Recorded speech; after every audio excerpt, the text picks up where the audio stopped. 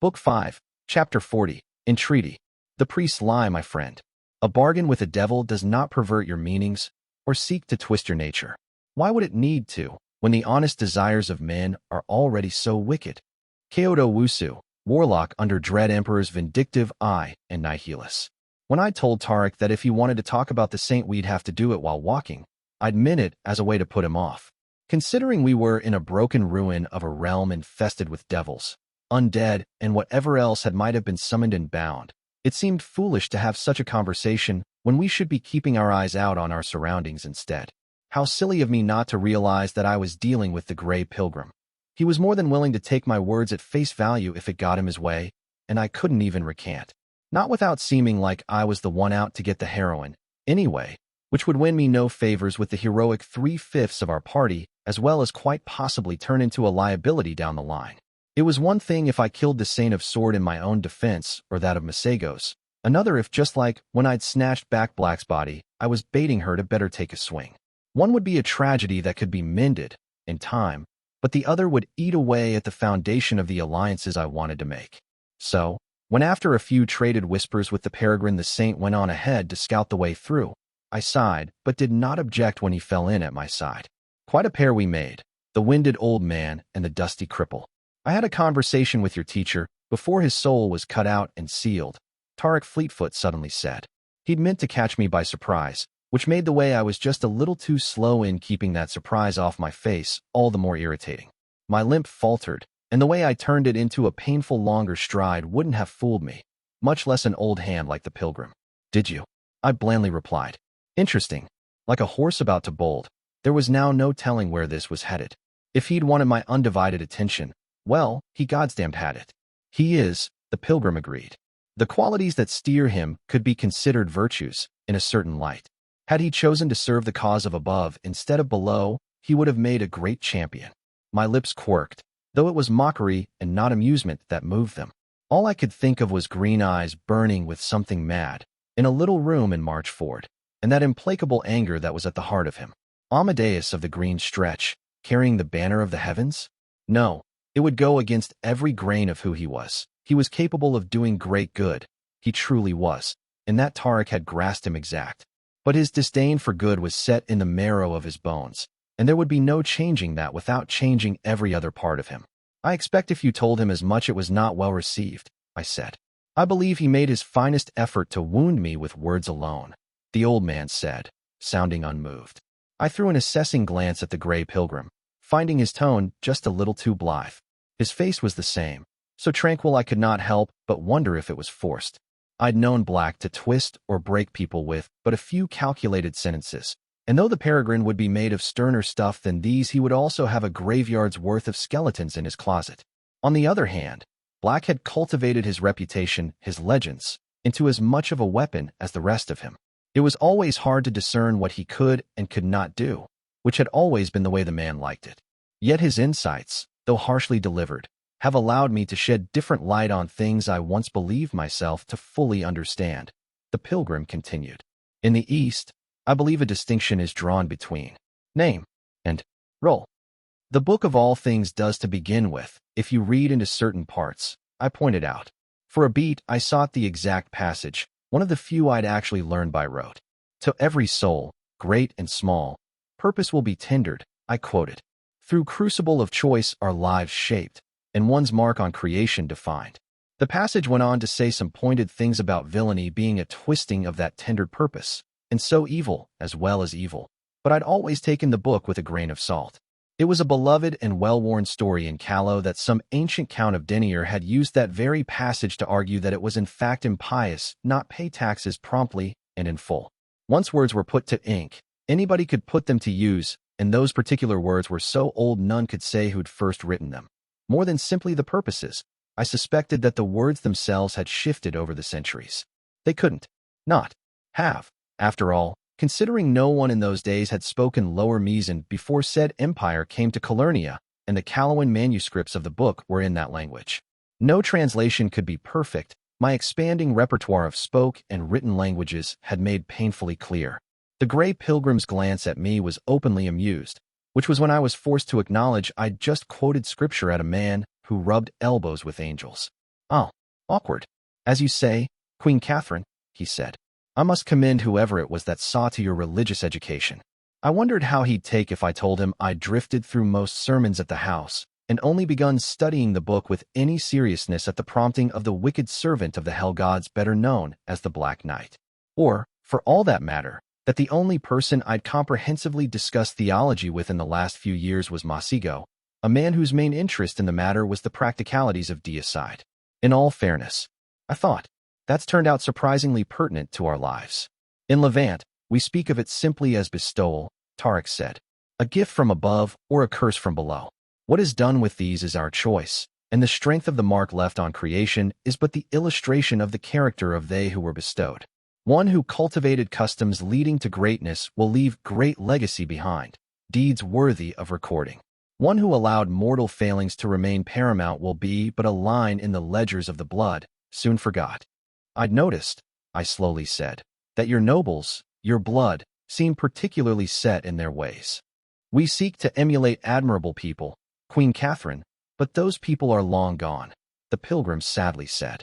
And their wars, their foes, their disasters are no longer our own.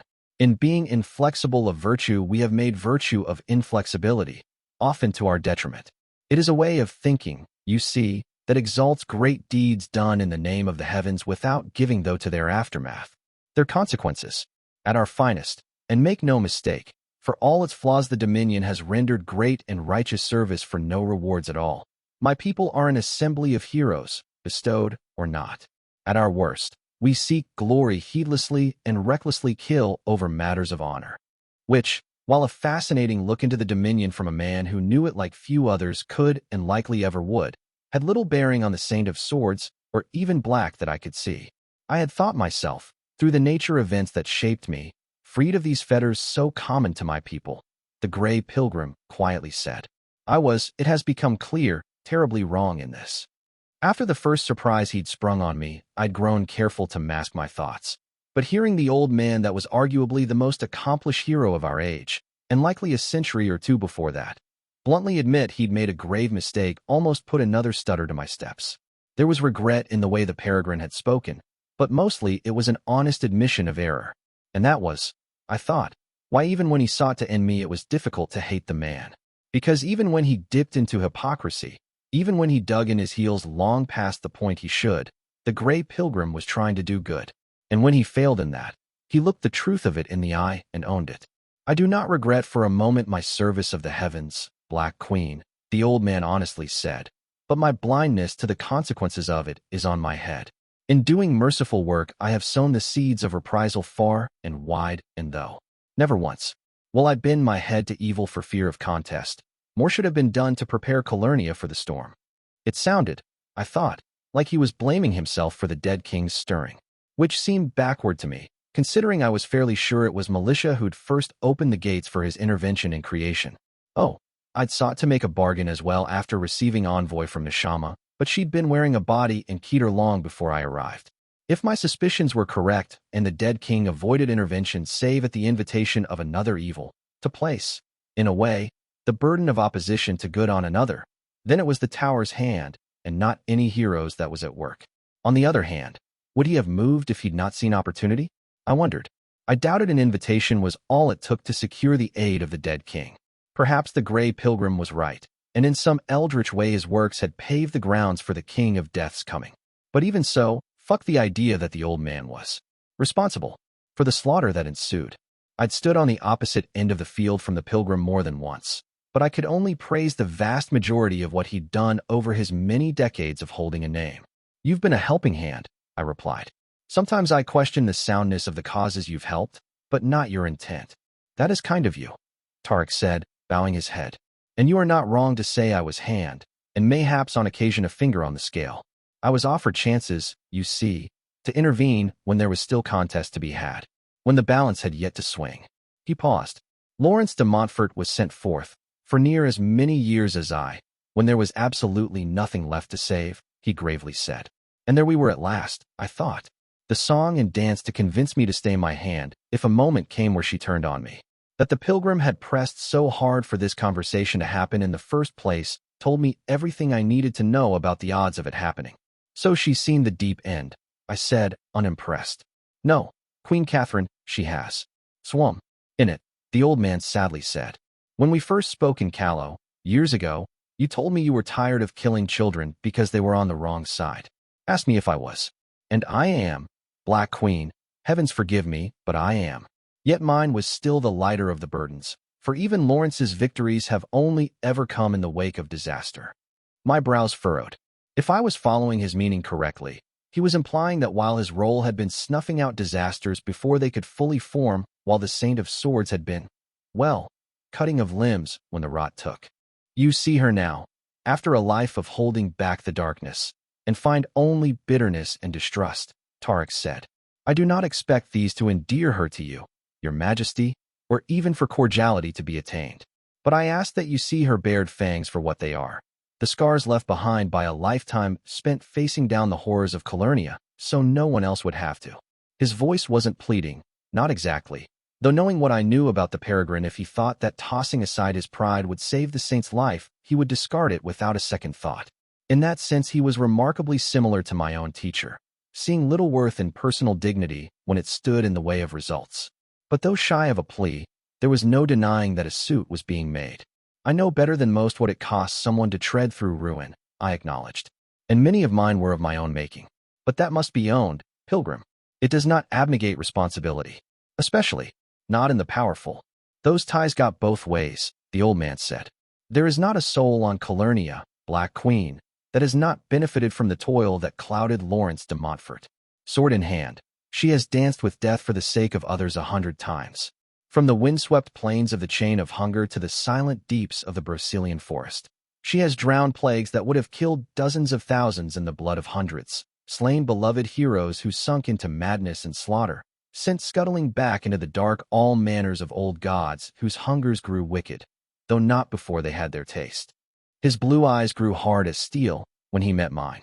All this she has endured, and endured for so long that creation itself tempered her into something beyond breaking, the old man said. I have known souls sworn to endurance that would weep at having lived half her life, and for this she has asked no reward, no riches nor titles nor honors. Not a single thing, for above all things Lawrence de Montfort believes that strength must be put to righteous purpose. The Grey Pilgrim let out a long breath.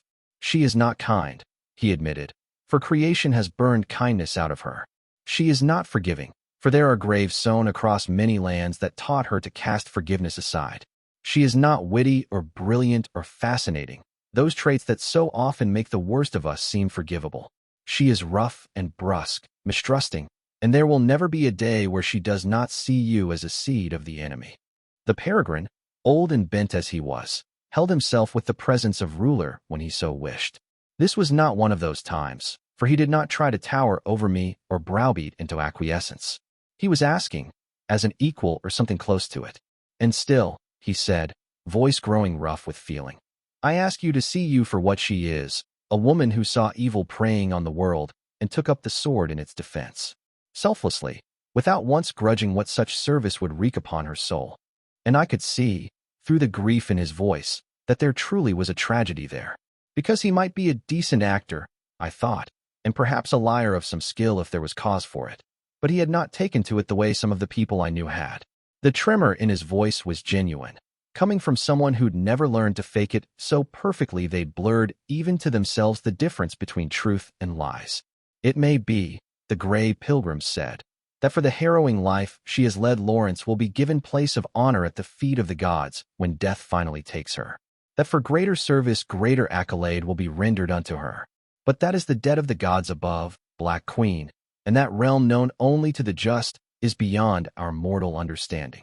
His fingers twisted into a symbol I did not recognize, though he did not even seem to notice their movement.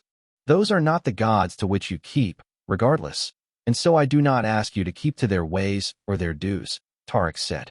I speak to you instead as one of the living. We who still tread creation, who have benefited from her shattering labors. We who owe better than a shallow grave to this woman. Not for what she might still do, though few are better suited for war on the hidden horror or for the expedience of earthly alliances. We owe it for what she has already done. It was, I thought, a touching speech, well spoken and from the heart. It might just be, too, that every word he had spoken was true. That for all that I'd thrown my castigations in the face of these heroes when the 10th Crusade came baying at my door for their temerity in coming to offer their salvation. More than 2 decades too late, I'd still lived in the shadow of their protection. That these 2 old killers had borne the weight of half this continent on their back, and these days had nothing but scars and bared swords to show for it. It would have felt right to follow the course of that thread to the conclusion that what had shaped Lawrence de Montfort excused who she'd become. And yet, you ask me, in essence, I said, to extend the courtesy of a stayed hand because what has sharpened her to a fault was beyond her control. No, the pilgrim said, you mistake me. She made the choice to dash. I understand you perfectly, I said. Just the same as your blood, her character has led her to this place and this strife. That character is good, and so you ask me to excuse her. How carelessly you reduce a life of doing good to a single sentence, he said. It does weigh on the scales, what you say she did, I admitted. But I have to ask, pilgrim, this courtesy you ask of me, will you extend it in turn? The old man blinked in surprise. I too have my bevy of broken souls, I said. And oh, they're a vicious lot. No denying that. Savage from their days in the wild, but they're learning. One step at a time. I thought of the doom, of the same woman who'd let her madness drench the world in blood, whispering of the sacrifice she'd made and the woman it had made her into. Some are beyond redemption, I admitted. Others, half the world, turned into a prop for the glory of the other half. Spoken in a burning whisper, a sardonic smile beneath pale green eyes, and a knife into his ribs, after the folly that I could not regret, have declared their own war on despair and mutilated themselves in pursuit of victory, I continued. I've gathered them to me, by fate or happenstance, and they're my responsibility. Even the one high up in the palace, whose grief has sent into a dark not even his eyes can see through. So I ask you again, when the time comes, and they are to be judged, will you return the courtesy you ask of me? Blue eyes and a tanned face assessed me, wondering. He did not reply. I thought so, I replied. Then we're our allies in convenience. Pilgrim, and you earn no courtesy from me. If she bears her blade at Hierophant or myself, I will snuff her out. I had thought, the old man said, that agreement could be reached. You didn't offer an agreement, I calmly replied. You asked for a concession, then a barter, Tarek said, though we are both lessened for it. And it shamed me just a little when he said that it had come to this, but also the entire span, every intrigue I'd woven through and around the tyrant, every trick I had yet to ply. And this man, I reminded myself, had mere hours been trying to leash me with the threat of death through a pattern of 3. Not even a day had passed since we'd been at war, and still the disappointment in his gaze stung just a bit. I've disappointed people I love, I thought, meeting his gaze. And that did not stay my hand. Neither will this. You are in need of an 8 crown, the pilgrim said. To cast down yours now would endanger your efforts, for war is ill time for succession. Kairos Theodosian will fight you over his to his dying breath, for there is nothing he loves half as much in this world as the legacy he embodies, and stripping him of right to rule would rob him of this. I inclined my head to the side in silent concession. I was once Tariq Isbalai, of the Grey Pilgrim's blood, honored son under the Seljun of Levant, the old man said, and his voice rang with quiet authority. Though stricken from the ledgers, I have raised rulers of Levant, and I have cast them down. My word has been taken for law, and my honor for the honor of the Dominion. If I took the tattered throne, the bloodlines would rally to my banner and acclaim me Seljun by right. That crown I promise you, for the life of Lawrence de Montfort. My fingers clenched, then unclenched. If she kills Masigo, I will murder her without hesitation, I told him, meaning every word. He grimaced, but he must have understood that there was no concession in his power that would possibly make me effectively concede the right to the saint to kill one of my dearest friends without consequence. If she does not kill the Hierophant, he said, then we have a bargain, I said. We shook on it, amongst the ruins of what had once been a great city. It was not long after that the saint returned, the rogue sorcerer looking harried and bloody as he leaned against her. The tyrant of Helike, he announced, had betrayed us. Finally, I thought. Book 5, Chapter 41, Ante. It is the nature of gambling that the scope of one's victory is proportionate to the scope of all others' defeat. So is it with empire, and near as subordinate to chance. Dread Emperor Venal. I studied the rogue sorcerer closely as he hobbled forward, not out of any great affection for the man, but because the state of him was a piece of information that'd allow me to discern the nature of Kairos Theodosian's game. When the tyrant had turned on us, had he gone for the kill or for a more amicable form of betrayal? The sorcerer's face was a canvas of bruises and scratches, and he looked like he'd been sent tumbling down through a thicket of brambles, but aside from that, and a wounded knee, I could see no great damage inflicted. While the pilgrim saw to the other hero's pain, I considered the private conversation that Kairos Theodosian and myself were having through the particulars of the rogue sorcerer's escape and return.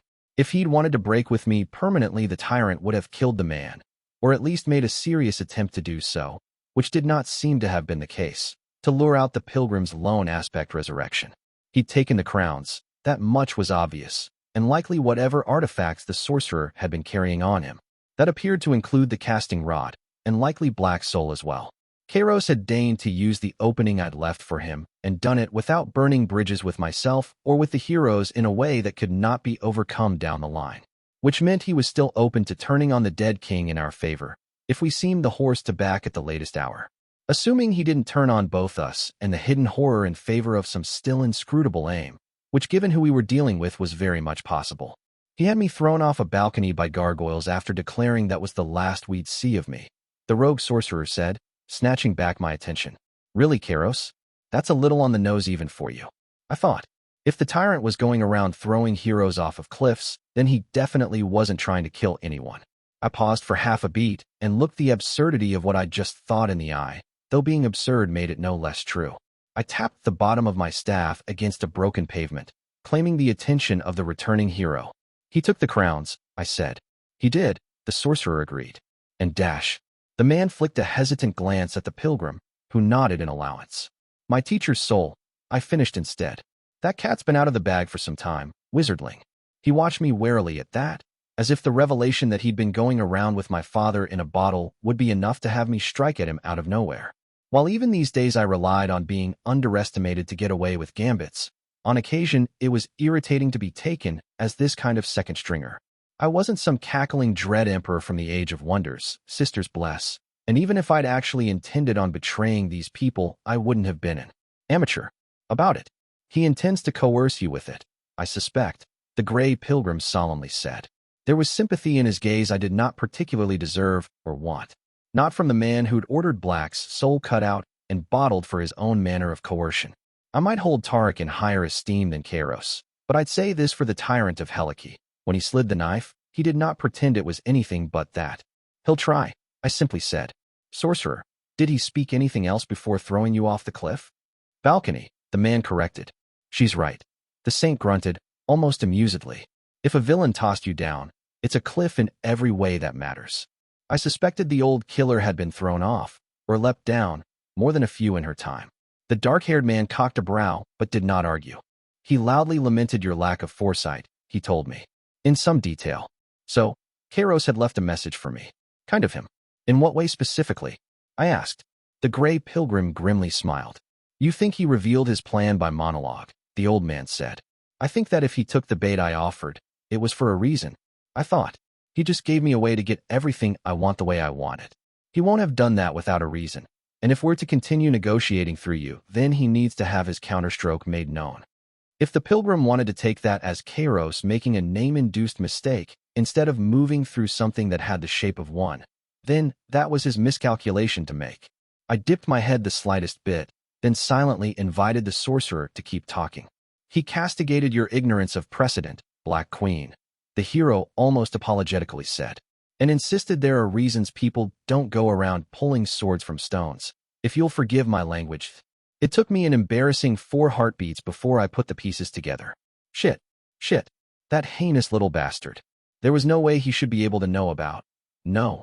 Hells, he'd been talking with Neshama for months now, hadn't he? And Neshama could pick Masego's brains whenever he wanted. It was quite possible that the tyrant knew when I'd pulled the sword from the stone at first lease I'd done, so while presenting myself as the heiress to the tacit king of Callow of 2 decades, Amadeus of the Green Stretch. That was a crown, one I'd not considered until now, and one I could not afford to lose. If my teacher was inflicted the curse that was losing that right to rule, who was going to unfuck praise into a halfway reasonable nation for me? I'd come to trust Acua to an extent I would have thought inconceivable a few years ago, but I couldn't trust her anywhere near the tower. It'd be like locking a drunk who'd just begun weaning into a wine cellar. And militia, well, regardless of the political considerations that prevented allowing her to remain in that seat, if the Empress had wanted this to end in any way but one of our heads on a pike, then she shouldn't have started assassinating my friends. I needed Black as, if not Dread Emperor, then someone in a position to resolve the mess in the wasteland before the cauldron tipped over and fucked us all over while we were stuck looking north. He's threatening to have Black as the one to cut the grass under our feet and give Laird his due, I said. Possibly in my name, possibly on his own. Hard to tell at this point. I shouldn't need to tell you that'll be a disaster. You mean the most desirable way for this to end? Save you chucking down your own crown. The Saint of Swords bluntly countered. Lawrence, the pilgrim chided. He did not, I noted, disagree. Of course he wouldn't. Tarek had considered Black enough of a threat that he'd been willing to unleash a plague to corner him. Even if I was right, and he'd gone after my teacher with the deeper intent of baiting a pattern of 3 between us.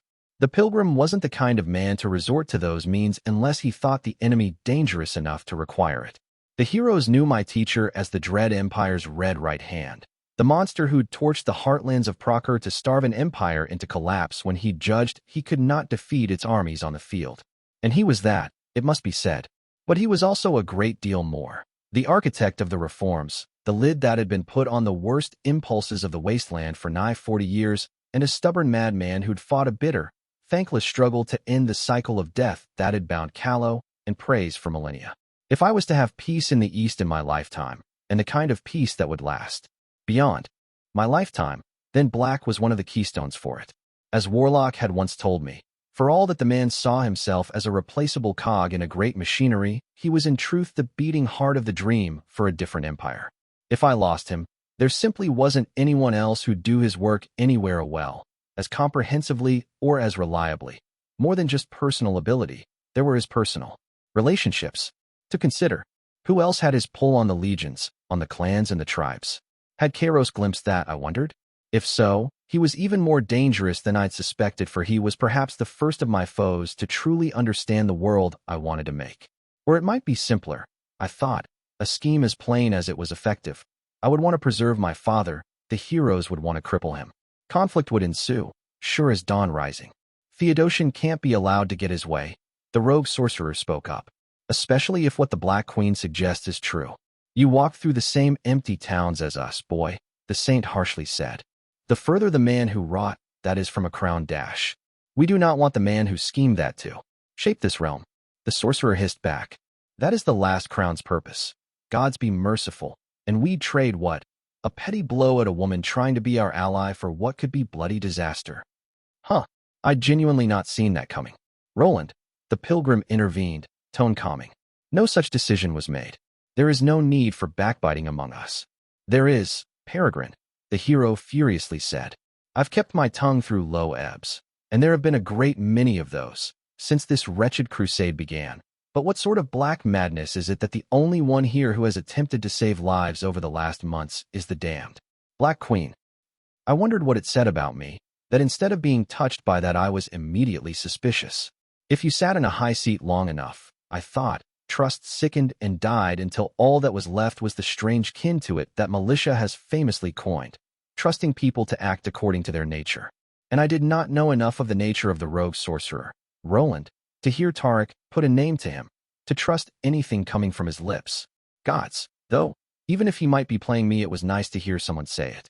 She's playing you, sorcerer, the saint told him. The echo, I thought, was ironic in all the worst ways. My father would have laughed of it until tears came and muscles ached. I don't care, saint, the hero said. This is beneath us. All of us. That even in the face of doom we take each other as foes instead of having a single forthright conversation to protect the hundreds of thousands of soldiers who put their lives in our hands. There is a conversation to be had, the pilgrim tiredly conceded. Yet now is not the time for it. Respectfully, Peregrine, I disagree, the rogue sorcerer said.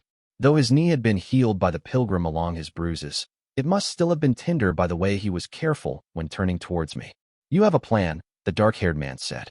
This has been evident since you cowed 2 armies into truce and stripped rule from a third of the highest assembly. What is it that you need done, Queen Catherine, and how can I help?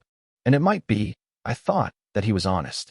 That the was speaking from a place of genuine disgust for the way cloak and dagger struggles were still being had even when, as he had said, hundreds of thousands of lives hung in the balance. If that was true, if the rogue sorcerer really was as appalled by it as the glimmer in his eyes said he was, then this was the first breath of the newborn lease accords. An agreement, however implicit, that there were some monstrosities that even foes should and would band against. That a form of restraint could be enforced by the fear of utter opposition from all others if nothing else. It was something I longed to hear, more than any praise or recognition of my bitter efforts to avoid bloodshed, and so damned as I was I distrusted it immediately. Because I'd seen him hobble back to us, leaning against the saint in quick conversation. Because I knew near nothing of the man under that sweep of dark curls, and if I was trying to trick Catherine Foundling, I would have done it just like this.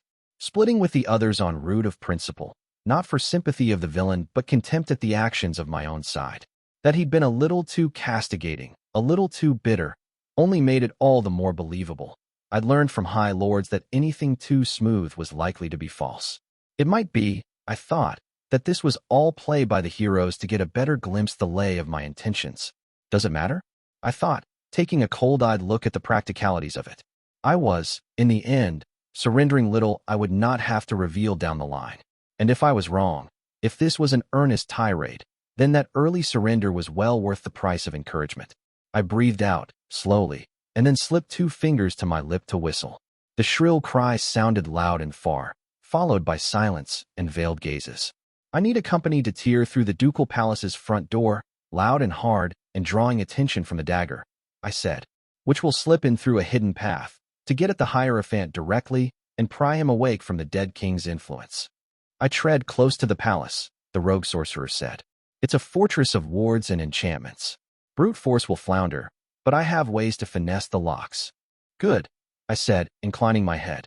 I'll be there, as the moment we're in we'll need to move on the tyrant, and I've some notion of how to deal with him.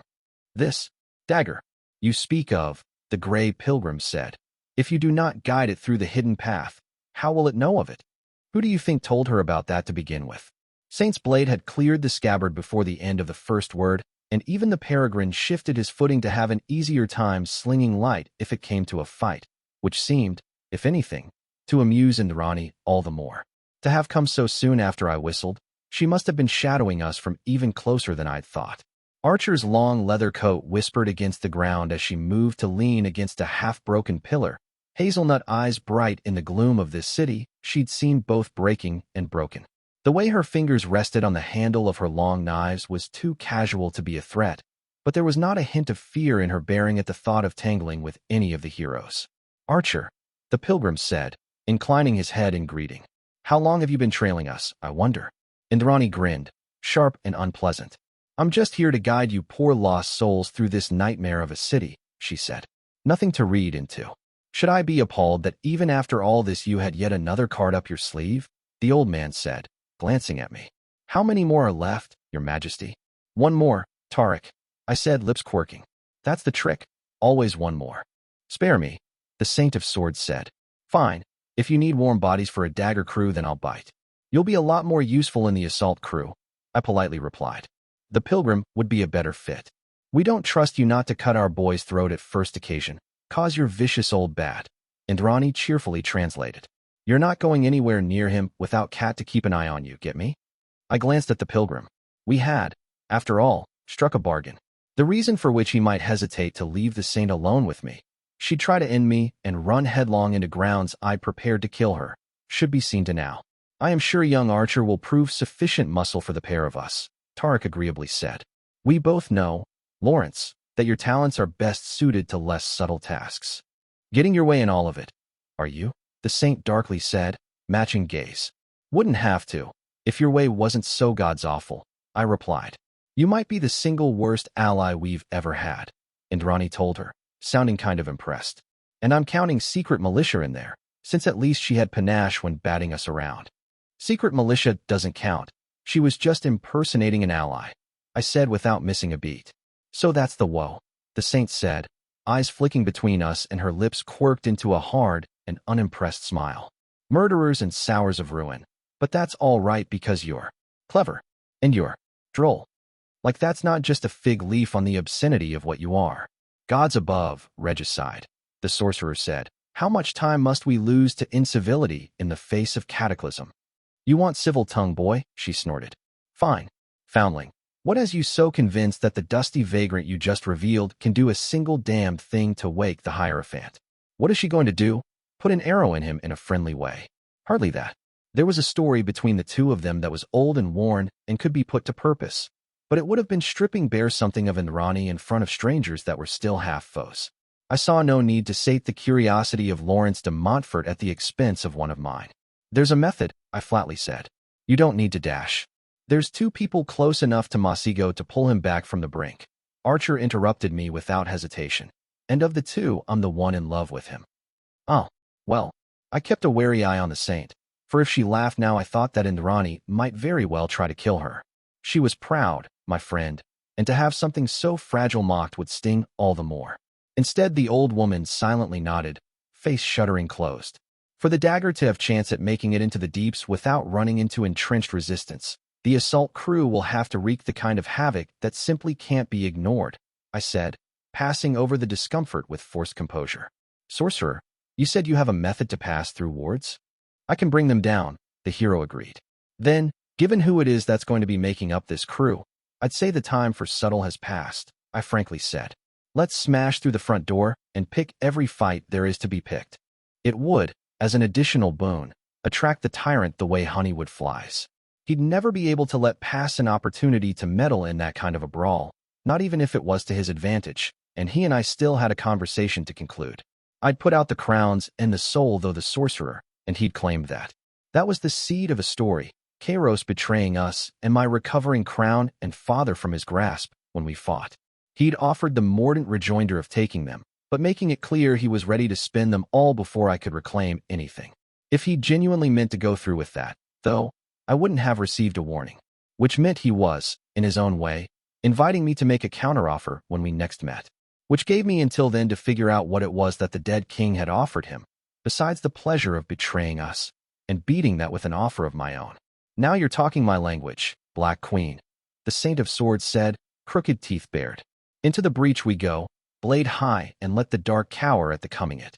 Book 5, Chapter 42, Twined. The Lycanese are a grim people, though not without a dark sort of humor, as became evident when I was first told what a northern burial is. The inhabitants of these parts do not bury their dead, for fear of the kingdom of the dead, instead burning their own and spreading the ashes on consecrated ground. What the locals refer to as one of their burials is, in truth, someone being eaten by ratlings from the chain of hunger. Extract from Horrors and Wonders, famed travelogue of Annabah the Assuran. This would be the second time I assaulted the ducal palace of Lys, and it would have made 3 if the lone swordsman hadn't picked a dainty little eldritch church as his last holdout. Gods, now that I thought about it, hadn't I brawled with Aqua every time I'd stepped within city limits in the past? Sometimes it was hard to reconcile the smirking woman I'd hated so bitterly with the diabolist I knew and on occasion even liked. Hells, I was pretty sure she'd once implied that some ghoul she was sending after me was Killian, back when we'd been a couple. An arrow more pointed than plausible, but then Aqua's knack had always tended more towards striking deep than striking true.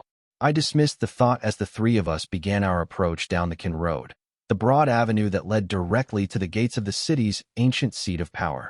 The gates were wide open, having fallen off the hinges, and the stone round them had been eaten into brutally. Someone assaulted this before us, the saint said. I grimaced. My own work, I said, from when I last took this city. Aqua's folly, the old woman said. The stories began trickling across the border after the camps. I did not reply, even though it was rare for her to engage save through threat and insults. I did not owe her a discussion of that catastrophe. Not to her, not to anyone. The breadth of the scope I'd failed my people by no longer choked me day and night, not the way it had before heading into the Everdark, but the doom of Lys would never be anything but a bitter brew for me. That I seemed fated to walk it again and again was perhaps cruel, but then by my hands I had earned that cruelty. I'd still my tongue to it, and take what was nothing less than my due. They say you bound the diabolist to the heart of the ritual, the rogue sorcerer quietly said, and then broke it on her head, extinguishing every speck of her soul. It was the Black Knight who struck at Aqua Sahelian's work, I brusquely said, and it nearly killed him too. It doesn't matter, save that we should not touch a ward until the hall where the diabolist once laid her first threshold. I was saved further talk by stirring in the sky, though at the sight of them I almost wished we were still rubbing salt into my old wounds. The colossal panes of bronze like glass I'd seen earlier, how could anyone not, given how starkly they loomed above the city, had began to shift. Like those beautiful jigsaw puzzles of glass and metal I'd once stared at in the markets of lore, the pieces began moving like some intricate interlinked mechanism. Given the descending side of the panels, they'd brought to mind a long view when I'd first thought of it, and it seemed that Masigo was using them for purpose kin to that. Rim glowing with massive carved runes I could not seem to understand, the panes began turning on themselves as if being adjusted for some arcane purpose. As it had earlier, the first and largest pane of glass showed clear sight of the barren wasteland below, as if it were being scryed, but the angle of view and the closeness of the sight seemed to change in impossible ways according to the whims of spins. Rogue, I quietly said. The runes, I can't keep them in my memory. That means they're high arcana. What are they for? I don't know, the hero admitted. I waved a hand irritably. I know the upper arcane stuff is personal and unique for everyone, but I know there's usually some bridge of understanding there, I said. I'm not asking for a treatise on what he's up to, just some broad strokes. Black Queen, I cannot understand high arcana, the rogue sorcerer bluntly said. I can hazard some guesses at the purposes of this device. I suspect every glass-like pane is a different scrying ritual, and the largest one serves as a sort of receptacle for all that is seen, allowing variety of sight, but I cannot know anything for certain. I glanced at the dark-haired man, catching that he was faintly embarrassed. His pupils had been ringed in red or green earlier, but that now seemed gone. A simple, unremarkable brown, not so dissimilar to my own, was all that remained. I was a little skeptical of his words considering his record when it came to the fights, and that at the Battle of the Camps he'd been directing the enemy wizard against my own mage lines led by Masigo, who'd been dabbling in high arcana long before I met him. Still, what did he have to win by lying to me here? Nothing worth the candle, I thought, and I knew better than most that names could be tricky things. He might have some help from his and these subjects from his. Or, from that matter, the very opposite.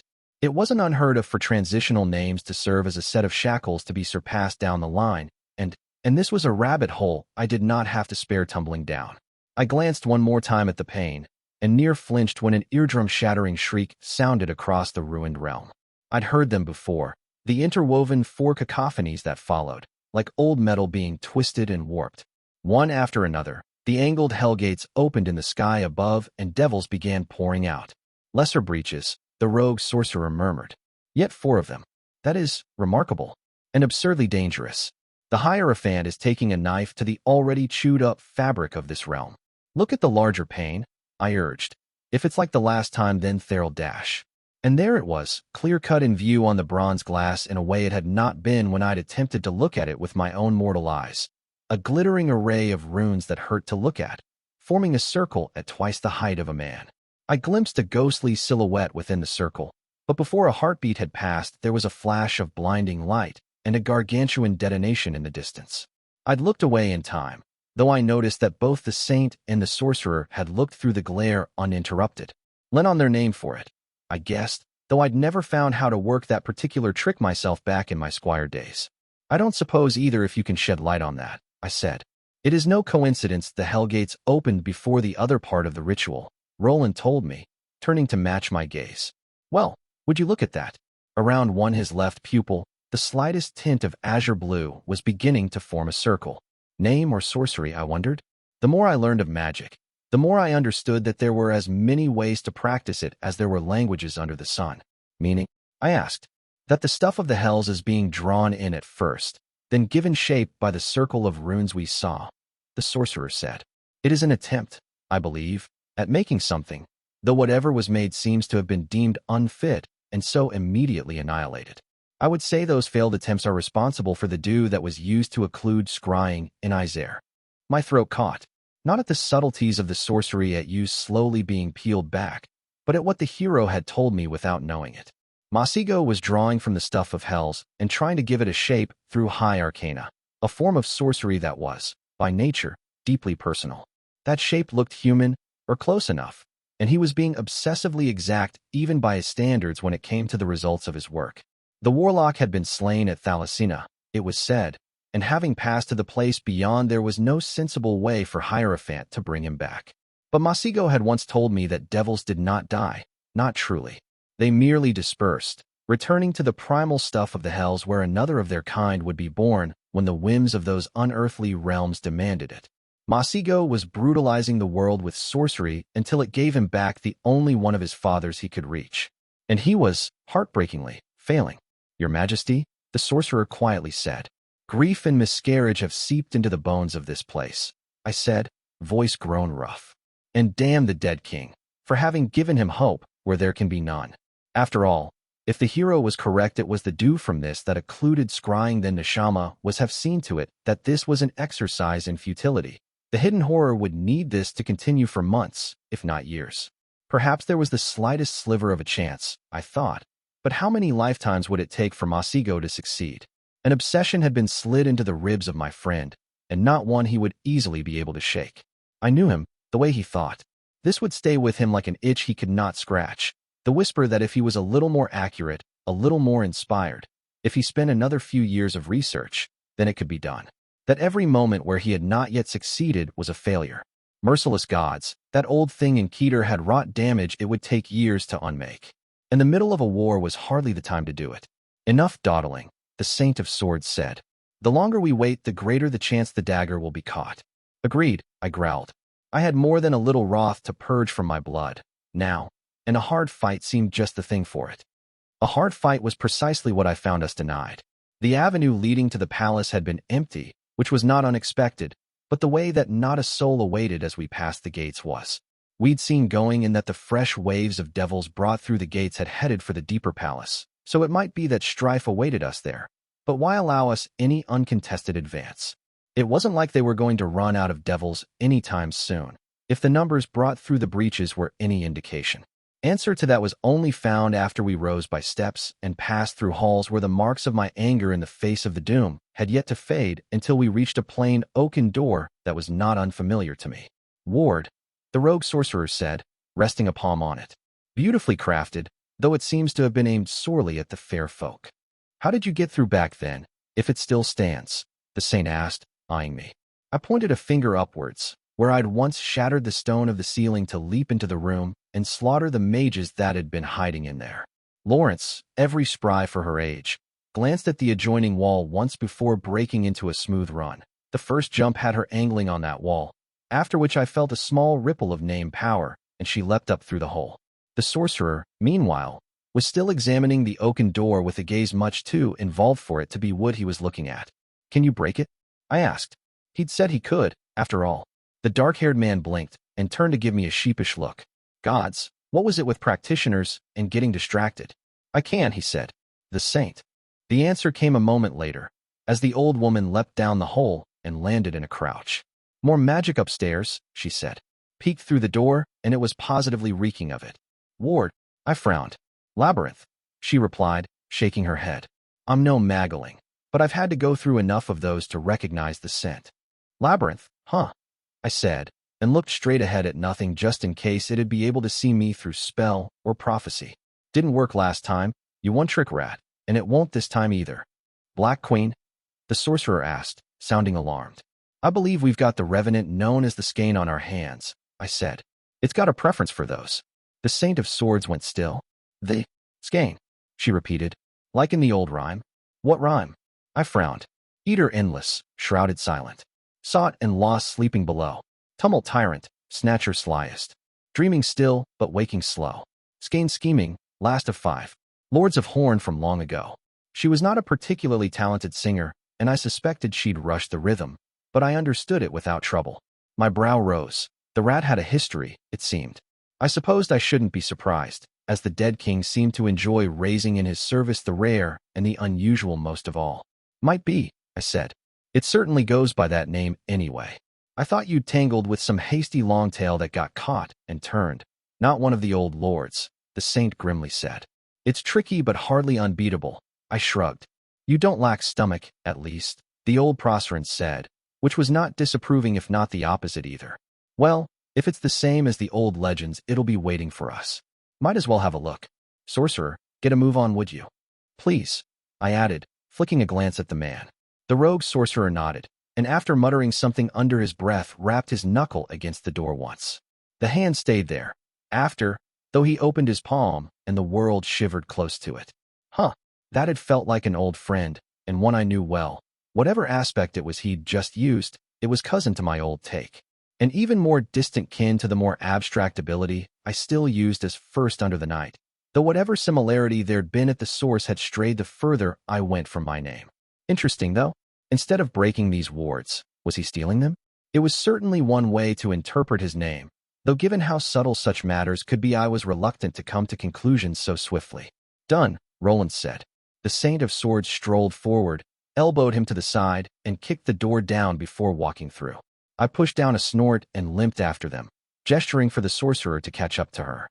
I slowed my steps just as I passed the broken door, bending down to pass my fingers lightly over the shattered oak.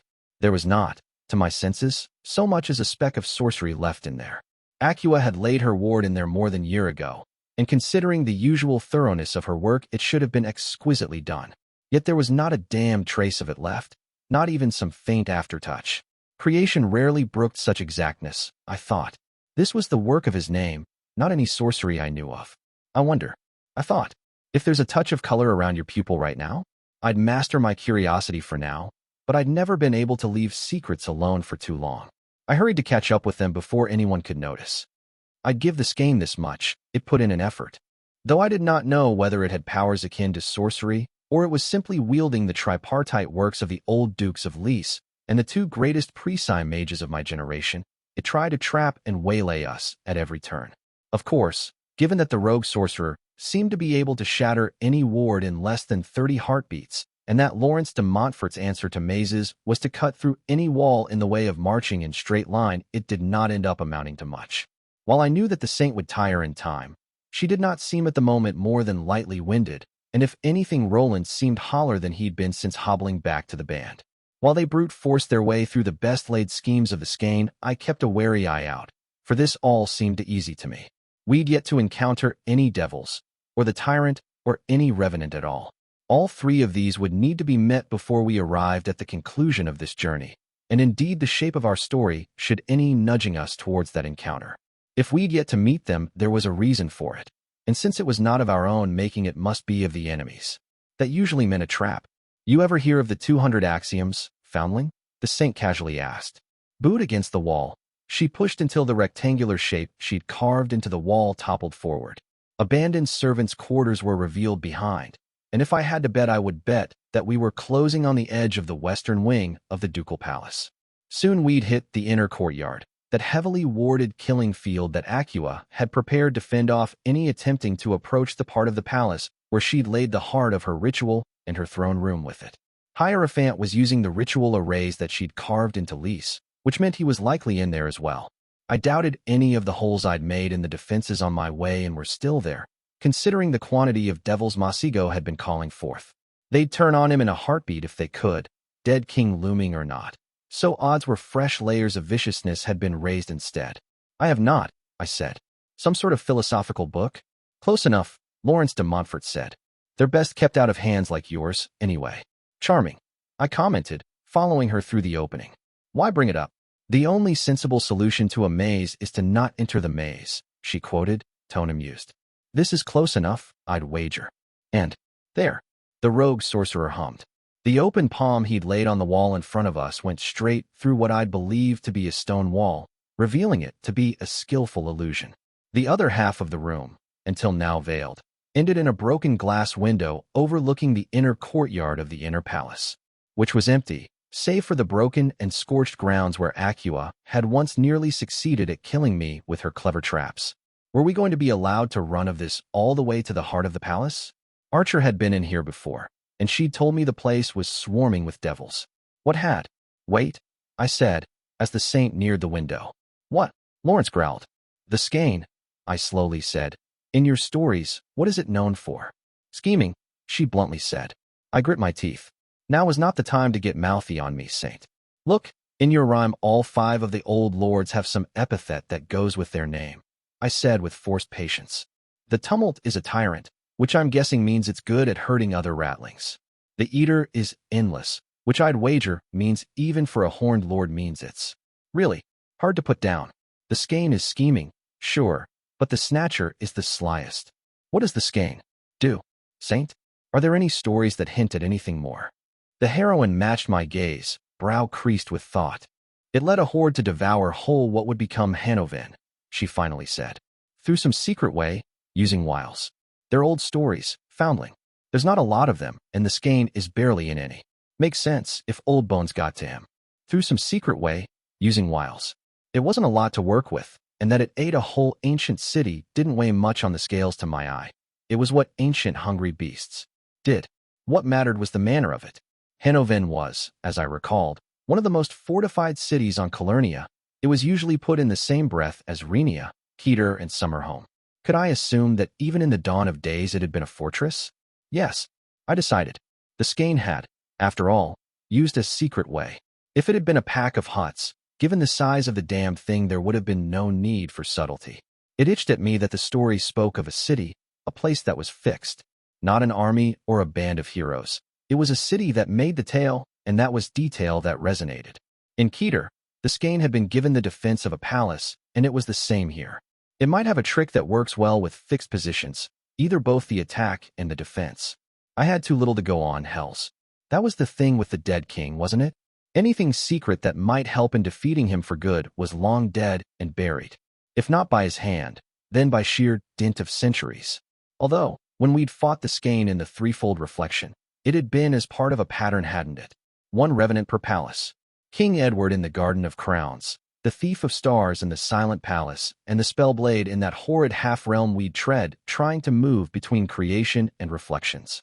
The ancient king of Callow had been placed in a place for only the regal, the Thief of Stars assigned to spy on us in a place where every sound was muted, and the Spellblade, a dead elf utterly lethal in direct combat, given watch over a place where there could be no place to hide.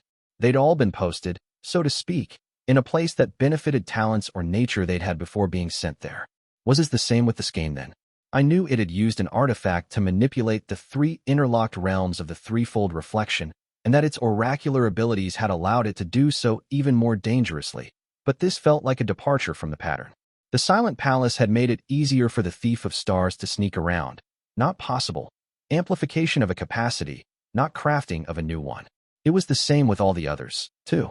And if that held, then some pieces were beginning to fall into place. Gods, I almost couldn't believe I hadn't noticed. I'd already walked the grounds of this very ducal palace once and seen it gone still and bare when I'd unleashed my domain of moonless nights. And then, too, I'd still come across wards and traps. There was a reason we hadn't come across so much as an imp on our heedless advance through these grounds, and that was because we weren't in the palace at all. We were in the domain of the skein. Saint, I said, opening eyes I hadn't realized I'd closed. When you cut winter, cut my domain, you were still within it, right? I was, the old woman warily said. And you could feel that you were? I pressed. Her eyes narrowed. Here now, she asked. Been too easy so far, hasn't it? I said. Her blade returned to the sheath, and she took a moment to steady her stance and breathing. Then the world shattered around us like panes of glass, and the only hint that it wasn't her work was the slight widening of her eyes. The first thing I noticed was that the roof over our heads and walls shielding us were gone. The second was that the skein in all its horned glory was nesting in the courtyard below, surrounded as far as the eye could by hordes of devils. Two silhouettes were at its feet, though in the gloom I could not make out who they were. The third, and last, was that of us. The tyrant of Helike was being held aloft on his throne by a swarm of gargoyles while grinning like a man having the time of his line. My friends, Kairos Theodosian cheerfully announced, I am grieved to inform you there might have been some slight changes to my allegiances. Book 5, Chapter 43, Treachery. Habitually treacherous enemies are accomplices to their own destruction. King Henry Fairfax, the Landless. I breathed in. Fear drifted into my lungs along with the rotten scent in the air, the poisonous odor of thousands of hellspawn, and one of the oldest beasts of the chain of hunger. Death, decay, and a fight that would have been hard business even with an army at my back. Gods, but it had been a long night, and the dawn of it was not yet in sight.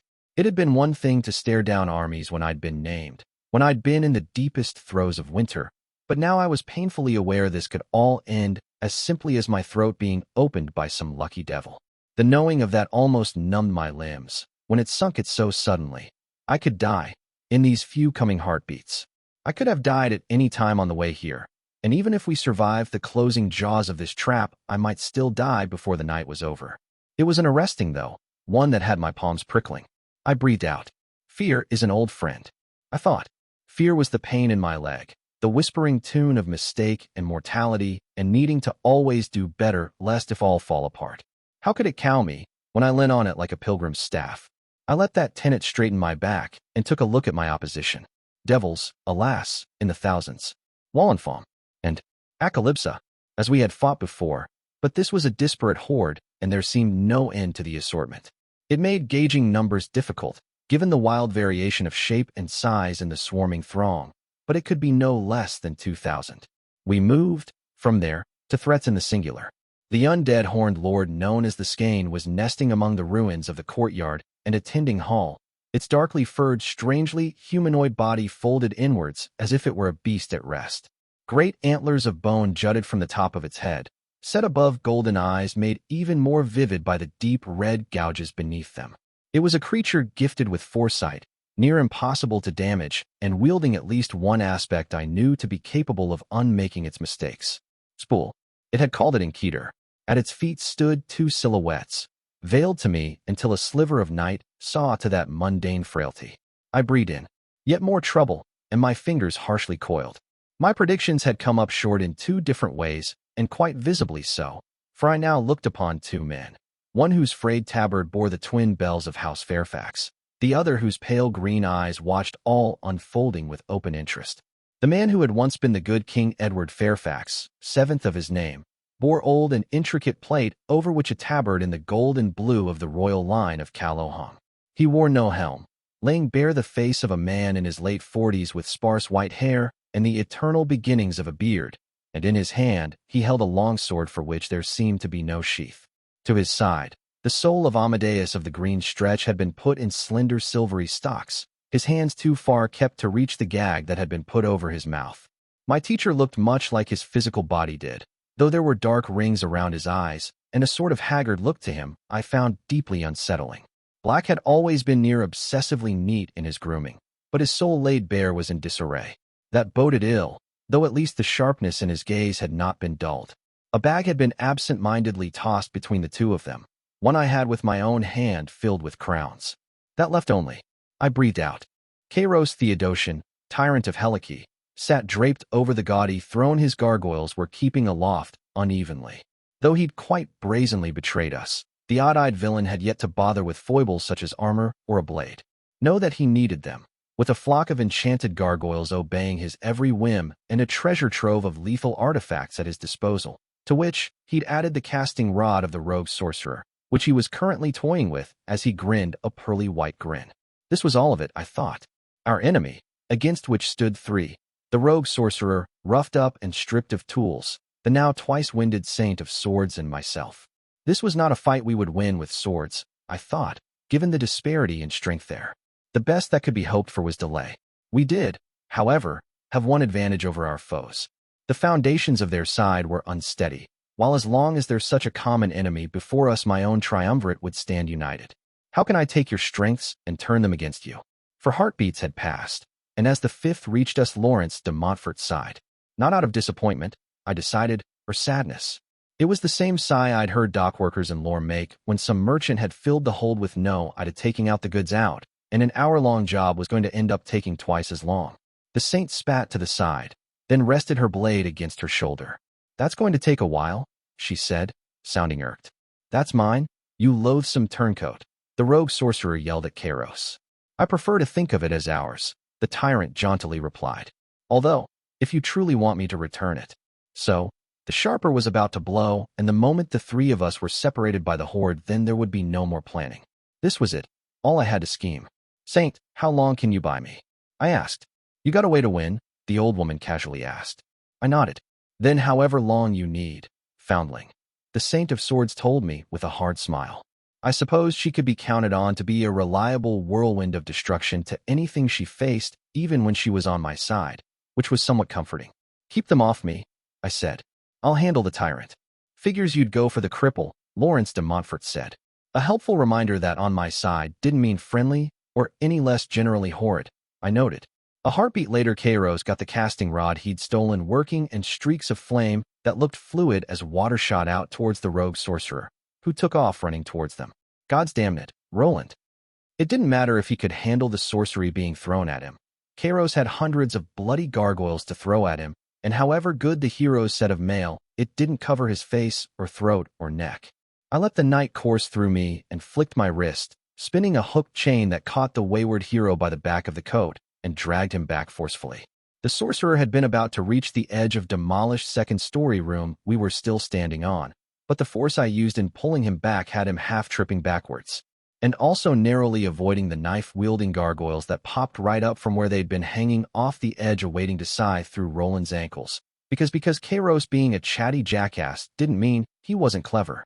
The streaks of flame I left him to deal with as I advanced. He snarled something in a language I didn't recognize, still tripping backwards, and some sort of swirling eddy of air caught them in a spin until the fires gutted out and dismissed the chains. The gargoyles that had come over the top milled uncertainly, knives extended into nothing, and did not even manage to chatter before I'd sent twin needles of night through their torsos. They blew a moment later, and I met Kairos Theodosian's uneven eyes as I came to stand by the edge of the drop. "So," I said, beginning to reach for my pipe, "how firmly rooted would you say your current allegiances are?"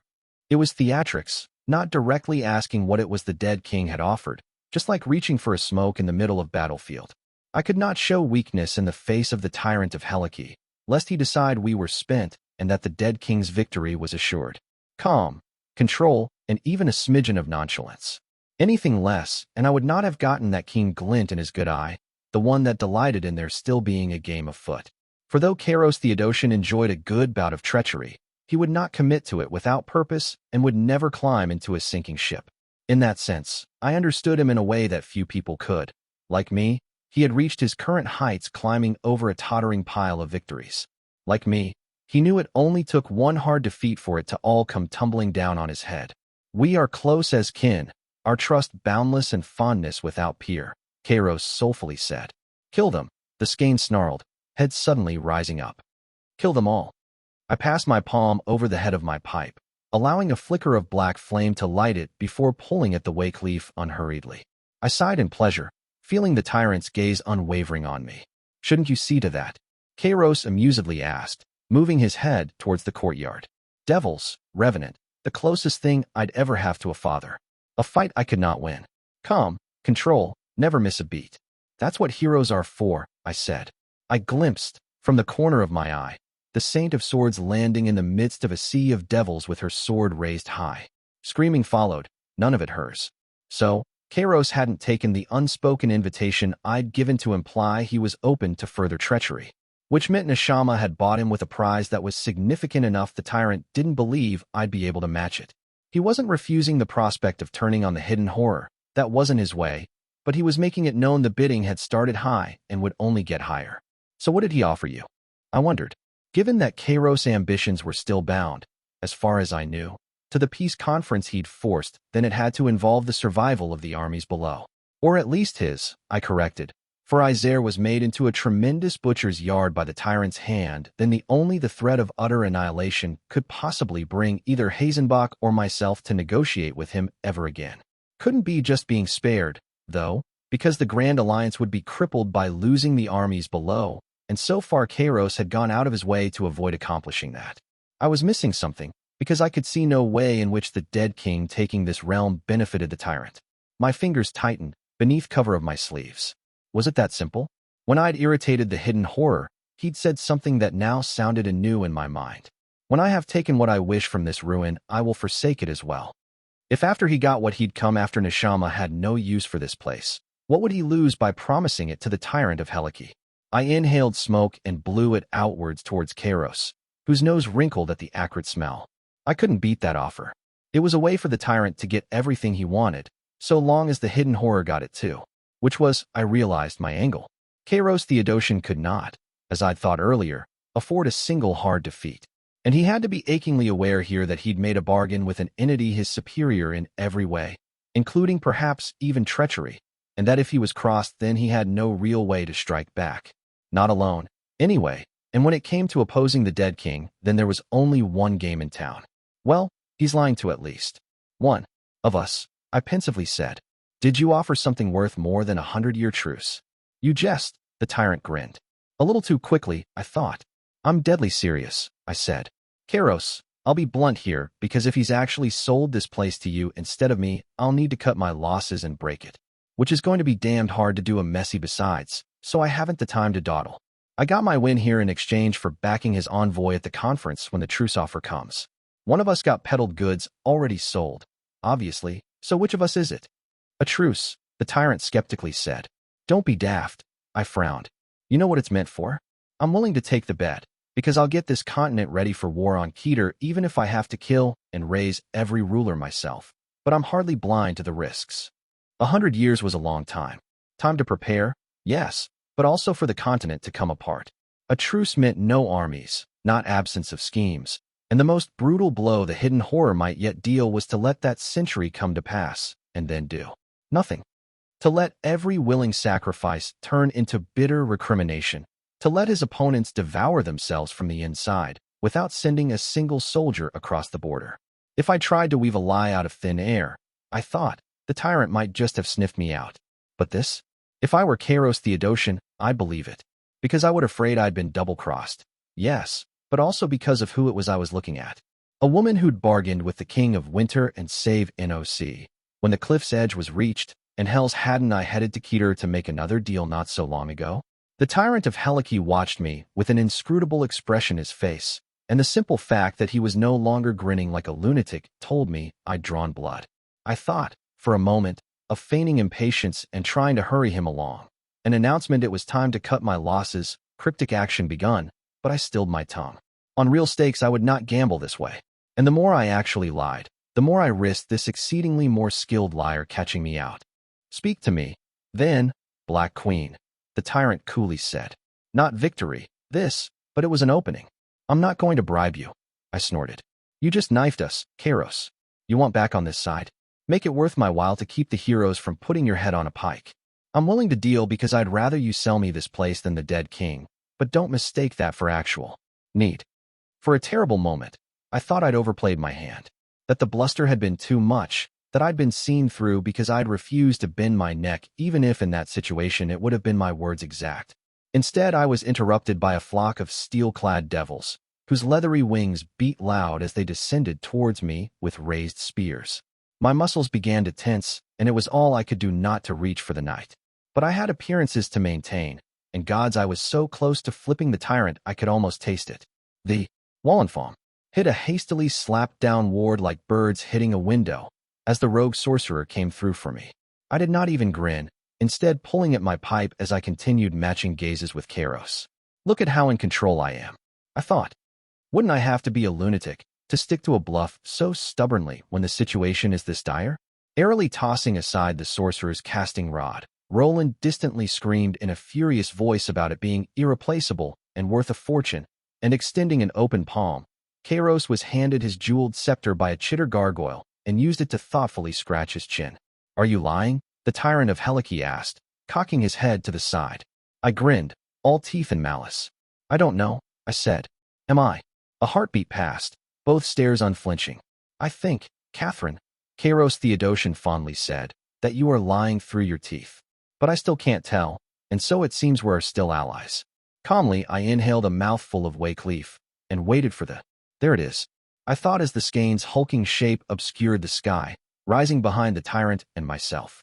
The stench of it was horrid, though spitting out the smoke in front of my face took the edge off of it. Spool, the skein snarled. And just like that, slash, the tyrant of Helike sneered. Fate is a tug of war, you raggedy old thing, Kairos Theodosian said, and there was something sharp in his tone I'd never heard there before. Do you think the wishes of the conquered matter more than those of contenders? You die laughing, the skein hissed. Or, you flee. Or, I am broken. Or, everything burns. Or, why does it keep changing? There's more than one reason I picked him out for this band, I amusedly said. Was Kairos Theodosian a treacherous, unpredictable, and murderous madman? Yes, obviously, but against a particular kind of foe, say, an oracle who'd spin our new thread of prediction from his every whim as the lunatic committed to them with ironclad will unhesitatingly, that had its uses. Spool. The skein snarled again, and slash. Slash, do you think yourself above even the gods, you presumptuous relic? The tyrant of Helike snarled back.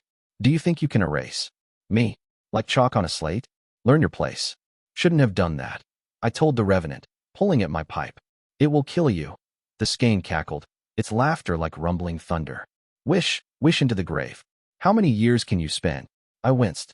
I'd fought enough name to recognize when one's bottom line was being crossed, and the continued attempts of the revenant to use its aspect were definitely whipping Kairos into a proper frenzy. I could only guess at what was the cause of it, but the rage in that crimson bloodshot eye and the wildly shaking hand struck me as too raw to be a lie. I will confess, the tyrant of Helike said, tone eerily calm, that you have rather offended me. You may attend to other matters, Black Queen. This one will be settled by my hand. And now, I said, for my next trick. Because if I were an undead sorcerer with my personal hell and forever ahead of me, if I'd taken to snatching named and making them into my vanguard in creation, which would mean, most of the time, that they'd be far from me and exposed to all sorts of aspects and sorceries, then there was one thing I'd make sure of. The skein went still as the corpse it was, and pale gold eyes shone with something eldritch. You have been fooled, tyrant, the dead king spoke through his puppet. I struck no bargain with the Black Queen. And there it was, I thought. The gap between the man the hidden horror had once been and the man the tyrant was. Neshama had been a brilliant, sharp-sighted sorcerer whose apotheosis had been achieved over decades of careful planning with nary an opening left open. Even in undeath the heart of that man remained, made stiffer perhaps, but undiminished. And the thing was, he had that same flaw that my father sometimes did. Gods, clever as they were, they forgot anyone else could see the world in a different way they did. Forgot to see, I supposed, or simply didn't care. Why would they? Victors that they were, they'd gotten their way so often. But Kairos Theodosian, now that was a man of a different breed. He was tyrant of Helike not because he wanted to change the world, to shift borders on a map or leave behind a name that would ring through the ages. Kairos, he was. Villain. He was a partisan of below, not a warlord or a theft of godhead, and his faith was the same ruinous red thing that had rent the wasteland asunder for more than a millennium. And so the dead king, brilliant monster that he was, had just made his first blunder of the night. Because the moment he'd made an effort to not be at odds with the tyrant of Helike, he'd made every lie I'd spoken irrelevant. Because, in the eyes of the tyrant, he would only be worth appeasing if he was a threat. And given the choice between successfully crossing me or the dead king, well, one of them was worthier prayer than the other. I met the dead king's eyes. Mistake, I said in Ushkaran. Rend. Kairos Theodosian laughed, and all hells broke loose. Book 5, Chapter 44, Small Slights. Forgiveness is a scale balanced, nothing more and nothing less. King Edward Fairfax V, the hard hand. Aspects were telling, I'd always thought, especially those with harmful intent. In practice, they tended to have similar applications, true, but you could tell a lot about name from what imperative it was that had resonated with them. William had found his principle in swing, which had been a branch sprung from what he saw as the most important part of who he was, the lone swordsman, the one who settled wrongs with a swing of his sword. Now take Masigo, though whose ruin had crystallized facing the very revenant before me. The first glance at that might lead one to think Hierophant was darkly inclined, and to be honest the thought had crossed my mind at the time. I'd led my friend into quite a few messes, and few of them pretty. The truth of it, though, was that Masigo had been raised by the calamities long before he became part of that other family the woe had turned into. He'd learned their lessons young, even if they'd taken different shape in him than perhaps expected. To ruin something, for Masigo, was to pare it down until it had reached the very edge of breaking. Until, in a sense, it was no longer a threat. That he'd draw the line there instead of going further into annihilation, I like to think was as much due to the empathy he'd been encouraged to embrace over the last few years as the cold practicalities taught him from the cradle. The lessons of the villains who'd crafted the reforms, the conquest. It is easier to subdue than eradicate. Less costly, and war like all things was a matter of costs and benefits. Some were not so clear-cut. As in most things, Black was frightfully subtle under the veneer of overt simplicity.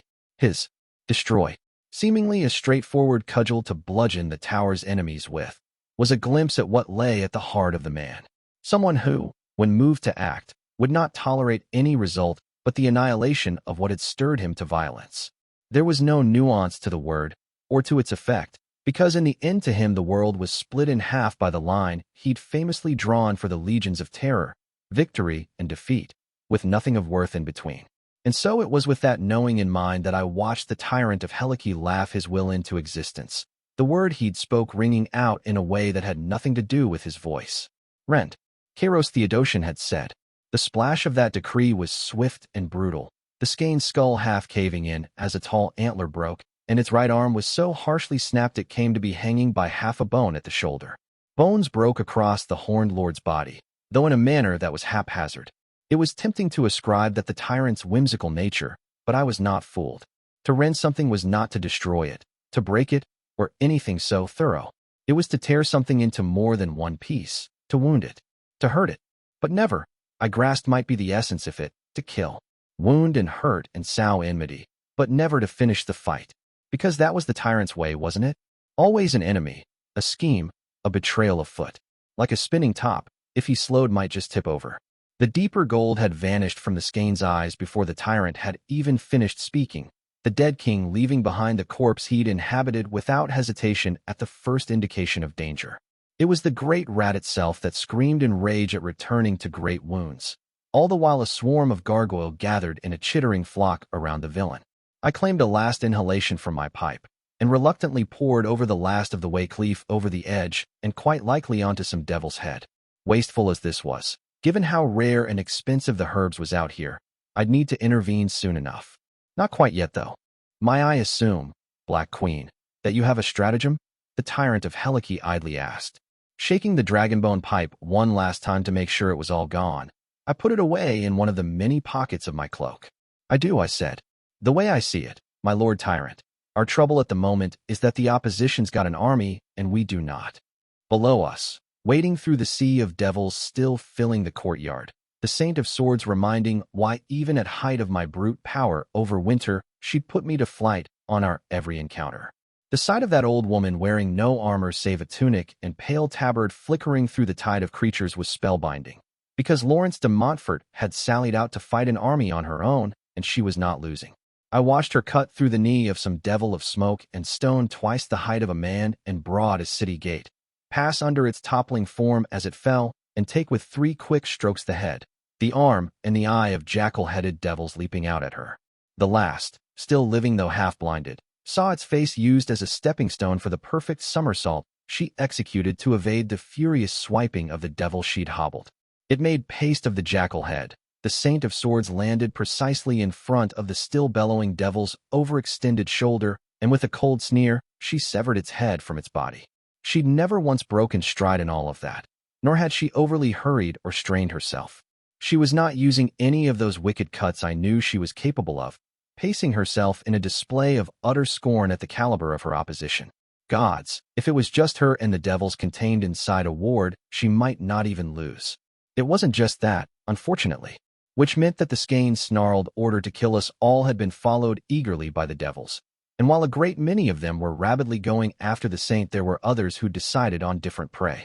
Flocks of Wallenfaum had come for me, at first, but after beating impotently at the ward the rogue sorcerer had put up in their way for some time, they decided to take their displeasure to the source of the inconvenience.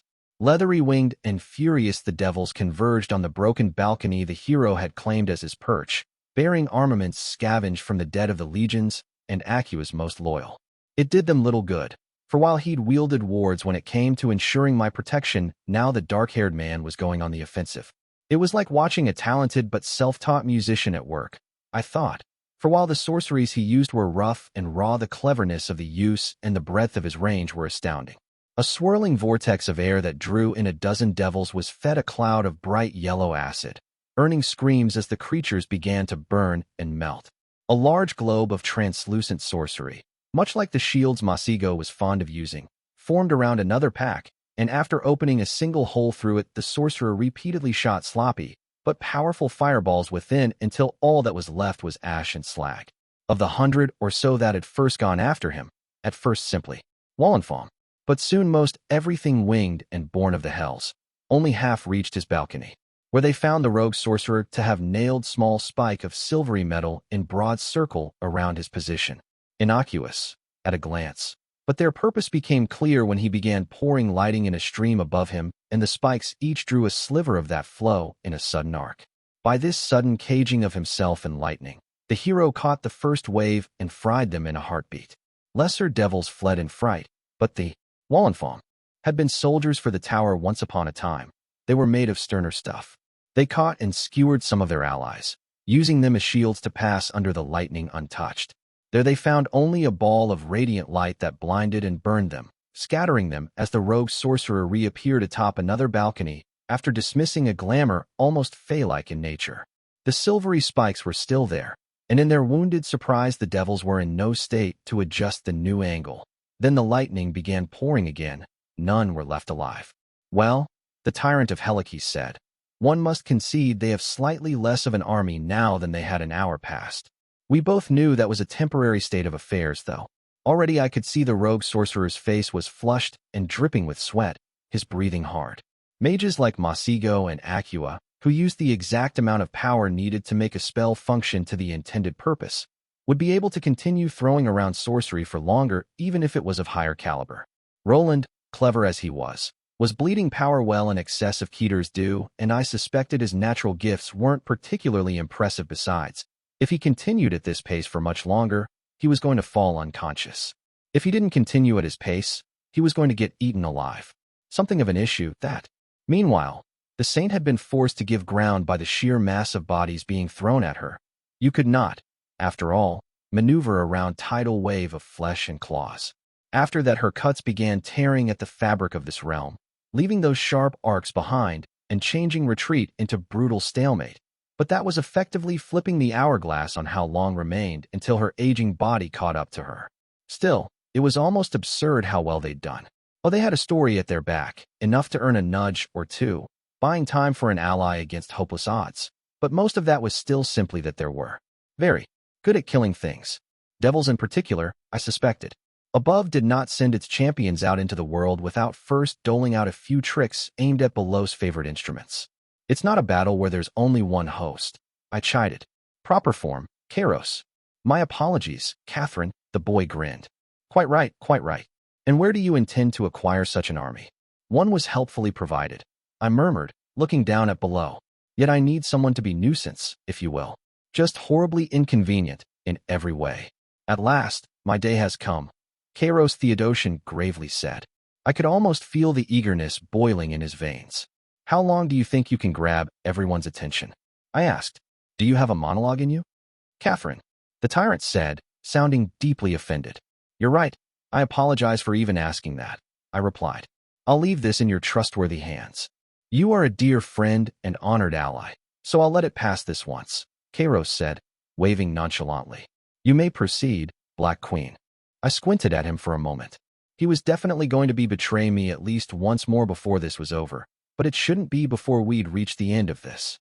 And definitely not by selling me out to the dead king, which should make this possible.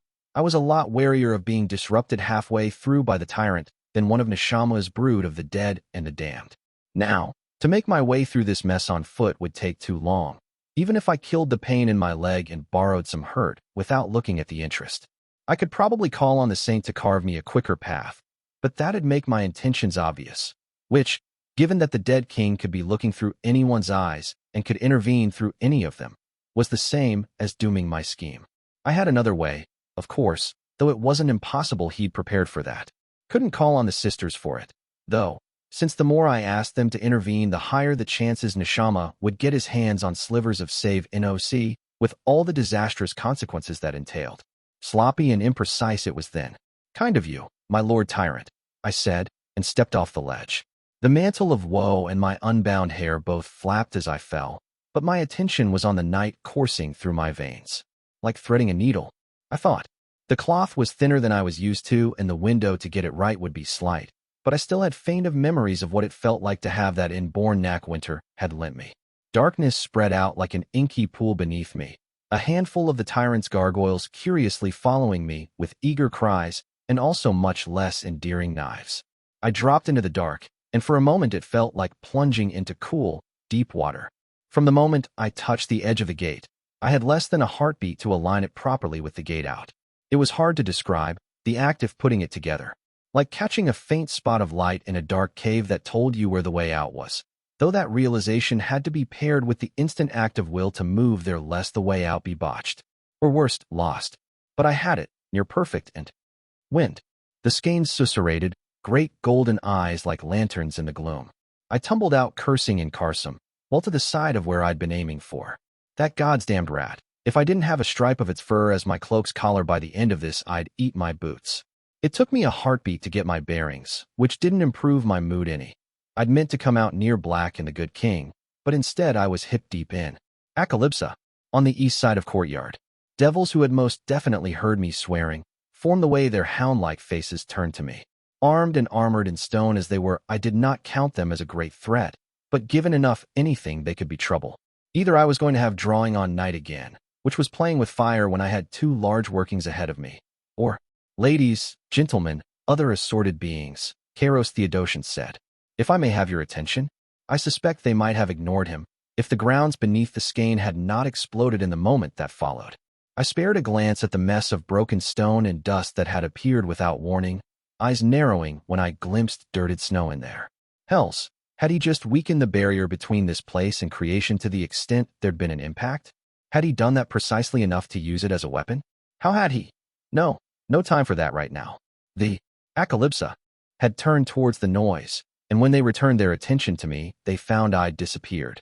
Under glamour covering sight and scent, I began limping to the nest where the skein had laired, and the 2 men waiting there, one a corpse, one a soul.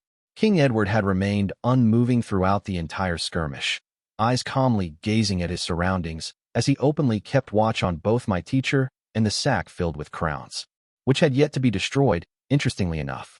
That implied either that Neshama wasn't entirely opposed to my getting my hands on this realm, or that there would be something dangerous in him or one of his agents breaking them. Leaning on my staff, I made my way through the rubble, avoiding paths that would have taken me through knots of devils. It made the journey longer, but the tyrant seemed to have things well in hand. Worry not, my blessed brethren. The tyrant of Helike thundered. I will be a merciful king, should any of you survive. Another chunk of the courtyard went up in noise and smoke. Though it didn't seem to be killing many of the devils, and had only angered the skein even further, it certainly seemed to be commanding their attention. Near everything dead or spawned of hell was now trying to put down a cackling Kairos, who was weaving erratically in the air without having ever left his throne. Slipping across the strewn stones, I snuck up on Black and the Revenant from the side. With the horde going after the tyrant, I'd been able to put some spring to my limp, and climbing over some large block of granite, I finally reached the broken stairs where they'd been waiting this whole time. The good king twitched like he was trying to speak, but words never came out. A heartbeat later, 7 wooden pillars began forming around me, glamored or not. And shit, that was bad. I'd seen this hold the princess of High Noon, and these days I was just a mortal with too much mouth and prayer. The moment the runes came up, I'd be stuck. I managed to sneak my hand into my cloak just as 4 eldritch runes began to glow around me, linked by a faint circle of light. Frozen in place, I let out a sigh as my glamour shattered like glass. Hierophant's own magic, I said. Ironic, I'll grant. The abomination was awaiting one of you making for the crowns, King Edward Fairfax calmly told me, and hindered my own attempt to warn you, Queen Catherine. Still, I give you greeting. It has been some time since we last spoke, yet I see you have not been idle. My teacher was watching us, missing nothing, and if he was surprised by what had just been said, his face showed no sign of it. Same to you, your majesty, I said. Didn't think he'd let you have Keter, to be honest. It was something of a surprise to me as well, the Revenant said, though I do not pretend to grasp the thoughts of that monstrous creature. He might not, I thought, but through him I might be able to grasp a thing or two. Through what Neshama did and did not prevent him from doing, watching as he no doubt was through the dead Fairfax. Best to flush out all I could before striking. Kneel in abject submission, and you will be granted the mercy for which I am well known. Another deafening burst, though sooner or later that trick would run out. I don't suppose you know what he actually wants from this place, do you? I asked. It can't be the original notion of crashing it into Isaiah. That'd be pitting him against a band of 5. He might win that, of course, but there's no real winning. That if you understand what I mean. And more than anyone else on Calernia, the King of Death had to be wary of trading early victories for later disasters. There was no one else with as expansive a meaning for later, after all. And, as the way the knowledge of the Bard had become widespread in our age proved, it had become a lot harder to bury knowledge after it had been spread nowadays. If I could aid you, I would, the Revenant said, tone regretful. The gold of his eyes had not deepened, but then I was hardly a novice at the sleight of hand. He was in there, and it might just have been him speaking the right words to suggest I shouldn't pursue this line of conversation, that there was nothing to gain from it. Too neatly done, which meant I had my opening, and even digging for more wasn't worth letting the opportunity slip. My fingers couldn't move, frozen as they were by the binding, and my power was bound as well. But the small carved wishbone was held in my hands, and that was enough. Its power, after all, was not mine. Not bound. Abscond, I said, my voice lacking power. But the wishbone broke, and it was enough, a trail of stars guiding me. I slid out of the binding, and my steps took me right behind the good king. I laid a hand on him and grinned, all teeth and malice. "O save and O see," I said. "Judge me worthy on this night, that I may take the dead from death."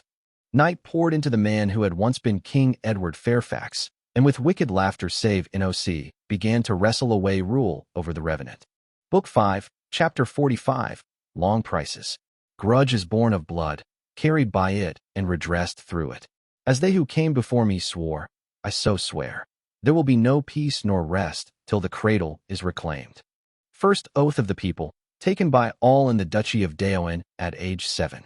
I'd once had a conversation with Acqua, after Inrani had hit the bottle hard enough during our council that she'd ended up snoring on the table. We'd talked about him before, of course, the dead king. The hidden horror, the abomination, the last king of Sapphira, all that 100 more titles, a treasure trove's worth of grim honors accrued over the centuries.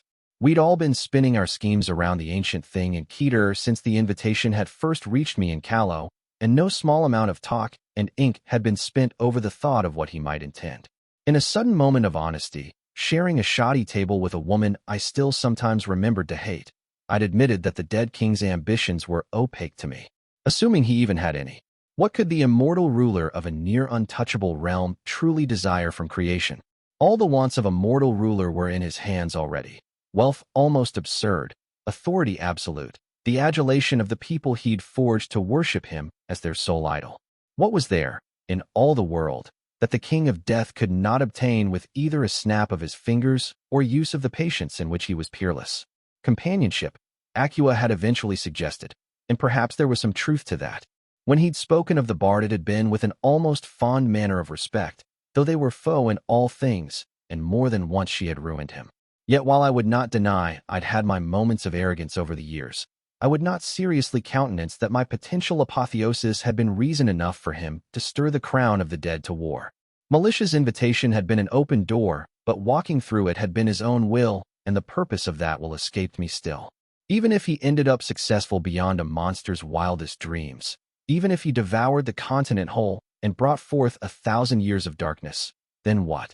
A fleet raised, and through ships the tide of undeath was to be taken across the Tyrian Sea, or into Arcadia, perhaps, some other hell, or for true ambition to the heavens themselves. It was difficult, I would admit, to truly think on the scale and scope of someone like the King of Death, given the comparative spec of a life I'd lived. Yet I did not believe that the soft-spoken, patient monster I'd seen make of his own home a pyre for apotheosis would choose as his path endless war on all the world. Acqua had challenged me on that, surprised by my certainty. In some ways, she'd argued, the dead king was the pinnacle of what being partisan of below meant. For all that the hidden horror had slumbered beyond his borders, sometimes for centuries at a time, that only one villain in the history of Calernia had ever been his better. May she never return. How else, but war was the King of Death to subjugate the entire world. It had been a stark reminder, that conversation, that the people who'd raised Acqua Sahelian had seen conquering the world as an admirable thing to aspire to. Believed that it was natural to believe so, that all others did as well. Her peers, her highest servants, her kin, her entire little world had shared that madness. It must not have seemed like madness at all, I thought, when you were in the warm embrace of that world. How could it be, when everyone who mattered believed it reason as well? But Acqua was still a wastelander, a highborn, in ways she might never entirely shake. It blinded her to the truth that the dead king's victories had sprung from his rejection of everything the brood ever circling the tower held dear. See, the thing with the kind of game that Neshama was playing was that the opposition only needed to get lucky once, and they had forever to take yet another swing, praying for that golden day. And every time the dead king went to war, Above got another shot at him. An endless war, for Neshama, was a long and elaborate suicide by odds. Oh, we'd not peered at the heart of the hidden horror and unfurled its deepest secrets that night. We were, after all, both so young and taught to think in the terms of a war that rarely made it so far west. But it had stayed with me, the thought that patience was not a skeleton key to the dead king's every trouble. He could retreat back into the serenity when he misliked the cast of something, true enough, but that had costs, in champions broken, in secrets unearthed and tricks revealed. Much of that knowledge died with those who'd learned it, so soon gone, but the important bits, those that might one day destroy him, the intercessor would hoard them, and then dole them out to heroes whenever opportunity arose. Patience allowed him to set the battlefield as he preferred, to stack it, but the battle still had to be fought. Why offer 100-year truce, if not because he misliked the shape of this particular battlefield? The paramount virtue of an existence like the dead king had to be cowardice, in this world of ours, and that meant retreating immediately, and without qualms the moment it seemed like there might be a genuine threat after him. That knowledge was no skeleton key either, though, for he remained the hidden horror. There were so few things that could be a threat to him, when it came down to it, and even in the dawn of days the bard had named him adept at avoiding weakness. The ability to take back a revenant from the grips of the dead king would be a strategic threat, but not an overwhelming one. Save if I was prepared to assemble my own army of dead named to match his, which would taint my reputation beyond repair in my seat of power and antagonize near every possible ally. It was little different from losing one of his champions to the blade of a hero. Of course, I'd not simply petitioned save NOC to aid me in clawing back the free will of the good king. We were doing it while the guiding will of the hidden horror was still inside. Now, I was no mage and my learning in such matters were still young. But I knew, from having raised corpses and bound them to my will as well, that the kind of fine control that I'd seen displayed here could not be done without investment. I couldn't be sure what it would cost him, if we succeeding at trapping whatever part of him he'd disseminated into the revenant, but that hardly mattered. The dead king was, not to belabor the title, dead. He no longer healed, in body and soul. Every loss of him was a permanent loss. And so, as the might and attention of Doomcrown's save NOC poured into the corpse of Edward Fairfax, I returned to a familiar place. Surrounded by the absolute pitch black of nothingness, I stood leaning on my staff and met the gaze of Neshama in the flesh, so to speak. I do not hold much respect for recklessness, the dead king said. I replied nothing. The hourglass had been flipped, I thought, and it was not for me the sand was running out. Oh, there was no real guarantee that we'd succeed at trapping him. But even if we failed it would be at a cost, and greater to him than us.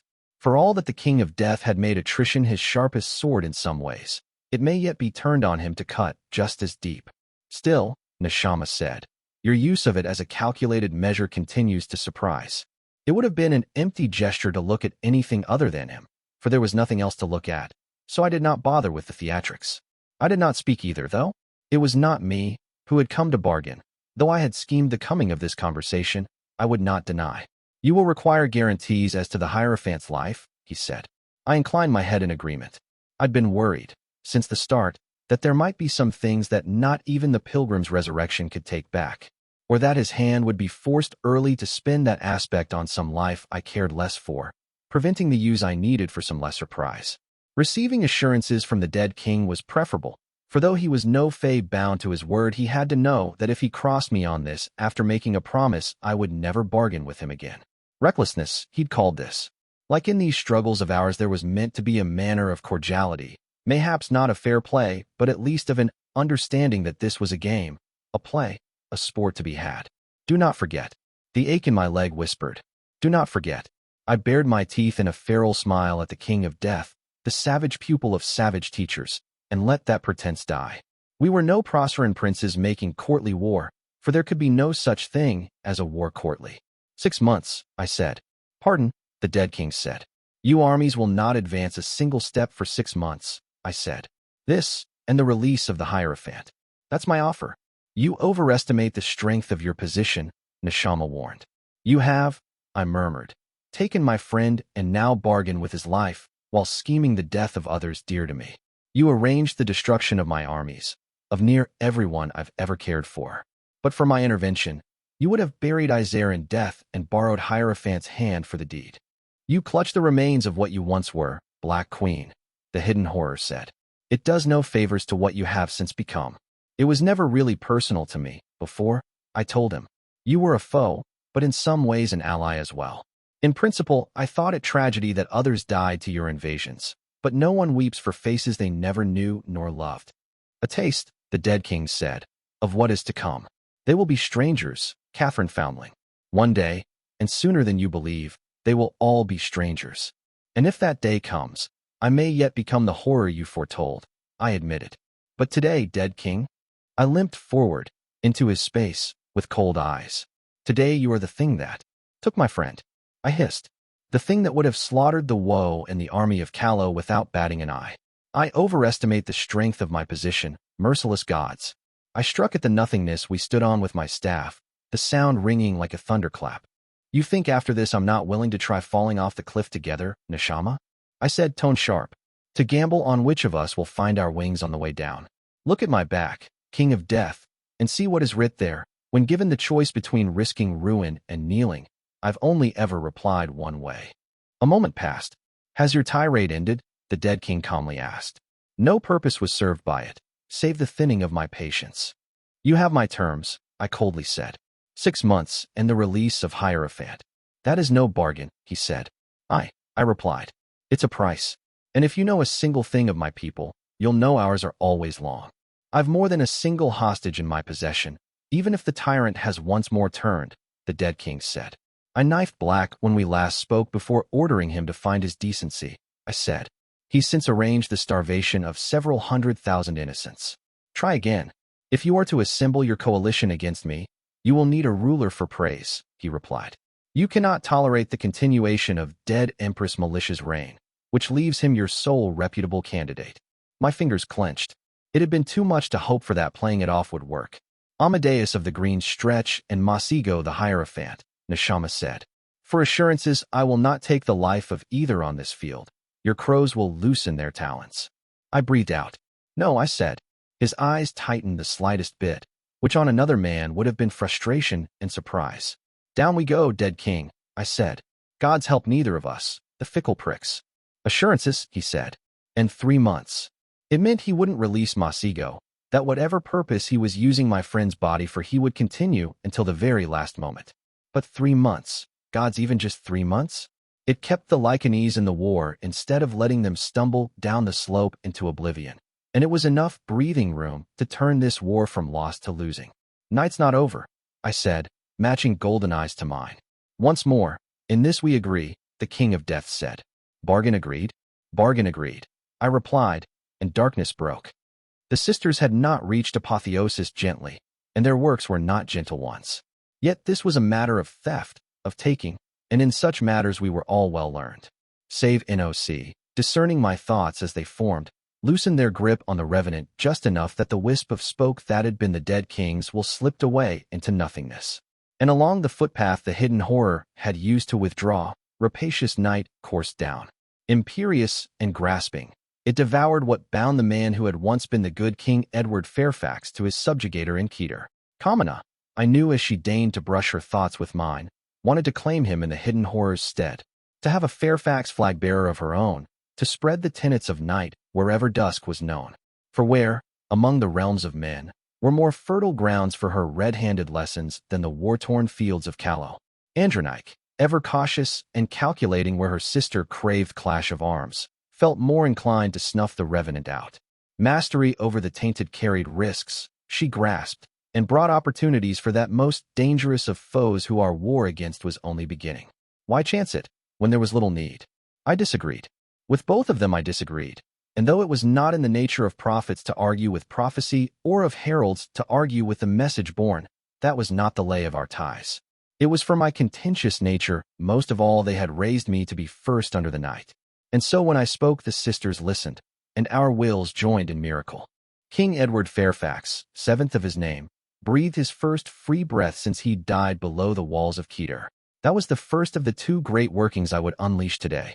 It has been, the good king said, many years since I last tread the streets of sunny Lys.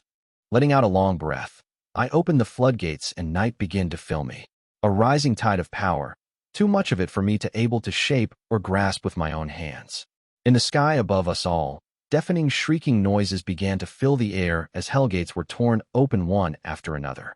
This already half-ruined realm began to shudder at the roughness it was treated with, a sinking ship with yet another hole made in the hull every few moments. You appear to have incensed the abomination, Queen Catherine, King Edward said. I tried to strong-arm him into some fairly major concessions, I admitted. It appears he believes I am in need of an admonition.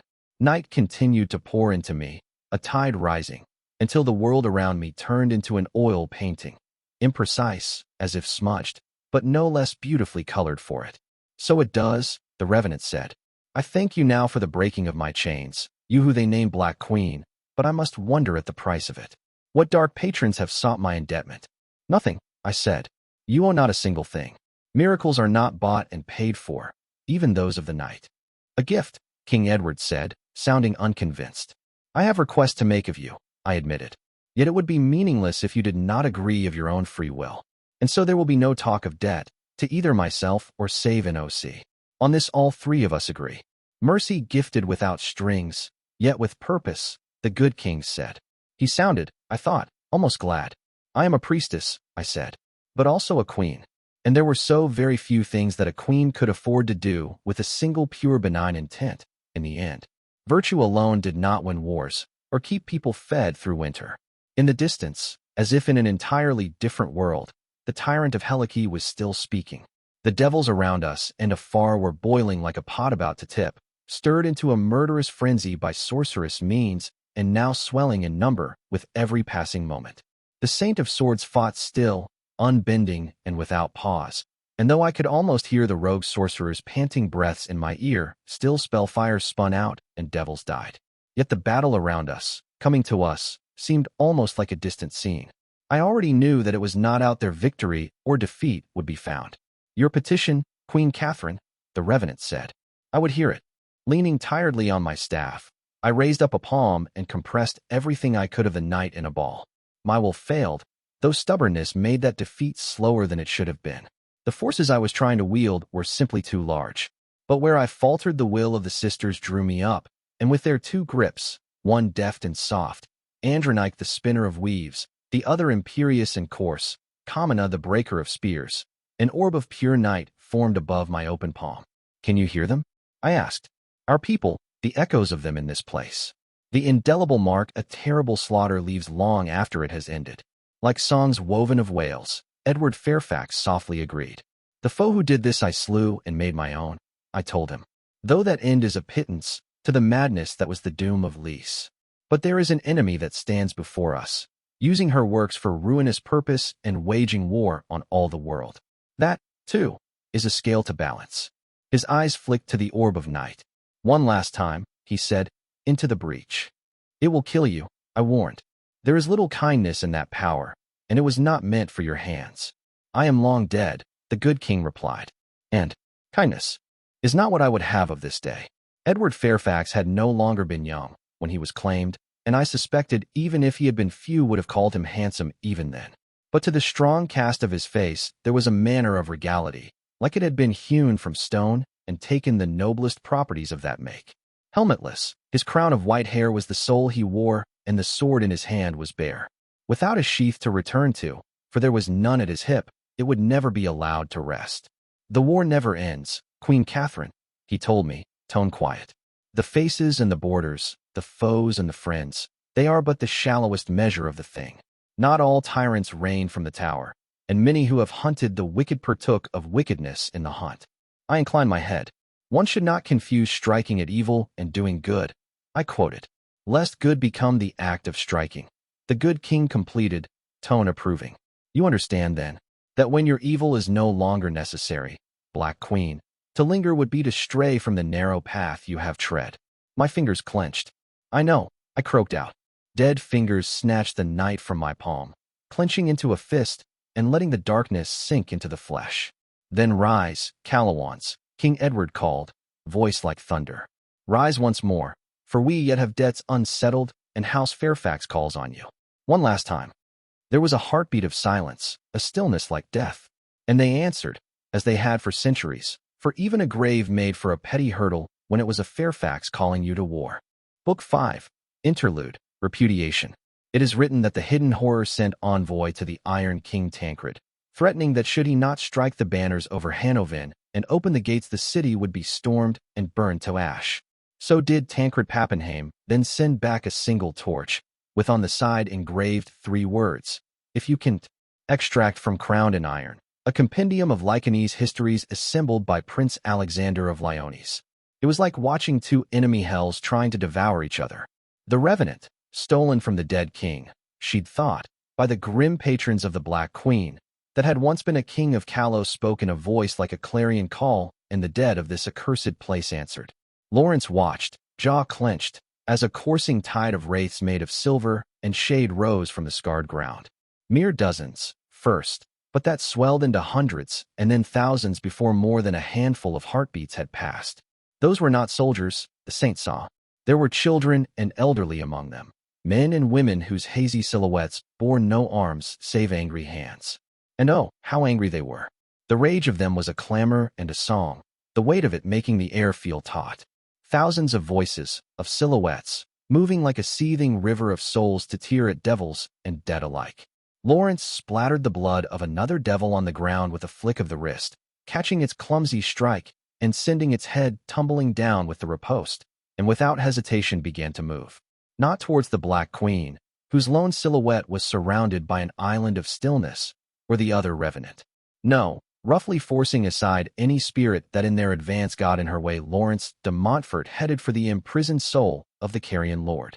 She'd seen it when they first broke through the maze of the skein, still pilloried in that clever silver artifact the sorcerer had crafted for them, and she could not allow it to be claimed by anyone else's hands. Allowing the tyrant to keep it was pointless. Even when Theodosian had stolen it earlier, he'd not proved to be at least a modicum useful by destroying the soul himself, and it was out of the question for Foundling to be allowed to reclaim the Black Knight. Tarek had allowed himself to savor the taste of hope for the first time in too long, and grow drunk off it, but Lawrence would not lower her guard so easily. It was difficult to advance, to the saint's displeasure, for though the wraiths were but lesser dead, and ignored her even when jostled, they streamed forward heedlessly.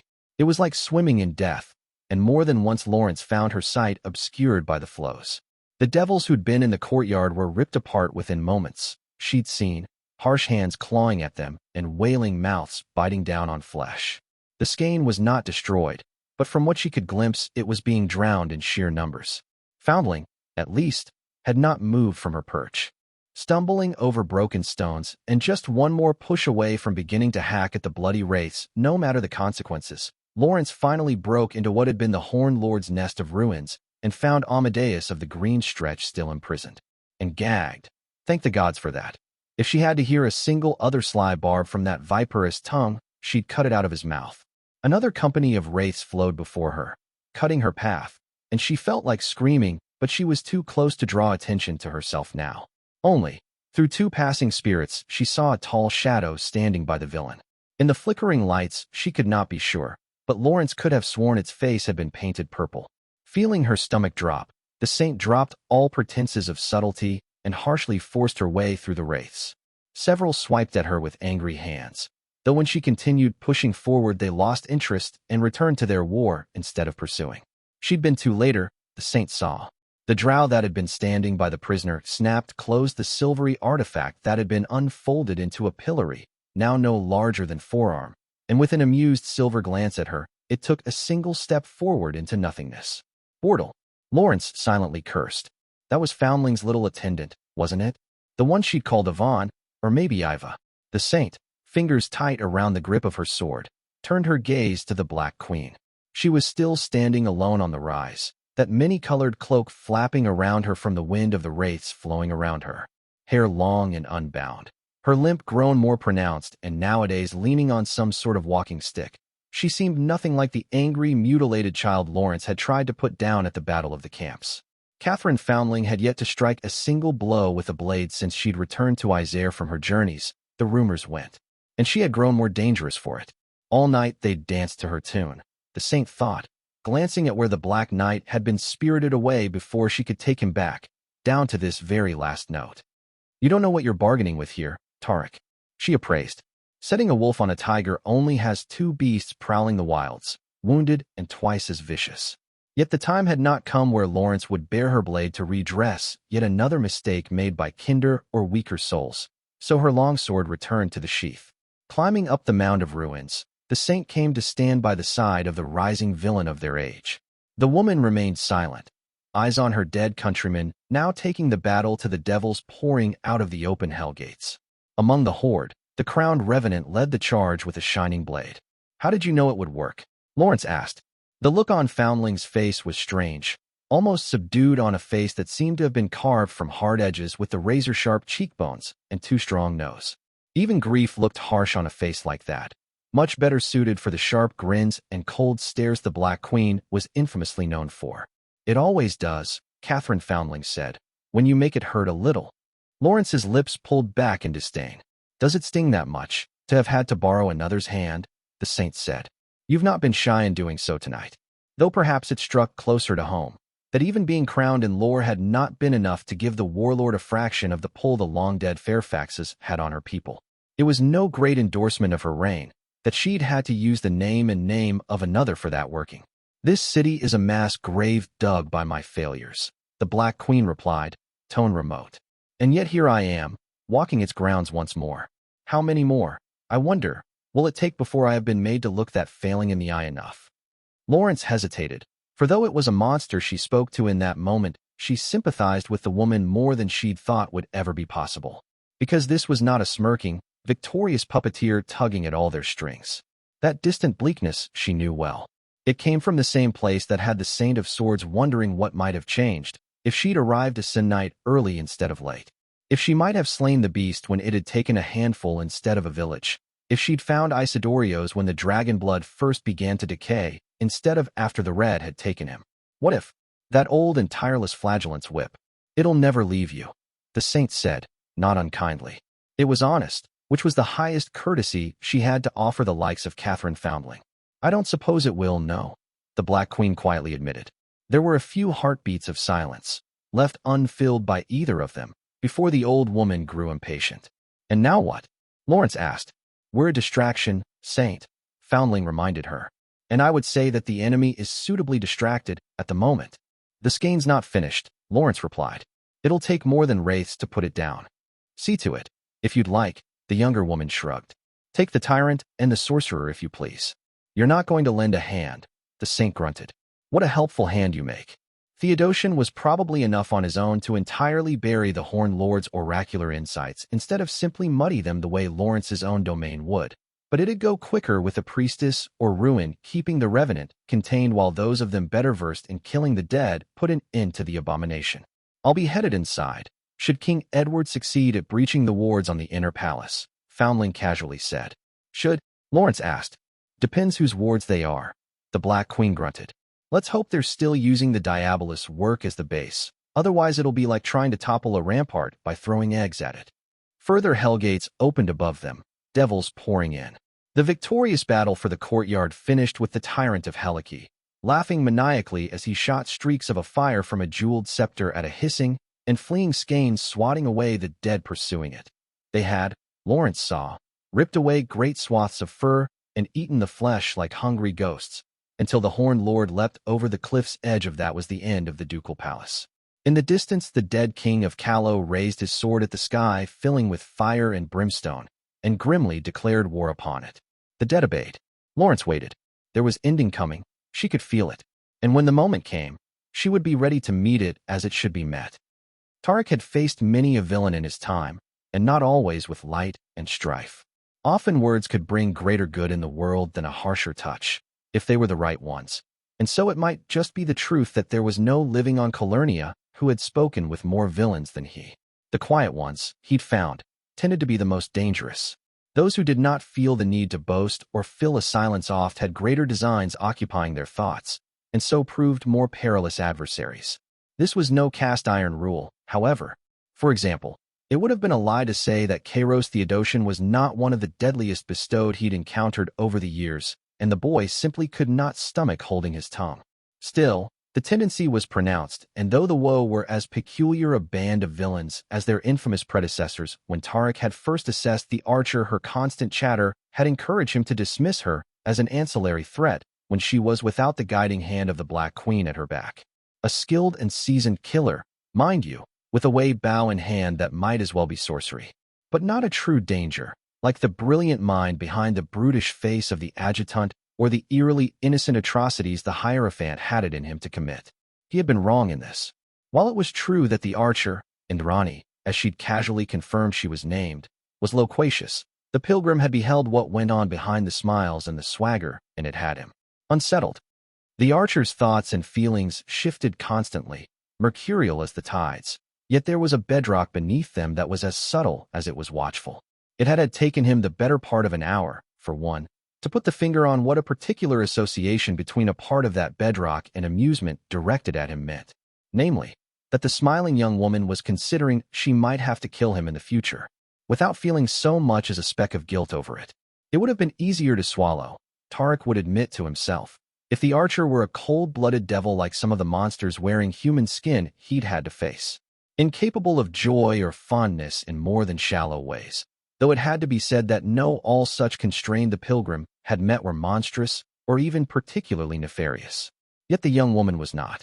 Deep affection and something like an intricate manner of loyalty had bloomed in her when she'd spoken with the Black Queen, as well as something he had uncomfortably placed as lust.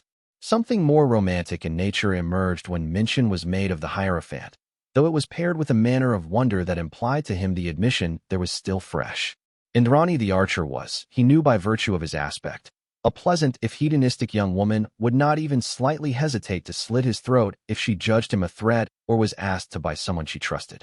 The knowledge was made even more unsettling by the way that wheedling information out of her was ludicrously easy, though the bedrock beneath that ease missed nothing of the nature of the questions being asked. Perceptive, this one, even though she was already on her second flask of Levant. Montiron, since they'd left the rest of the band. That she remained mostly sober after drinking that much hard liquor was notable even in one bestowed, though given the appearance he suspected she had murdered outriders from Lord Marave's army for them. Possibly she had killed them entirely for the flasks, for her fieldcraft was not the kind anyone with mundane eyes would easily see through no matter how skilled those eyes. So we signed it as the King of Winter, since none of us knew the name. But the real important part here is that she called me a sullen wench, Archer said. Sullen? Really, can you believe that? The nerve of her sometimes. Tarek set aside a concern, namely that he had been repeatedly outmaneuvered by a young woman whose notion of a ruse fit to enter the seed of the Winter Court was a lie so blatant the Fae would hesitate to call her out on it, and addressed a more pressing one, such as the fact that, while Indrani was gesticulating, she was not keeping both hands on the sheer cliff they were climbing. Something of an issue, as she was the lead climber, but if she felt the same rope she used to help him up would help drag him down to his death. Should you truly be this cavalier with the handholds? He asked in a strangled tone. Don't worry about it. Archer dismissed. We're almost there anyway. And that will be solid ground, yes? The gray pilgrim faintly asked. Bit of a slope, but pretty much yeah, the young woman cheerfully said. Used to be a secret escape tunnel, when this was still leased the city instead of Diabolists flying magic tantrum. Nobles, right? They're like moles, always digging tunnels to get out when the going gets rough. And you're certain it was not found by either the Diabolist or the Hierophant? Tarek pressed. Like, at least half certain, she badly winked. Seriously though, it used to lead into Hengist Lake. Had to take a swim in there to flee through, and no villain could possibly take a dip in there. Kat says there was some spare angel corpse lying around inside. The Hashmalan that was tricked into perdition by dread Emperor Traitorous, the pilgrim agreed. It is well known, in some circles. He was one of the only 2 Presai rulers to successfully harm a choir. No shit, Archer said, sending him a serious glance. Had no idea what kind of an angel bone it was. Don't think the others did either. Anyways, Diabolist slapped a massive cliff in front of this entire part of the city when she landed it to make it easier to defend it, so it was buried until Z's stole it again. We're the only 2 people who know about the passage, as far as I know, which is pretty far 'cause I got good eyes. No shit, the Grey Pilgrim solemnly confirmed. Though he was missing much of the context that would be needed to decipher the nuances of the information she had so easily volunteered, he was appreciative of the way she was dragging him up the cliff even as she spoke. Tarek was rather less spry than he used to be, and had never been much of a climber besides. He'd more than once fallen while climbing Sintra's balcony, though he'd never used the stepladder she'd once ordered set against the wall in what was very much open mockery. The pilgrim glanced down the sheer cliff, not in the slightest enjoying the fresh reminder that he was currently dangling down a rope above the height of storm clouds. If he fell down that, it would be more than pride and a planting of bluebells that would sting of it. So who was the other? Archer asked, wedging her boot into a crevice and nimbly hoisting herself up. The other? Tarek asked. Precise ruler, the young woman clarified. Ah, that would be triumphant if the old histories are to be believed, he answered. His tone was a little hurried, as the rope had grown taut with her rising and he'd done his best to follow her path. Ah, triumphant, Archer hummed. Now there was a real horror. She's always fun to read about, isn't she? If one enjoyed pages depicting a procession of brutal massacres and subjugation, culminating in hubris so flagrant it moved not one but two empires on the other side of the Tyrian Sea to wage war on her, which Tarek did not, for all that the learning of history was important. Precise histories tended to be sickening, as a rule, a parade of savageries always trying to exceed the last. Dread Empress Triumphant had been the worst of that lot by a fair margin, and one did not need to read of her attempted annihilations in the chain of hunger and the Titanomachy to be disgusted. Even the atrocities she'd resorted to in the cowing of the powerful Alamans tribes that had dwelled on the shores of Lake Artois were worthy of revulsion, and they'd been but a pale shadow of what she'd inflicted on Callow. If you say so, the pilgrim replied. Indrani did not pay his answer any heed, for she was making vaguely pleased noises and wedging herself against outcroppings, only to move swiftly from side to side, rising up as far as the rope allowed, and swinging a leg over what appeared to be the ground floor of a tunnel. She rolled back and helped up Tarek, putting those muscled arms to work hoisting up his wizened frame. They unhooked the rope, after that, and the pilgrim wove the slightest sliver of light into a globe. You don't know the trick for seeing in the dark? Archer asked him, looking surprised. The light reveals many enchantments as well, Tarek told her, and subtleties that leaning on one's bestowal does not. Best we advance cautiously, yes? I suppose, she said. Might be the Calawans put up some dash. She paused, or perhaps it might be more accurate to say she was interrupted.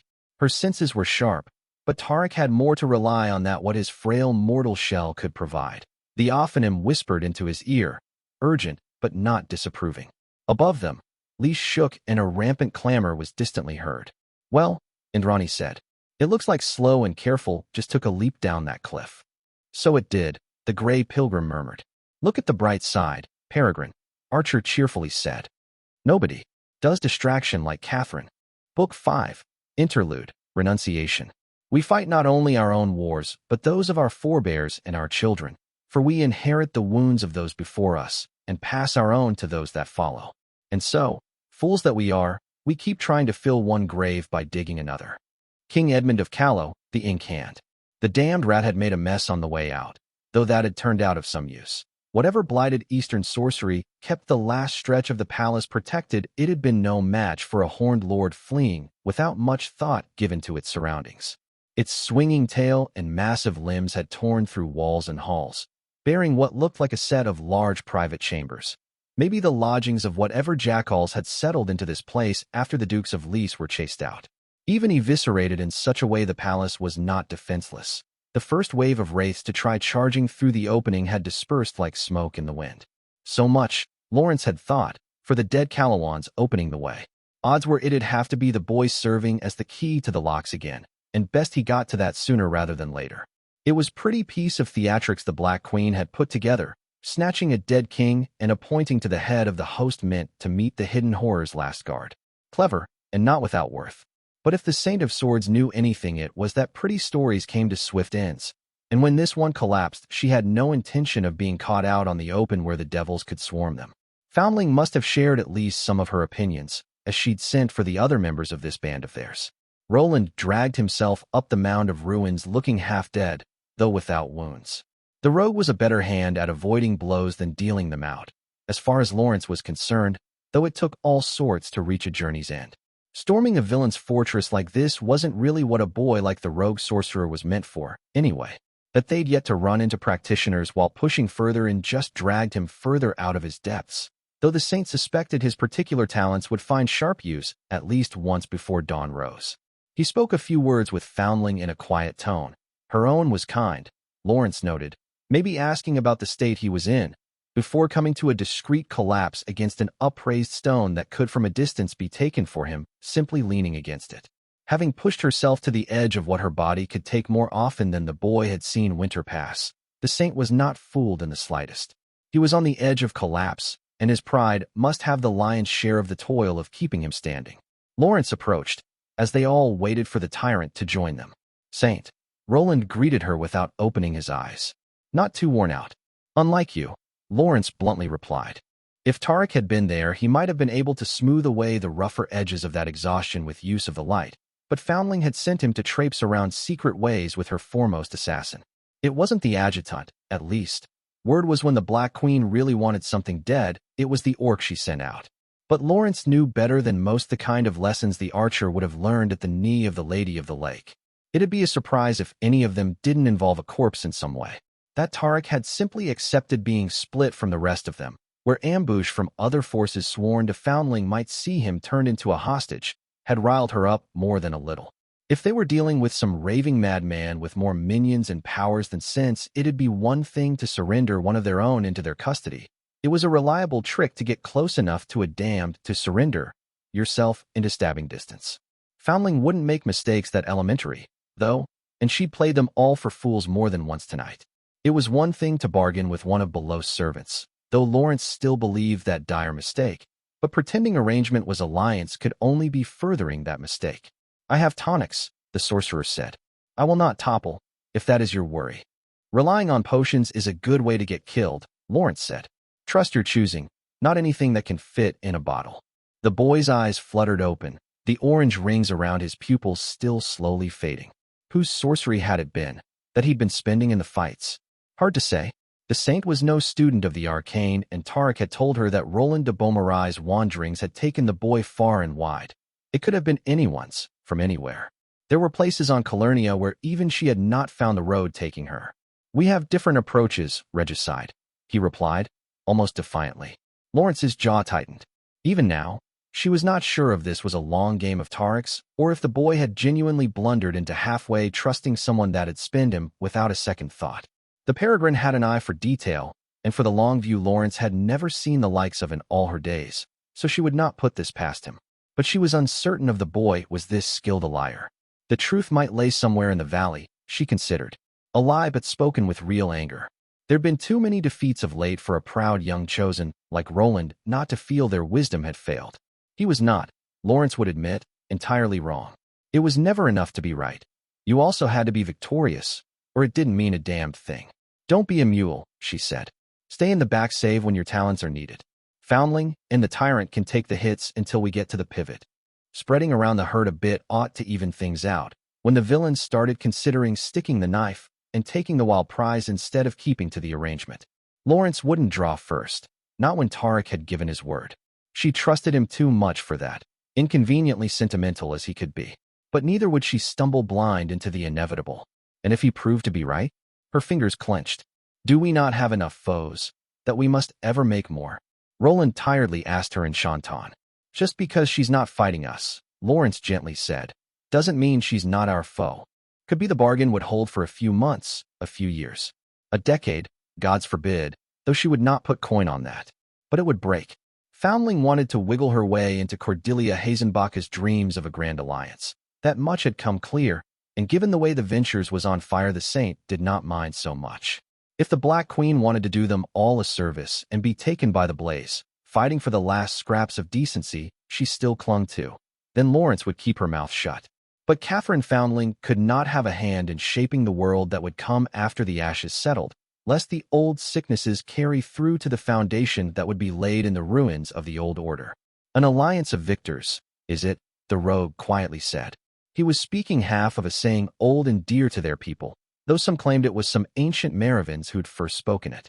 An alliance of victors is like a hearth in summer. Useless, it meant, doomed to fail.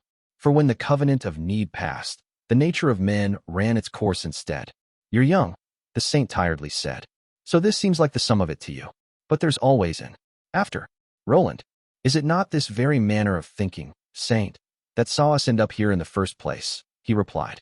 I hope you can still believe that, in a decade, Lawrence de Montfort honestly said, that we will live in a world kind enough to tolerate that belief. But I won't count on it. She thought. If she did not keep a watch, who would? My beloved comrades, I have returned. The tyrant of Helike landed atop the mound with a sick crunch, the ugly enchanted sculptures carrying his throne everywhere being ground into the stone by the abrupt landing. They chittered loudly in protest, though another gargoyle wearing the tailored robes of a Stygian magister went around swatting them into silence with a stick. Gods, that nasty little cripple was just sick in the head. Good, the Black Queen said, turning to address them. We'll be breaching the last holdout now? Sorcerer, you and I will take the tip of the spear. I have a feel for the weakness in things, and you've. She shrugged. That thing that you do, the dark-eyed woman said, sounding amused. Understood, Roland said, discreetly wiping the corner of his mouth. Not quite thoroughly enough for Lawrence not to notice the hint of green broth on his lip. So he drunk something, then, and ignored her advice. She'd have to keep an eye on the fool, lest he get himself killed overreaching his grasp. Is no one going to address the delicious ironic army of the dead currently warring on the dead king's host of devils? Kairos Theodosian said. You've summed it up, Foundling Drilly replied. Consider it addressed. The boy's red eye was shining wet, like it had been dipped in blood, and his smile came too easy. Lawrence knew that to be the sight of a sharpened knife being bared, and from the way the Black Queen's own eyes sharpened, so did she. I was referring to the way that the good king seems to be falling apart at a quickening rate, the tyrant said. Presumably, his army would follow him into slumber. She'd been right then, Lawrence grimly thought. Like an arrow sent flying. That ploy of Foundlings would hit the mark, but then turn into little more than dead wood. He'll hold long enough, the Black Queen said. Yet we should not linger. Sorcerer, with me. The two of you should keep an eye out for the skein. Somehow I doubt its leaping down a cliff has rid us of it for good. The saint did not reply, for it would have been too much like taking an order, but she did not disagree. It was decent enough sense, for Roland had his tricks, but it was Foundling's priesthood of the wicked that had wraiths parting for them as they advanced on the last bastion. The two took the lead when they arrived at the feet of the walls the Skaine's retreat had ripped open, climbing up and beginning to paw at the wards. Lawrence remained below, as much to keep an eye on the tyrant as to keep watch for the Horned Lord's return. Did you notice, Kairos Theodosian said, that she now seems to have no issue spiriting away the sack of crowns where it cannot be gotten at? Strange, that earlier it had to be carried. Of course she had. And the way that the tyrant's passing defection, one without consequence, as well, had led to soul change that now both the crowns and the carrion lord were in the hands of the Black Queen. How long had she been scheming that? The saint wondered. Still, the tyrant was being condescendingly obvious about sowing seeds of enmity. He must think her simple, the little prick. Has anyone ever hit you in the mouth hard enough to break teeth? Lawrence asked. Alas, my friend, I am but a slave to my nature, the tyrant grinned. So are you, of course. It is why we are being played so masterfully by our delightful leader. No leader of mine, the saint thought, though she knew better than to give the villain what he wanted and voice any of her thoughts. I expect I'll get to kill you before spring arrives, the saint casually said. I'll admit, you wretched little shit, that I'll enjoy cutting you down a great deal. Interesting, the boy mused. So what is it that the dead king offered you, to make you so angry? Your head on a pike, Lawrence said, leaning forward to look the boy in the eye. Insulting, that he'd try to rob me of the pleasure of chopping it off myself. You're taking all the fun out of this, the villain complained. The saint's fingers clenched. Too easy. That had been too easy. She'd made a misstep somewhere, and he was now letting himself lose this conversation because he'd already gotten what he wanted. Lawrence studied the tyrant, who studied her in turn with a lazy smile. Should she kill him immediately, just in case? That was where her instincts lay. Scheming villains were like termites. The longer they were left to dig, the greater the damages. If she turned on a member of their band of 5, loosely as that band was aligned, then there might be consequences greater than physical hostilities. On the other hand, were the consequences greater threat than whatever the boy had planned? Could be faint, she noted, him baiting her so she'd strike, and he could finagle the others cutting her loose. She couldn't be sure Foundling wouldn't put keeping a close eye on Theodosian above whatever use she might get out of Lawrence's sword arm this close to the finish. On the other hand, the saint thought, it was too late for the tyrant to sell them out to the dead king. Which meant if he was going to screw someone, it was likely to be the one getting closest to their chosen victory. That, reluctant as Lawrence was to admit it, was Catherine Foundling. No, it was not worth making herself the truce breaker of this story for such an ugly prize. The Saint of Swords would wait, hand on her pommel, and judge when the time came. Above them the first ward broke, and the Black Queen yelled for them to catch up. The Saint and the Tyrant had not moved from their matching stares, but it was Lawrence who looked away first. I had been, the Grey Pilgrim slowly said, under the impression your queen disapproved of necromancy. Indrani glanced at the old man, putting away the bit that he'd apparently been able to sniff out the nature of the trouble above them through several layers of stones and wards without any difficulty. Might have been the angels, though, she corrected herself. Vivian had been right when she'd first said more than a year back that putting a finger on what the pilgrim could and couldn't do was complicated even for a named. His patron choir made it hard to tell where his own sensory abilities began and the secrets they no doubt shared ended. She'd not going to put a few corpse raisers at the back of a battlefield, no. Archer snorted. But she doesn't ride live horses, pilgrim. Calawan she might be, but don't forget who taught her. The Presi fondness for the art was as well known as their Calawan foes' strong distaste for it, and both likely sprung from the same source. Indrani had thought for a while that Cat wouldn't mind an undead legion at all, if having one wouldn't make half her living soldiers desert without batting an eye. Mind you, Duchess Keegan's people had been stacking up dead souls for a long time before Acua got around to snatching the whole pile, so when it came down to it, even Calawans weren't above getting a little corpse on their hands. It is unlikely that I shall, the pilgrim replied. In the light of his, light they'd been making good time through the tunnels. The bloody thing had been built to be swum. Unfortunately, not walked. Meaning it was broken ground all around, with sharp ups and downs, and while the peregrine was spry for a relic, he wasn't going to be leaping around anytime soon. That meant every once in a while the rope came out again, and Indrani dragged him up an incline, or slid him down one, though at least he was so light, she barely noticed the weight of him. Seriously, he might as well have been made of feathers. Archer glanced at the old man's pensive expression and snorted. Still anguishing about the way it was the Carrion Lord who'd taught her, was he? He should have been more worried it was Acua she'd first cut her villain teeth on, as far as she was concerned.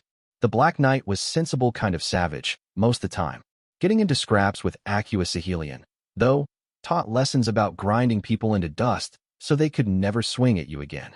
Acua had always been too good at squeaking out of trouble for her own good, or anyone else's, for that matter. My worries amuse you, the old man said.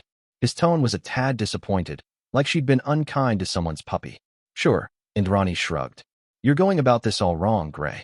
Digging for stories with me, trying to get a read on where she came from and what she's after now. Bet you put out little test for her since the lot of you entered this place, too, just to see where she fell on things. The old man's silence sounded, Archer thought, just a little contrite. Caught him out, had she? In all fairness, he wasn't a bad hand at that game. It was deftly done, just enough give someone not looking for it wouldn't have noticed the take. But Indrani was pretty sure he was used to coming from the other side. Already the darling grandfather, the trusted figure. In a word, the old man was used to being a mentor. That wasn't a void that had ever needed much filling with the woe, though, so any such attempt would only ever feel like trespassing and be all the more glaring for it. And you say such an approach would be a mistake, the pilgrim carefully said. It would be considered hostile? More like a waste of time, and probably her a trial on her patience, Archer absent-mindedly said. If she notices, which she will, because you've tried to kill her a few times so she's paying attention. She recognized this particular stretch of tunnel as it happened. They were nearly at the end. One last climb up and they'd end up in the tragically empty wine cellar where the trap door had been hidden. And what would you suggest instead? The old man asked, voice sounding a little strangled. She flicked an impatient glance at him. Look, you're trying to deal with us like we're skittish fucking horses in need of your reins, Indrani said. Throw that to the side, 'cause that ride ends with your throat cut open. Probably by me. 'Cause let's face it, I'm quicker on the draw than Hakram. You want to know what she wants? Sit across a table with her with a decent bottle and politely ask. Archer frowned at him, just to make it clear for once she was being serious. And she'll tell you, Peregrine, because the moment you stop being someone trying to handle us, you're back to being someone she wants to work with, she said. Hell's, Pilgrim, as far as I can tell, mostly she wants things to be slightly less on fire everywhere. That really so devilish a scheme you can't stomach it. There are other considerations to making a bargain with your queen, Indrani, the pilgrim quietly said. If your Grand Alliance can't get its shit together long enough to accept help when the dead king's about to eat the whole pie, Indrani frankly said, then I don't get why you're so keen on it in the first place. Kind of a shipwreck, isn't it? The old hero's face was unreadable in the dim light of his own making. But this wasn't really her problem, was it? Indrani was called in when there was trouble to be had, not to play the diplomat. Besides, but a few moments later they arrived at the end of the tunnel, and what awaited them disturbed the gray pilgrim enough the other conversation died on its own. Souls, the peregrine quietly said, blue peering up as if they could see through the trapdoor. What awaits there, Archer? A wine cellar, for the first few steps, Indrani said. After that, well, you had it right. About a city's worth of souls, and the man who bound them as his instrument. Book 5, Interlude, Repurpose. Mastery is meekness, for it is the observation of what we are intended to hold. It is the art of the supplicant. Only through usurpation can understanding be reached, for anything less is servitude. Translation of the Kabbalist Book of Darkness, widely attributed to the young dead king. Firiel had died screaming, boiling heat washing over her. This she still remembered, sometimes, and in those rare moments of lucidity, she knew terror. For while she had once been a mage some skill, the shackles around her soul were like nothing she had ever seen. A trained mind had allowed her to drift out of the dreams, once every few days, long enough to dread the return to that strange slumber where she only saw the life she had lived. Again and again and again, for some obscure purpose. Perhaps, she had thought, this was one of the hells. Perhaps she had not looked closely enough at all the bargains she had made, and some devil had gotten the best of her. So Firiel wondered, until she was startled awake by her shackles being ripped away. Freedom tasted sweet, for a moment, before she saw them. Eyes above her, burning and unblinking, as if the sun had been imprisoned in orbs of glass. Unkindly, the eyes peered through the span of her life like a bored scribe skimming a scroll. Useless, a calm voice noted. Pass in peace. The sun in the eyes died, and then there was only oblivion. This is an abomination, Lawrence said. You know it, foundling, and would still offer salvation to its architect. They'd torn through the last defenses surrounding the sanctum like they were parchment, between the Black Queen's knowledge of their lay and Roland's knack for taking down wards. But what had awaited them beyond the luxurious quarters and feast halls was an evil manifest. At Lawrence's feet, like lake water softly lapping at a shore, the translucent and almost shimmering broth of hundreds of thousands of souls was spread out. Above them there was only darkness for a ceiling. Whatever foul sorcery was at work here, having warped the nature of within into this sickness. It was silent in here, almost peaceful, and that made the sight of it twice as ghoulish. Yes, the Black Queen said. She had hesitated, the saint thought, for barely the fraction of a moment. The loyalty of that was laudable, but made a sin against creation by who it had been offered to. To safeguard a poisoner against consequence was to share in the guilt of the poisonings that would follow. Well, they were just Presi, the tyrant of Helike drawled. It's not like the Grand Alliance hasn't been having rousing discussions of their wholesale slaughter anyway. The saint hadn't known that, not for sure, but then she was not particularly surprised. Tarek's chomping at the bit for them to head to Salia as soon as this was settled now made a great deal more sense. The boy villain could be lying, of course, but that didn't matter nearly as much as whether or not Foundling would believe him. Lawrence's hand casually went down to her sword. There was a pause. You're not even lying, are you? The Black Queen mused, her tone wry. She often used amusement to cloak her true thoughts, the saint had noticed. An issue to settle when this is done with, Foundling sighed. Pity for Cordelia Hazenbach is not something I particularly enjoy feeling. Karos. Did anyone? Klaus niece or not? No one claimed the highest office of the Principate without climbing a mound of corpses. Some justly made, but others? Procker had grown into the kind of beast that would devour the best of intentions and taint them simply by being what it was. I cannot assure our safety if we wade into that, Roland piped up. His eyes had never left the lake of souls, fascination and revulsion warring within them. Wizards, Lawrence unkindly thought. Even the finest of them were only ever one swell of curiosity away from tumbling down a foul slope. I'll be handling that, Foundling said. Where there is darkness, there is night, and so it stands within my dominion. No, not night. Lawrence thought. It was night, she had said, with a subtle ring of power to the word. Some blasphemous dark mirror to the light? The saint had believed the Black Queen's strange powers to come from a bargain made with lesser gods in the service of below, but the sacrilege might run deeper than that. And where will we be headed? Saint flatly asked. Why, dearest Lawrence, that ought to be obvious. The tyrant of Helike laughed. To the throne room, of course. No one humored the madman with further reply. The Black Queen's staff struck the ground, and before it the souls parted. And so, Lawrence thought, it begins. Tarek carried light into the dark, as he had sought to do for most his life. The sliver of it was enough to push back the silvery sea of souls around the two of them. That tragedy happened and happening. The right to behold the truth of things, that was the gift that had been bestowed upon him many years ago when he found his own base discernment too feeble a thing to rely on. But there were occasions where it was curse as much as boon. This was one, he thought, for not until the heavens called him to his rest would the gray pilgrim forget this sight, an expanse of shivering souls, wounded and crying out from the sudden brutality of their demise. Shackled to creation and kept in that torment of a half-existence, sorcerous bindings keeping imprisoned in restless slumber. And where someone else might see only the waters, Tarek. Oh, he could see them all. Every weeping child, every terrified innocent lost to a death they had not even been able to understand. For all that, the gray pilgrim did not look away. Someone had to see them, to refuse to avert their eyes, and to free them, when the time came, for this, would not be tolerated. Huh, Archer said. So that's what it looks like when your blood is up. This place is a blight onto creation, child, Tarek quietly said. You are no priestess, but your senses are keen. You must know it as well. He wouldn't have let it come to this, if he were in his right mind, she replied. But that's what you get when you push monstrously talented practitioner over the edge. They fall, and either they die or they make wings of whatever's at hand at the time. The attack on Thalasina is no excuse for this, the pilgrim sharply said. It does not exempt the Hierophant from responsibility for this abomination. You don't get to make that call, Archer calmly said.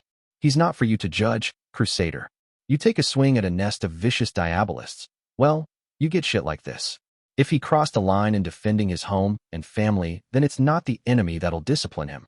It's Catherine. And if she simply pardons him, the Peregrine asked. Hazelnut eyes met his own. If you believe that, then your eyesight's worse than I'd thought. The heartbeat of tension that followed was broken by the flapping of great wings. It startled Tarek into looking up, though he could barely glimpse the shape of the large crow in the gloom until it landed on Archer's extended arm. The pulsing thoughts and feelings of the young woman that he'd been able to behold until that moment were suddenly obscured, as if a shadow was being cast over them.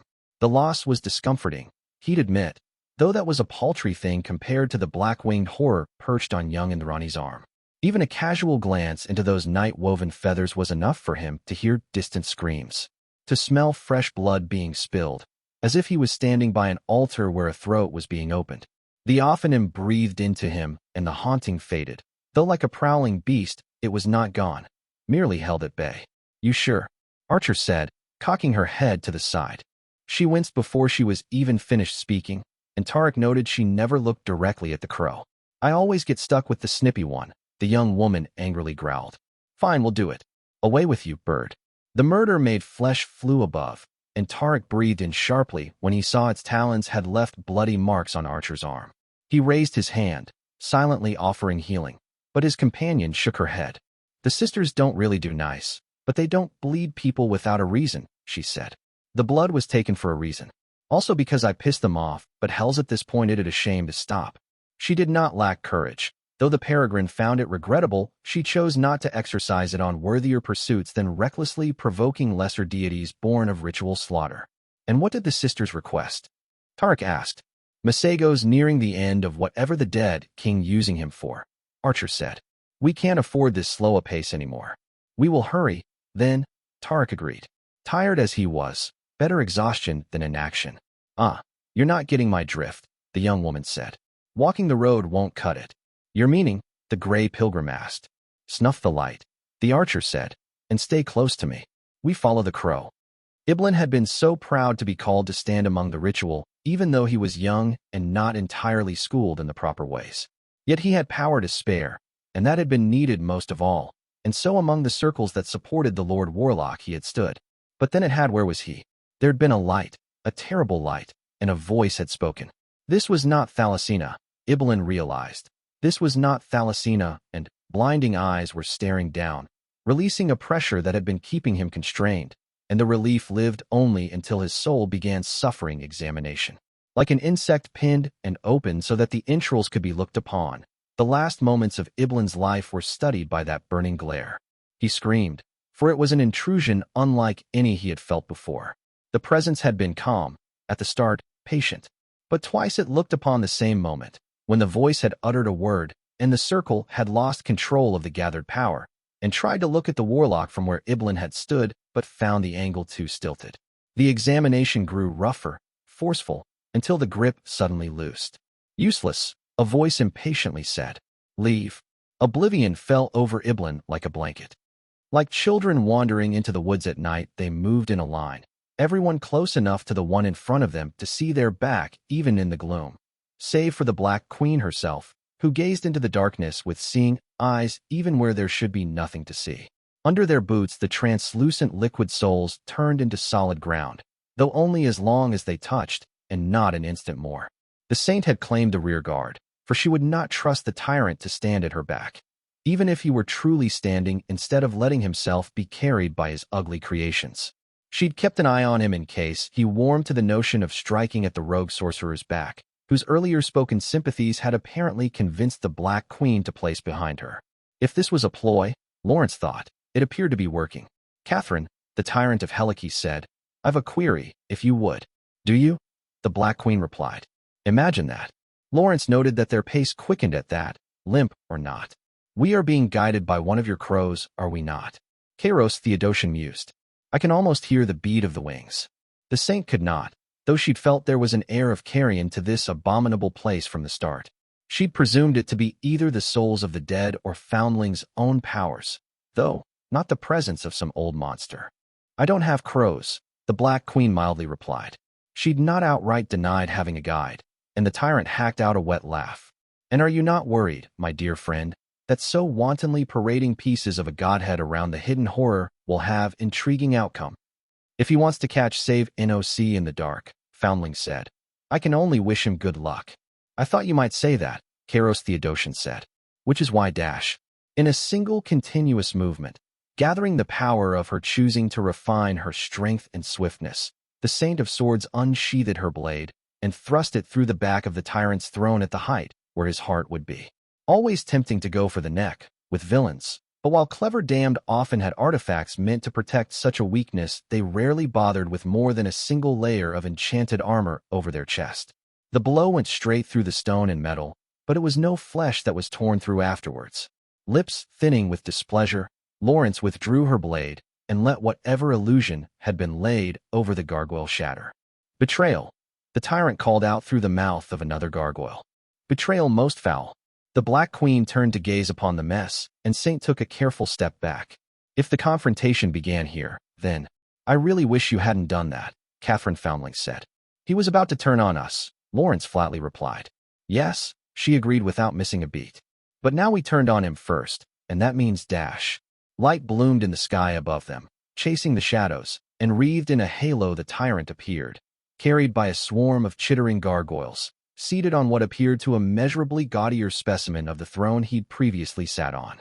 So viciously scorned, I am left no repose but to meet you all in open and honorable battle, Kairos Theodosian cheerfully announced. Kamina, the Black Queen murmured in that foreign tongue of hers, Sate. This time Lawrence did feel the devil, or rather her absence. A weight there had been in the air vanished, even as light spread further around the tyrant of Helike, and he revealed what appeared to be his sword. Saint opened her mouth, but Foundling suddenly extended her staff out in front of her with a glare. Do not, she hissed, accept that beginning. What say you, blaggards, if you'll forgive my language, and reprobates? The tyrant shouted, openly gleeful. Will you meet my challenge? The Black Queen rolled her shoulder, as if to limber it, and glanced at the rest of them. Head for the throne room, Catherine Foundling said. I'm the only one who can handle what he's about to use, which I suppose is rather the point. How will we know the way? Roland asked. Foundling pointed at the tyrant, or rather the light wreathing him. You'll be able to see it soon enough, she said. Get moving. You don't want to be caught in the middle of that. Lawrence's lips thinned. The sword, she said. What is it? In a word, Catherine Foundling grimaced. Hierarchy. Well, Archer said, that's not good. Tarek gazed upon the light rising in the distance, chasing away the shadows, and knew that once upon a time the stuff of it had been light. It had been twisted, but the nature of it was not hidden from his eye. The Ophanim murmured in his ear, angry at the perversion, but also worried. This was a weapon, and a dire one. The tyrant of Heliki has betrayed them, Tarek grimly said. Cat said he planned to steal this entire place, the young woman said. I guess he's settled for making a grab at the souls instead. And this does not worry you? The pilgrim asked. We're nearly there, the archer shrugged. Although we're going to lose our guide soon, I suppose. Out in the open in Hierophant's seat of power, she'd be meat on the plate. That Kairos Theodosian could claim such a great bounty of souls, Tarek clarified. Cat's there, his companion replied, eyebrow rising. As if that settled the matter, as if the Black Queen was a talisman of victory. If it had been blind loyalty, or even love, the Grey Pilgrim would not have found it half as unsettling. But it was trust, simple and deep. The kind he had never once seen one of Below's champions so easily extend to another. The woe defied easy description, in both what had brought them together and what had since bound them. Then let us proceed, the pilgrim said, tucking away his thoughts. They moved swiftly, pace racing against the distant blooming of the tyrant's light. And they found their mark, moments before the first rays chased away the lesser god that had been their guide and helper both. The pilgrim and the archer stood before a flight of tall stairs, roughly hewn and leading to gates of bronze slightly cracked open. Sorcery pulsed like a living thing. Here, a great heartbeat, and the wisps of it were visible in the air. Upwards they hurried and slipped through the opening and into the Hierophant's last sanctum. Precision. It had always been about precision, Hierophant dimly remembered, even before this had begun. It was the fundamental failure of humankind, the inexactitude of what it could perceive in a world that was the most finely tuned construct in existence. And so they all puttered about, sometimes blindly feeling out a segment of the greater whole and daring to call it a theory of magic. And Hierophant had been blind as well, was blind still, but in his restlessness he had found what he craved the most. Sometimes, just sometimes, he could see it all, witness it in full. And so the impossible simply became improbable, and now he must fit all the pieces together. Perfectly, or it would be worse than doing nothing at all. There had been a need for tools, and so tools he had gathered. The souls of Thalasina, the fuel of his work. Broken Lease, the foundry from which he would cast salvation. The observatory, eyes for where his eyes could not reach. The secrets of Trismegistus had been of great use in leashing the souls and keeping them at hand, in shattering what he needed of Arcadia and making of it what was required. Souls alone were not enough. No, they were not. And so he had ruined the realm, and from ruin gained mastery. Aspect pulsing, breathing, pulsing. It was unpleasant. His body ached, and so he had withdrawn from it. There were simply too many distractions, and the work could not brook those. It needed to be perfect, but it was not, even through the observatory. He filled the sky to see, to find the shards and reflections of deepest Arcadia, but it was not enough. Muddled, the shards were. Inexact. Papa could not be made anew from that. And then it came to him, the understanding. He had the souls, those who had been there in the last moments of it all. He could see through their eyes, and where their own were imprecise bits of flesh his eyes would not fail. Only there were so many, many souls. And who else could he trust with this? No one. His mind drifted sometimes, moments were lost, but that was as close as Hierophant would suffer to sleep. The souls did not get him what he needed. Glimpses, yes, but incomplete. Not even his aspect could bridge so broad a gap. But he was not done.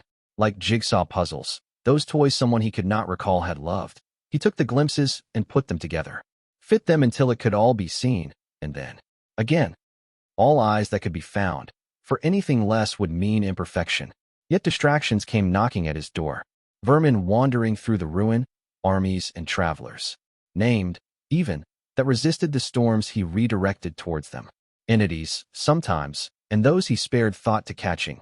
There was always a need for fuel, for the foundry was ever hungry, but they were slippery things and skilled at hiding in the shadows. Distractions he could not afford.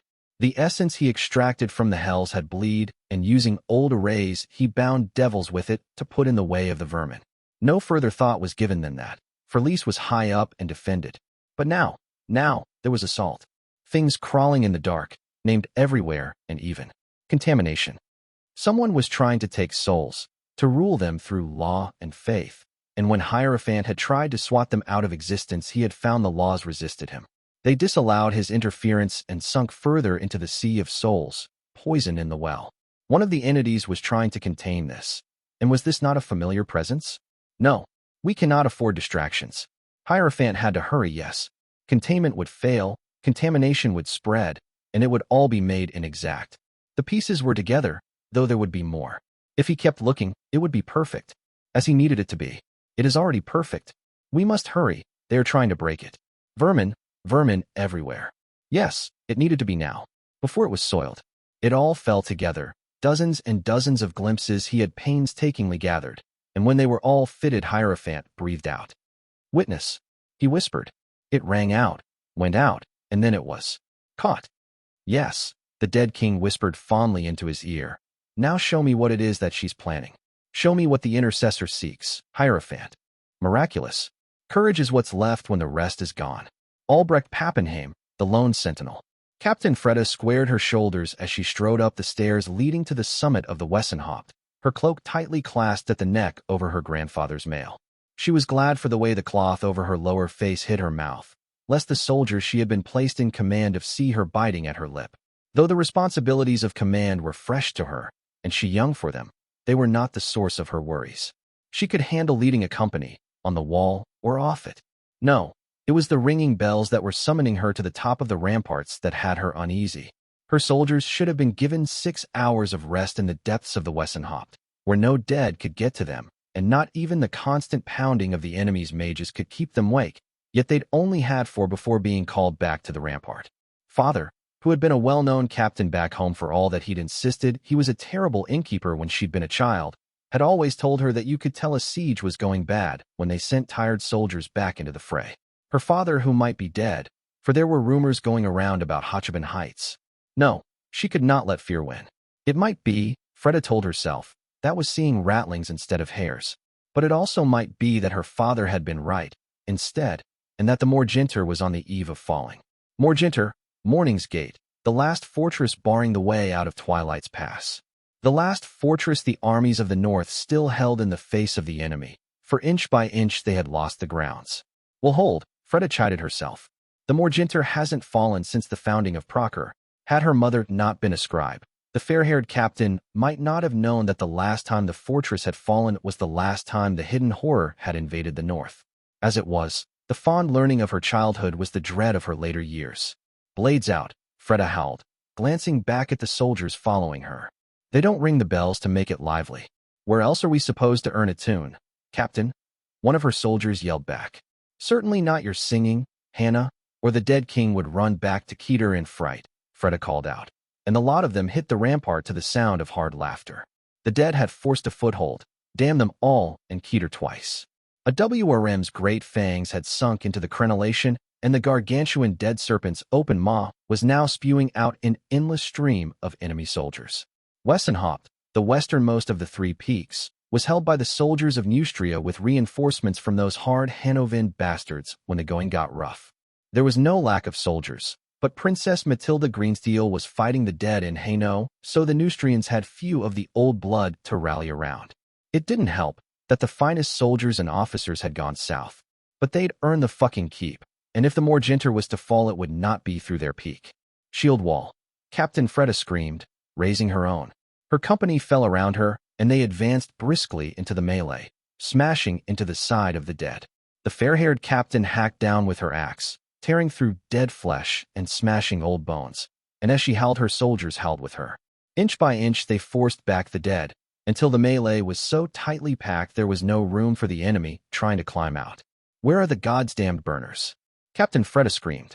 Get that fucking WRM off my wall, before everyone here dies. She didn't say. Were they out of pitch? She wondered for a horrible moment. It couldn't be. How else were they to get rid of abominations like the WIRMS?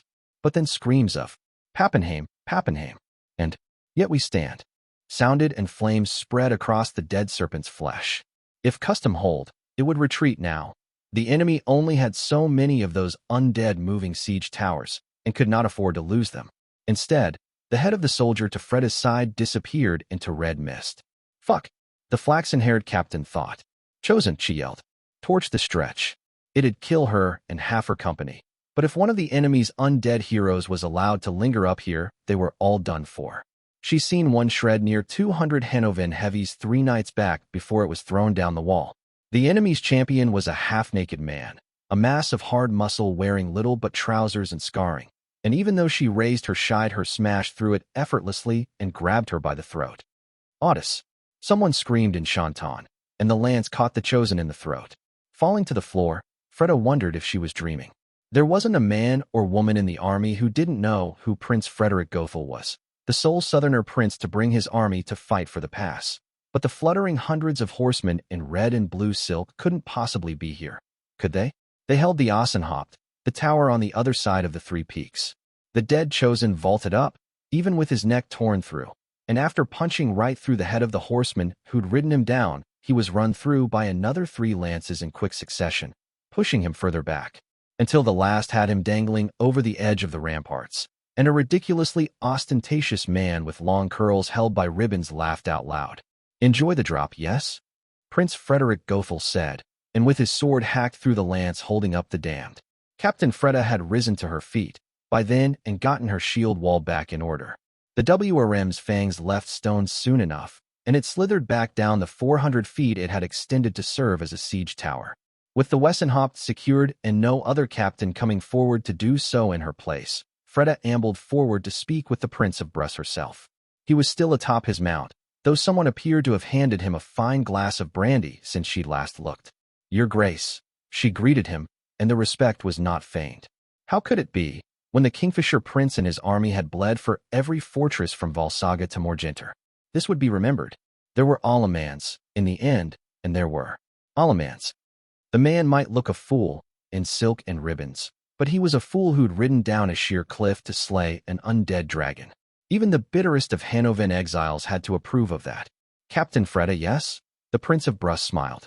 The fair-haired captain was glad the cloth still hid her face, for if she'd been caught blushing by any of her soldiers, she'd have heard about it until last dusk. Aye, she gruffly said. I thank you for your help. It was a close thing. It was you Neustrians who sortied at Growletter to pull us out of that mess with the Bjorns, the Prince of Bruss replied. An even scale requires no thanks, Captain. This was due. None of this is due, she almost said. You could be safe south, but instead you're here dying with the rest of us. But she'd been raised better than to insult sacrifice when it was so gallantly given, and so she kept her mouth shut. Then I look forward to returning the favor, she simply said. The prince smiled ruefully. I expect you'll get the occasion before long, he said. The enemy seems rather impatient of late. Freda almost didn't ask, for it was overstepping, but when else would she get such an occasion? Your Grace, she hesitantly said. I have heard that the Hotchaban Heights have fallen. Is it true? The Alamans gazed at her steadily. Why do you ask? He said. My father held command at Emil's displeasure, she admitted. And I know that letters are no longer carried. But it has been weeks since I've heard from him. Something like grief passed through the Prince of Bruss' eyes. I'm sorry, he quietly said. They held until dawn and got word to Tauenberg in time. Freda's throat choked. Then father was. Thank you, she croaked out. Her fists clenched. The Morgenter would hold, damn them all, and Keter twice. Her father had died for it, and if that was what it took, she fucking would too. Otto Redcrown, Prince of Bremen by virtue of having been spared by death longer than the rest of his kin, stared down at ink on parchment and saw writ there the death of his people. It might take, he thought, a year.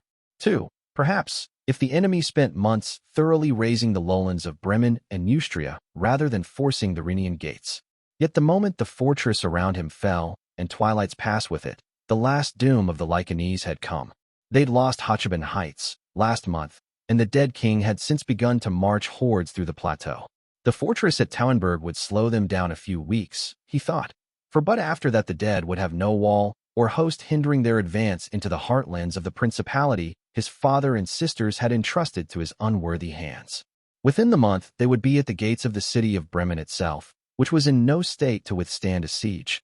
It was packed with children and the elderly, all those that could or would not fight. Already the roads south had been cleared, and all were being sent further south into Neustria. But once the dead had their foothold in Bremen, they would begin raiding the refugee caravans, and the noose would begin to tighten. The dead king had moved too swiftly for them, Otto Reitzenberg thought, his armies little quicker on the march than those of the living, but ceaseless and tireless in that advance. Now only a single fortress of Twilight's Pass remained in the hands of his people, the ancient Morning's Gate, the last holdfast standing against the march of doom. And if it fell? Oh, Otto understood the stratagem of the hidden horror well. It was writ plain in the lay of the map. The last armies of the Lycanese would be driven from the Morginter and find in their retreat that the dead king's armies were already waiting to the south of them. Supplies would end, the wagon chains of grain and steel, and even should force of arms fail to end his army's hunger and winter cold would slay his soldiers by the score until none were left. The war was lost, though he could not admit it to the captains looking to him for orders. He must now see to preserving as much of his people as he could, sending them further south into Alaman's lands, so that a generation from now the war could be taken back to the dead king and their ancestral holdings reclaimed. Neustria too would fall, of that there could be no question, but further south where the borders of Bruss and Lyonese ran close it might be that Lake Paven and the marshlands of northern Bruss could serve as a new line of defense. They were Alaman's holdings, as well, and would have many kin to call to their aid when the dead arrived. It might be enough for a time, if anything could ever be enough when facing the hidden horror. The sharp rap of a knuckle against wood was the sole warning Otto received before his sworn swords let in the man he'd asked for. Prince Frederick Gothel of Bruss was still impeccable dressed and groomed even after 2 weeks of grueling fighting on the walls and the plains, his ostentatious blonde ringlets kept with ribbons made from cloth he'd taken from banners of the dead king. The Kingfishers, as the prince's retinue of horsemen had been fondly named by their Lycanese comrades, had taken to taking the hidden horror's banners at every opportunity, so they might have a courtly game of the most insulting use one could make of it.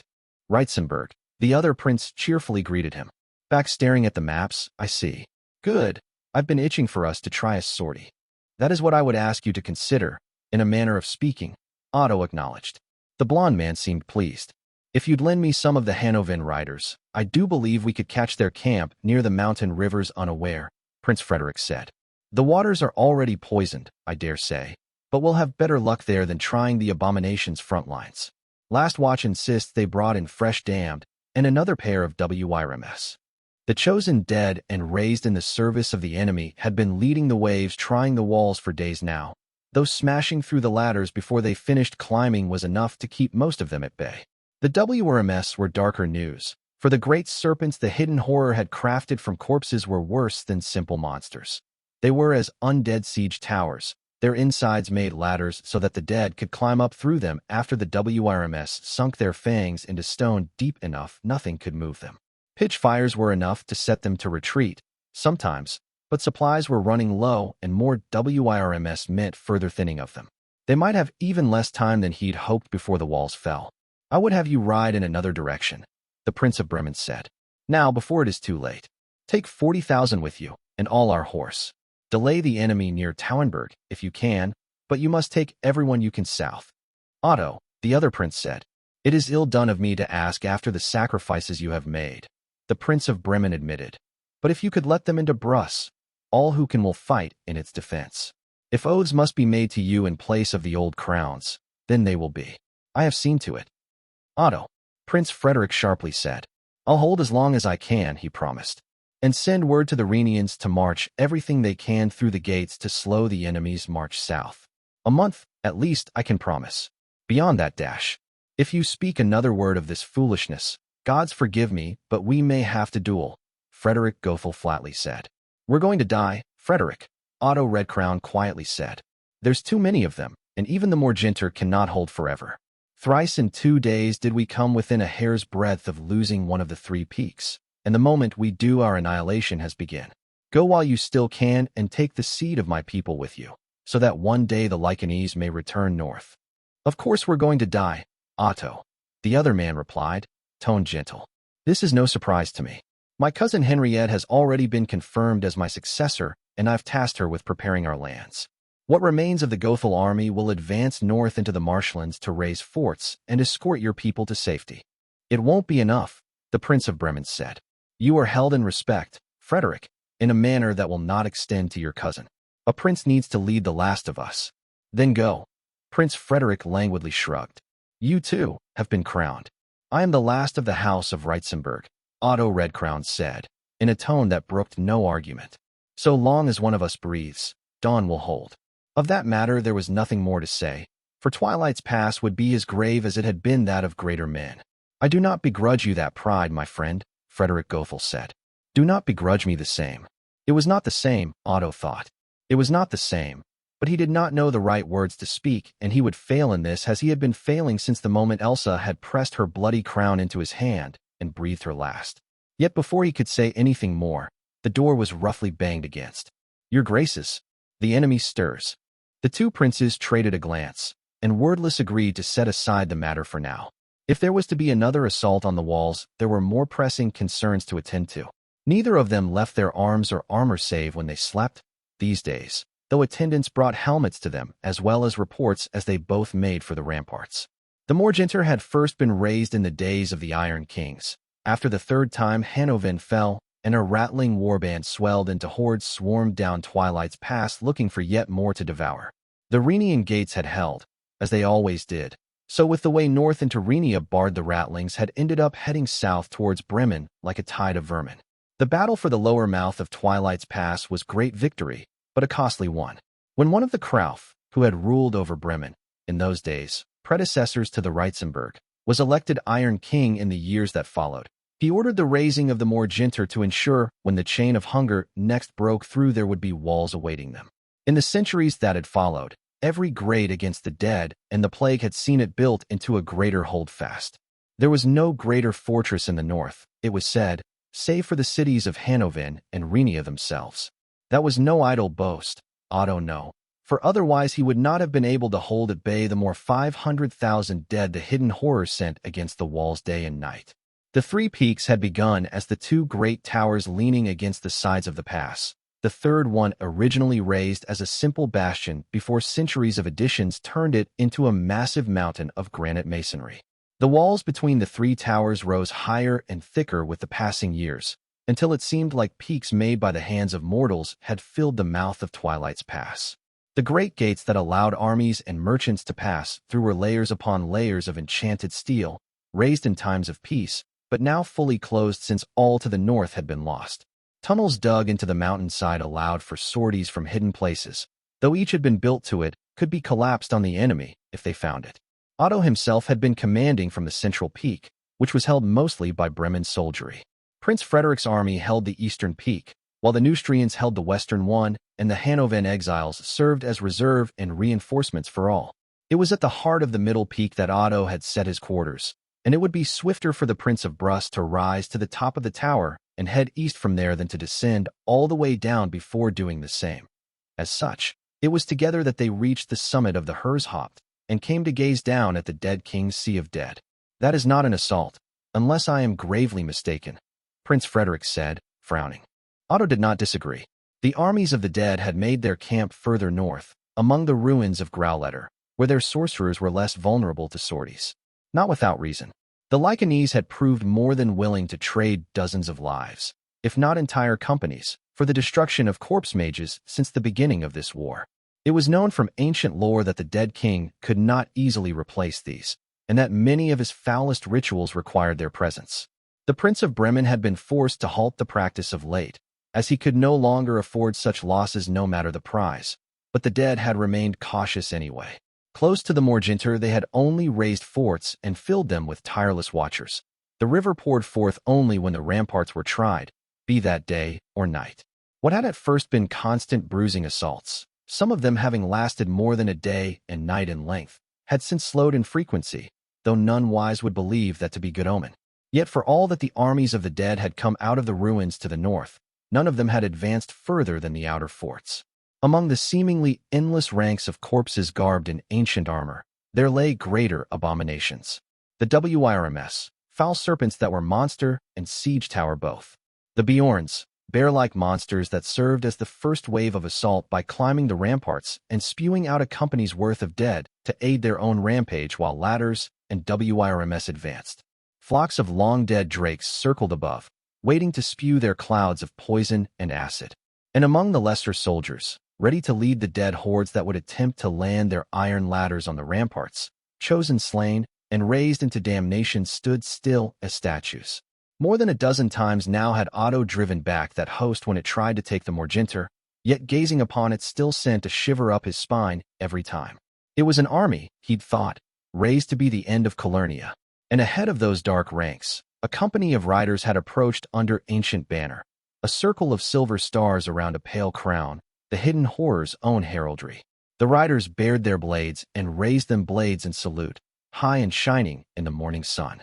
And then they left, and the army went with them. Not a word had been spoken, from beginning to end. "What is this?" Prince Frederick softly asked. "A miracle, my friend," Prince Otto replied in a hushed whisper. "God save us all. It is a miracle." The dead withdrew all the way back to Growletter, and for 3 months took not a single step forward. Book 5, Interlude, Reckoning.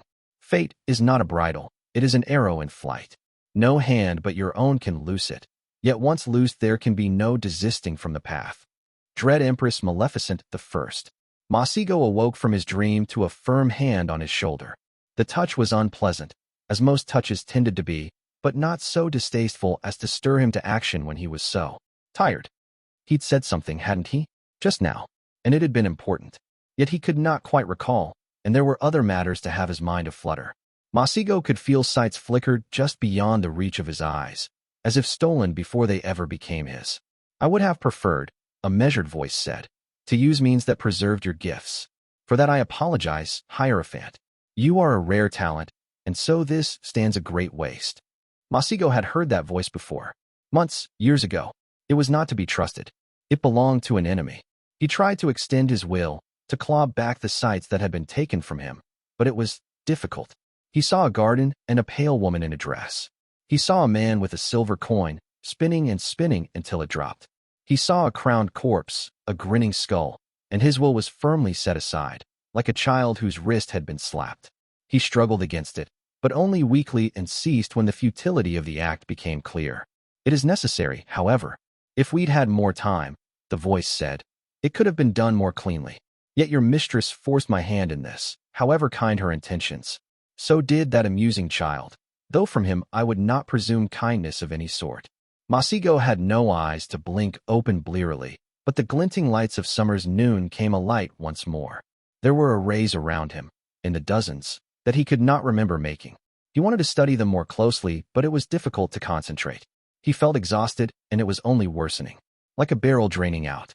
There were other circles of rune he remembered carving himself, the necessities of bringing back his father, but they were skillfully intertwined with the stranger's work. Someone, he realized, had usurped his work, wormed runes into his arrays and so repurposed them for a ritual that was almost a manner of scrying, though unlike any he'd ever seen. Still, it was all derivative. There should be something at the heart of it all, empowering and empowered. Gods, he was so tired. "Steady now, Hierophant," the dead king murmured. "Divination is delicate sorcery at the best of times, and we seek to unmask the greatest liar these lands have ever known. It is too early in our shared journey to falter." The hand pulled him up from the slump he'd not known he was falling into, its grip now tight enough it hurt. The sights he was still denied began to flicker even more swiftly. "We are too late," the gray pilgrim sadly said. There had been no missing the colossal pulse of power that had shivered outwards and through them even as they stepped into the sanctum. Tarek had been given pause by what awaited inside, for never before had he seen such works of magic. It was as if every surface of the great pillared hall within had been covered with runes. They had been artfully carved, no mere circles but instead almost a great mural, waves crested and broke, carved into stone, and spun into forests and peaks.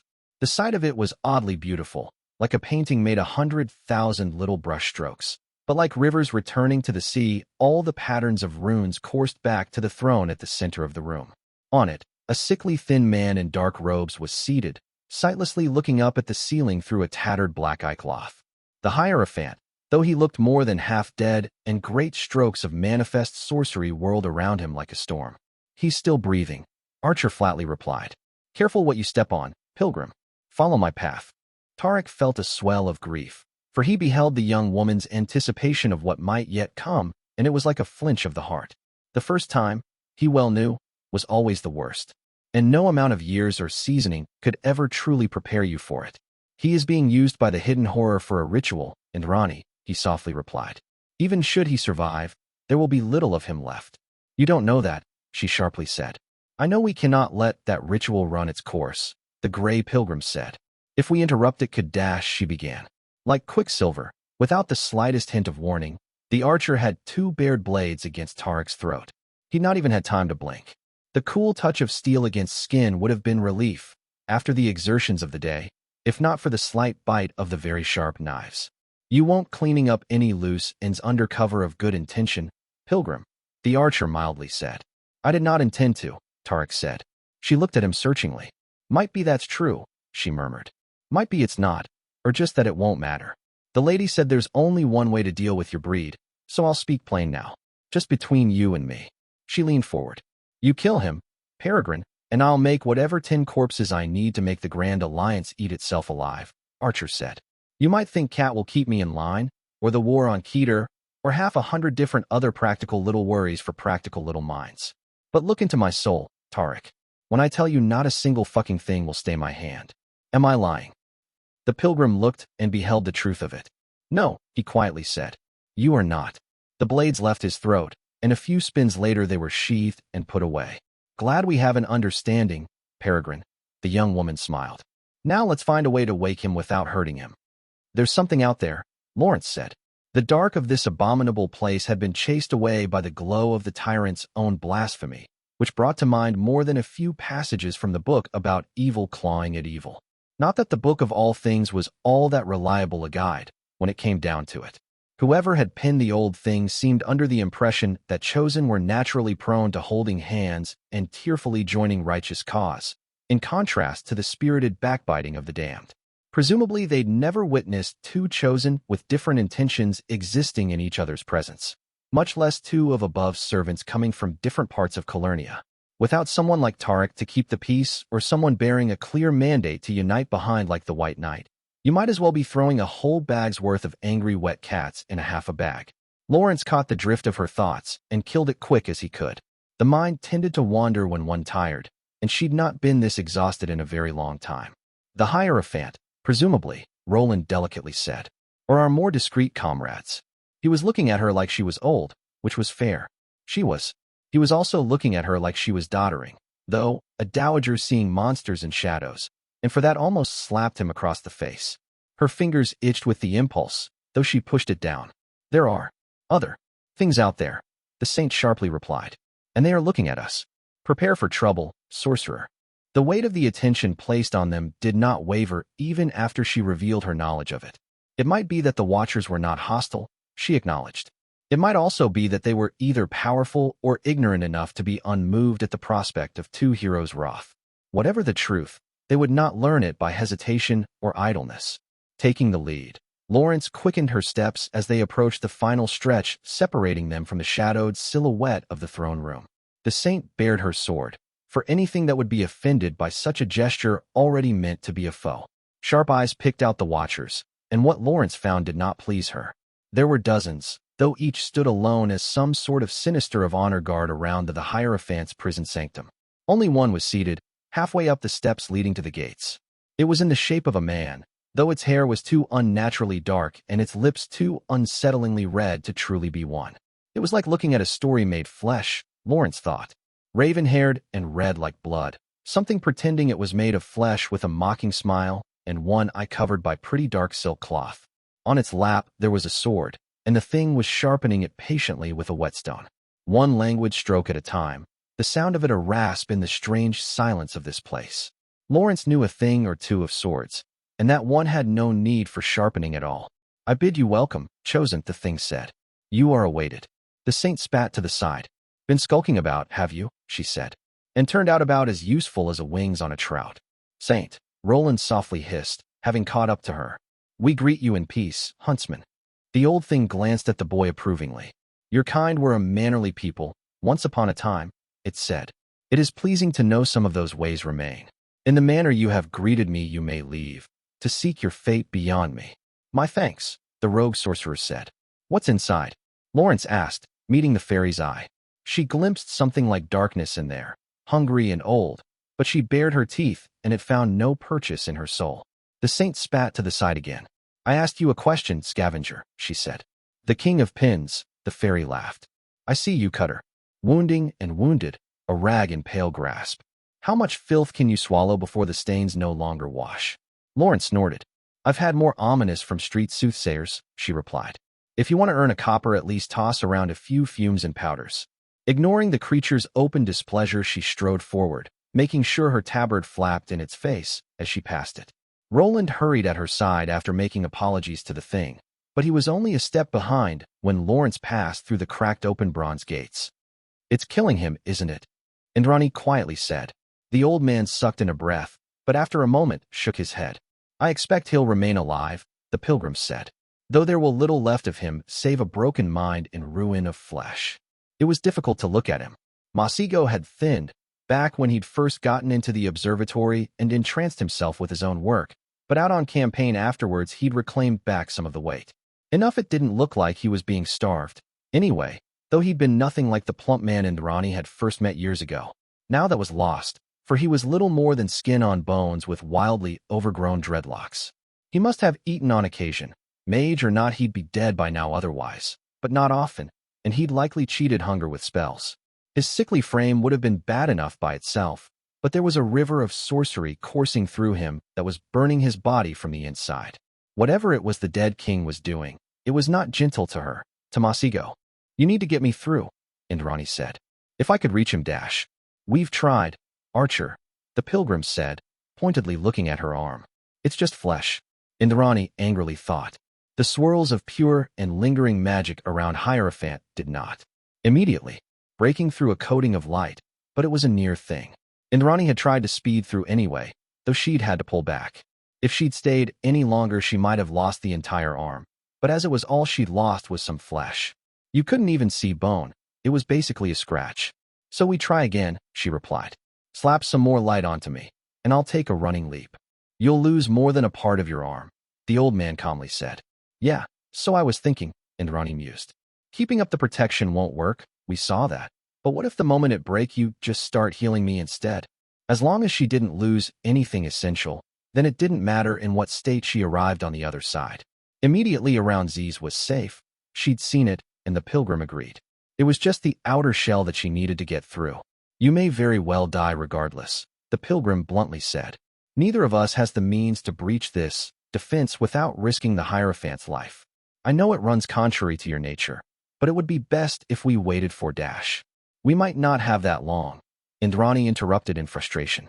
It could be moments or hours, and there's no way to know. Though the strange whistle of spinning sorcery almost covered it, she still heard the footsteps. She already had a long knife in hand when she came to face the fresh arrivals. Moments, the Saint of Swords grunted, striding in sword bared. So stop whining. What's this then? Tarek breathed out a sigh of threaded worry and relief. Young Indrani was very much at the end of her rope. There was no need of an aspect to tell him as much, though the confirmation was not without value, and expecting of Lawrence sympathy for any in below service was not unlike expecting that very thing of a bared sword, which would be a delicate dance to lead. Lawrence, however, possessed means that he did not. Where even the most delicate applications of light whispered into his ears by the Ophanim had failed, her sword would not. He suspected the archer would forgive a great many things if they came accompanied by the safeguarding of the Hierophant. Lawrence, he greeted. It was no happenstance his tone was pitched just high enough to cut through the beginning of young Indrani's no doubt less than diplomatic reply. We are in need of your expertise, and perhaps Roland's, Tarek said. It appears the dead king is using the Hierophant for sinister purposes, and has made reaching him difficult. You want me to cut something, Lawrence bluntly said. He'd known her long enough to detect the amusement twined to the bluntness, though he doubted anyone else here had. In that art you have few rivals, he said, and immediately realized he'd made a mistake. Mentioning the Lady of the Lake would only remind the saint was lending a hand to the most prized pupil of that hated foe. Can you cut through that? Archer asked. She gestured towards the whirling sorcery. Though he'd been ready to step in and smooth the rough edges before the situation deteriorated, flicked glances at both told him there was no need to. Could your teacher? Saint casually asked. What he beheld told him behind the nonchalance was a burn that had dwelled in her belly for more than 40 years, and having closed the wound over it with his own fingers and light, he could not find it in him to reprimand her for it. There were some things that couldn't be forgiven without losing part of who you were. And the open belly had been the least of the wounds the Ranger had inflicted on Lawrence that day. I'm not sure, young Indrani admitted. It's just wild magic, so there's no principle to it. The older woman smiled, was darkly pleased. It'll flow back, Saint said. But I'll carve you a way through. Good. Young Indrani nodded decisively. Let's finish this then. And you attempt does not succeed? Tarek calmly asked. It will, Archer growled. Watch your mouth, girl, Lawrence harshly said. It's a sensible question. If it doesn't work, best way might be to kill him. The archer had blades in hand before the sentence was over. Peace, Tarek said. Saint does not mean for him to remain so. The ochre-skinned villain looked at him with narrowed-eyed. Your resurrection trick, it works with villains too? The gray pilgrim was slightly pained to hear described the act through which he came closest to feeling the will of the gods above as your resurrection trick, yet he smoothed that away. No one would have not done the same could truly understand the nature of the act. It does, Tarek said, as Lawrence well knows. I am not, however, certain it would succeed with the Hierophant. It was not only young Indrani that looked him askance at that. Lawrence was not deeply schooled in the ways of his gift of forgiveness, for there had never been a need. Even now he would rather keep silence over it, for it touched upon the sacred, yet silence would now cost more than speech. His body might be too thoroughly ruined already, the Peregrine admitted. I could breathe back life into him only for Hierophant to die again within moments. If the wound were of a different nature, I would not hesitate. But if they were inflicted by his own magic, wound inflicted by a foe would be one matter, easily dealt with. A wound inflicted by oneself, even under duress, was a thornier issue. There could be no guarantees, and he was inclined to believe it would fail. The gods above observed the order they had created, as did all the boons they bestowed. He could not forgive a disease born of one's own body, old age, or the insidious manners of destruction that years of sickness or poison could inflict. Deaths unnatural, those could be forgiven, for they went against the meanings of above. The Hierophant's malady was not so clear-cut that Tarek could promise a return if the boy was slain. If he could be freed while still living, of course, that would be a different story. It was always much easier to stoke the last flame of life back to a blaze than to light it anew from spent ashes. It's his magic killing him, isn't it? Roland hesitantly said. More or less, Archer said, brow furrowing as she studied the hero. It must not be far from her mind, Tarek thought, that at the Battle of the Camps all three of them had stood on the opposite side of the field from her. I could take it, the rogue sorcerer admitted. His sorcery, that would save his life at least. In the breath that followed, both Archer and Saint refused, and they each eyed the other with displeasure for it. I appreciate it, rogue, Indrani said, and it was genuine. But taking his magic might kill him in a whole other way, if you know what I mean. Are you an idiot, boy? Lawrence harshly said. You want to take sorcery currently in the hands of the dead king. Are you really that eager to be hollowed out and made into a revenant? A valid concern, Tarek silently acknowledged. Roland, he said, what you take, can you return? I've never tried, the young man admitted. I do not confiscate without reason. I suspect not, to be honest, but it is not impossible. Tarek, Lawrence sharply said. He met her eyes and inclined his head to the side. They had worked together a great many years, the two of them. She should know by now he would not dismiss the concern she'd expressed. After a moment, her face tightened, and she looked at the rogue sorcerer with considering eyes. It's a risk, she spoke without looking at him. It is the hidden horror, Tarek said. Can there be anything else? Lawrence chewed on her lip. He wouldn't try go through with this, she knew, unless she assented. Could she do it, if the worst came to pass? Oh, if it worked, the victory would be more than merely sweet. But if it didn't, she could be permanently crippling a promising young chosen. If she'd been fresh, then? No, that was false thinking. It made no difference whether she was tired or not. The issue was of capacity. And there was not, in the end, a single thing in creation that Lawrence de Montfort could not cut. A measured risk, she said, and it was concession. Tarek nodded, lowering his wispy head of hair. Archer, he said, given choice between the confiscation of his sorcery and death, would you not agree that confiscation is preferable for Hierophant?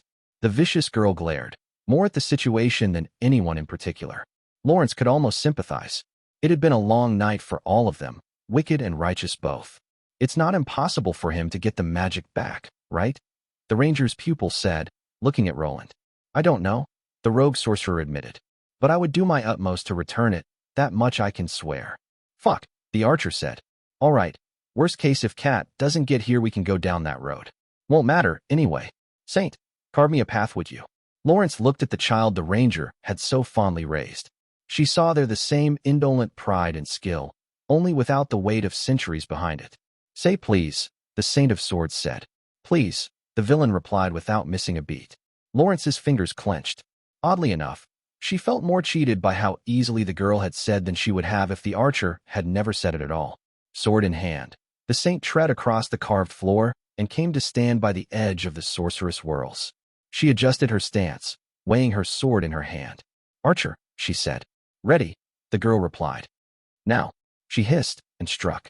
Her will cut where her sword could not, and it was enough to disperse sorcery. Long enough for the archer to race across the opening. The girl grinned triumphantly as she slid before the Hierophant, laughing, and then, pesh. The seemingly entrance boy lazily raised a hand. Sorcery flickered, and Archer's brains splattered the floor. Now that I have your attention, the dead king spoke through the Hierophant's mouth. That was your single resurrection, I believe.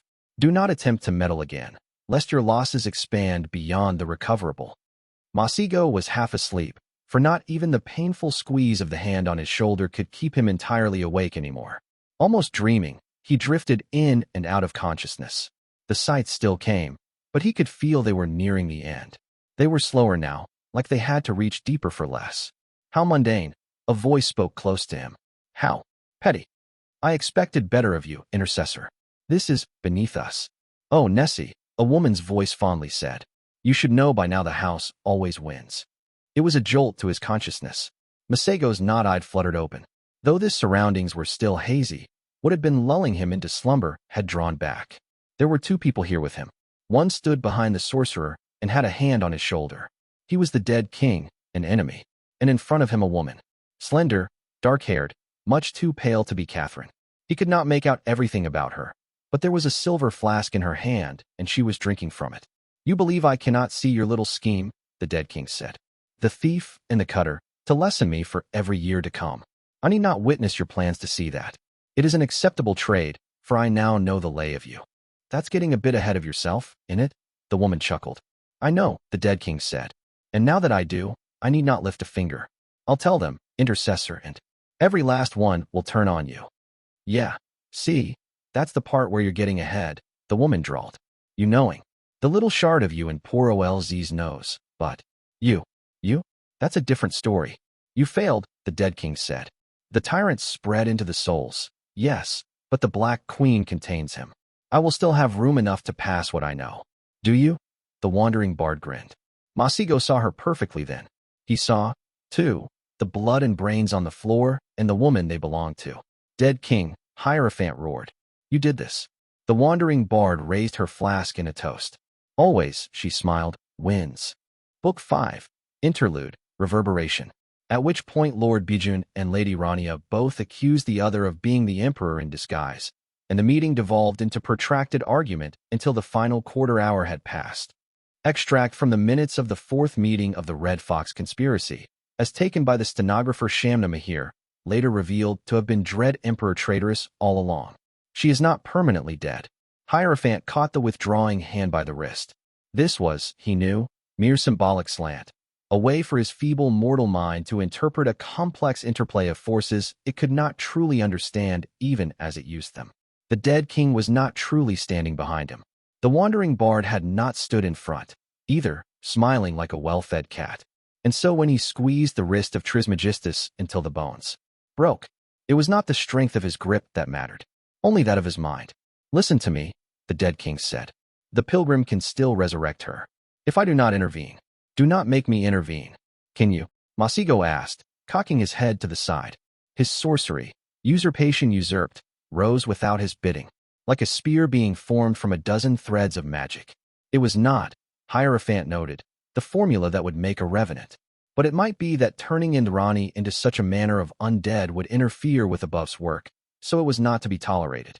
If you can't defend, he remembered Catherine once telling him, attack so your enemy has to. And so Masigo did not pit his will against the hidden horrors, simply weaving spell with his own hands and striking at the dead king's presence. Power met power, a stalemate of an instant, and then the Hierophant truly went on the offensive. 3 heartbeats had passed. On the first, young Indrani had died. With cold nonchalance, the dead king had raised his hand, spoken a word, and sent out a flickering spike of void too swift for even the pilgrim's eye to follow.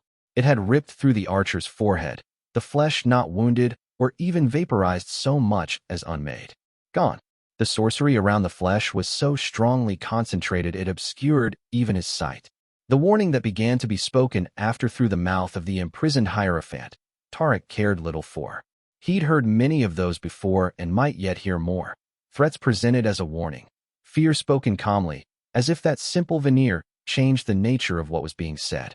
On the second heartbeat, Lawrence, taken aback yet not beyond action, had darted forward to catch Indrani's corpse by the back of the cloak. To drag it out of the way of the returning sorcery, the saint had parted with a blow of her sword, lest the archer's body be mangled by the wild and whirling magic. Roland finished the last syllable of the incantation he'd begun, protective panes of translucent sorcery forming around Indrani's body. Too late to be of use, even presuming they would have held, which the pilgrim doubted. Tarek did need to look at the young man's face to know it had gone ashen, burning guilt flaring at the thought of having been too slow. A loss tied to deeper fears, fears that Tarek could do nothing to soothe away. To meddle too much in the conflict that lay at the heart of bestowal was a danger to all involved. He'd learned the hard way. On the third heartbeat, young Indrani's corpse was unceremoniously tossed out of the way by Lawrence, sliding across the rune-covered tiles and leaving behind a trail of wet blood. The shield around it winked out, Roland having dismissed the working with a clenched hand, and the other 2 heroes turned to the possessed warlock with hard eyes. Saint with the intent to cut either the boy or the infestation. The sorcerer with guilt-threaded determination, intent on confiscating the sorcery, as he no doubt told himself he should have done from the start. It was these implacable twinges of conscience that always reassured Tarek the young man was in no danger of falling into Belos' embrace. Willingly, anyway. Expand beyond the recoverable. Hold, the peregrine said. He had not raised his voice.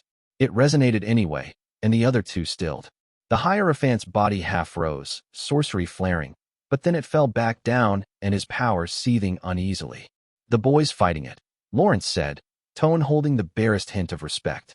It was the closest to praise she'd ever come when mentioning any of the woe.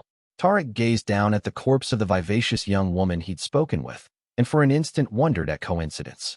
That she would take such a risk unflinching, knowing that the opponent was the hidden horror.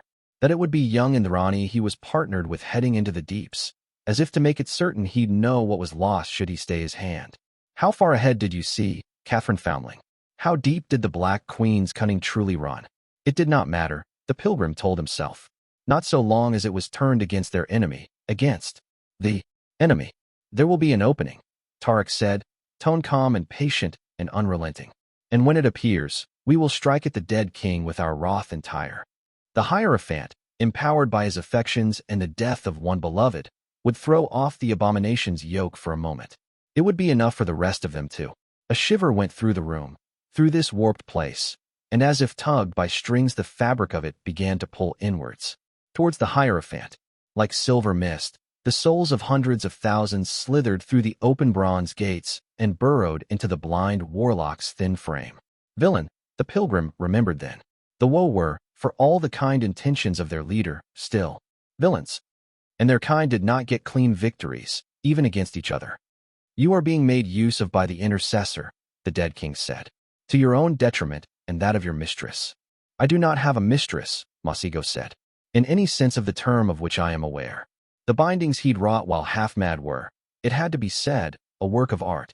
The elegance of their structure was matched only by its strength, far beyond any working made by his hand he could recall.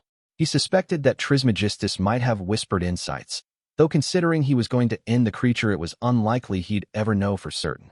The souls poured into him. Power accumulated at a breakneck rate, though never more than he could handle. He'd made certain of that, taking only the slightest portion before releasing the dead to the underworld awaiting them. It made the rate of accumulation easier to control, and to his understanding remained legal under Calawan law. It might be necessary, Masigo mused, to secure some sort of permit for such future ventures. He would consult Adjutant on the subject. I know what she plans, Hierophant, the dead king said, and it would destroy all you hold dear. Though the warning seemed well-intended, Trismegistus simultaneously attempted to seize enough sorcery to sever himself from Hierophant in what was likely an attempt to flee. Masigo, without batting an eye, released all that Trismegistus would wield unshaped. Wild. Dimly, he noted that it appeared his shoulder now had a smoking hole in it. The physical one, anyway. You are dying, the Dead King said. That has been true since my birth, Masigo reasonably pointed out. Your attempts to hinder my escape are killing you, Trismegistus said. That is true, Hierophant agreed. Though I expect they'll annihilate you first, at which point I will cease and survive while you remain annihilated. Masigo thought, slightly worried. Was this a monologue? He'd been warned against those by several people. Given such a premise, what reason do I have not to kill us both? The Dead King said. Nothing, Hierophant acknowledged. You simply lack the ability dash. He paused, looking for something suitably pithy to add.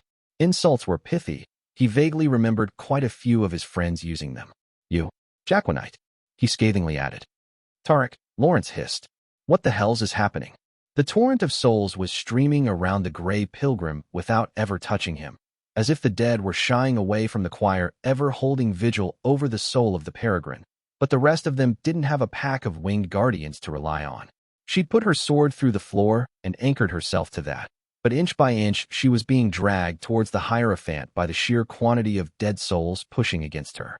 Through the mess, she could see Roland huddling under roiling tongues of light, pressed against the ground. His protective spell was being battered down, moment by moment. The Hierophant is gathering and then releasing the dead, Tarek said, calm voice carrying perfectly through the whistling sound of flowing souls. Massing strength for a crippling blow at the hidden horror. And what happens if we're drawn into that? Lawrence yelled. She did not gesture at the maddened sorcerer, as she might very well fall into the current if she took a hand off her sword.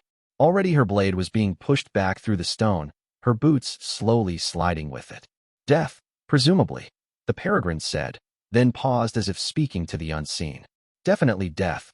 Lawrence, I retract the presumption. You'd think the fucking Ophanim would bother to serve as more than some kind of almanac of dire ends, wouldn't you? But Mercy was all about the soft touch, way she understood it. So unlike one of Judgment's chosen, her old friend couldn't simply call down attention and have this entire black mess smote into smoking ruin. Do something then, she screamed.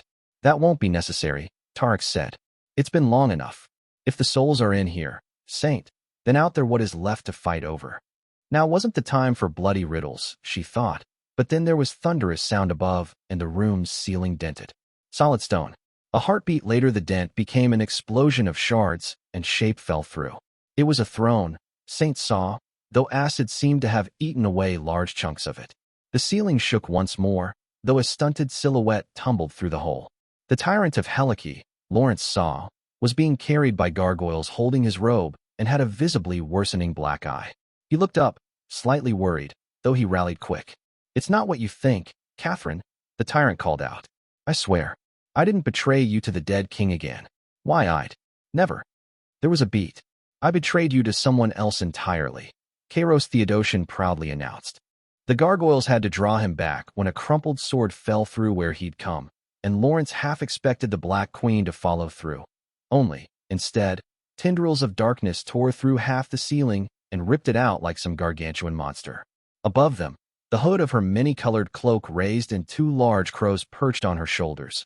Catherine Foundling coldly glared downwards from the edge of the roof. Gargoyles began raining down, mangled and seemingly half-devoured. It had been a while, Lawrence thought, since she'd seen the Black Queen really lose her temper. You are not in love with her, the Dead King said, sounding irritated. With resurrection assured by the pilgrim, unrequited affection should not have been sufficient, not even with her meddling. Hierophant spared an irritated thought for Trismegistus as well, irked by the presumption of that. As if a cursory reading of his memories would be enough to understand the sum of him. One did not master a grimoire by skimming it. While Papa had not been able to understand, not truly, for it was against the nature of an incubus to be as he was, his other father had seen in Masigo similarities to what he'd once seen in his uncle. Enough to suggest a conversation. Not every kind of love involves bedplay or poetry, Uncle Amadeus had told him. You can crave closeness with someone without craving them in other ways. Sometimes it just fits. The intensity of it can be misleading, but you will learn. Still, It would not do to monologue again by informing his enemy of such nuances. Where before the dead king had fought him over the gathering power, now instead his opponent was allowing him to shape it while gathering his own will. They would clash, Masigo thought, over control of that last working. Yet for all that the other mage was his superior in learning and skill, he had the advantage. It was to him the bindings had been attached, his hands that had released them, and his will that was giving the power shape. It would be a struggle, but his victory was likely. It seems I will have to surrender to you, Trismegistus said. I refuse, Masigo said. You refuse the millennia of knowledge I could offer, along with secrets that would allow the Black Queen to end the bard's schemes. Yes, he said. There was a heartbeat of silence. Catherine is already going to be very angry, Masigo pragmatically said. And it'll be worse if I dissect your shard after finding a way to torture you, I think. So I'll wait to take your secrets until we attack Keter and destroy your heart. Another heartbeat passed. I think I'll make this painful, though, Hierophant pensively frowned. His hand still itched when he thought of the red splattered on the floor and Indrani's body falling. You overestimate yourself, the dead king warned. Your secondary runic escapement patterns were subpar, Masigo scathingly said. He was getting rather good at this pithy banter stuff, Hierophant mused. Now, the tyrant of Helike said, there are some among you who might be considering killing me. The boy did not lack courage, Tarek mused, though in truth it might be more accurate to call it a disregard for consequences. The Black Queen's entrance had been appropriately eye-catching, a display of the power of this night she had acquired the right to wield. The two monstrous old things perched on her shoulders had no qualms in lending their power, now that the hidden horror was busied wrestling wills with the Hierophant, which meant that Kairos Theodosian had found his every advantage stripped away in a matter of moments. Artifacts shattered, gargoyles torn through, and the souls amongst which he might have sought to hide were either tithed and released by the Hierophant or cowed into retreat by the hungry gaze of these. Save NOC. Now the tyrant of Helike was stumbling back as the Black Queen limped towards him, her staff hitting the carved floor like punctuation. The Grey Pilgrim felt no inclination to intervene in this, for Kairos Theodosian had been the architect of a great many unnecessary deaths. But before we get to that, the tyrant chuckled. I need to expound on why and to who I betrayed you. The Black Queen did not bother to reply, simply raising her sinister black wooden staff and aiming it at him. It was to the wandering bard, the odd-eyed boy said. And I did it for a pardon. Should have held out for an escape route, Catherine Foundling Drilly replied, and night gathered at the tip of her staff. Tarek, the tyrant called out. You still have the pillow you used that night. That's what she told me to say as proof. The Grey Pilgrim flinched. Wait, he croaked out. Oh, bard. Theodosian murmured with a vicious smile. You never disappoint. Pilgrim, the Black Queen said, turning impatient eye to him. I've only ever told one person that, Tarek admitted. Not even Lawrence knew that the pillow that had been the death of Isel. He'd needed the reminder, he'd decided that night, so that never again would her ignore portents until it was too late. And why do I care in the slightest if the bard has promised him anything? Catherine Foundling bluntly asked.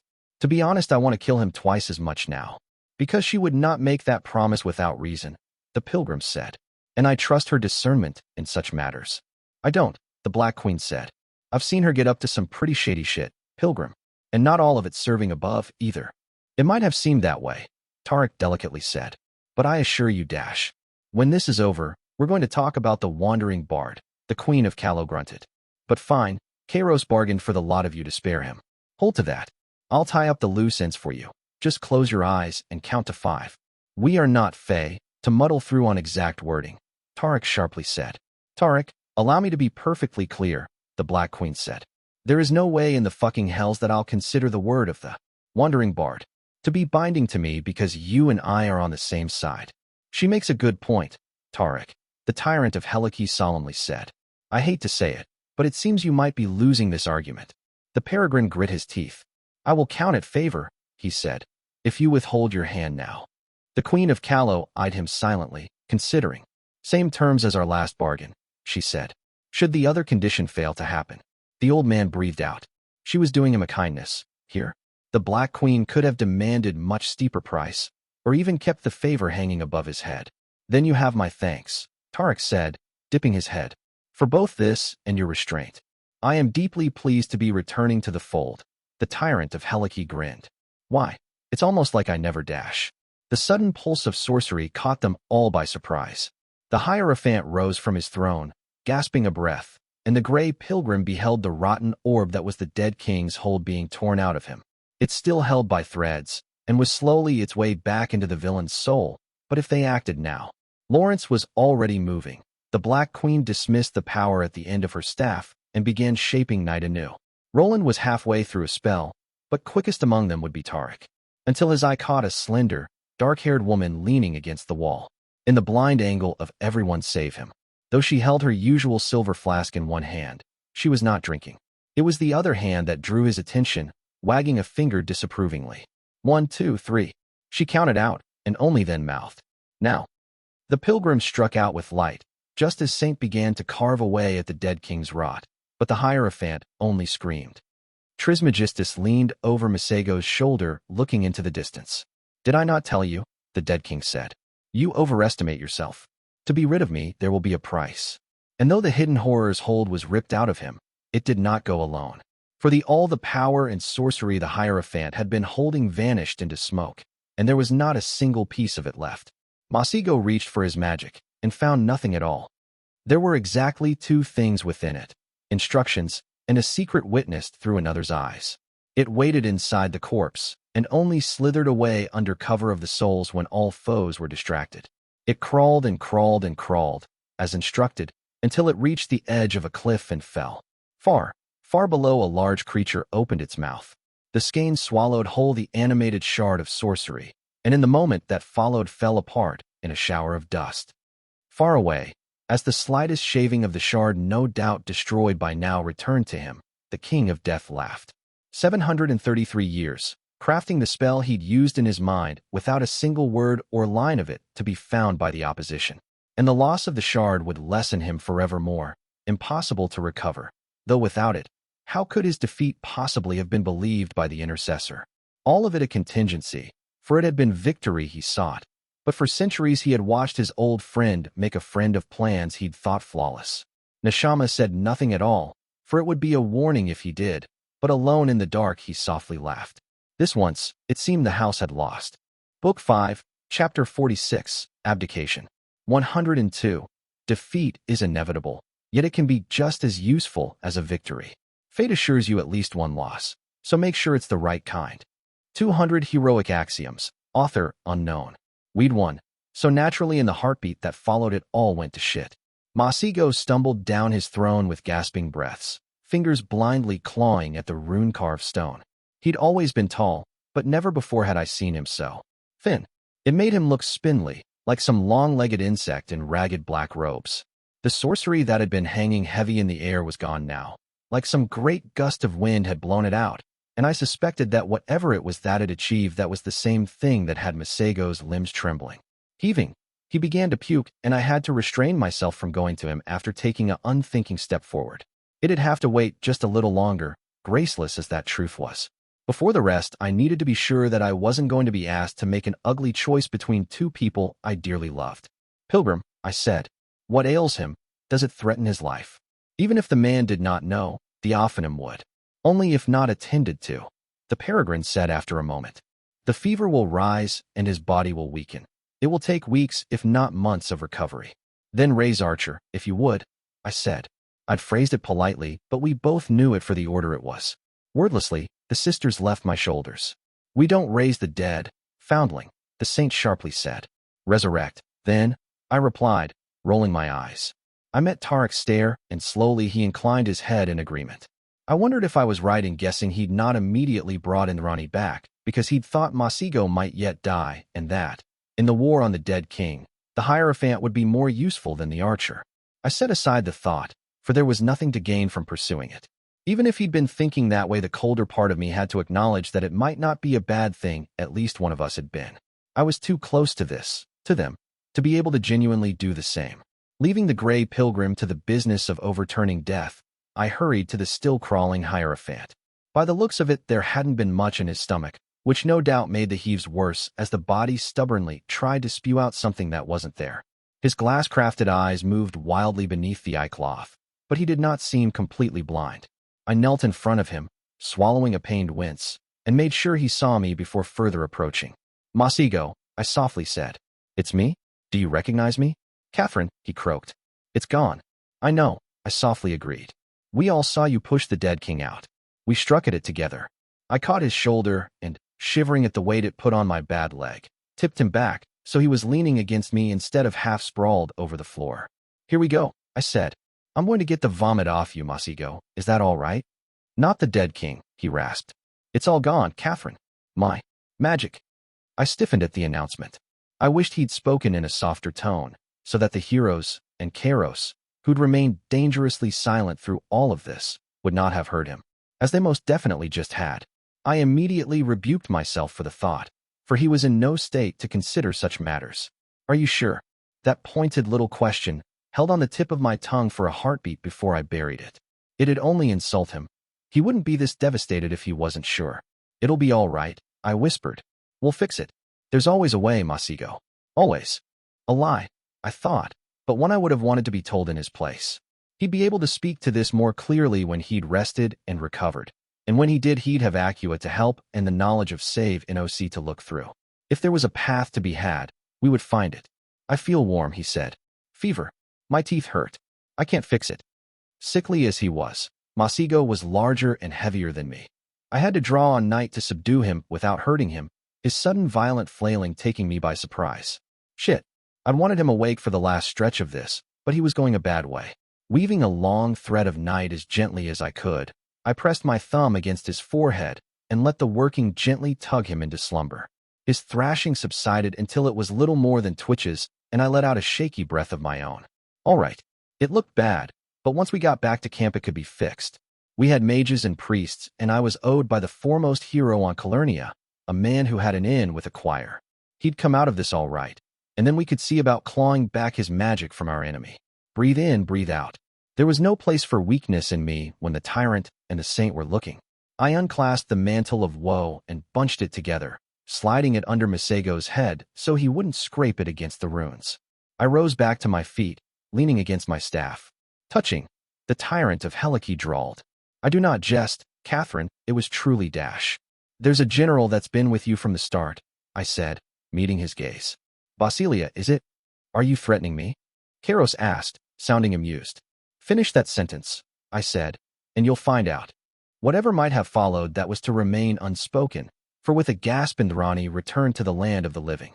I limped past the tyrant, making my way to her side.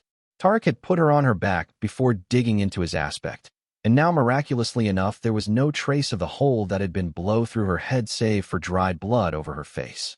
The saint was gazing down at her with a sneer when I arrived, while the pilgrim gently asked her to cease moving so the light could heal the last of her scrapes. Indrani's hazelnut eyes swam into focus when I arrived, first staying on me and then moving to the other two heroes by her bedside. Leaning to the side, Archer spat out a little mucus and wiped her lips. Cat's always been fine, and I can be sold on the saint. Gotta love a girl who knows her way around his sword, she drawled. But priest, too. Gods, there can't have been that much liquor in the city. In a moment of Quicksilver surprise, I saw the Saint of Swords looking like someone had just personally pissed in her morning porridge, and the gray pilgrim looked utterly, wickedly delighted before I had to cover my mouth with a hand lest I burst out laughing. I wasn't always a priest. I'll gave you no, the peregrine sanguinely replied. As a young man, I once even attempted to become one of the hidden poets. They have the 78 methods of carnal love? Indrani asked, sounding somewhat intrigued. Indeed, he agreed. Alas, my camel declamations were judged unworthy, and so I took an interest in healing instead. You look rather spry, for a dead woman, I said. I looked at her searchingly even as I spoke, looking for a flinch or darkening of mien that would have given away a shadow cast on her soul.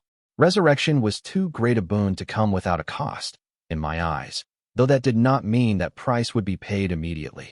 Yet I found nothing, and so offered up my hand to cover my surprise. Indrani took it, and with a grunt I dragged her up. Well, Archer said, I did get to take a nap. I'm all refreshed now. I almost winced at that. I'd not seen her die, but the sight of her head missing a chunk was going to haunt my nights for a few months to come. Indrani's eyes moved to the sleeping form of Masigo, lingering on the rise and fall of his chest. The twitched were already rarer, but still I caught his leg in a spasm as he turned, and a moan escaped his lips. What happened? She quietly asked. I know how She hesitated there, and I found an almost troubled look on her face when I looked. Not entirely without marks, then. I reached for her shoulder, but she shook it away. We knew it was a possibility, she said, tone grown firm. But it should have shaken him out of the dead king's hold. What went wrong? Your little friend pushed out the hidden horror, the Saint of Swords said, approaching. Long enough for us to help strike him down. When the shard of the dead king ruling over the Hierophant was destroyed, it took his magic with it, the rogue sorcerer said. Both the pilgrim and the saint shot a look at him, and he dipped his head as if to confirm something. Roland, I asked. It is part of my choosing to know when there is sorcery to confiscate. The hero told me, face grim. There is none left in the Hierophant. Shit, Indrani murmured. That's going to leave scars even if we fix it. Which we will, I meaningfully said. Indrani questioningly glanced at my neck, more specifically the height where my cloak's collar would usually be. If anyone can, I agreed. Otherwise, well, praise the night, and we'll figure something out. Crows might know something, yeah, Archer said.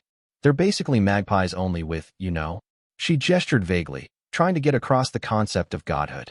Something that had eluded the finest mages and theologians of the continent for millennia. That's heresy, I piously said. Kamina cawed in the distance, unamused by the way I hadn't entirely disagreed in my own thoughts.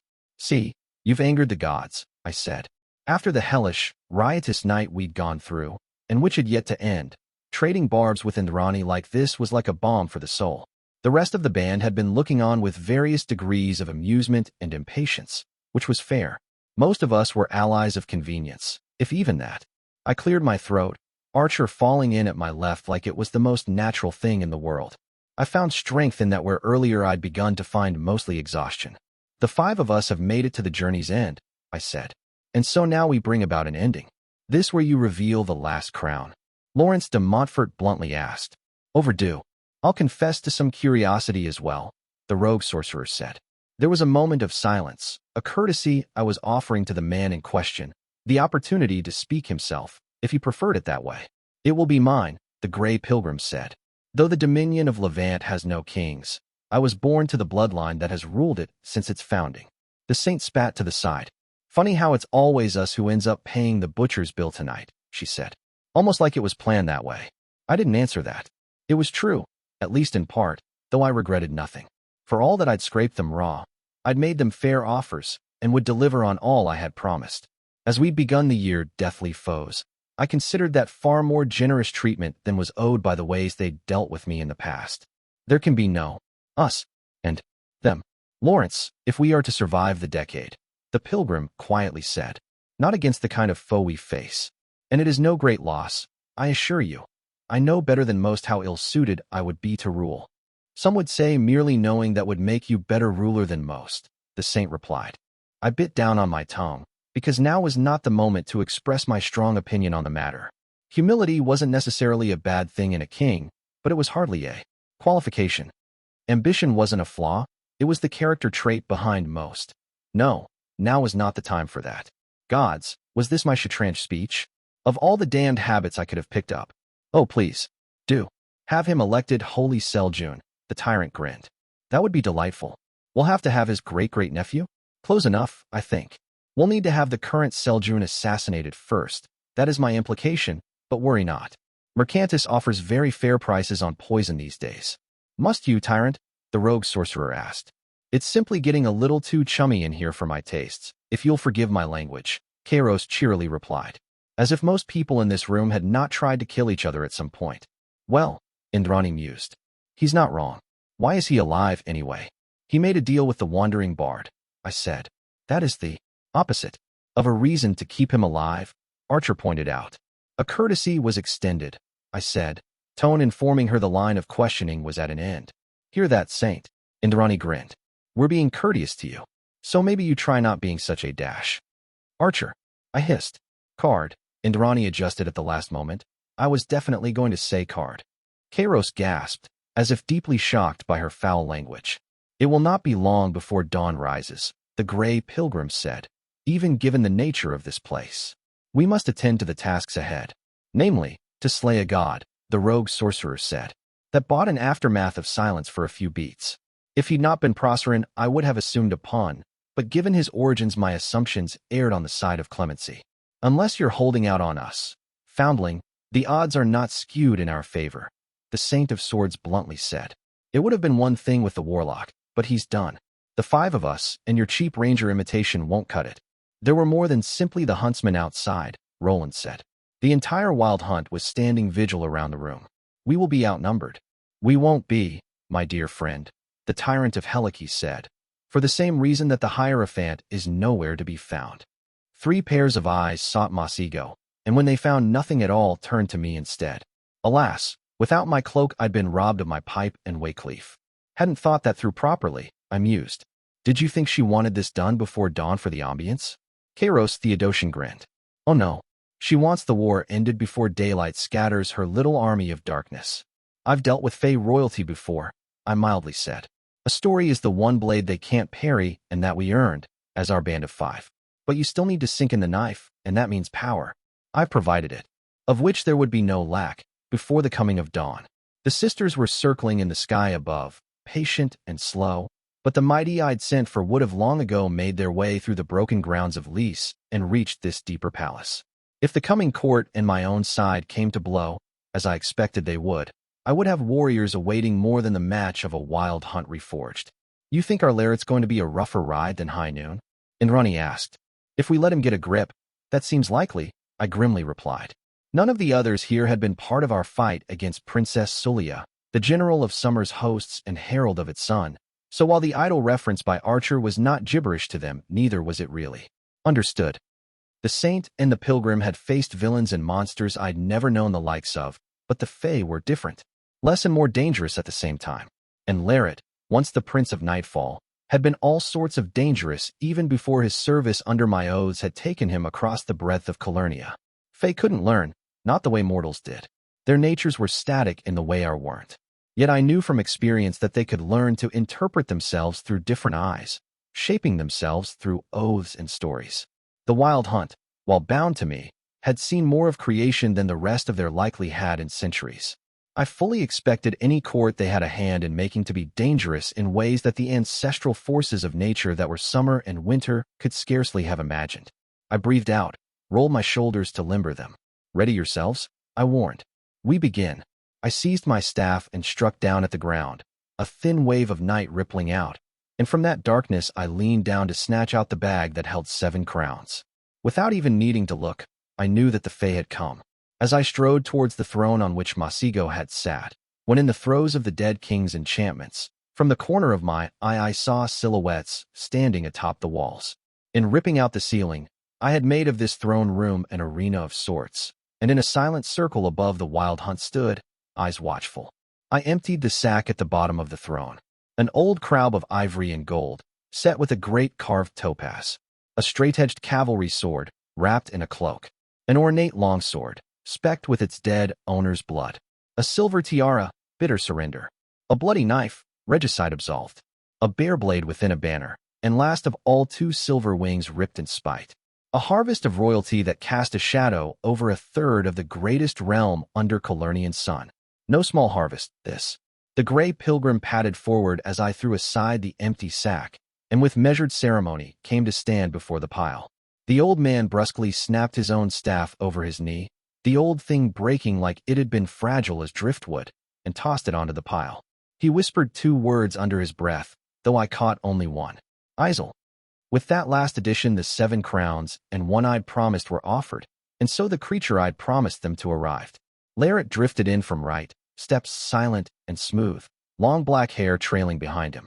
He near brushed against me as he passed, though it was not jostling, it was an acknowledgement of his presence. We were, I thought, long past the petty games of posturing other times might have brought. I had thought, my queen, that you might destroy me before the debt was paid, the Fae amusedly said, or make of me something tamed and hollowed. His soul I flicked a glance upwards, where 2 crows still circled. I am a woman of my word, I replied, however terrible that word might be. So you are, Larret said, dipping his head. Let all witness it, and creation remember it. He ran an almost loving finger against the stone of the throne before him, having fluidly stepped around the crowns that were his due. As I watched every last thing tossed onto the pile turn to ash, until naught was left but that, and under Larret's watchful gaze those ashes rose up. They spun once, twice, thrice, and with every spin they gathered more tightly into something being forged. A crown, I thought. It was made of gray chalcedony and mother of pearl, one twisted like threads and the other hanging in star-like spots. But something more eldritch lent both darkness and radiant lights to the shaping artifact. It thickened until the last touch was added, a distant radiant star, shining on the brow, stolen and set for the pleasure of the newborn court. And so is born the court of Twilight, the Fae said. Under the pilgrim's star, willingly given, and winding through the many realms of mortals wicked and righteous both. We tread the span of dusk and dawn, unhindered and unseen, watchers of boundaries and makers of secret ways. Let none think themselves our masters, for we are the children of the debt repaid and the tricks woven in death. Pale fingers caught the crown, and Laret softly laughed. I thank you, sovereign under the night, he said. Not for the bargain fulfilled, for that was as ordained, but for what you gave us all freely. He'd not put on the crown, I thought. It had not yet begun. And what would that be? I asked. We cannot learn as your kind do, foundling queen, Laret smiled. But we can mimic. That is our gift. And you have shown us a great many things. You taught us, my queen, the greatest trick of them all. Laret, smiling, put on the crown. Hear my first decree, one and all, as Twilight's king, he laughed. Laret, smiling, tossed it back down onto the throne. My crown I abdicate, and let the worthiest of you bear it. Book 5, Chapter 47, Tenet. You who would be mighty, seek excellence in all things, for the conquest of eternity must be earned with every breath. Extract from the Tenet's Under Night, firstborn religious text. Well shit. I guess you could always count on good ol' Laret to make a bad situation incredibly worse. And I wasn't the only one to realize that with a pithy gesture and a few words he'd dropped us all in the deep end. Because the moment the Fae who'd abdicated the Twilight crown took a step away from the throne, I had to speak up. Hold. I got out, and there was an echo. Archer's long knife slowed a hair's breadth away from the hollow of Laret's throat, as did the saint's longsword, though it had not been me that Lawrence was listening, but the pilgrim, who had, thanks the gods, enough of a finger on the pulse of this to recognize that killing the Fae now would be a very bad idea. High above us, save NOC lazily circled the sky. Yet another fire I was going to have to put out the moment I'd assessed the nature of this turnabout. I inclined my head in thanks at Tarek and shot Indrani a steady glance. Shrugging, she withdrew her blade, and with an unnecessarily eye-catching spin, she put it away. The saint I left to the pilgrim, eyes on the Fae who'd been the Twilight king for the span of 2 sentences. Was he still, though? I wondered with a frown. Not king. The abdication might have been a trick, but not of that particular kind. But Fae. There was a flush to his skin now, and while his long hair remained unearthly in its perfection, it was no longer unnatural. Laret, I said, look me in the eye. Bearing a smile of pearly white teeth, the one-eyed creature met my gaze, and my lips thinned in dismay. When I'd first met the Prince of Nightfall, a simple look in his eyes had sent me tumbling down into fear and darkness. A glimpse into his nature, forced by the matching of gaze. I'd learned to resist that pull, in later years, or at times simply been the greater monster of the two of us. I was not currently using any of those tricks, for there was no need to. Laret held not a speck of power within him. And Fae, Masigo had once told me, were little more than power made flesh and shaped by stories. The inevitable conclusion of that sent a shiver up my spine. Do you even know, I softly asked, what you've become? Something unprecedented, he said, smile broadening. And the rest of the hunt? I said. One after another they leapt down, graceful and lithe. None of them bore titles that I could catch the scent of, be it the newborn regalia of Twilight or older and more vicious accoutrements. We claim nothing, Laret languidly replied, save that we are. Fascinating, the Saint of Swords said. You gonna feed them to your drow, or should I just go ahead and finish this? I've yet to hear a reason that smirking head should stay atop his shoulders. Because someone's going to have to put on that damned crown, now, I said, never looking away from Laret. And while I can't say for sure what murdering the creature that first forged it would do exactly, I doubt it'll be particularly pleasant. The former Fae's lips twitched. Seed of madness in the crown was my guess, putting an original sin at the heart of what this realm would become. The clever fox had picked a path that meant we couldn't kill him without dropping a vial of poison in our own cup. There no longer are any oaths between us, I acknowledged. All debts have been paid. So they have, Laret admitted. Would you believe me if I said, my queen, That my service under your banner was a pleasure? Not even an hour free, I said. And already lying? You always were a quick learner. He laughed, deep-throated and wild. I swallowed a sigh. You fulfilled your oaths to the letter. I conceded and raised my voice to the others. All of you. If we are to part tonight, it is not in anger. Laret, Viper Swift, raised the sword hanging from his hip. I did not reach for the knight. Though Archer was halfway through a killing stroke before she turned it aside, my former servant, after a salute, had dropped the blade at my feet. May we meet again, my queen, before the end, Laret said. For every gift you gave you took fair measure, and I can pay no higher compliment. Much as they had years ago when riding horses, the creatures that had once been the wild hunt paid me the mirrored farewell to the allegiance they'd sworn. Lance and blade and bow fell at my feet, and with every last bow. Some paid respects to Archer as well, though to her they offered only words. They gathered around Laret, slender, beautiful, and even without so much as a speck of power still terrible to behold. And what will you do? I asked. Whatever we wish, my queen, the one-eyed fox said. For be it wicked or righteous, it will be entirely ours. I let them go without another word, ignoring the pilgrim's weighty look and the tyrant's fleeting yet fascinated glances at the former fae. There was another issue about to take hold, after all. For all that I'd chosen to part with the wild hunt on a cordial note, Laret had repaid my planned deicide in the same manner. The Twilight crown was not up for grabs, and he'd known exactly what he was doing when he'd offered it to the worthiest. It was respect that had stayed the hands of the drow so far, for through the night I could feel hundreds of them hungrily gazing down. If I ordered them to refrain, I'd strain the limited of my authority as the first under the night. Oh, some would listen. At first anyway, until they saw foes and rivals close to getting their fingers on great power and the balance swung the other way. The only way they'd obey such an edict was if save NOC put their weight to my words. Yet I had the sisters in the back of my mind, and so I knew they were eyeing that crown as hungrily as the rest of them. Black Queen, the gray pilgrim began, given the dash. Pilgrim, I calmly said, I don't think you appreciate how delicate the situation is right now. I need to confer with my patrons. Evil clawing at itself, the saint bitingly said. There's a surprise. I ignored her. It'd be a mistake, I said in crepuscular, addressing the sky. The first crow that landed on the floor did so smoothly, and just as smoothly rose into the silhouette of a drow. Silver blue eyes shone, and I saw she was wearing the ancient armor of soldiers of the Empire, ever dark with at her hip a sheathed blade of obsidian. Kamina, her sister, fully formed a drow before her crow talons could touch the stone, made ground with serenity. It was the robes of the long-broken Twilight sages she wore, in flowing shimmering silk, and her hands she hid within long sleeves. Andronike, my patrons, at least, had taken me seriously enough to make act of presence. And a little more than that, even. I caught flecks of dust gone still in the air around me, made visible by the glinting light, and all others in this seat of power stood as if frozen. Save for the pilgrim, whose knowing eyes followed me still. Whatever power was at work here, bending perception, the choir of mercy had not suffered that he would be touched by it. Would it be? Kamina said. Twilight is not so far removed from our domain, and mastery overweighs. Oh, let the offering of travelers be not blood, but instead prayer. There would be opportunity in that, and yet more. We have lost the Everdark, and the kingdom you bargained for still has to be reclaimed from death. A home for our people would be fair in every way.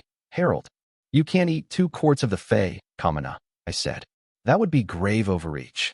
The two of them, long-legged and fluid, began circling around me on foot the same way they had as crows.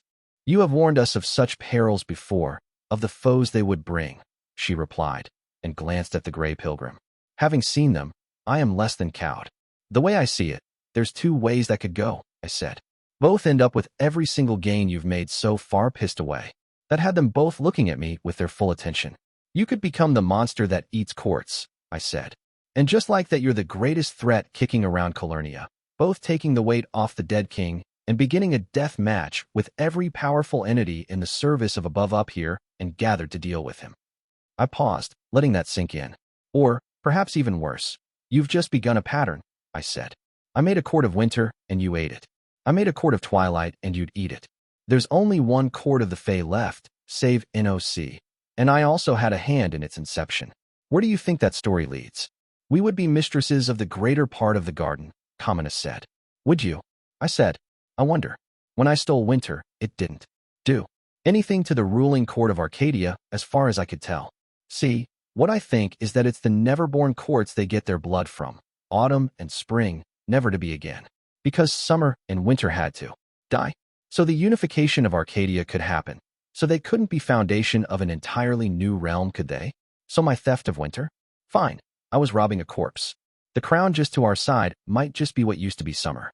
So at best, oh goddesses of mine, you'll be even. And you know that one viciously clever little bastard that just walked out of here. I jutted a thumb towards the open gates of bronze.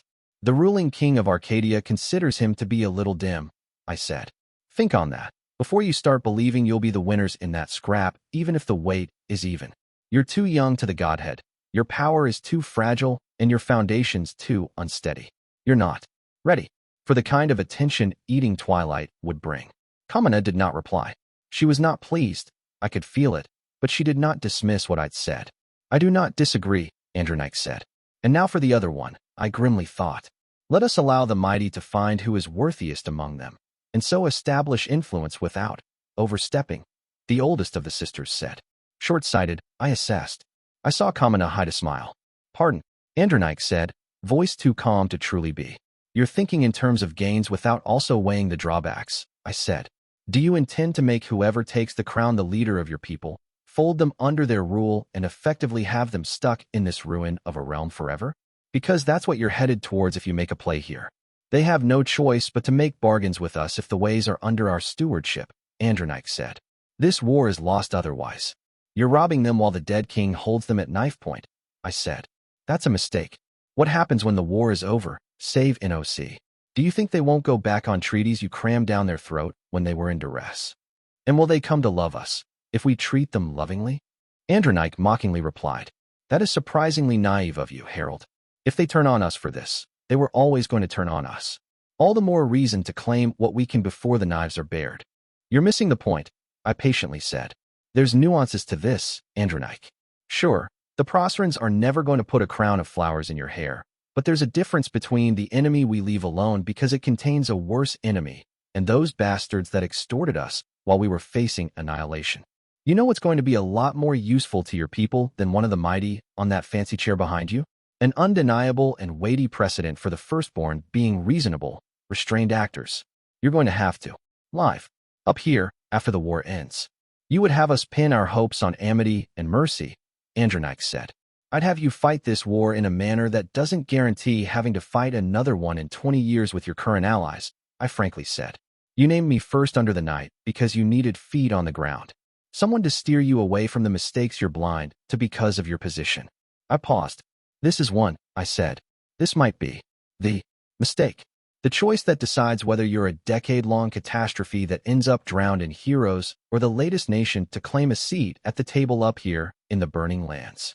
They circled around me still, silent, thinking. This is not our way, Kamina said. Your way is a snake eating its own tail, I said. Be better. They might turn on us regardless, Andronike said. They might, I admitted. Fear or faith, that's your choice. You can't cross a chasm without taking a leap. The sisters looked at each other, eyes sliding away from me, and whatever it was they spoke, it was not meant for my ears. Pounding heartbeats drummed against my ears. They began circling anew. With every step, they further faded into the shadow, until there was nothing left but crows once more circling above, as if they'd never left at all. I breathed out, slowly. You are first under the night, Andronike confirmed. The firstborn listen, Kamina said. Speak. My fingers clenched. Above us the mighty stood, a ring of painted sigils and silver blue yes. Watching, waiting. And my goddesses had asked me to teach restraint to a people they had taught to esteem gluttonous theft above all. I was not, I thought, clever enough a liar to trick them all into obedience. And that'd be rather defeating the purpose of this, wasn't it? I was the high priestess of night. If I found offense with the faith I'd been named the steward of, who but me could be charged with the change of it? Are you worthy? I asked, and my voice rang out. Not a soul replied. I let out a harsh bark of laughter. Your silence says it all, I told them. You believe you are, or that the shedding of blood will make you so. And why wouldn't they? The worthy took, the worthy rose. Did the act of taking not make them worthy? That was the sickness inside them. Below's ever-read altar made into an entire people. It was the old enemy wearing another face. Callow and praise, forever intertwined and bleeding. Procker as much burden as bearing, sowing its own demise with every conquest. It was Bucket holding the crabs, and I was going to break it. I see you, I harshly said. Scavengers, carrion things crawling in the dark. You make faith of what you've taken and call that worth. I see you, who call yourselves mighty. I have been you, and heard the sweet anthems of might. So hear me when I tell you this truth. 100 rats clawing at each other does not make a single king. Oh, they did not love me for that. I saw it in their eyes, in the way fury and malice filled the night. But it was a lesson long overdue, and love was not what I wanted from them, much less what I needed. Did you believe a single moment of excellence would earn you an eternity of power? I said. The one-eyed fox that left this place head held high forged this crown through ruses that fooled gods and ruined realms. What bring any of you that matches those deeds? I bared my teeth. The murder of your own kind? I ask you, what manner of creature under sun or moon is not capable of this? Where lies that which would make you worthy? I struck my staff against the ground. Let the clap that sounded out jostle them. You have groveled in the ruins of your own empire, bleeding behind the gloom, I said. And through that you survived. Yet is that all you seek, you who call yourselves mighty? Survival? I thought you seekers of deeds. I thought you reclaimed of an empire ever dark. I thought you firstborn, not gray ghosts haunting a ruin. Fury still, but now their pride had been pricked. And there were some who were listening, hearing what had been spoken, but also what had not been. It is not enough to take, I said, for you must be worthy to take. It is not enough to rise, for you must be worthy to rise. Blasphemy, some would have called that. But how could it be when I spoke with the voice of their gods?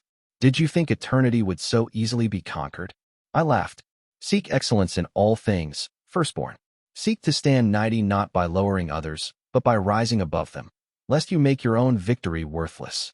They who cannot master themselves will never be anything but servants. I breathed out, let what I'd said sink in. And so I ask you again, you who call yourselves mighty, are you worthy? Savreed. The whisper spread, bloomed until it was on every pair of lips. No. The answer came, and with it the beat of spears against stone, slow and oppressive like a dirge. Then seek excellence, firstborn, I said. Ever seek it until the night comes where your answer has changed. Kno save NOC. They went. All will be night. And they bowed, for I have spoken with the authority of High Priestess of Night, and for all their fury they had found worth in the path I laid before them. As the deity crows circled slowly above us, all they withdrew into the darkness, dismissed without my needing to speak another word. I let out a shaky breath and turned to find the eyes of most everyone else resting on me. I doubted anyone other than Archer had understood any of that. And Ronnie had learned a bit of crepuscular back in the day, though it was a fiendishly complex language, so not all that much. But I supposed even without the learning it had been something of a spectacle. Dawn will come before the hours turn, the gray pilgrim quietly said. And with it the end of this journey, for good or ill. Then there is only one agreeable solution, the tyrant of Helike said. He let a moment pass. We should crown Catherine, he said, and winked at me. I've ridden that horse before, I said. Never again. A shame, he mused. I'd volunteer, yet I suspect my dear friends might. Murder you like we were planning to do to Laret? I finished. Of course not. Go ahead, Kairos. Put on the crown. Breaking the crown itself might suffice, the rogue sorcerer said. How sure are you of that, Roland? The saint asked. He grimaced. Half and half, the sorcerer said. As you might guess, there's not exactly a precedent for this. And considering that the hero wasn't able to understand high arcana, there was only so much weight I was willing to put on his word. Gods, I wished Masigo was in a fit state to speak right now. Hells, I'd even settle for Acua right about now. So either we roll the dice over the life of around 200,000 people, I grimly said, or someone puts on that crown and then we kill them. Book 5, Chapter 48, Swan's Song, Redux. Beware of deep passions, for great love may turn in hatred just as great. Hesperos the tepid, Atalantian preacher. Less than an hour was left before the sky fell down on Isare, and 3 great armies were broken and buried. How many people were down there, right now? I'd offhandedly said 200,000, but with the League's armies it had to be more than that. 300? It didn't matter, I thought. Their deaths were simply not the kind of blow Calernia could recover from in less than 50 years, if even that. To anchor this realm and wrest it out of the precipitous fall, Twilight could have three outcomes: a crown bearer, one's corpse, or a shattered crown. If there was to be a crowning, it'd have to be one of us, I admitted to myself. None aside from the band of five I'd assembled, and our guide and archer, the fateful sixth, had the required weight to bring this to an end. We'd been the ones to storm the dead king's holdfast, to destroy the shard of him, and to face against the clever fox who'd turned it all around on us. It had to be us, didn't it? I could feel the current of the story, and fighting against it too forcefully would only lead to failure. If I tried to bring out Acqua, whose ties to this place and murderous legacy ran deeper than anyone else's, I suspected she would simply not arrive in time.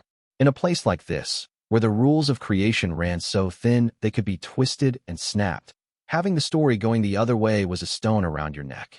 The flipping of an hourglass would tell me near nothing about how far dawn was, while the rising tension of the choice having to be made would be almost exact a measure. Crescendo awaited, climax, and cheating, it would be tricky business. There is no choice to be made at all, the rogue sorcerer said with forced calm. We must shatter the crown.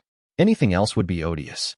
There'd been a time, I knew, where I would have agreed with him, but it had been a few years since I'd last had the luxury to think that way. Right and wrong, untouched by practicalities such as risk and consequence. Which was the greater wickedness, I wondered, the killing of one at the altar, or to gamble hundreds of thousands of lives on odds unclear? I have heard it told in rumor, the tyrant of Helike said, that our friend the peregrine can offer solace through resurrection. One after each dawn, the rumor goes, forgiving the mistakes that came before it. And there went Kairos, pivoting from pest to useful, because he was simply too clever to remain a distraction that all would agree on throwing out when it was all coming to a close. I suspected he would act the wise and sagacious ally, from now on, simply to ease everyone's well-earned urge to toss him out on his ass and close the doors behind him. Exhausted as the rest of us, Kairos Theodosian had a worsening purple bruise where I'd very satisfyingly decked him in the face, but otherwise no real injuries. Still, from the way his limbs had taken to twitching under the robes, you'd think he was the worst off among us. Whatever sickness it was he'd been born to, it was debilitating whenever the protection of his name waned. I followed the villain's gaze as it turned to Tarek, adding my weight to the unspoken question. If someone sat the throne and let themselves be slain, could the pilgrim raise them anew after dawn? The white-haired man cocked his head to the side, as if listening to words only he could hear. He, too, had old monsters to ask answer of. It is uncertain, the peregrine admitted. There are some deaths not even my prayers can forgive, and to die on the altar for the sake of others might be one such. The old man glanced meaningfully at Indrani, who in deference to the seriousness of the situation had been keeping her mouth shut. I cannot bring back those departed twice, he warned. No matter the circumstances. I'd had absolutely no intention of letting anyone so much as shake a knife in Archer's direction, but that was good to know. My friend had already died one tonight, so, as far as I was concerned, she'd more than paid the dues she hadn't even owed. Might be this is obvious to the rest of you, Indrani slowly said. Yet why aren't we simply having someone put on the fancy hat and stay alive? That ought to do the trick. I grimaced. The saint spat to the side. There'll be no founding of a court in service to below on my watch, girl, Lawrence de Montfort bluntly said. The terms of this truce were that there would be a breaking, not a coronation. It would be preferable to the cold-blooded murder of an ally, the rogue sorcerer flatly said. Think beyond keeping your pretty hands clean, boy, the saint harshly said. Consider the centuries of blood and suffering that would come from the birth of this court of Twilight. But the courts of Arcadia was so troublesome, for they had many stories, many titled among their number, Kairos idly said. It need not be so for Twilight. A single brow bearing a crown, and nothing else. Power held yet going without exercise. His tone had been idle, but there'd been something to it that had me clenching my fingers. He was half in love with the notion already, I could tell. And I could see how it'd appear to the tyrant of Helike. Then moment of temptation forever continued, principled restraint that might yet be broken by the right word or tragedy. And as for the rest of us, none would get what they truly wanted save a life spared. Or, as Kairos was likely to see it, yet another foe slighted and spared. To him, it'd be the loveliest of endings. And God's forgive me, but I was more inclined to it than a killing. There was no one here that could have their throat carved open without a bloody mess following, greater good or not. If it was a hero and the saint survived, she'd carry that grudge like a blade pointed at my back until one of us died. If it was the saint herself, the lengths Tarek had gone to for the preservation of her life would find themselves tossed in the mud before so much as the first signature was put to the lease accords. It was a thinning of foundation where I needed it to be firm. There'd be no talk of Indrani going through this. And while before the end I suspected I'd be put before a choice like this, I would not walk the altar path when there was so much work left to be done. Martyrdom without groundwork was vanity, nothing less and nothing more. It was a possibility, I thought, to force that crown onto Kairos' head and slit his throat. One I'd seriously consider, but the tyrant had bargained back his life from the bard, and the pilgrim seemed set on respecting this. Would it be worth it, I asked myself, to cross him on this? It might be too much of a risk. The rogue sorcerer might come out either way. Given his scraps with the tyrant, an archer would be at my side through crown and tower, but the other two? The saint was most likely to see the practicality in bleeding Kairos, but she often deferred to the pilgrim over calls like these, and she'd be just as eager to take a swing at me. The tyrant's reaction was arguably the most predictable and least worrisome, for though he'd attempt escape, he wouldn't take it personally in the slightest. No, I finally decided. The odds were too stiff and the cause too red. Even if I got away with it, I'd leave scars, the kind that had come back to bite me down the line, and our alliance was too young not to be mangled by something like this. Gods, sometimes working with above's people felt like shackles around my wrists. They just had so many rules. Even making a discreet inquiry as to the nature of the truce agreed on by Bard could feasibly do damage here, I reluctantly acknowledged, so it was best to set aside the notion entirely. Unless the tyrant betrayed us once more, at which point the chops would be back on the damned plate. He wouldn't, though, I thought as he offered me a bright and knowing smile. Kairos had a finger on the pulse here, on the underlying currents, and he had no intention of giving me an excuse. I smiled back, and it did not reach my eyes. That's a pot forever on the edge of tipping, the saint growled. I'll not have it. If your issue is with a villain bearing the crown, then I will do so myself, Roland said. That sounds lovely, the tyrant grinned. Indeed, what is one more elaborate lie when one is at the very heart of who you are, sorcerer? You've my seal of approval. The hero paled, to my surprise. What was it that Kairos had found out about him? Pilgrim and saint shared a weighty look, and Tarek cleared his throat. You are too young for such a burden, the peregrine delicately said. Ouch, I thought. That had to sting. Having the closest thing to your side of the game's communal wise grandfather essentially telling you he didn't think you'd be able to take it if you stepped into the fire. The rogue sorcerer tried to hide his flinch, but he was among the least skilled of the liars here. If the Grey Pilgrim wants to take the crown, I'll make my peace with it, I conceded. You sound like you're making a concession, foundling, the saint harshly said, when what you're doing is giving below a path to one of the most powerful heroes alive. Shut your damn dash. Tarek tossed his own crown into the bag. Dearest friend, the tyrant idly interrupted. So if he takes one up now with the intent of ruling, who knows what manners of wickedness may come of it? We must think of the children, Catherine. Indrani choked at the last sentence, sending Kairos an admiring glance that had the villain overtly preening. Aside from the theatrics, he'd actually made sense. It might be that Tarek would be reclaiming the right to rule he'd discarded by putting on that crown, or it might be something else entirely, and a disaster in the making. We couldn't take the risk. Even if I were willing to let that much power fall into the saint's hands, I doubt she would be willing to take it, I said. You won't be getting your hooks in any of us, Lawrence de Montfort bluntly said. It cannot be you, Queen Catherine, Tarek apologetically said. I yet remember your brittle temperament as queen of the hunt. I cannot in good conscience make bargains with such a creature. I grimaced. Well, he wasn't entirely wrong. I suspected I'd handle apotheosis a lot better if the crystallization of it didn't come from one of the worst days of my life, but there was no real way to know. And it'd be a lie to pretend the notion of claiming that sort of mantle again was anything but repulsive to me. I'd put power over the rest before, and we'd none of us come out the better for it. Slow learner as I was, I would not claim to be that slow. I claim only one crown, and hardly forever, I said. While I would be delighted to lend a hand dash, the tyrant of Heliki began. No, I said. No, Tarek said. Huh. Indrani snorted. The saint's hand simply went down to her sword. Yes, that, Kairos said, sounding a touch chagrined. Which leaves only one among us. Kairos, I mildly said. Did we not once have a conversation on the subject of you taking a swing at my people and the consequences of such an act? It is possible, the Grey Pilgrim said. I nearly twitched in surprise. fixing the old man with a look. There would have to be oaths, the peregrine said, dipping his head in apology at Archer. Safeguards. Well, would you look at that? Indrani mused. You do listen, after all. Abdication after 10 years, Tarek said, eyes moving to me. Guaranteed of safe passage for those waging war on Keter, abiding by earthly treaties. I was genuinely taken aback by the turn, enough that it took me a moment to get a hold of my thoughts. I won't force her to do it, I flatly said. Cat, Archer said. Look at me. I turned, eyes lingering on the traces of blood still on her forehead. The reminder that she'd already died once tonight. It's just 10 years, she said. And you didn't age while Duchess or Queen, so I'm losing nothing there. I'm not enough of an asshole to insist we murder someone over a decade. Except that she was, unkind as that thought was. Because Indrani was lovely and generous to those few that she loved, but the rest? She was not the kind to bleed for strangers, and I doubted the few months we'd spent apart had changed that about her. Or maybe I just didn't want to. What would it mean if months away from the woe was all it took to let her compassion bloom?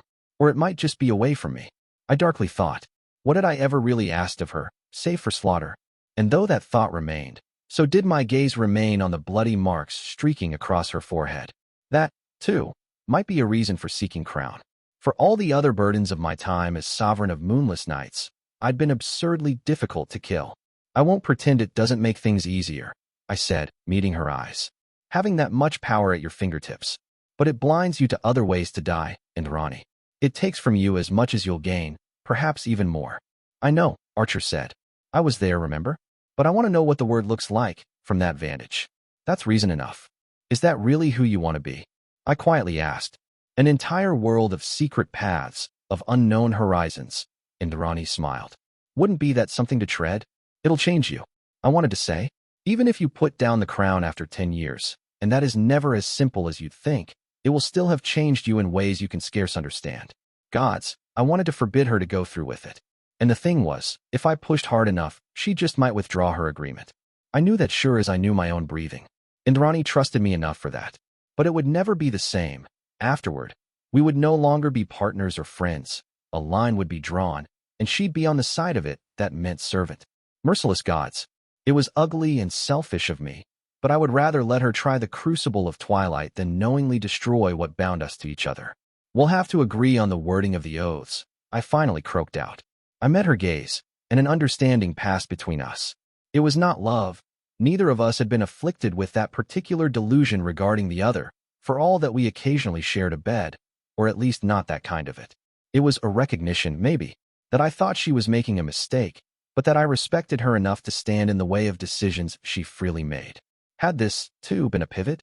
A moment she'd look back to, in years to come, when wondering if the ties binding her to the woe were a lifeline or a leash.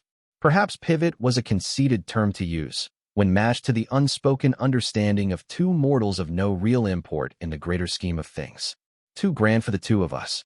But there was resonance to the meaning of it, I thought. Whether this had been a fault or something akin to wisdom, I'd not know for years to come, but in time I would know. I was unnaturally certain of that, in the beat that followed her hazelnut eyes meeting my own. Indrani inclined her head towards me, not speaking a word. No, the Saint of Swords said. The tyrant let out a pleased, breathless sigh. You told me if I still believed you wrong come morning light, we'd put this to judgment, Lawrence said, looking at Tarek. Dawn's around the corner, old friend, and now I tell you this. I will not brook this deal you would strike. It is an abomination in every way. Indrani casually took a half step to the side, coming closer to me, in a better position to buy me time to weave miracles, if it came to blades bared. I wished I could say she was being unreasonably cynical by doing so. I almost spoke up, but there was a reason Kairos was keeping his mouth shut. He, too, suspected that anyone carrying Belos' banner in the Saint's eyes intervening now would be met with immediate assault. Robert had told me a sapper's saying, once, no one has hands clever enough to juggle munitions. Simply by speaking up here, I'd be cracking a match in a warehouse full of goblin fire. Only 10 years, Tarek told her.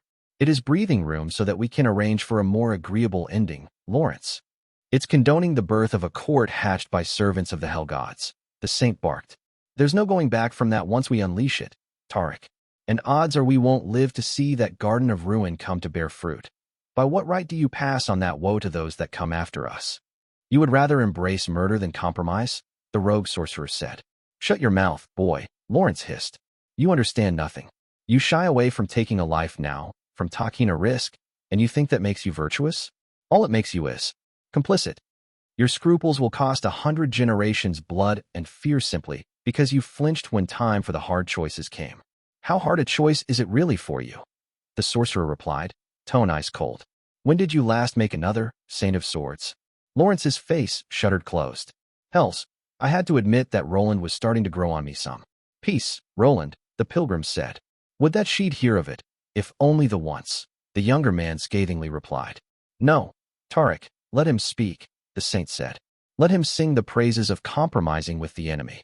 You survive this, sorcerer, for you may yet bring some light into this world. But burn this moment into your memory, child. Keep it close. There will come day when it burns like a lash on your back. What is made can be unmade, Lawrence, the pilgrim told her.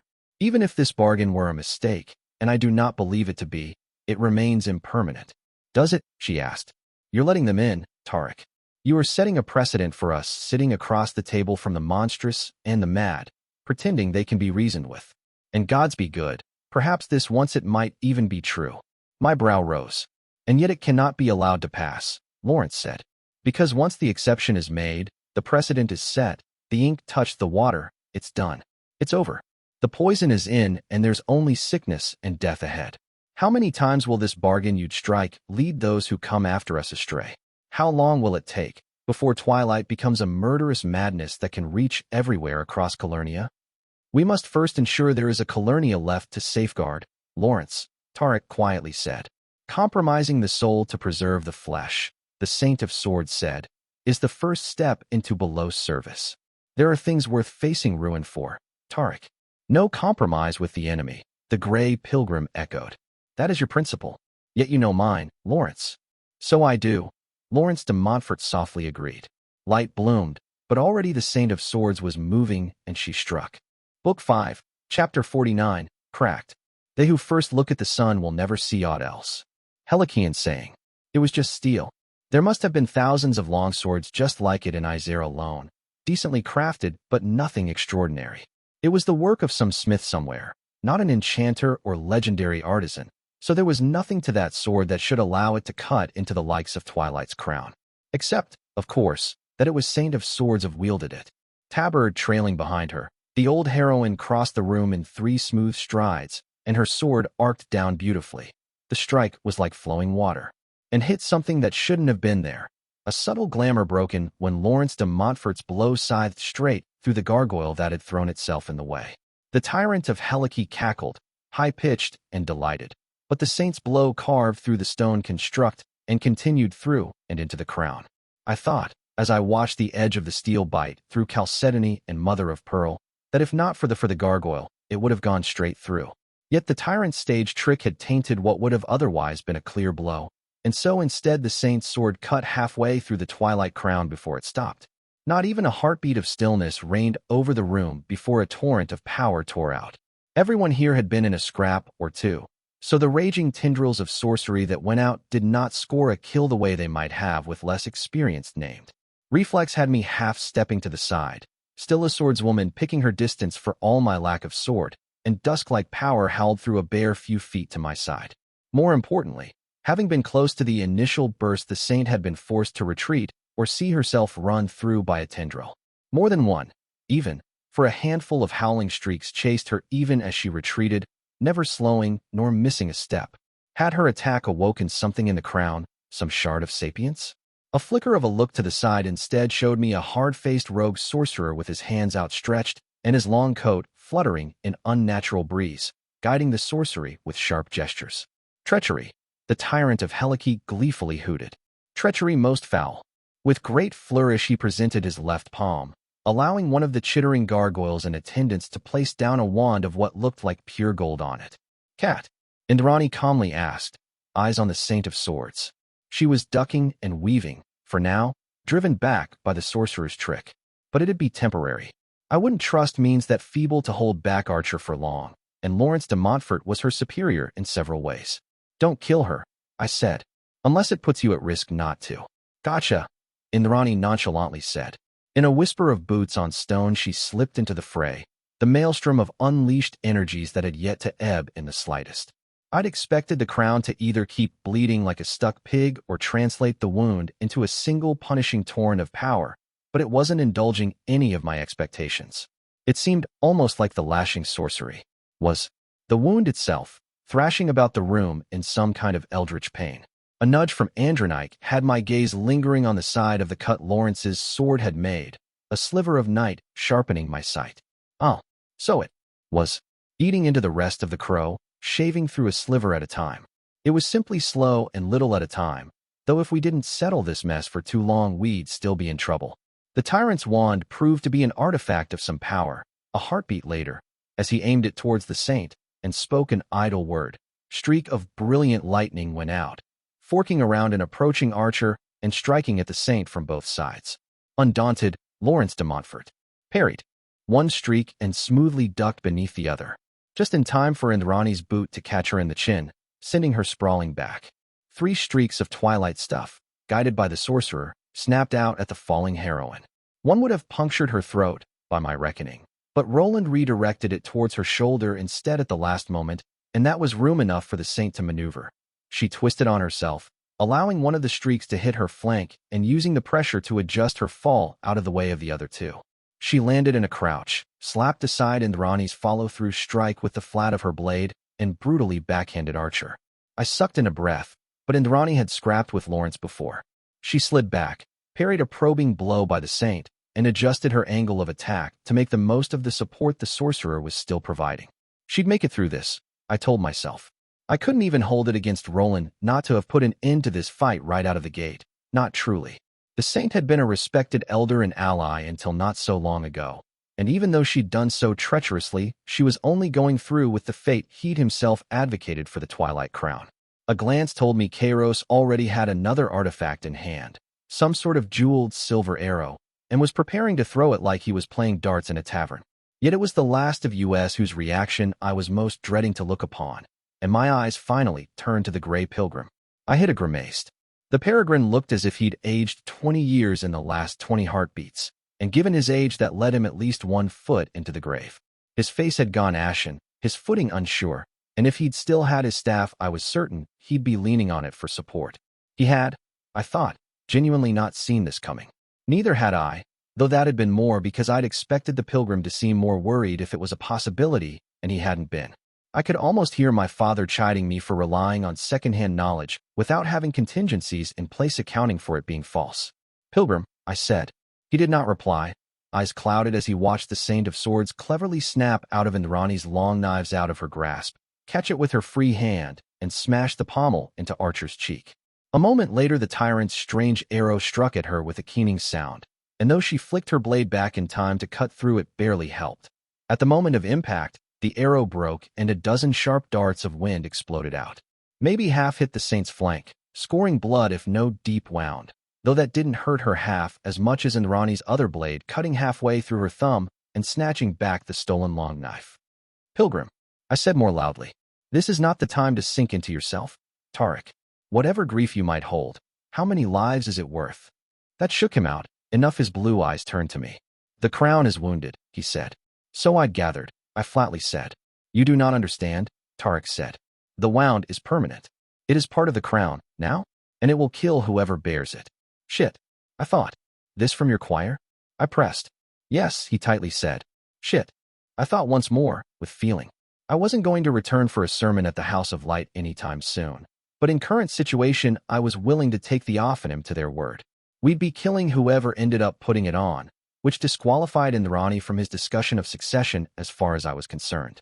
I'd already had enough close calls with death that I suspected I'd run out of ways to cheat it, and if I croaked it here, too many things fell apart. That left who? The sorcerer or the pilgrim? It'd have to be Roland, I grimly thought. Much as he'd been growing on me, if the gray pilgrim died here, the storm that'd follow would be massive. It was an ugly thought, turning on someone who'd been becoming a true ally, but what other choice was there? Indrani. The thought came. I felt a sharp well of disgust at myself, both for her name having come to me at all and then my refusal to entertain it. Was it not rank hypocrisy to demand this sacrifice from strangers while denying even thought of it when it came to my own? There'd been more than one reason villainy came easier to me than the other side's works. It will have to be me, the Grey Pilgrim said. Night preserve me from God's damned heroes. It wasn't a righteous sacrifice that you screwed the people you were allegedly doing it for. It was just vanity. No, I bluntly said. Don't be a fucking fool. Now, would you help us contain the saint before someone gets killed? The tyrant had, while we spoke, thrown a javelin of red coral at Lawrence.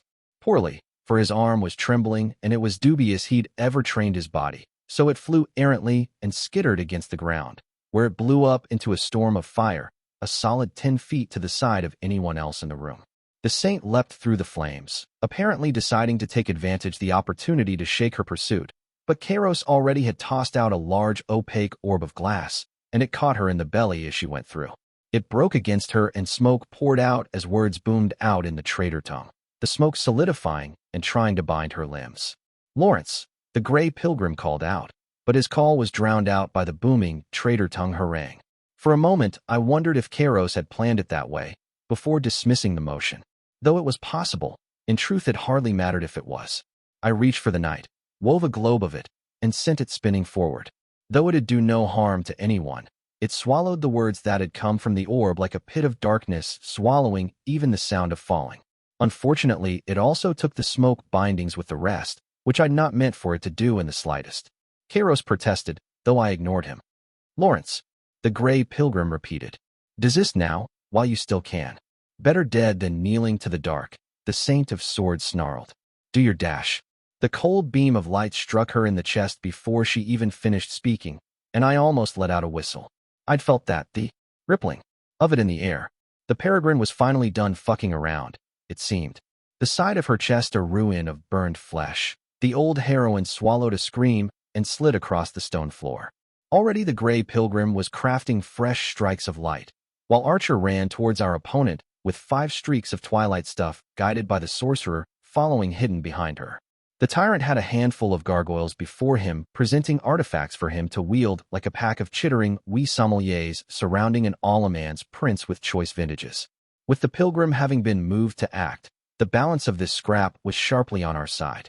But was it, I suddenly wondered, too, sharply on our side? The crown was still falling apart, sliver by sliver, so we had to end this. Yet if this began a lone principled heroine standing against a band of 5 that was mostly villains. Give up, Saint, the tyrant of Helike drawled. Our victory is inevitable. You might even say that, in a manner of speaking, we are in dash. Kairos, I screamed. Don't you fucking dare dash. Vincible, the tyrant finished in a cackle. Submit to below and you may yet be spared, do-gooder. It wasn't anything as obvious as Lawrence de Montfort suddenly finding all her wounds had been healed, or a light show of power being shoved into her tired frame. Yet, just like that, as she was dragged by Kairos' latest bout of treachery onto the path of a story, the Saint of Swords stood a little straighter. Her eyes sharpened, her footing grew more assured. Archer, retreat dash, I yelled. But it was too late. Indrani's first blade extended as her whole arm outstretched, and she placed the point of her long knife at the Saint's back with blinding quickness. Just not quite quick enough. Lawrence took a half step to the side, letting her pass, and cut off her arm the wrist. She would have flicked the blade a second time and taken Archer's head, if not for the sorcerer's quick divesting of twilight streaks forcing her to withdraw a step back. The pilgrim's gleaming light caught her a moment later, but with hard eyes she carved right through and leapt up. The tyrant and I struck at the same time, his green jade baton sending out a swarm of green insects at the Saint as I wove night into dense flecks and sent them out at her. But it was like, I realized, tossing logs into a fire. The insects, each one made of jade, I only then caught, found a cut in the air that warded their approach save for those that impacted it, and found themselves cut through. I'd formed 4 flecks of night, and the Saint almost contemptuously cut through only one, though at exactly the right time for the detonation that ensued to catch the other 3. Her right boot landed on the rogue sorcerer's face a moment later, and he went down like a sack of beets from the hit. Hells, that had gone south in a hurry. Unlike the heroes and possibly even myself, Kairos had to know that the Saint would kill him in a heartbeat if she could. So why would he throw the fight this way? I glanced at the tyrant of Helike and found his gaze, half of it red as fresh blood, resting on my ebony staff. Kairos grinned when I caught him, utterly unrepentant. I found myself wishing I'd succeeded at cutting his throat instead of blackening his eye. The pilgrim had chosen to prevent Indrani bleeding out instead of pursuing the offensive, to my relief, and as she held her severe hand to the stump with gritted teeth, one of the greatest living healers of Calernia began to put it all back together. Good. Archer might make it back into the fight. I just needed to use Kairos and my own talents to hold until we could turn this around. The saint should be coming for either of us by now. As it happened, Lawrence de Montfort rose from the smooth crouch she'd landed in after tumbling past the unconscious sorcerer. She glanced at me, calmly, and then her gaze swept the rest of the room. It came to rest on the crown, and without a word she ignored us and went straight for it. Oh hells. It might be, I knew, that finishing the cut would only break this realm and spare us all either death or bargain. Or it might mean the death of hundreds of thousands. Slow her, I ordered the tyrant. My tone was harsh enough he did not argue. The unpleasant truth was that I did not have the means to contain someone like Lawrence de Montfort. Every trick left in my arsenal derived from the patronage of Save NOC, whose blood-drenched path to apotheosis made the exact kind of power that someone like the Saint of Swords had been meant to put down. Maybe if I'd been quick enough to think of it earlier, all of us, save Archer, could have let ourselves be beaten, and she could have dueled the Saint with something close to even footing. But at this point, trying to use numbers to bring her down was effectively using the same tactics that had led a horde of devils to swarm this very heroine barely an hour ago. The result back then had been providing the Saint of Swords with a lot of bodies to cut, and I had no reason to believe this would go any differently. I couldn't contain her or defeat her, and maybe if I had longer I might be able to figure out another way to get this done, but I didn't have the time. So either I'd bent and let her toss the dice with the lives of 3 great armies and most of Isère besides. That, or I killed her. Breathing out, I began to limp forward even as Kairos tossed priceless old artifacts in the Saint's way like they were apple cores. My staff I raised, and abandoned the delusion that it had ever been won. Night roiled and the ebony fell to ash, leaving behind only a sword and a scabbard. The latter was an ornate thing, unlike most I'd borne in my time. Carved obsidian, depicting the tale of the fool girl who'd made accord with the night. The blade had not once unsheathed waited within as my fingers tightened around the scabbard. Its long handle was onyx and amethyst, stones chosen for one's facility in holding power and the other's aptitude for bridging the mortal and the divine through communion. Kairos had, against all odds, succeeding at expending enough of his inherited trove of treasures to force the Saint to step back. She still stood by the throne's side, some sort of shining panels of sorcery standing between her and the crown, but my advance drew her eyes went to me. My hobbling had taken me ahead of all the others, and at my approach she smiled a hard smile. A duel, is it? Lawrence de Montfort said. I lowered the scabbard to my side, right hand gripping the grip. Stand down, I said, offering one's last chance. Stand down, and we can still end this with words instead of blood. Some bargains compromise the very heart of what you are, the Saint replied. You'll lose, foundling. Call your minions back, and let me end it the way it should have been done since the start. I breathed out, steadied my stance. You're mortal, Lawrence de Montfort sharply said. So are you. I replied, and for the first time since I'd left the Everdark, I drew a sword. I'd gathered night for months in preparation of this moment. Not a single motive at anybody's, but my own. This was a prayer, after all, not a ritual. I was making an appeal to save NOC, and sacrificing power so that a miracle might be granted. And so, when my sword cleared the scabbard, it was revealed to have no blade. Night pulsed all around us, a living and breathing thing. 1. What have you done? The Saint asked. 2. Nothing, I honestly replied. 3. Do you think I'll not strike you for being unarmed? The Saint snarled. 4, 5, 6. I counted as she spoke, and she stiffened with the last. It was close, then. I'd wondered how long she would last. I touched me too, but gods forgive me, the touch was lighter than I'd believed it would be. The dead king, it seemed, might have been terrifyingly correct. The Saint took a step forward, and I almost spoke, but instead I closed my mouth. It would not do to monologue, would it? Not when the end was close. I watched her skin tighten, grow sallow. I watched her limbs weaken, and finally she fell down. A moment later, and she was dead, struck down without a trace. It had, from the beginning to the end, taken 11 heartbeats. And so in the heart of the prayer I had made, 11 years had passed. I'd always known that I couldn't beat the Saint of Swords in a fight. What kind of a fool would fight a heroine forged of war through that which had forged her? No, I'd heeded the lessons of my years under the Black Knight, and slain her through one of the few things the heavens did not protect their chosen from, the passage of time. I let another heartbeat pass, simply to be sure, and only then did the knights touch upon this broken realm withdraw. Book 5, Chapter 50, Sunset. Blood freely spilled always offers greater power, for it carries the worth of both the blood and the choice. Extract from The Most Noble Art of Magic by Dread Emperor Sorceress.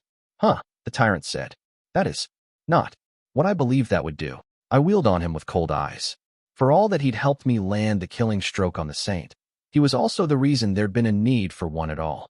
We'd been close to subduing her, before he'd decided to taunt fate and loudly dare it to meddle.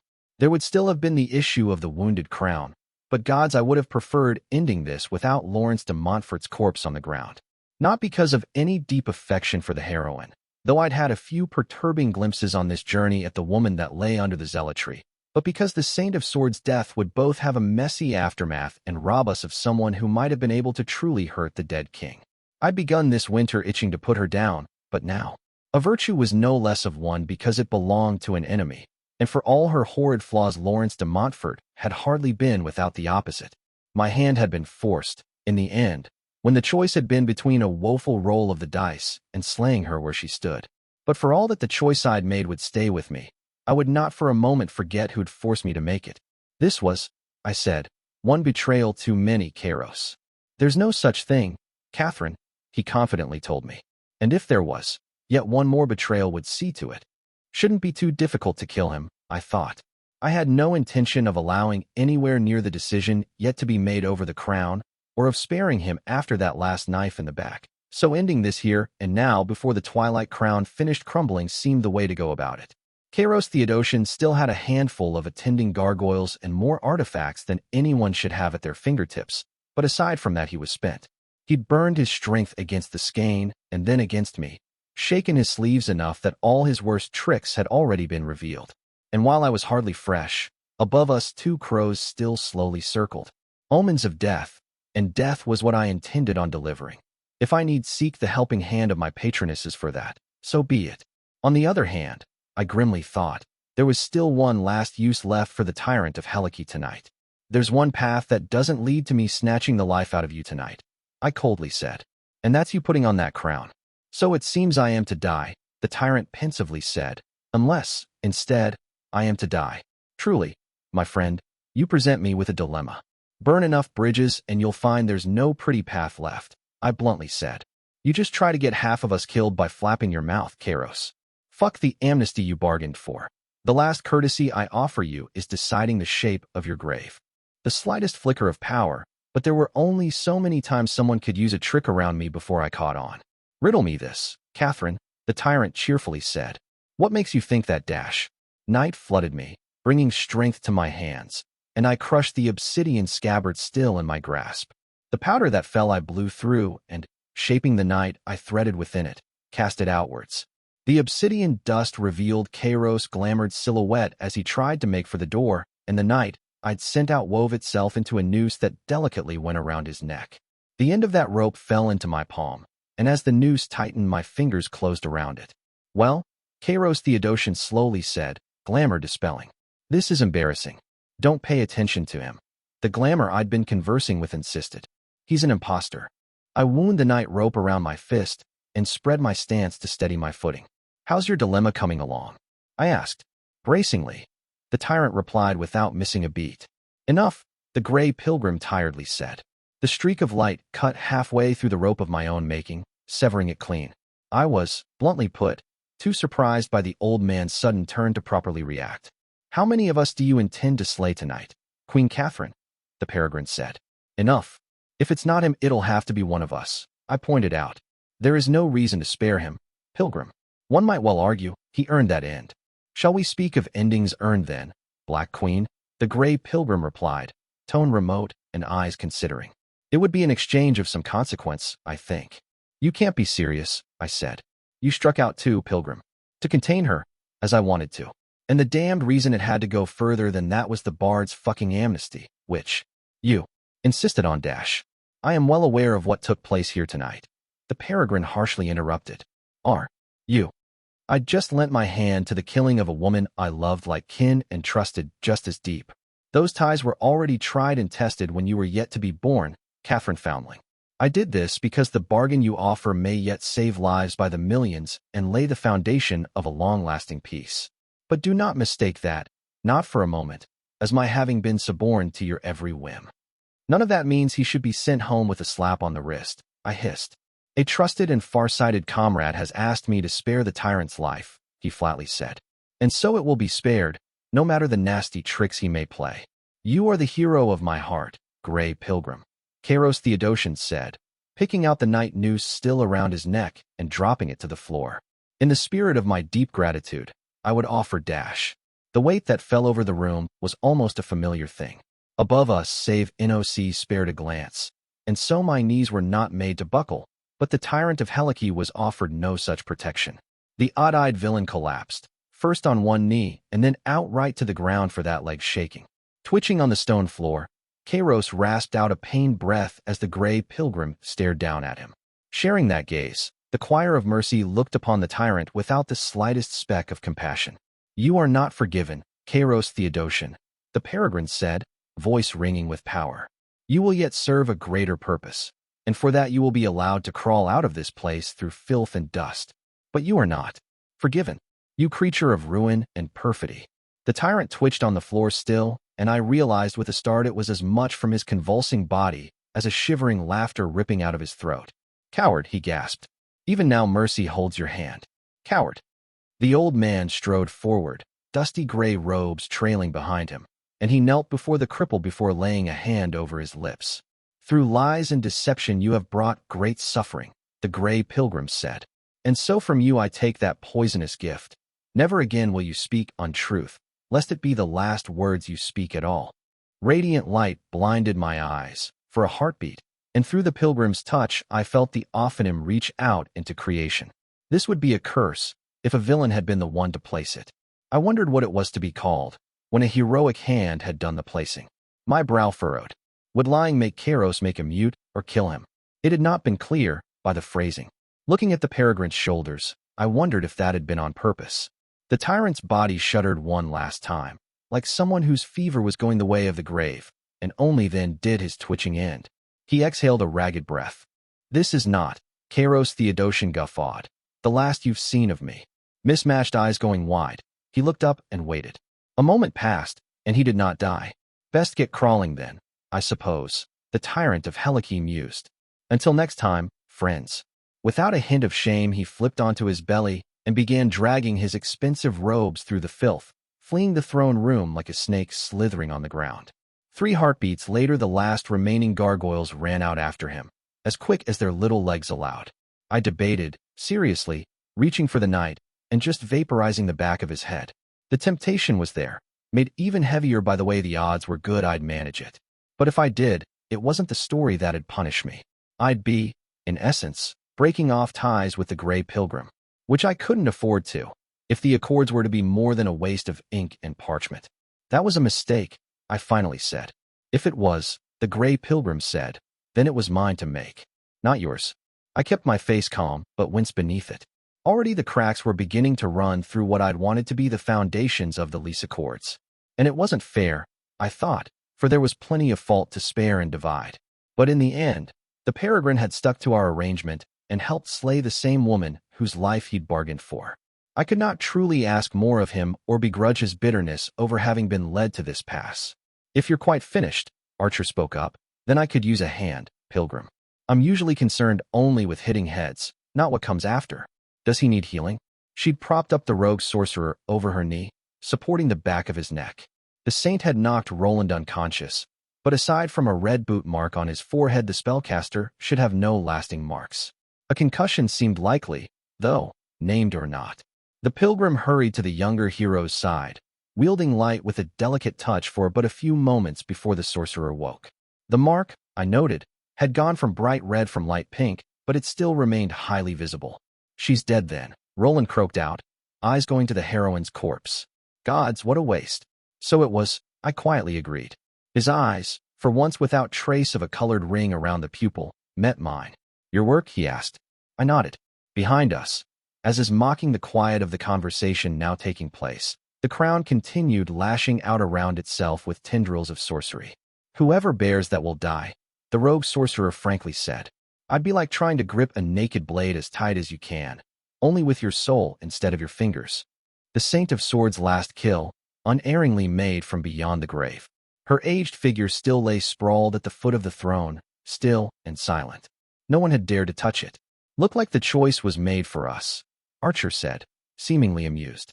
We're back at making a god and killing it, whether we like it or not. There is no choice to make, Tarek evenly said. And already I could see the lay of that, how it'd unfold. A band of 5 assembled before the eyes of princes and princesses of Procure had gone into broken Arcadia at the urging of the Black Queen, among them perhaps the 2 most famous heroes alive. Neither the regicide nor the peregrine would return from that journey. The treacherous tyrant of Helike would escape with but a curse, and from the heroes the only survivor would be the rogue sorcerer, a hero little known, and a mage to boot. Sorcery was not well trusted in Procure, and seemingly rare in Levant. We'd be at war again before morning bell, bargain or not. Agreed, I said. It'll have to be me. 3 gazes turned to me. Archer's the least surprised. You said it was possible resurrection would work, I reminded the pilgrim. And dawn comes. If it doesn't, well, Vivian's been designated as heiress to the throne. I wish she'd had longer to prepare, but we don't always get to choose. No, Indrani said. I blinked at her. You've cheated death too many times, Cat, she bluntly said. You've always squeaked out of it so far because you had a story at your back, but this time the wind's going the other way. You've spent your luck thrice over. This is just going to get you killed. It'll get someone killed regardless, I said. I don't relish the thought I might not come back from this, Indrani, but I knew the risk when I began going down this path. That's nice, Archer casually said. Very stirring. But if you take so much as a step in that crown's direction, I'll knock you the fuck out. She was, I realized as I looked at her stony expression, absolutely serious. It was a strange thing, to both love and be furious with someone in the same moment for the same reason. It cannot be you, Queen Catherine, the Grey Pilgrim agreed. You underestimate the depth of the loyalties you have earned, and not only here. The army of Callow would carry your corpse to the gates of Salia to make a funeral pyre of it, and I shudder to think of what the drow would be, without their designated conscience. It can't be you either, I hissed. You think it'll go bad if I die? Hells, Pilgrim, your death alone would have Levant on the warpath, but the Saint. And you? Even if the first prince turned up just to order the Alliance armies down there not to fight, we'd still have a battle on our hands. Then it has to be me, the rogue sorcerer tightly said. Archer has already been resurrected once. There is not even a chance of her being spared lasting death. He shuddered out a breath. It will have to be me, Roland repeated. It makes sense. I am the only practitioner among you, who best to shape this realm in what is needed of it.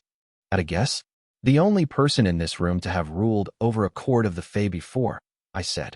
Cat, you can't be trusted to make a choice like that right now, Indrani frankly said. Whenever there's a blunder, and I'm guessing you count the Saint's death as one, you always get all self-flagellating. Like you're just looking for a sword to fall on. Pilgrim says it's good politics to keep you alive? Even better. I don't really give a shit, though. I'd rather cut the damn thing than let you put it on. You can't think like that, Archer, I sharply said. I'm one life. That's the weight on the scale. You'd be putting at risk hundreds of thousands. Then it's a good thing I'm not one of Above's foot soldiers, isn't it? Archer said. I get to be selfish if I want to. I wasn't going to make headway there, was I? Touched as I was just as infuriated. Because I couldn't be grateful for this. Not when it might cost the world so much for her to follow through. Who was it? I'd wondered. Who'd taught her to love people on her own terms. Much as I wanted to blame the Lady of the Lake for it, the dark suspicion lingered it might just have been me. It will not be you, the pilgrim said. Nor will it be Roland. Though he'd gone pale at the notion of perhaps embracing his own death, I felt a sliver of admiration for the way the sorcerer didn't simply take the first way out he was offered. The Black Queen was correct, Roland said. There may be war, if you are the one crowned and killed. My death will echo, the Grey Pilgrim said, cocking his head to the side. I have been promised this. There will not be war. Theophanim agreed. With this, God's damned angels. You're needed to keep the heroes together, I said. There's no one else with the pull. Maybe, and I would not have put a lot of faith in that prospect, maybe the Saint could have succeeded at that. She'd had the strength, if not the charisma. The White Knight will return, the pilgrim serenely said. He was already on his way. The tyrant had plans about him, I said. I expect he does, the peregrine said, undertone amused. It will come to nothing, under the stern glare of the seraphim. It might be that you could forgive my death, the rogue sorcerer hesitantly said. None could do the same for you. Forgiveness was never meant to be a salve for every wound made on creation, the pilgrim gently said. It was a gift to be handed out in the face of grave injustice. And there is no injustice, Roland, in an old man being allowed to rest at last. So you're just going to lie down and die? I said. There was a heartbeat of silence. The Saint of Swords is dead, I said. We all had a hand in that, mine looming largest by far. But that's it, pilgrim. Your friend is dead and you feel tired. So you're choosing death when Calernia is facing its harshest test since the reign of Triumphant. Queen Catherine, the sorcerer hissed. There is no need for dash. You've done some real nasty things over the years, haven't you, Tarek? I said. We both know you have. The old man's blue eyes, limpid as a cloudless summer sky, met mine. You don't get to roll over for death after crossing those lines, I said. After taking on that responsibility. Which of us are you truly haranguing, Black Queen? The gray pilgrim chided me, not unkindly. I think I'll get away with it, I pensively replied. I really do. Because I'd been here before. Twice. At this crossroads, making this call. I'd chosen death to rid myself of a pattern of 3 with the lone swordsman and taken my due resurrection from the Hashmalim after refusing the crown they offered me. I'd chosen death once more to slip the bindings the Diabolist had entwined me in, making myself the beastly keystone to her demise, and refused the crown she offered me. Lys had been the crucible of my existence in a way nowhere else in this world could claim to be. Which of my triumphs and ruins had not been born of this place, or taken place among it? Here in this city, I'd forged my claim of power over Callow not once, but twice. First through bargain, and then through simple might. I'd struck a pact here that allowed Acua Sahelian to govern this place, and when that governance led to folly, it was on these grounds I'd torn through her heart. Indrani said I'd cheated my demise too often, and perhaps she was right. Twice, here, I had tricked life out of death. But there'd never been a third, for before I'd woken in the depths of the everdark mortal once more I'd dreamt, and within that dream asked save Inosi a question. Am I dead? And the reply had been, at the threshold. Not through. Not quite dead. And so, I thought, Archer might be wrong in this.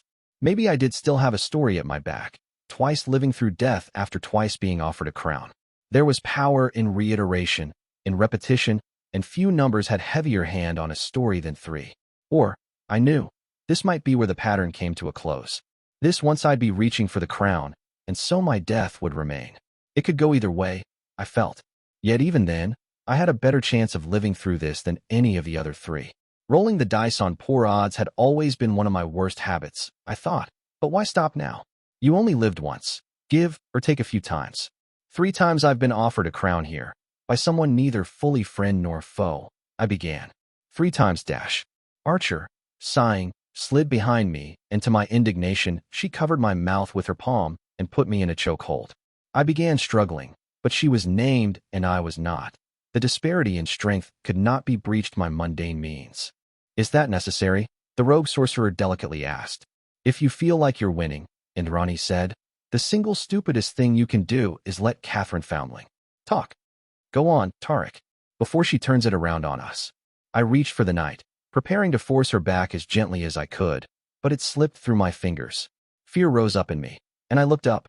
The sisters were perched on the edges of the gutted throne room, one to the east and one to the west. They watched, silent. Are you worthy? Kamina asked, a whisper in my ear. Patrons, I thought. Not tools or companions, but goddesses of which I was the high priestess. If I set a measure in their name, I would be measured by it. It was, I admitted, brutally fair of them. I have brought us here, through scheme and steel. I told them. I've tricked mortals and named, set the dead king of flight and freed from his grasp the last of the Fairfaxes. I have slain and won victories, all to bring this journey to an end of my making. Who can be worthy, if not me? Save Inosi watched me, judged me, and in inscrutable silence passed their judgment. All will be night. Andronike whispered in my ear, and it tasted like a scent. Indrani knew me best, and so when the goddess crows above let out a cacophonous caw, she immediately tried to knock me unconscious. Unfortunately, I knew her as well, and so restored not to struggle, but to the first trick I'd even seen one of the firstborn use. Sinking into a pool of night at my feet, I dissolved into a tendril of shadow and followed forward. Even in that strange, unpleasant state, I could feel the clash of Save NOC and the Choir of Mercy, both attempting to hinder the other's champion and prevent their foe from hindering their own. They were, at least in that moment, each other's match. I could hardly see, when shadowed, for unlike Drow, this state of being did not come naturally to me. I had to leap back into mortal form to get my bearings, though fortunately, I found myself not far from the throne. From the corner of my eye, I found Entreaty, having strung her bow, knocking an arrow, and likely intending to wing me before I could claim the crown. The sorcerer's jaw was tightly clenched as he worked some manner of sorcery, but it'd be too late. Sidestepping the saint's corpse, I reached for the crown. My fingers went through it. The illusion broke, now that I knew it was there, and so did the one the rogue sorcerer had woven around the peregrine. The gray pilgrim took the wounded crown, set with his own star, and placed it upon his brow. "No," I shouted. Like it was the most natural thing in the world, the gray pilgrim leaned down and gently pried the Saint of Swords' blade from her cold hands. And, just as gently, rammed it through his own heart. Book 5, Chapter 51, Twilight. Of all Presai I trust least those who come bearing gifts. Queen Yolanda of Callow, the Wicked, known as the Stern in contemporary histories.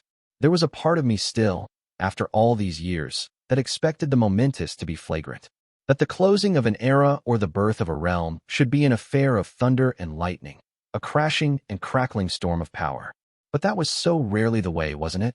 The pivots of history that we all got to see, the speeches and battles and coronations, they so often flowed from unseen turns taken months before. Quiet bargains and private councils, decisions made in the dark. Yet I had learned that the truth of creation was that while at times power and exercise was deafening, more often it was hushed, subtle. And as the ending that was breathed into the Twilight Court came from the Grey Pilgrim, Mercy's patient, far-sighted, and indirect hand, why would its coming be a raucous thing?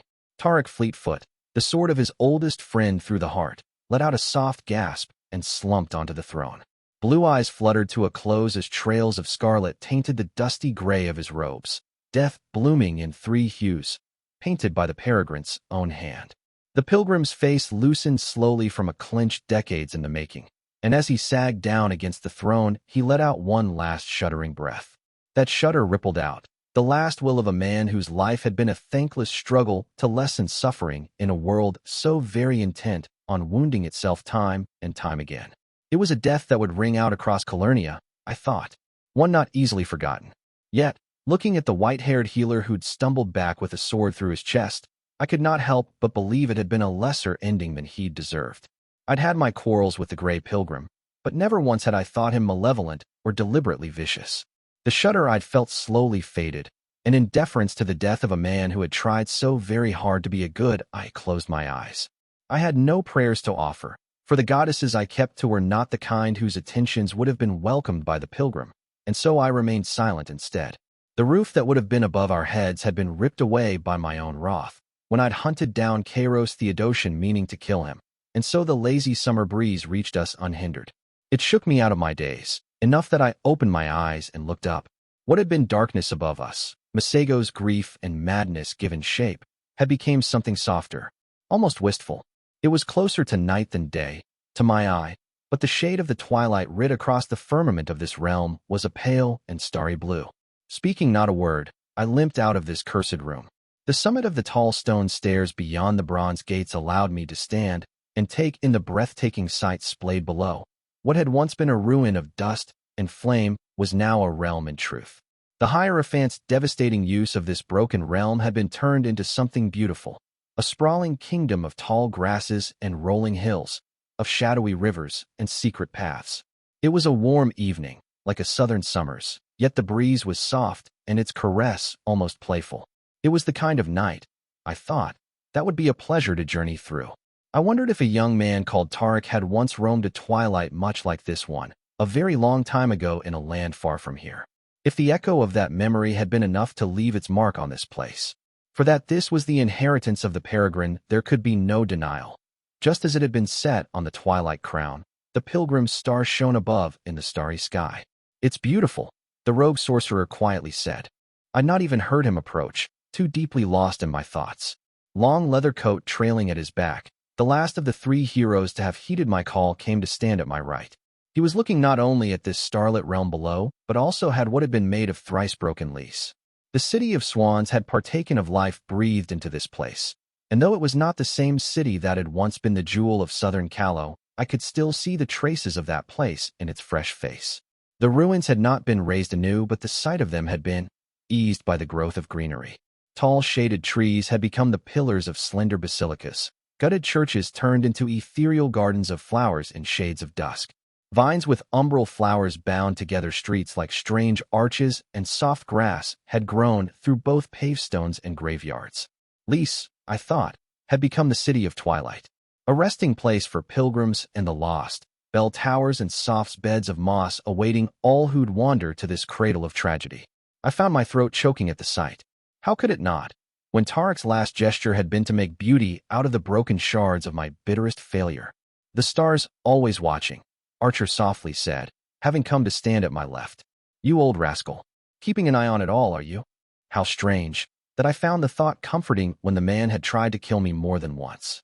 He always did, Roland said, tone quietly fierce. Gods, he was not a perfect man, and there are things he did that he asked us to do. But he looked out for us, even when it cost him. Especially when it cost him. It was not a grand eulogy for a man who for good and ill had done so much for so many years, but I couldn't truly mind. What kind of words could any of us say that would be more than a pittance to the living, breathing tribute to the gray pilgrim that was around us? I wished I'd never had to fight him. I simply said, the honesty of it feeling a little too raw. I wish it had never come to this. But we so rarely get to choose, don't we? Then win, Black Queen, the rogue sorcerer said, eyes burning as they met mine. Because this was not nothing. 2 great stars fell to forge this realm you promised, 2 servants of above like few before, and few will ever come again. It has to matter. Or else. He trailed off, though it was not a threat. It was almost a petition and more than a little desperate. Or else what did their lives mean? Their tears and blood and decades of bitter struggle to bring just a little light to Calernia? If the fall of such old and honored stars meant not a thing, what could any of us ever hope to amount to? This war has only just begun, I softly said. It will take us to Salia, to forge a peace. It will take us to Keter, to visit upon the dead king what he has so often visited upon us. But there's another enemy, Sorcerer. She breaks kings with sentences and topples kingdoms with but the lightest of touches. None of this can end before she'd been killed. For good. Roland dipped his head, not in acceptance, but at least in acknowledgement. It seems, he said, that we have much to speak about. That we did, I silently agreed, dipping my own head in a return of courtesy. But not here, not now. Not looking at what could either be taken as a last breath of life freely gifted, or an entire realm made into the mausoleum of good intentions. Not dawn yet, I think, Archer said. But close. It might be time to go back, Catherine. She was right, I knew. The pilgrim had promised that the manner of his death would assure there was no war between the Grand Alliance and my own armies, but his death would still be catastrophic to relations between my people and the opposition. The tyrant of Helike, by now, would not doubt have crawled back to his armies and begun his hasty retreat. There would be fears to quell, explanations to give, and more duties to see to than there were hours to either night or day. I should go back, for though the triumvirate of Vivian, Juniper, and Hakram could see to much of the situation, there were parts that could only be settled by my own intervention. Fearsome as those 3 could be, my reputation loomed taller still. Go, I said. I'll follow. Indrani cast a look at me, half worried and half hesitant. Are you sure that dash? Go. I repeated, a tad more sharply. Her jaw tightened with displeasure, but she did not test me further. I did not have it in me to be furious at Indrani for getting in my way tonight. Not right now.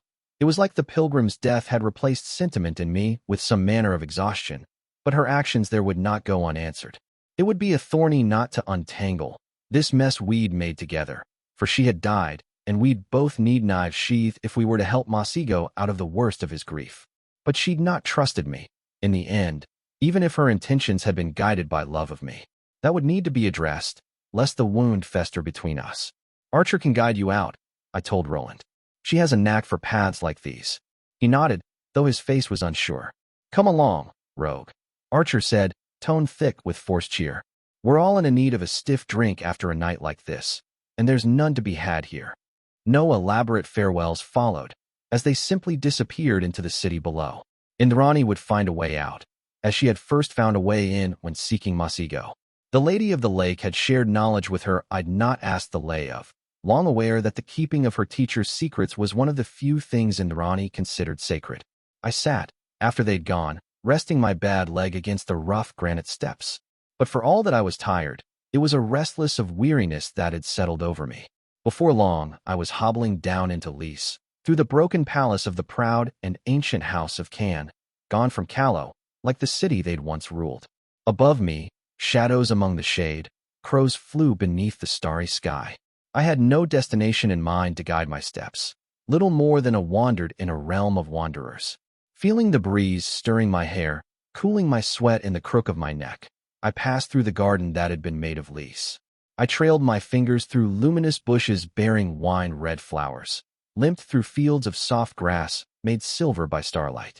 It was a surreal city, and one where it would be easy to become lost. Yet I came upon a place, in time, where the scent of old deaths lingered. It had been a basilica, once, before the walls were shattered. Now all that remained of whatever beauty there'd been were tall panes of stained glass whose color had faded, whatever scene they'd once depicted now instead a mere game of blue shades. There had been pillars, within, and though half-crumbled they'd become intertwined with thick and twisty trees bearing small red fruits. Yews, I thought, and what had once been a temple of worship to the gods above had instead become a manor of shaded grove, leading to a yew elder and larger than any of the others. It towered tall and broad, its branches spreading out far in a great crown of leaves. The wind set something akin to chimes tinkling when it passed through the branches, and it was when I saw the face of those chimes I understood the source of the taste of death. The ragged remains of a tabard that had once depicted the golden bells of House Fairfax trailed like streamers, tangled among them the broken shards of the armor last borne by the good King Edward. Halfway sunken into the earth at the foot of the great tree the last Fairfax's sword shone from an errant ray of light, the blade still pristine and sharp. I slowly approached. Under the twilight sky the great yew groaned and twisted, the scent of death in the air thickening until I could taste it on the tip of my tongue. From the crown of the tree a branch dropped, slender desiccated deadwood still echoing of defiance in the face of the end. I knelt to take it, and found it was of excellent height and yield for me to lean on as I walked. We will not go gently, I promised to the tree grave of the last Fairfax, and we are not yet done. Turning my back to the grove abruptly, I limped away leaning on the yew branch staff. The grounds I tread once more, returning to the summit of the city of Twilight. Through grass and grove, through thorns and flowers and streets of worn stone. Behind me, as if trailing, save NOC followed on inky wings. I climbed the great steps of granite, and as I forced open the great gates of bronze I had never closed, two great crows claimed my shoulders as their perch. Within awaited silence, and something else, for though the gray pilgrim still sat dead on his throne with the saints sprawled at his feet, they were not alone. Like a solemn tribunal, or some aerie of angels, the choir of mercy stood vigil over its fallen champion. Under the stars a multitude of tall and thin silhouettes stood, the only marks of their presence silhouettes like a heat shimmer and ever-spinning eyes like wheels of flame. There were dozens and dozens of them, all bent as if in grief. None turned as I entered the throne room, and my own back was coated in starlight, but the weight of their attention was felt nonetheless. I could almost hear a song being sung, as if the wind was carrying to my ear parts of a faraway refrain, and what little I could make out was heartbroken. Melancholy in a way I was not sure I, or any mortal, could truly understand. The barest fraction of that feeling was enough to put a stutter to my step. "You actually loved him, didn't you?" I said, voice wondering. "Or as close to that as you can." They answered not. Whatever manner of mourning the angels bore, they would not share it with me. It took a single step forward, and as if a sword had been unsheathed a myriad of burning, spinning eyes turned to me. I swallowed dryly, for those save and OC were at my side, and I knew well their power. The choir of mercy was older and colder both, when it deemed it necessary. "You can't bring him back," I said. "I understand. There's rules, and it's not in your nature to make exceptions." The attention never wavered nor lessened in intensity. "But I'm not you," I said. "Your rules don't bind me, and if you let me, I will." I suspected, that if not for the sisters sinking their talons deep enough into my flesh I bled, I would have passed out. The blinding light and heat I felt, for just a moment, would have seen me fall to my knees if not for the staff in my hand. And yet it had not been strike, for within that heat and light I'd heard whispers, and while the words I'd not understood their meaning, I'd somehow grasped anyway. Why? I repeated. It was a fair question, I supposed. Because I can, so I should, I said. Because even when he was my enemy, I did not believe him to be a bad man. Because I struggled to find the words to express it, but perhaps the simplest truth was best. Because I don't want to be at war with you or him, I quietly said. And the moment you choose to believe that, the war's over. And I supposed I was a fool, thinking I could make peace with a choir even if its virtue was that of mercy, but I owed it to all of us at least to try. We kill you, I said. You kill us. The wheel keeps spinning, the world keeps bleeding. And maybe that can't be mended. Maybe there's just something about mortals that's all teeth and hunger, and it'll never go away no matter what we make of ourselves. But we can do better than this. I gestured at the room around us, the realm around us, but I meant more. I meant the armies below, at each other's throats, even in the face of annihilation. I meant the names scraping each other raw until even the noblest beginnings and the finest intentions became knives to hack at each other with. I meant praise, hungry and wealthy, and callow, sated and poor, each capable of helping the other, but forever clawing at themselves instead. Please, I said. I know you don't make exceptions, and I won't ask you to. All you need to do is to stand aside. We stood there, the choir of mercy and the arch-heretic of the East, and a long moment passed. They stood aside. Heart beating wildly, I limped forward, until I stood by Tarek's corpse. He would have looked to be sleeping, if not for the sword through his heart. Night flickered through my veins, strengthening my limbs, and the sisters flew up cawing like grim omens. I eased out the saint's blade, spilling blood all over myself, and dropped it to the side. And then, without warning, I stuck my arm into the gray pilgrim as the thief of bestowal that I was. 3 aspects awaited, a star, an eye, and a prayer. It was the last I ripped out, a whisper of, "Forgive," touching my mind. My fingers withdrew a small receptacle of wood, which I slid open with shaking fingers. There was a fine red powder within, and a power that would have blinded me if I tried to gaze upon it. Time to rise, pilgrim of gray, I murmured. There's still work to be done. I blew out a breath, and the powder scattered across the dead man's face. A long moment passed, once more, and my stomach tightened. Then, above us in the sky, the pilgrim's star winked out. Tarek's mouth opened to a ragged gasp, and within the depths of least death was cheated for the 3rd time at my hand. Book 5, Interlude, Concourse I. When a highborn is slain, look to who benefits, and you will have learned what families the third party wants to incite strife between.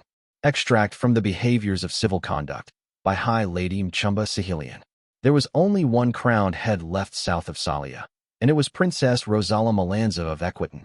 As a girl, or honesty compelled her to admit, as recently as a few years ago Rosala might have found such a prospect exciting. To wield such influence, to claim such authority, and with so few to check her. After her mother's disastrous bid for first princess during the Great War and the ruin that had befallen the Malanzas for it, Rosala had been forced to look in the eye the fact that if she did not take cover under another's wings her family might yet be toppled entirely, and that odds were Equitan would not know prominence against in her lifetime. And now, not even a decade later, Princess Rosala could be argued to be the second most powerful individual in Procer. She commanded a great host, had inherited the reins of a powerful bloc within the highest assembly, and her reputation as both general and noblewoman had reached heights she'd never before thought possible. And yet, as dawn inched ever closer, the Princess of Equitan found it all felt hollow. For all the power and influence that had been gathered to her name, Rosala Malanza found that the sum of what she could do in the face of death was look up at the sky and pray. Pray that the peregrine and the regicide lived up to their legends, that the rogue sorcerer proved worthy of one day having such tales matched to his name, that the tyrant's schemes would be turned against the crown of the dead, and, most of all, that the Black Queen would make as terrifyingly potent an ally as she had been an enemy. They'd all danced to the sounds of Catherine Foundling's tune. This winter found the calm-faced villain always one step ahead. Let the hidden horror taste of that, for once. Princess Rosala thought. Let every promise that has been made under cover of night come true, and great vengeance be visited upon the King of Death. Rosala Malanza ruled lands large and wealthy, commanded soldiers in the dozens of thousands, and held power of life and death over a dozen times that. And so, left to stand stewing in her own inability to do more than hope, she pondered her growing mislike of the chosen and the damned. Those colorful few, cloaked in power and mystery, who would bargain with the fate of nations and the pivots of history, who left all others in the dust of their grandiose adventures, be they great or small. What a hateful thing it was, to have your own life and death decided by the hands of others. She was not unaware of the irony inherent to a princess of the blood pondering such things. The touch of Rue jostled her out of her thoughts enough that she heard the person approaching behind her, though she did not turn.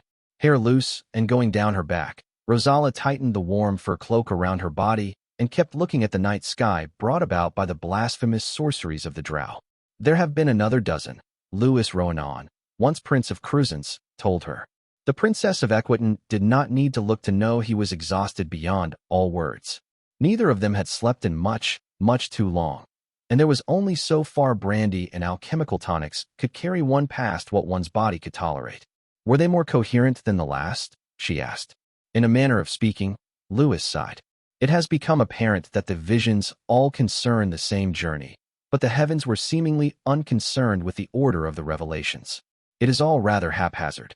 Louis Roanon had never been a particularly pious man, which was Rosala was less than surprised by his implicit criticism of the manner the gods above had granted their insights. No doubt if the prince, former now, she reminded herself, of Cruzens was a one of the gods, the visions would have been regularly arranged, in good order and with the proper seals affixed to bills of delivery. Less than surprised, yes, but perhaps a little amused. Not that she would show it. The mirth was short-lived, though, and the initial vision, Rosala said. Has anything happened to cast it in doubt? She looked at him from the corner of her eye and caught his face tightening. No, Louis quietly admitted. It still returns at least once per lot of dreamers waking, and never once have we been told of anything taking place past it. It seems to have been the end of their journey. The Princess of Equitan closed her eyes. She'd not slept, so there'd been no opportunity to experience the dreams. But in the urgency after the first dreamers woke, she'd had several of those blessed with the visions describe it to her in detail. It always seemed to center around the same vivid parts. The Black Queen's scream of denial after she realized being tricked, the Grey Pilgrim taking up the blade of the fallen Saint of Swords, and then the wizened hero's taking of his own life. All who dreamt the dream agreed that the Black Queen had tried to prevent the peregrine's death, though words failed them when they tried to explain why. Yet it seemed undeniable, by now, that both the regicide and the Grey Pilgrim were dead. The former, if one of the growingly reoccurring visions was to be believed, having been slain by Catherine Foundling herself. Any word of the Dominion armies? She asked. None of the blood have returned from their seclusion, Louis said. The senior captains still hold command, and our people in their camps confirm their rank and file are having similar dreams. It's the blood that'll make decisions, not the captains or the soldiers, Princess Rosala said. Keep sending envoys, Louis. We can't afford for the battle to resume. Dawn will bludgeon the drow hard. The former Prince of Cruzens carefully said, and will arrive soon. If a victory is to be seized by surprise, it would be in the coming hour. Tell me, Louis, the dark-haired princess flatly said, even if we slew every last soldier of the army of Callow without losing a man, what do you believe will happen when the Black Queen returns? She's already raised one army of the dead, Louis said, though he shivered. How many times could she truly do such a thing? And shiver he should, for Malanza had been told the same tale as he, and it had clenched her guts to hear it. An ancient king of Callow stolen from the dead king's grasp and hundreds of thousands of furious wraiths summoned to deliver his wrath? Such a thing could break an army fresh and dug in, if well used, and Rosala Malanza's host was tired and spread out.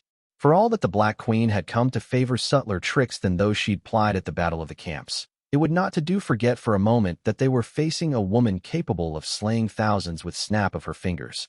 Regardless, this is not a gamble we can even begin to consider with the League still on the field, Rosala reminded him. They may have withdrawn, but they are not so far as that.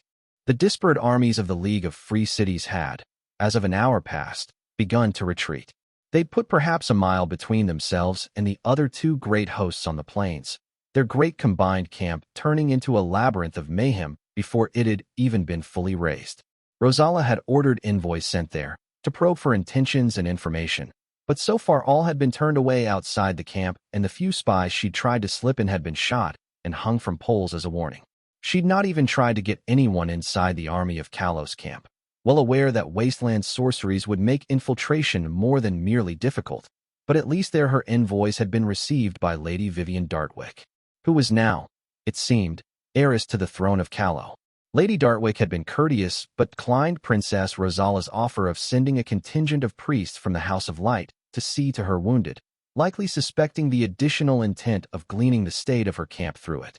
At least the venture had confirmed that some of her soldiers were touched by the dreams too, as well as confirming that the priests of the heretical house insurgent were truly capable of healing, which would not be pleasant to hear for some of the priesthood in Salia, Rosalla suspected. Last she'd heard from the capital, lines against Callow had been hardening amongst the House of Light. As you say, Princess Rosalla, Louis relied, inclining his head. She grimaced, for until a few hours ago, though she had been his leader, they had also been peers, and while the former still held true, the latter did not. They would have to become used to that. Rosalla tried to conceive of a sentence that could mend the gap she could feel growing between them, but sentiment had never been her knack, and she struggled over the words until the entire debate was made moot. A messenger approached, though Rosalla did not recognize her face, and she was being escorted by a pair of Equitan soldiers. The messenger bowed low, and only began to speak when Rosalla gave her leave. "Your Grace," the woman said, her faint Alaman's accent still discernible. "You have been summoned to stand before the first prince. The Order of the Red Lion has found the restrictions on scrying lifted at last." Louis's face darkened with both anger and embarrassment. "It was ordered that any successful contact with Salia be reported immediately," he sharply said. "How is it that I am only now hearing of this?"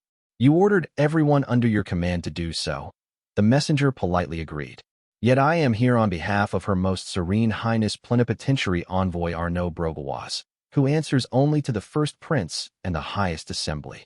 So Cordelia Hazenbach had hidden an entire set of messengers and scryers right under her nose, Rosalla darkly thought.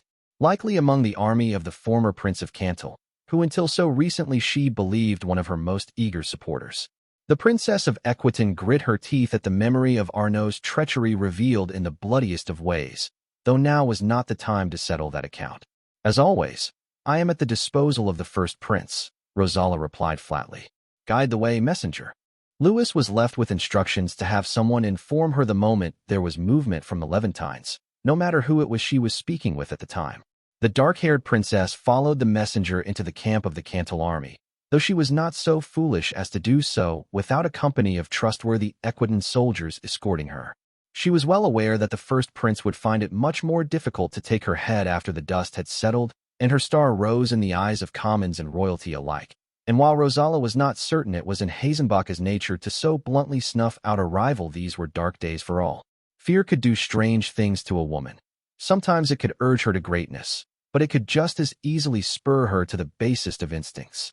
Yet Rosalla and her escort were not surrounded and slaughtered, but instead guided to the former Prince of Cantal's private pavilion where the man himself awaited, along with a handful of wizards who took their leave when dismissed, and a basin of water large enough it could have been used as a bath. Arnaud Brobois rose from his seat when she entered, as the fresh disparity in their ranks required, and personally introduced her. "Her Grace Rosalla Melanza, Princess of Equitan and Supreme Commander of the Southern Armies," he briskly said. Cordelia Hazenbach's cool blue eyes, framed by those perfect golden tresses, were already studying her through the waters, and so Rosalla offered the proper bow. "Your Highness," she said, "as I was summoned, I came. For that promptness, I thank you, and again for the services you rendered the Principate on this campaign," the first prince said.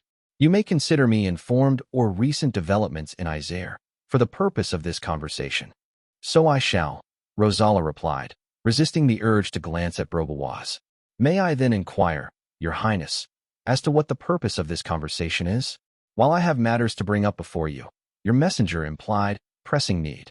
It was as close as she could come to chiding the first prince for summoning her so abruptly, and the message should be twice as loudly heard for the way Rosalla had kept to the courtesies, while Hazenbach very clearly had not. "As of a quarter-hour ago, we have confirmed that the dead king has withdrawn on all fronts," the first prince said.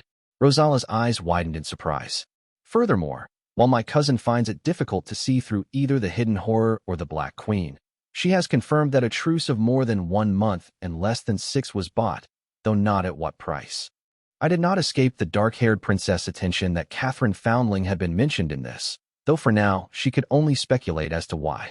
You believe this is the doing of the Queen in Callow? Princess Rosala asked. Hazenbach sighed. Queen of Callow, she finally said.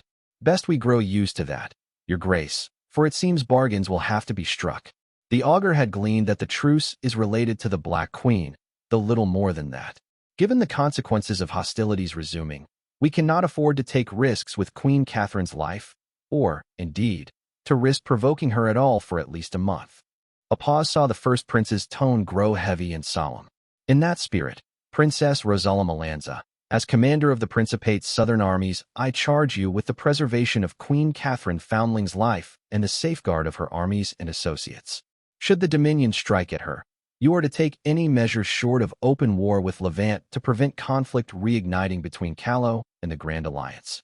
Rosala sharply breathed in.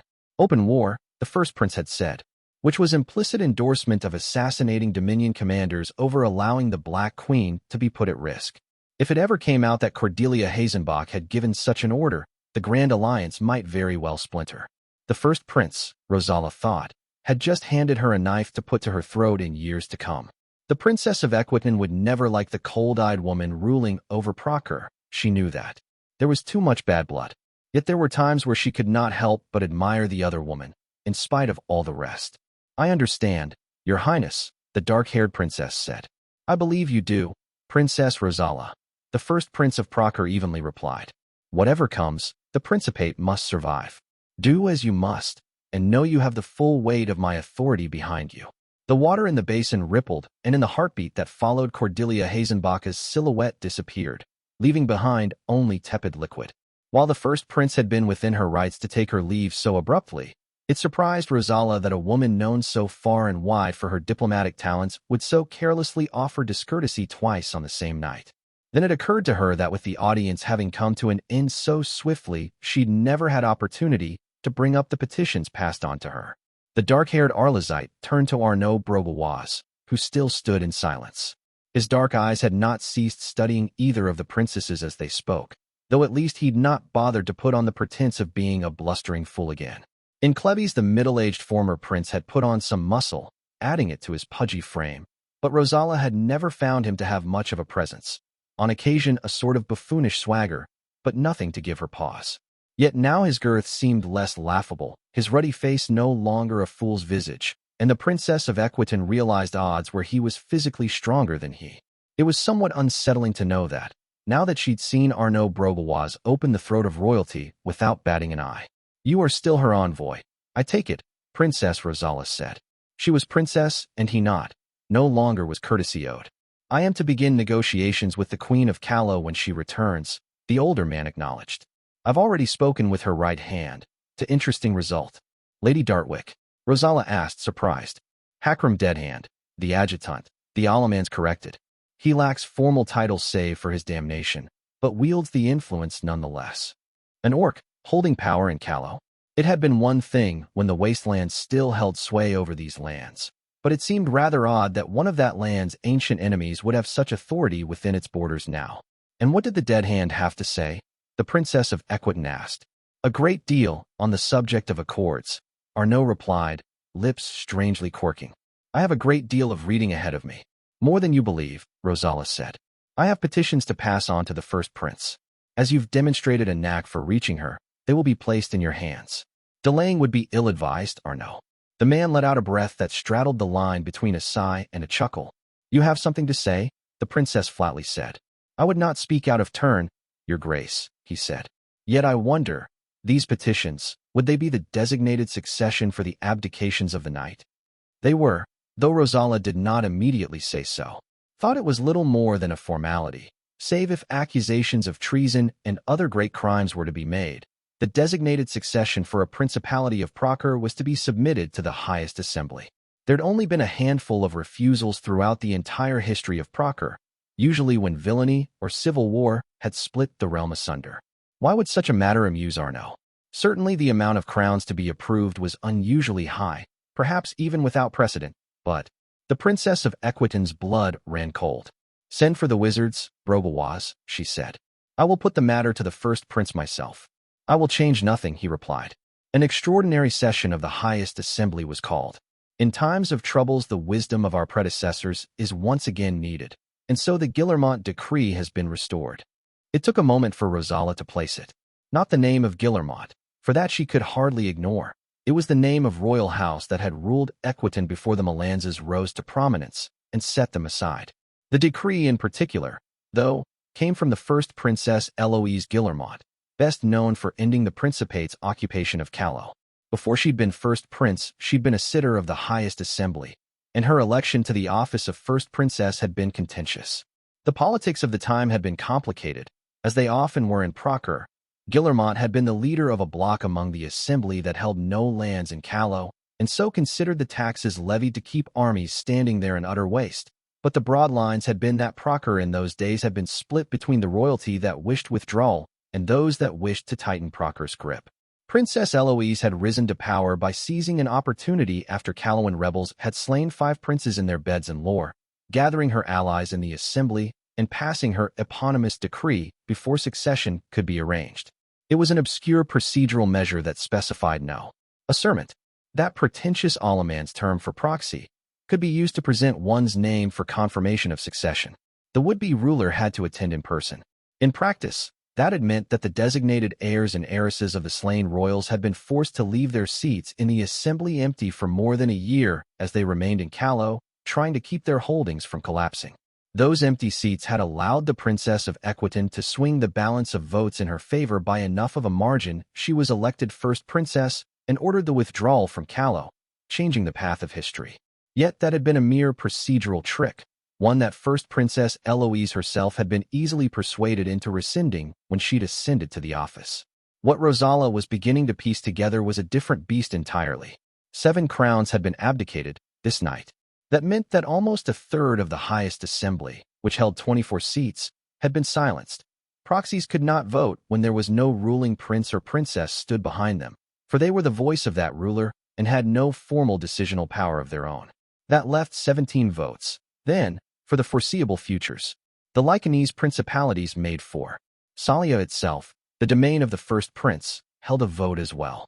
Prince Frederick of Bruss and Hazenbach's other 2 foremost loyalists in Solomons and Tenerife were well known to have instructed their Assermenes to follow Hazenbach in all things, which meant 8 votes. Prince Beatrice of Hainault's lands were being defended by Lycanese armies, which likely made for 9, and with Prince Gaspard and Cleves being heavily dependent on southern supplies for his defending armies that made 10 out of 17. A clear majority that would vote however Cordelia Hazenbach wanted it to.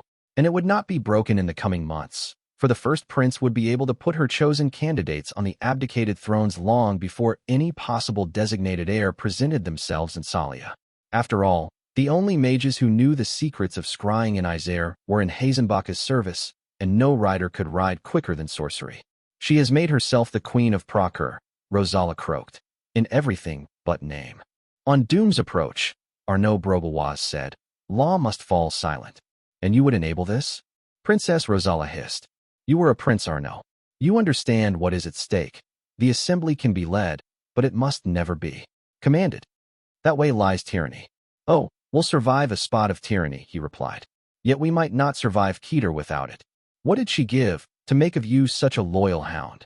the Princess of Equitan hissed. "What manner of ugly bargain was made?" "She let her kin die and her home burn, to better our chances of victory," Arnaud said.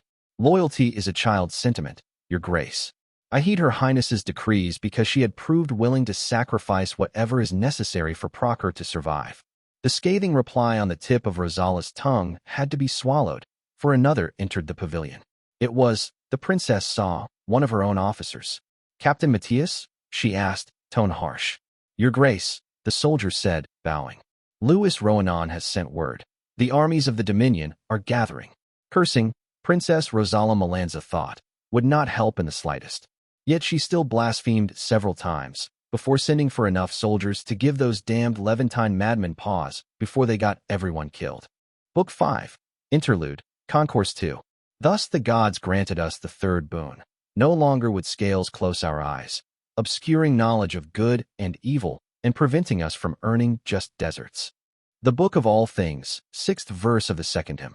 Juniper had done what she could to keep the army on battle footing, but not even the Hellhound's sternest warnings could keep an air of festivity from hanging over the camp of the army of Callow. Hakram noted with some amusement that while the ale rations that Legion tradition dictated should be opened after a great victory remained sealed and put away, there seemed to be no lack of drink flowing through the cups of the legionaries, be they exiles or the Black Queen's own. While the army of Callow had been under strict instructions to refrain from sacking towns and cities even when its columns were detached and the supply situation became arduous, there had been no order sent down to avoid trading with Procerants. Callowan soldiers were on campaign pay, which meant only half the coin was handed and the rest set aside for return home. But they were hardly penniless, and in a war-torn region like Isère, they were the closest thing to patrons the locals would see for the winter. That had overridden reluctance to trade with wicked heretics some, though no doubt there'd been price gouging. At the very least, most of the bottles and flasks merrily being traded around fires were filled with the rich red wines the Principate's heartlands were known for. The ambitious had sprung for bottles of Pleurs de Fée, the heady Allemand's herbal liquor whose name could more or less be translated into Lower Meissen of fairy tears. Hakram had tried it a few months back and found the drink foul, though humans seemed to like the taste well enough. You'd think we fought a battle by the revelry, Vivian said, tone dry. Neither of them were fools, and the former thief was an old hand at this sort of game. And so instead of wandering around the camp in heavy dark cloaks that hid their faces, they'd put on officers' armor and kept their faces half hidden by helms. 2 well-fitted armored gauntlets, one empty and the other hiding bone, had seen to it that Hakram's most easily discernible marks would be kept out of sight. The orc followed the human's gaze, finding a pair of grizzled or goblins cheerfully bullying some Callowan girl soldier into drinking enough. Eric.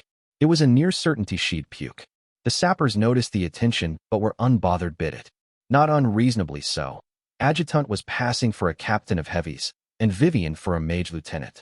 Neither of them would be in an easy position to punish the drinking of soldiers so far removed from their own theoretical commands. Perhaps we didn't, Hakram quietly replied, but it feels like victory nonetheless, doesn't it? We threw some spells and shot some engines, and General Abigail ordered a single cavalry charge on enemy mages, the blue-eyed noblewoman said. The drow fought, admittedly, but us? This entire battle had seen fewer than 200 soldiers die, Hakram. Aye. Adjutant agreed, once more amused. Fewer than 200 of ours dead, and we've both forced the Grand Alliance in a truce and put the League of Free Cities to retreat. They'd make songs of today, Vivian, even without choir dreams gilding the legend. Legionaries would make songs of rivers being wet after drinking. The heiress designate to the throne Drilly replied.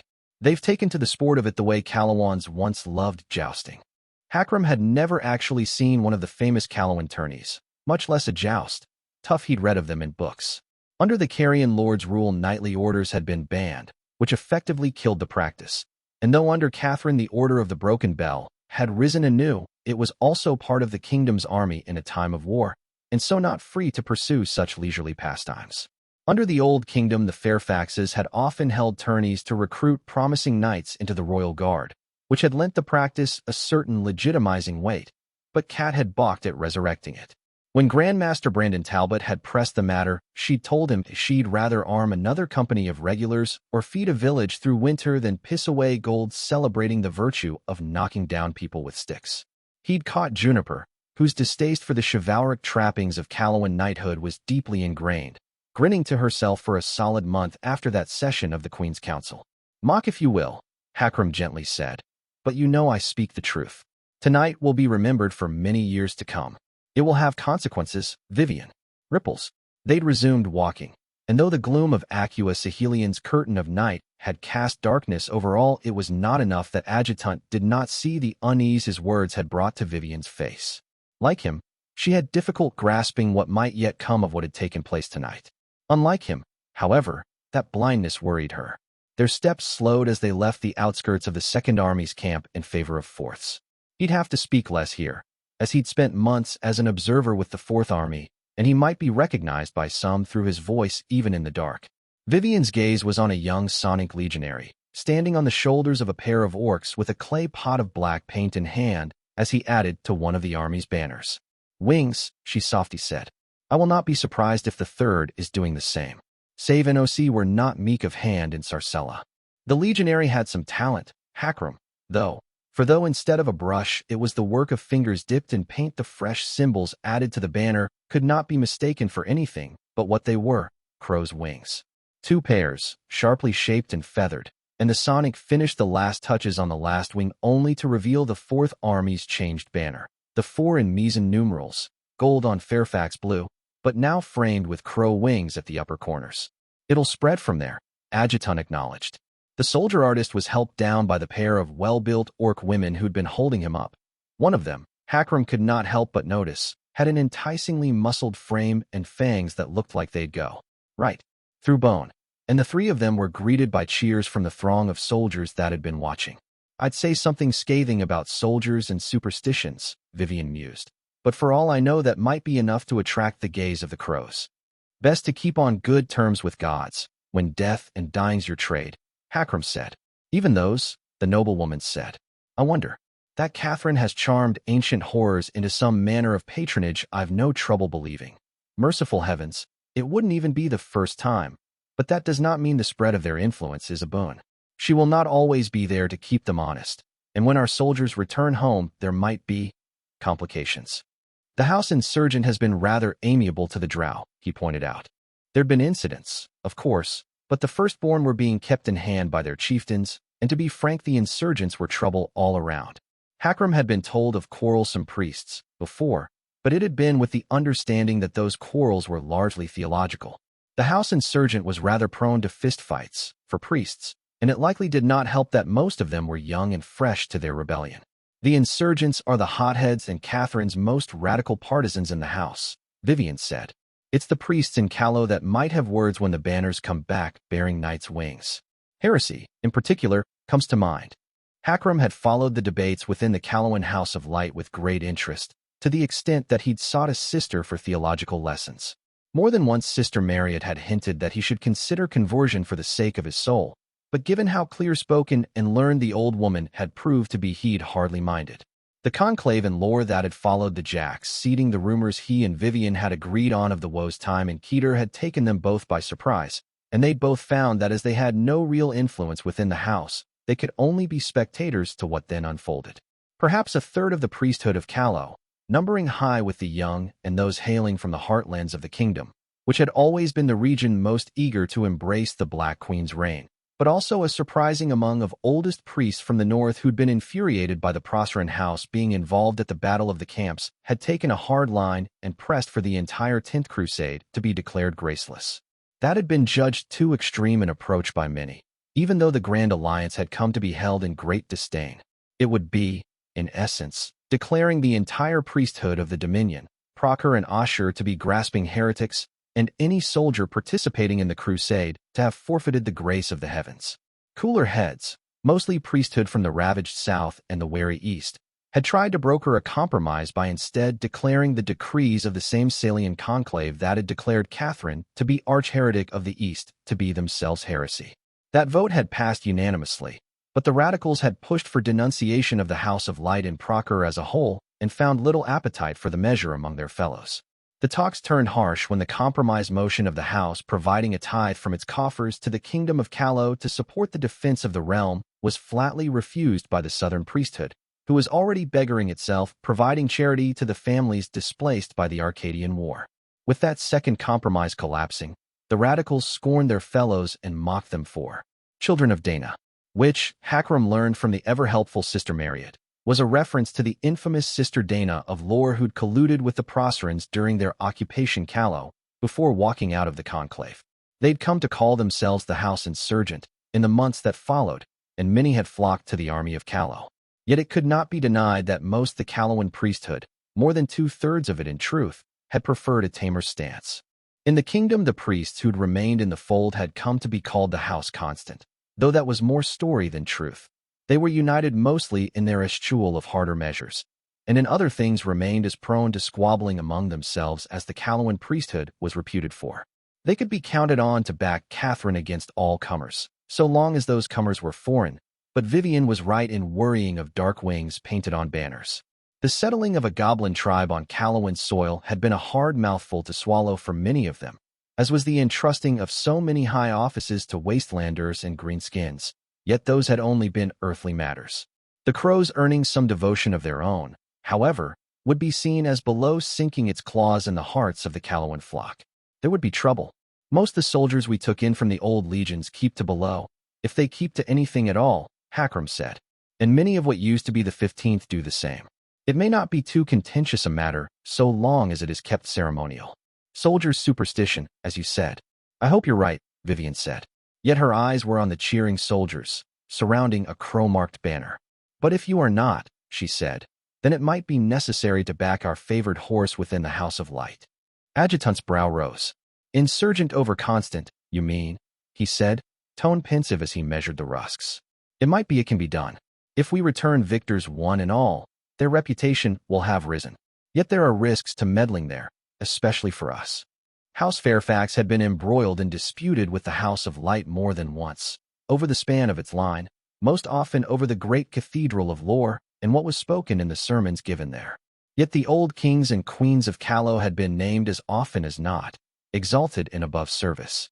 It was one thing for one of that ilk to intervene in the house's affairs, but entirely another for the Black Queen to do so. If a villain was seen as trying to subvert the House of Light, rebellion was certain. Even the Carrion Lord had chosen the soft death when dealing with the priests, preferring instead the stratagem of starving them of coin. Too early to tell if it'll come to that, Vivian Dartwick finally said, eyes hooded. We'll have to keep an eye on things as they unfold. Adjutant rumbled in agreement, and they resumed their walk. The First Army's camp, where they'd begun their wandering, had been quiet and orderly compared to the rest, as was only to be expected, as it was Juniper's own command and closest to her displeasure should festivities become too obvious. The seconds, under General Hune, had been tense for other reasons entirely. As Hune's army had seen fighting during the day and the night, it had been allowed to rotate most their companies to sleep, which had turned out less than restful when vivid dreams began waking the legionaries. The First Army's entire mage contingent had been awoken to put together answers, as well as the senior mages from other armies. So far there'd been little more put together than the string of visions depicting parts of the struggle that had taken place over Lys, though the shape of the whole adventure had been taking appearance when they'd left the mages to it. Adjutant would have liked to assign Acua Sahelian to the matter, but she'd had more pressing duties. The soul of the Carrion Lord had been stolen back from the heroes, as had been his body weeks ago, and now the shade who'd once been the Diabolist had been tasked to bind soul and flesh anew after their brutal severing. Still, useful as her expertise might have been, the army's mages and scribes were capable of seeing to the matter. It was less than urgent, anyhow, as Catherine would tell the tale herself when she returned. Most important, as far as Hakram was concerned, was that the most recurrent and vivid of the visions showed that Grey Pilgrim and the Saint of Swords were seemingly dead. The latter would do no favors to Catherine's reputation, but the former was a deeper concern. The Dominion was prickly when it came to the Peregrine, and though the visions legionaries had received made it clear Cat had tried to prevent his death, that might not mean too much to grief-stricken killer with more pride than sense. Someone would have to be blamed, and even if it did not outright come to war, they might try to kill Catherine upon her return to avenge the Grey Pilgrim, which would lead to war regardless, no two ways about it. His warlord was popular even with the legions in exile, who of the coalition holding this camp were the host with the least fondness for the Black Queen. The army of Callow and the Firstborn had deeper loyalties, and very few qualms over killing either Proserans or Levantines if provoked. The truce over the field had been achieved by scheme and force of personality more than great desire for peace by the soldiers, Hakram knew, and that made it fragile. Even more so now that the League's hosts had retreated some and no longer stood as a close and obvious threat to the other two great assembled armies on the field. Juniper was well aware, which was why there were scouts out there keeping an eye on the Grand Alliance's positions, and the army of Callow had yet to entirely leave battle footing.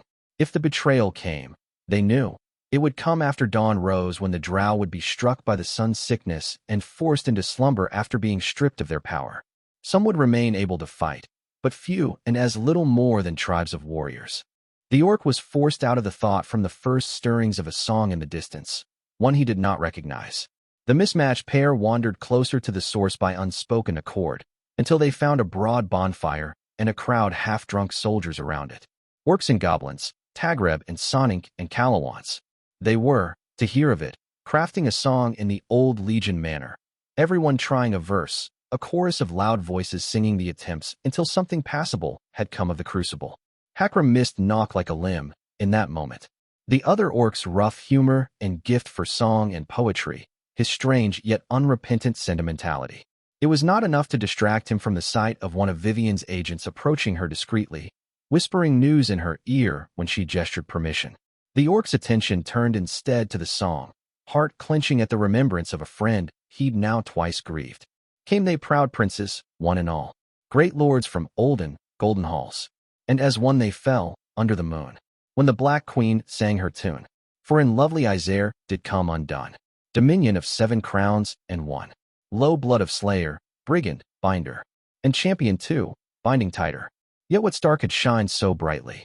It would not fear our queen's fury. For in lovely Isare did come undone, dominion of 7 crowns and 1.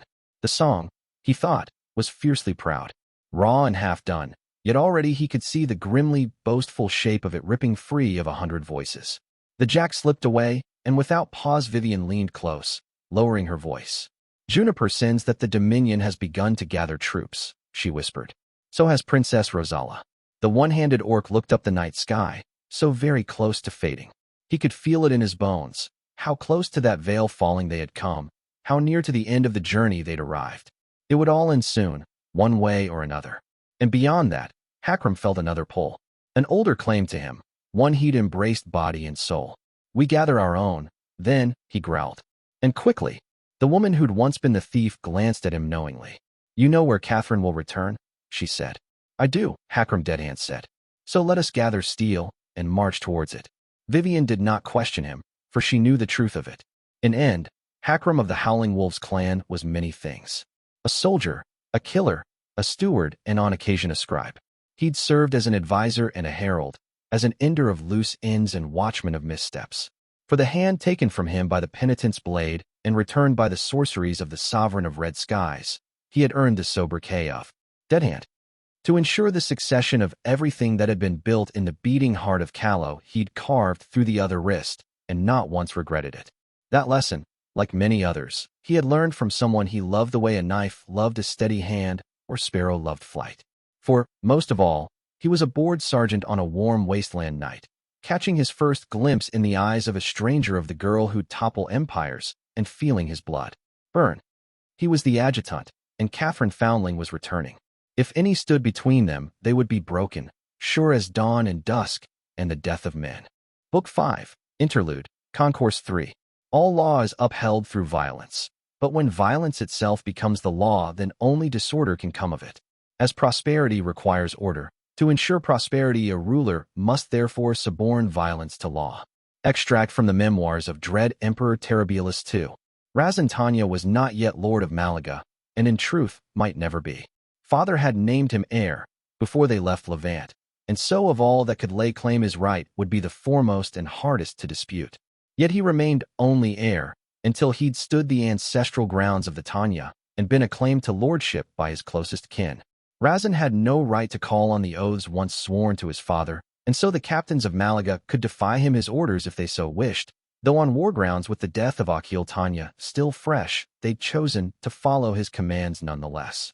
It was because of that frail arrangement and the rights of his blood he was considered to have voice equal to the other 3 standing at this council, though it would be foolish to assume the others did not regard his standing to be the lowest among them. Yet here they were nonetheless, the 4 of highest authority among the Dominion's armies, having woken from the waking dreams the Peregrine had sent them to hold these talks.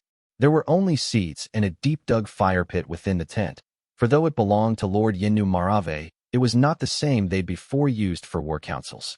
This one was rather smaller, and behind ancient wardstones brought from Levant, gifts from the Gigantes that had been rarely made, and were even more rarely taken away from ancestral grounds there, they kept veiled from sorcery, and spying the affairs of the families owning them, as it should be. Though the stones could have been set around a larger tent, Razan knew enough of sorcery to know that certain patterns must be kept arithmetically exact to exert their full strength.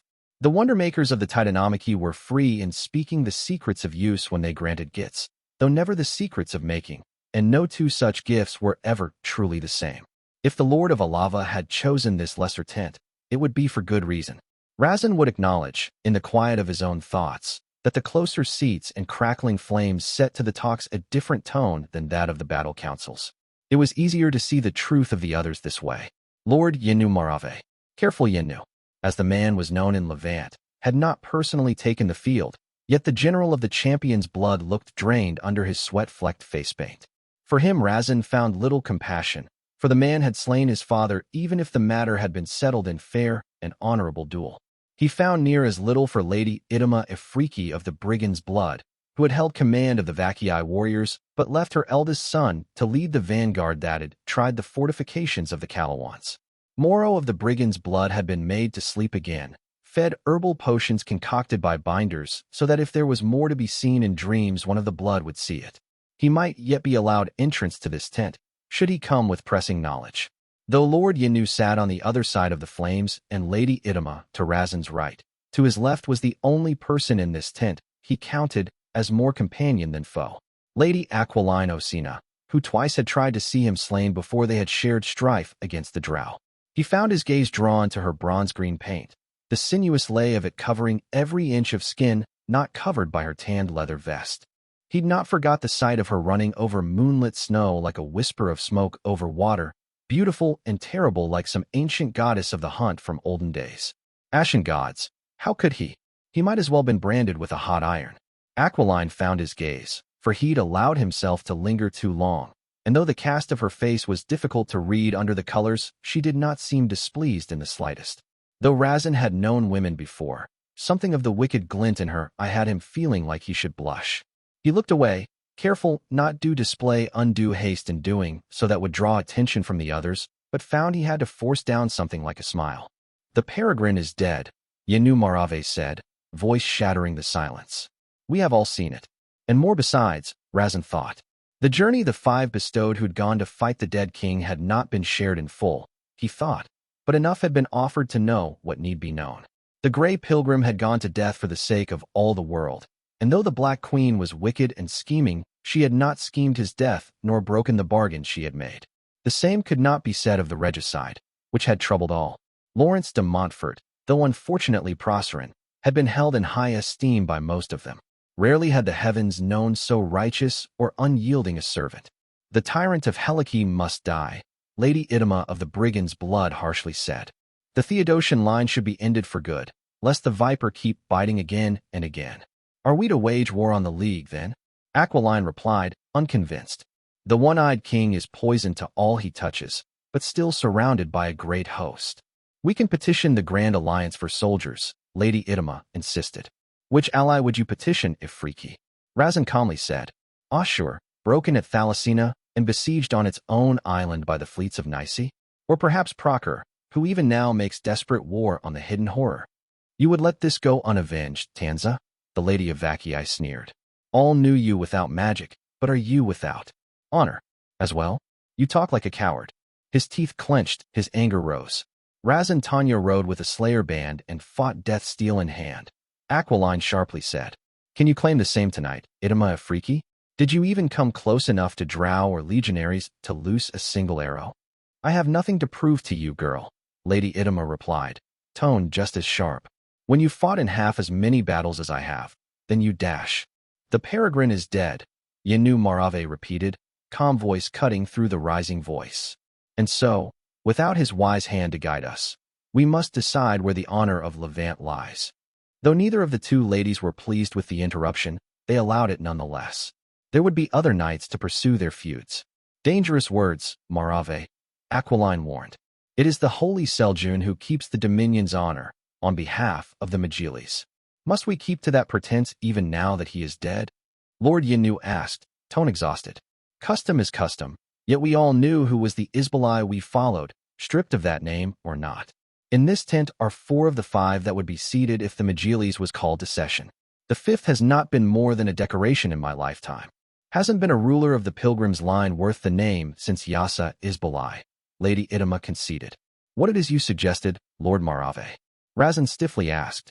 That decision must be made as to the fate of this grand alliance, the Lord of Alava said. What has it brought us, to warrant what we've lost in its name? You'd abandon the 10th Crusade? Aquiline asked, genuinely surprised. What 10th Crusade is that? Yenu Marave asked. We've marched for more than a year now, and I've yet to see it. We have fought soldiers of Callow, soldiers of the League, and now the drow servants of the Black Queen. Was it not the tower we swore to war upon? Pretty words were spoken, yet the truth is plain.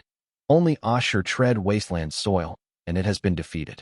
The 10th Crusade is done, and if there can be said to have been so much as a thimble's worth victory to it, then it belongs to the Queen of Callow. He exhaled. Let us go home, he said. Let us bury our dead and see to our lands, instead of chasing shadows for Cordelia Hazenbach's sake.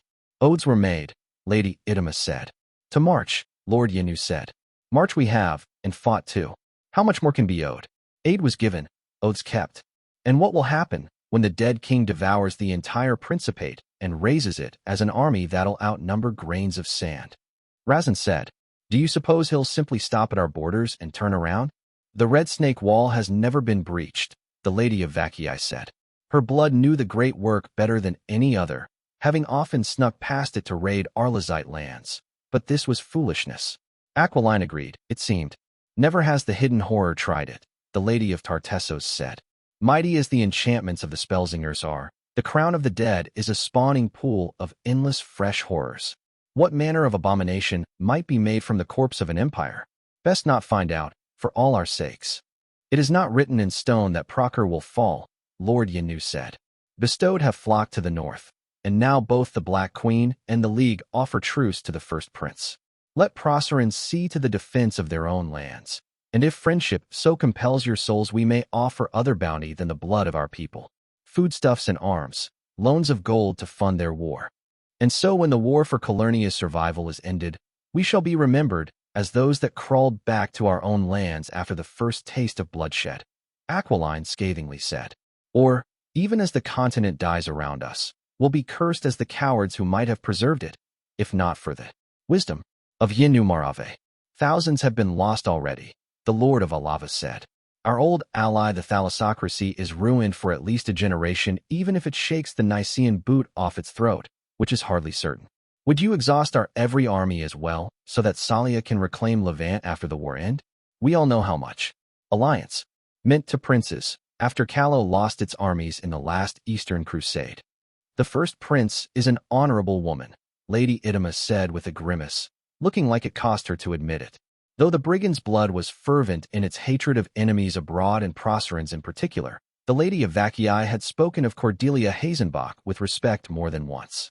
The peace forged between Vakii and Proker by its first prince could have been so costly as to ruin the Afriki, for none had stood behind Lady Idema in her warmongering and would have protested heavy reparations over much, but Hazenbach had been restrained and allowed for honor and peace. That had been remembered just as much as the many treacheries of the Principate. Will her successor be as well? Lord Yenu retorted. Or will our spent lands be hungrily eyed by Arlazite crowns, and a would-be conqueror be elected after her? To ward off a betrayal that might be, Razin mildly said, you instead offer a betrayal that is. I see no honor in this, Marave. Only fear. Hear, hear, Aquiline said. It might be the tower we declared war on, but it is the dead king that now seeks our end. Until the last dusk that old thing will be our enemy, and I will not retreat without even catching sight of his armies. Once. The Lord of Alava turned to fix Idema of the brigand's blood with a steady look. Your judgment, Lady Idema? Lord Yenu asked. The older woman hesitated. It is not the war we agreed to fight. No denying that, she said. And you speak sense in being wary of Arlazite friendship. Yet honor must be observed. Some may remain, but others should return. Lord Yenu said nothing, gazing at them over the fire.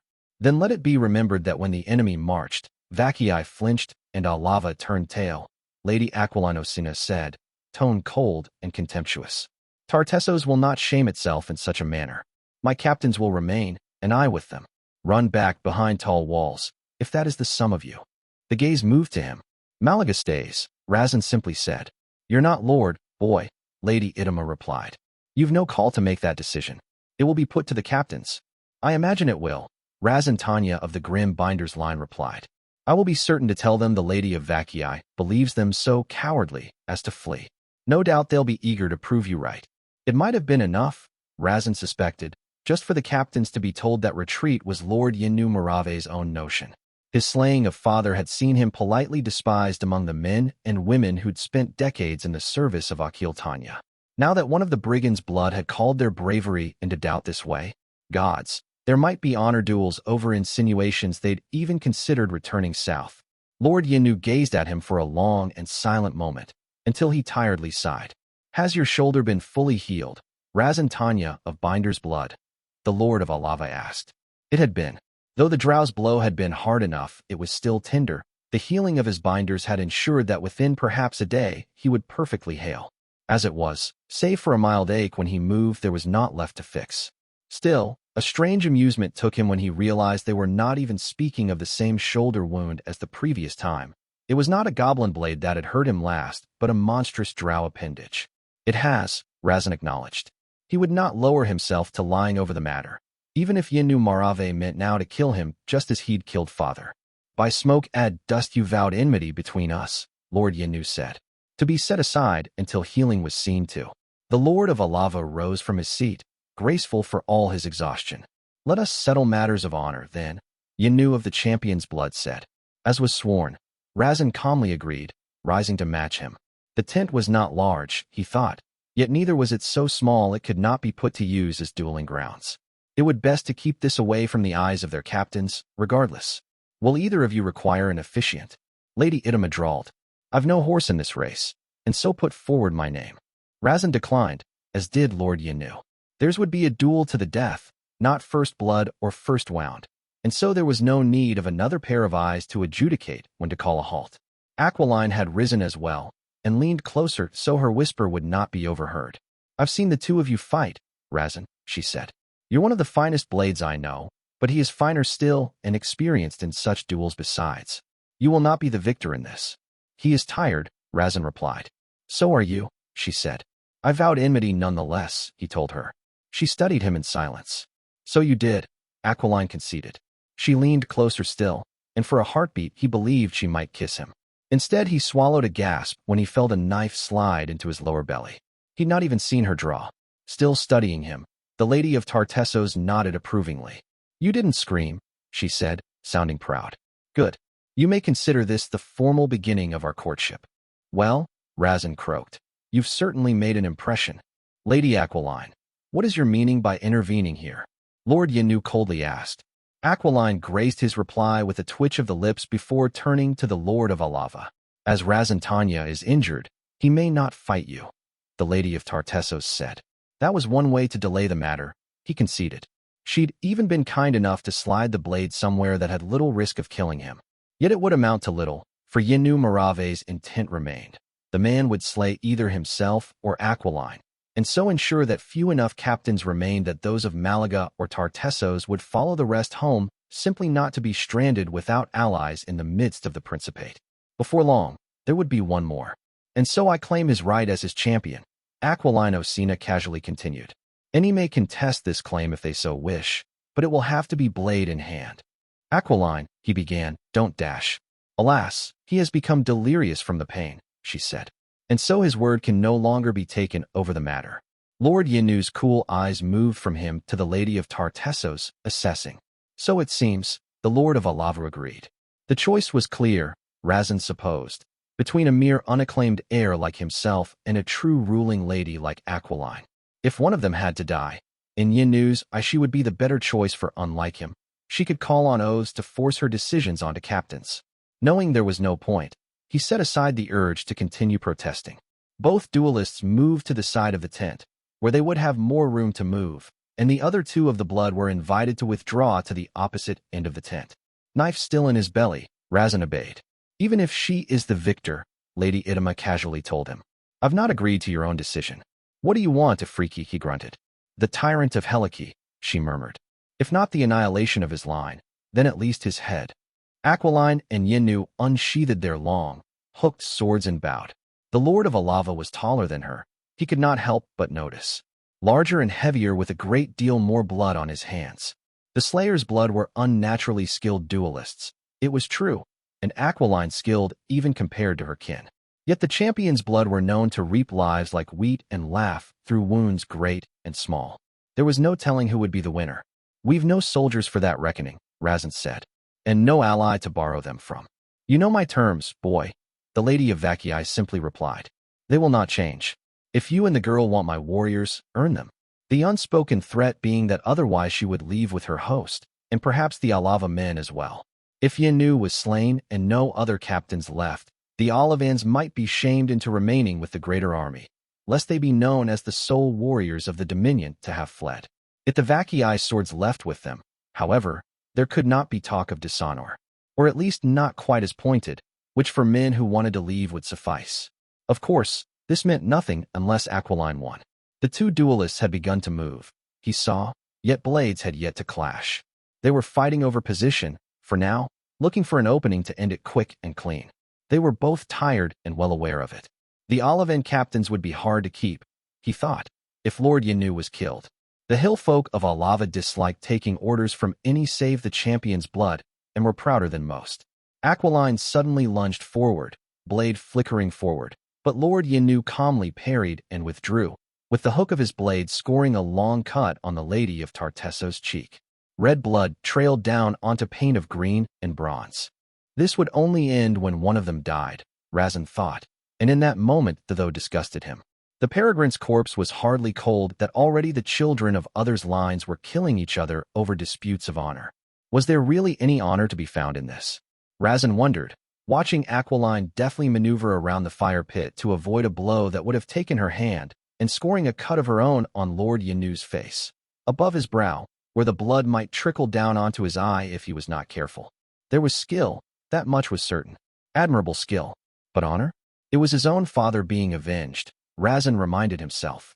His father who had been slain in an honor duel much like this one, disagreeing over a decision of great import. Theirs were hard ways, Razin Tanya knew, but he'd been taught that they were also honest ways. Unlike Proserans who poisoned and schemed, unlike the free cities and their empty trials, those of Levant did not leave the rot to fester. They brought it out, cut it out, settled the matters so they would not grow, and settled them in honor. Honor duels, he thought. Honor wars. So much honor was there to be found in the Dominion, and all of it derived from blood. If he kills her, the Osino will feud with the Marave, he quietly said. And, though it would be early and almost presumptuous of him to say, the Tanya as well. So they will, Lady Idema shrugged. She was unmoved, for this was simply the way of the world. Steel touched steel, as they watched, as a quick exchange that had Razin's herd racing saw Aquiline avoiding a cut throat, but taking a blow to the side of the head from Lord Yenu's heavy pommel. She seemed dizzied, and so his stomach clenched in fear. Razin Tanya had stood just like he was standing now and watched his own father be slain, because this was an honorable way to settle things, and it would be dishonorable of him to do otherwise. This settles nothing, he thought. It is rule by the blade, and it brings evermore the same. If Aquiline slew Yenu, avenging Razin's own father, then some other Marave would one day come for her to avenge Yenu. And then in years after someone would come for her killer, and on and on and on. It would go until either Levant died or the last dusk came to pass.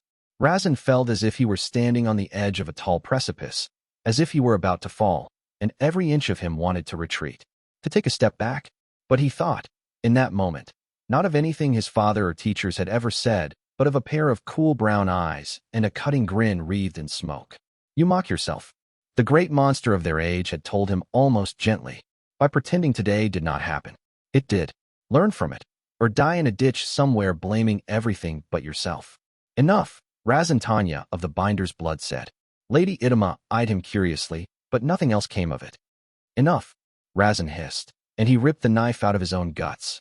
Even when the blade clattered on the ground, they did not cease their fighting, though when bleeding and wincing he stepped in between them, the blades were held back. Razin, Aquiline harshly said, do not dash. How many years has it been since the Dominion was founded? He interrupted. 300 and change, I'd say. That is how long it has been since Proserans ceased killing us, and we've started doing it to ourselves. Enough, damn you. You dishonor yourself. Yenu Marave scorned him. Fearing defeat dash. The valiant champion took up arms to end tyrants, didn't she? Razin said. Rulers who force their will through force of arms. I wonder how much difference she'd really see between you and a prince. The Lord of Alava paled, either in dismay or white-hot fury. If there is honor to be lost, Razin said, scorning the very word as he had himself been scorned, then let it be mine. You would let your father's death go unavenged? Aquiline asked, and there was something like contempt in her voice. That wounded, it did, but still he must press on. Learn from it, or die? He told himself. Someone has to, he snarled back. What does this change? What does any of this change? Something in him snapped, for if he'd been able to see this, why hadn't they? Why did it have to be him, bearing those disdainful looks like he'd somehow spewed in their cup by arguing that more killing wasn't going to get them out of the pit killing had first dug? It settles our disagreement, Lord Yenu said. Move aside, Tanya, or be struck down. Razin laughed. Do it, he said, extending his arms and wincing from the wound in his gut being stretched. Is this what we are now? Even when the world is half-ended, we kill each other over battle plans and decisions, and how we've killed each other over the last two. Are we truly that little? I will not warn you again, Yenu Marave calmly told him. Move, Razin, Aquiline said, and though there was still disdain in the voice, there was more worry. It was not much of a bomb, but it was not nothing. No, Razin said. If you want to force this through, look it in the eye, Yenu Marave. Admit that you are willing to cut down an unarmed man to get your way. Damn you, boy, Lord Yenu hoarsely said, but raised his sword anyway. The knife came to rest against his throat without anyone having it heard unsheath it. The Lord of Alava stilled. Keep talking, Tanya, Lady Idema said. A convulsive chuckle ripped its way free of his throat. Do I truly need to make some great argument, he said, absurdly amused, of why we should cease slaughtering each other at least on the same night when the sky almost fell on our heads? There was a heartbeat of silence. Gods above, Razin said. Look at us. We might as well be in Alaman's farce. The four fools who dueled on the night the world almost ended. We've fought half a score in battles and skirmishes against the army of Callow and the League and the Drow, yet the closest the Dominion's armies have come to breaking this winter is this very hour. Think on that, for a moment. We've wounded ourselves more viciously than the Black Queen and all her heretic cohorts put together. Much have you chided us, Aquiline said, yet you've said nothing of how to mend the wound. We bring back the Peregrine's corpse, Razin Tanya said, and we put it to a proper pyre. And when that's done, we don't butcher ourselves like fucking animals. If we are to decide the fate of Levant, then let Levant have a say. The Holy Seljun? Lady Idema said, sounding surprised. No, Lord Yenu softly said. He means the captains. He means that we speak our case to an assembly of our soldiers and choose our way by acclamation. Razin nodded. And if the soldiers choose to go home? Aquiline pointedly asked. Then we go home, Razin said. We have to be willing to lose, Aquiline, to bend. Otherwise this only ever ends with swords bared. That has been our way, she replied, and it has served us well. Has it? He softly asked. The Grey Pilgrim has been dead for nary an hour, and already in this tent the seeds of a decade of war have been sown. Can you truly say our way has served us? Well, I will agree, Yenu Marave said, to sending warriors to bring back the Peregrine in honor. Razin admired, against his will, how calm the man's tone was when Idema's knife had yet to leave his throat. The escort and the assembly both have my agreement, Lady Idema of the Brigand's Blood said. Be it battle or retreat, let it be chosen before gods and men. The escort and the assembly, Aquiline agreed after a moment, tone brisk. The right decision will be clear to all that are not craven fools. Razin Tanya idly wondered if it would be ill-taken to send for a priest or a binder for his stomach wound before an honor guard of warriors was assembled to take the Peregrine back to his kin. The escort and the assembly, he said, as if there'd been any doubt. He was still bleeding from the belly when they left the tent, but at least no one had died. That was, he decided, better than he'd had any right to hope for. Book 5, Interlude, Concourse 4. A victor has 100 friends, every last born yesterday. Helikian saying. Abigail of Summerhome, still a general, despite her best efforts, had finally figured it out.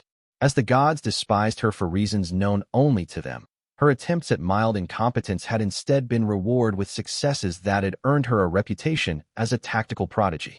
Her continued protests that she was not such thing were being taken as humility instead of desperation, to the extent that Marshal Juniper had commended her for being grounded and not letting a claim go to her head. Abigail had never seen anything half so horrifying in her life as the Hellhound attempting an approving look, and she'd had goblin stew, which was made by goblins and not of goblins, as she really wished someone had told her before she'd eaten a bowl out of fear of offending a whole swarm of sappers. But it had been naive of her to assume that simply trying to pass on her responsibilities to literally anyone else would be enough to see her demoted back to a set of responsibilities less gallows adjacent. Indeed, from the towering heights of her fresh understanding, she now grasped how guileless and green that manner of thinking had been. But she'd learned, oh yes she had. They were going to sweep her under the rug quietly, maybe even enlarge her retirement pension, so she kept her mouth shut for the rest of her life, which as far as she was concerned was the ideal state of affairs. Of course, her most cunning plan still hinged on the dead hand not getting them all killed before morning bell, which was, unfortunately, looking less likely by the moment. 600, at least, the adjutant calmly said. Personal armsmen of the blood, by the looks of their equipment. The tall, broad-shouldered villain spoke in that way orcs often learned to after they'd been out of the steppes for a few years, slower than they would in Karsam, and careful to avoid being too loud. You could tell how long they'd been out of the homeland by the way they talked, since those fresh out of the clans hadn't usually yet figured out that a big orc speaking loud and harshly in a hard-to-understand accent tended to make humans might twitchy. Hakram Deadhand struck Abigail as the kind of person who went around spending a lot of time thinking about what other people thought before acting all cold and measured. She'd known folks like that more than once. They were the traitors who'd done the best under the Presai at Summerhome. Those who'd not choked on pride when it came to getting trade permits from the Easterners, who'd not balked at serving legionaries and greasing the palms of wasteland scribes. They usually weren't nice people, but they did tend to be able to afford nice meals, which in Abigail's humble opinion was a lot more useful a trait. The Tartessos and Malaga captains were hard in a scrap, General Abigail replied. And they're not even the people known for having heavy foot. Please, Lord Deadhand. She silently prayed. Do not ask my 2 cohorts to take that damned hill. For 100 legionaries, even veterans, trying to dislodge those armsmen would be like swinging a trout at a wall. Amusing, except for the trout. She'd seen those bastards in Sarcella taking a run at sapperdug positions and still make a dent, since they refused to die even when shot repeatedly and didn't seem to have a single self-preserving bone in their bodies. It was always worse when one of their nobles was around, too. It put an unnecessary amount of additional steel to their already steely countenance in the face of danger. That would be the Alava warriors, whose colors are also flying, the adjutant said. I receive your point, General. An assault before reinforcements are had would be difficult. She'd not expected that to work. Did praying to people actually change things? She'd heard that there was talk about making the odd offering to the crows these days, which she didn't entirely disapprove of. The gods above asked for a lot. Birds were probably much easier to bribe as far as deities went. Alms took hard coin, but you could get dead rats from any poorly kept cellar. Haven't been told why we set out either, sir, Abigail said. Lord. My lord. Adjutant will do, the ivory-fanged villain told her. Ugh. He'd even done the fucking grin, just like Krollum did. Someone really needed to have a sit-down with all these orcs and explain to them that some big muscle bastard displaying enough sharp teeth to fill the mouths of at least 3 jackals wasn't ever going to be taken as reassuring by anyone with any sense. At least the goblins were aware they were horrifying as all hells when they did it. We are to serve as the escort for Her Majesty's return to creation, the adjutant said. Abigail was well learned in the ways of the army of Callow by now, so she didn't need to have it spelled out for her. Of course it had gotten worse. It always did it, this bloody outfit. It's on that hill, isn't, she whined, with all the warriors on it. And any moment now the Dominion was going to be reinforced by a battalion of demons or a legion of angels, and still the dead hand would say, take me that hill, General Abigail, or no general's pension for you. And that was the thing, wasn't it? Abigail had come too far to retire without the pension now. She refused to attend that many bloody strategic briefings and not make it out of this damned war set for life. Your intuition is as acute as rumored, Deadhand said. The Summerhome girl didn't squint at the villain, because that was a good way to get your eyes eaten, but she did wonder how long it had taken the orc to perfect a tone of voice that so perfectly straddled the line between serene and sardonic. Thank you, she said, cleared her throat. Sir Lord Adjutant. As for why you in particular are serving as commanding officer for the cohorts instead of a commander or even a legate, it's simple enough, the one-handed orc graveled. You're one of the few people Catherine has ever personally promoted. I was curious. Abigail looked up at the sky, casting out her despair for any god willing to hear her. How much would it cost for people to stop getting curious about her? She was willing to resume attending sermons, if that was what it took, or offer, like, 3 dead rabbits to the crows. She could probably get a few of those from goblins if she found a gaggle around a campfire and put up bottles to trade. I'm flattered, she lied. She was going to have to implement that plan faster than she'd earlier intended, the general thought. Gods forgive her. She might even have to accept that dinner invitation Grandmaster Brandon Talbot had sent her. Rumor was he extended that to every rising Calawan officer, but she'd thought to avoid the whole thing like the plague by claiming that a goblin had eaten the invitation. It would have held up. They ate basically anything if they got hungry enough or were dared to. Now, though, she'd have to use a nice public dinner with important people to say something horribly, absurdly racist somewhere too many high officers were seated for it to be ignored. She was still debating on what to say. That was the issue. She wasn't going to start mouthing off about greenskins, not when she had so many of them close to her and bearing sharp things. And going after wastelanders tended to earn retribution. Tagreb officers watched each other's backs. And if there was a single Sonic in this damned army that couldn't do magic or didn't have a friend who could she'd yet to run into them. No, it'd have to be about real foreigners. She'd been mulling over arguing that all Procerans should be eaten, especially the children. If she said that in front of enough people it'd have to be bad enough, she was encouraged to retire, right? And now Rosala Malanza graces us with her presence, Hakram Deadhand said. This is going to get interesting. It was hard to make out much in the darkness, especially at a distance, but the Procerans were hard to miss. They'd brought their own torches, and not few. Even after the tyrant of Helike had tumbled them down from Arcadia, it looked like the princes had been able to put together a contingent of horse. Abigail had a hard time guessing numbers, given the swiftness they rode with and the movement of the torches, but there had to be at least 200 riders there, trailing behind at a slower pace. Men-at-arms whose strength was easier to gauge were approaching in a column. Easily 500 there, Abigail saw with dismay. This was about to turn into a bloody goddamned mess, wasn't it? The Dominion had 600 foot, but it also had the hill and some of those hard warrior priests who'd melted the Prince Killer's own plate over him. Princess Malanza of wherever and whatnot had that light Proceran horse and some decent fighting men for a sum of 700, but Abigail suspected charging up a hill at Levantine armsmen wasn't likely to end well for Malanza, horse or not. And then there was them, approaching with 2 cohorts of 200. One of regulars, veterans from Arcadia and the Doom, and the other a lighter force, sappers, mages, crossbowmen. The weakest force of the 3, if you didn't count that Hakram fucking Deadhand was part of it. She'd seen the orc named Throne like a trebuchet stone at Acua's Folly, and walk it off before assaulting a rebel bastion near single-handed. The adjutant could turn it into a fight, if not a very pleasant one. Our reinforcements might get there in time, General Abigail tried. And they might, pretty please, bring with them someone high up enough in rank this would no longer be her problem. The low hill the Dominion had taken and would allegedly be the Black Queen's stepping stone back into creation was roughly between the camps of Levant, Procer and Callow, but the dark-haired woman would bet on the army of Kalos muster over anyone else's without batting an eye. No one else drilled battle muster save for the legions, so if this got out of hand their own legionaries should get here quicker than either the Levantines or the Procerans. Of course, there were a lot more of those around so that it only goes so far. Unlikely, the adjutant said, eyes moving across the darkness. He could see where she could not. Abigail knew.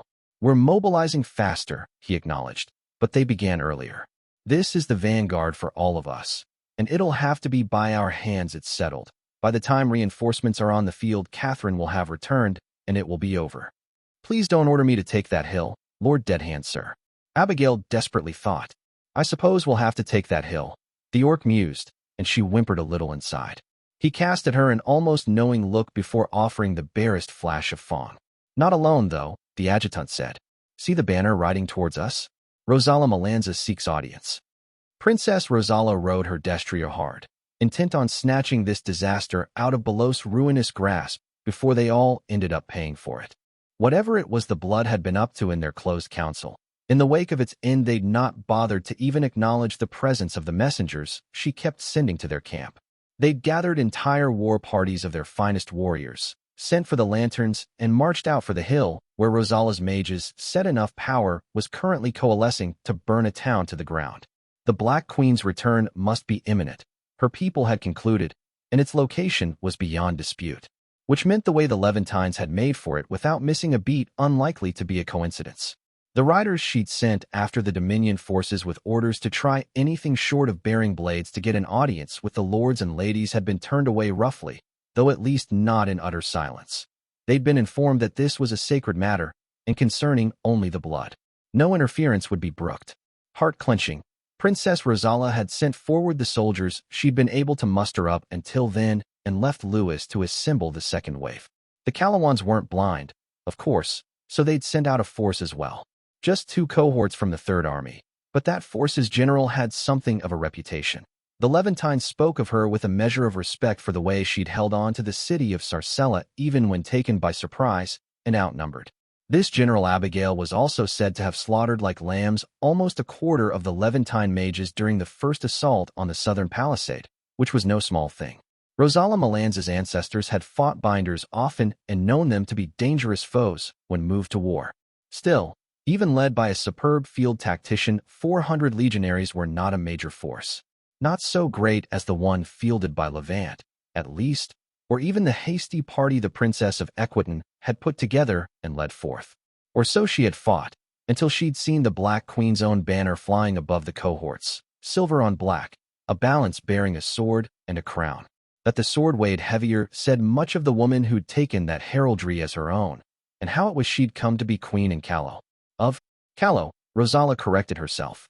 Best not make that mistake around foundling herself. Her temper was well known. That the sword and crown flew could simply be sign that it was expected the Black Queen would return under it, or it could mean that the adjutant was with the cohorts, and that'd complicate things. In truth, it could be said that Hakram Deadhand was the least dangerous of Catherine Foundling's woeful company. He lacked the terrifying great sorceries of the Hierophant, the archer's talent for sudden and surprising killing strokes, and even the thief's rumored endowment to steal anything from a fleet or river barges to some fey princess sorcery.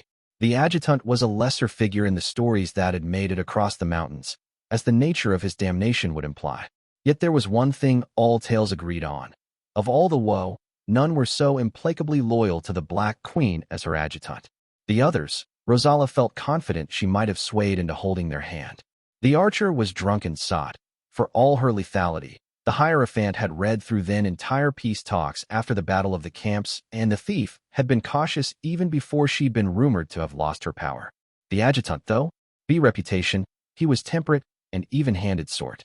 Those, in Rosala's experience, always tended to make the worst fanatics. Few things were as troublesome as an otherwise reasonable man believing an unreasonable thing. Escort riding close around her even as the rest of her vanguard advanced on the hill where the Levantines had taken position, the dark-haired princess veered hard to the side when she saw the Black Queen's banner split from the rest of the legionaries. An escort of 10, the very same number she rode with, made for her direction at a sedate pace while the rest of the cohorts continued marching on the hill. Wary of too sudden an approach being taken as a charge, Rosala reduced the pace of her mount and shouted for her soldiers to do the same. Within moments they were in sight of the enemy envoys, and even before she drew her up reins and halted, the Princess of Equitan was silently cursing. There was no mistaking the burnt and darkened plate on the tall orc for anything else. The adjutant was there, along with a young woman bearing the marks of a general and a retinue of Calawan regulars. The dark-eyed Arlazite would have called it a risk taken, bringing but a matching number of legionaries when she rode to them with horse, but knew better. The orc was damned, and not fresh to his legend. He could likely kill them all without coming to breathe heavier for it. "Hail, Lord Adjutant," Princess Rosala called out in lower Meason. "Your Grace," the adjutant replied in the same. She flicked her eyes to the side, taking in the sight of the woman who was most likely this General Abigail of the Third Army. Black hair, tan cheeks, watery blue eyes. More tavern girl than warrior queen. And what was it with Callow and spawning all those wee dangerous women? "I present you General Abigail of Summerhome, in command of the Third Army," the Deadhand said. "You may have heard of her." "So I have," Rosala replied. "Well met, General. Your deeds in Sarcella drew attention." "That was all Her Majesty," the black-haired woman replied almost hurriedly.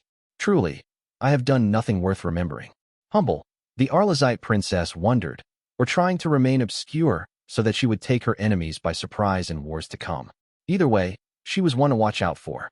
"It appears, Princess Rosala," that the Dominion has seen fit to obstruct the return of my queen.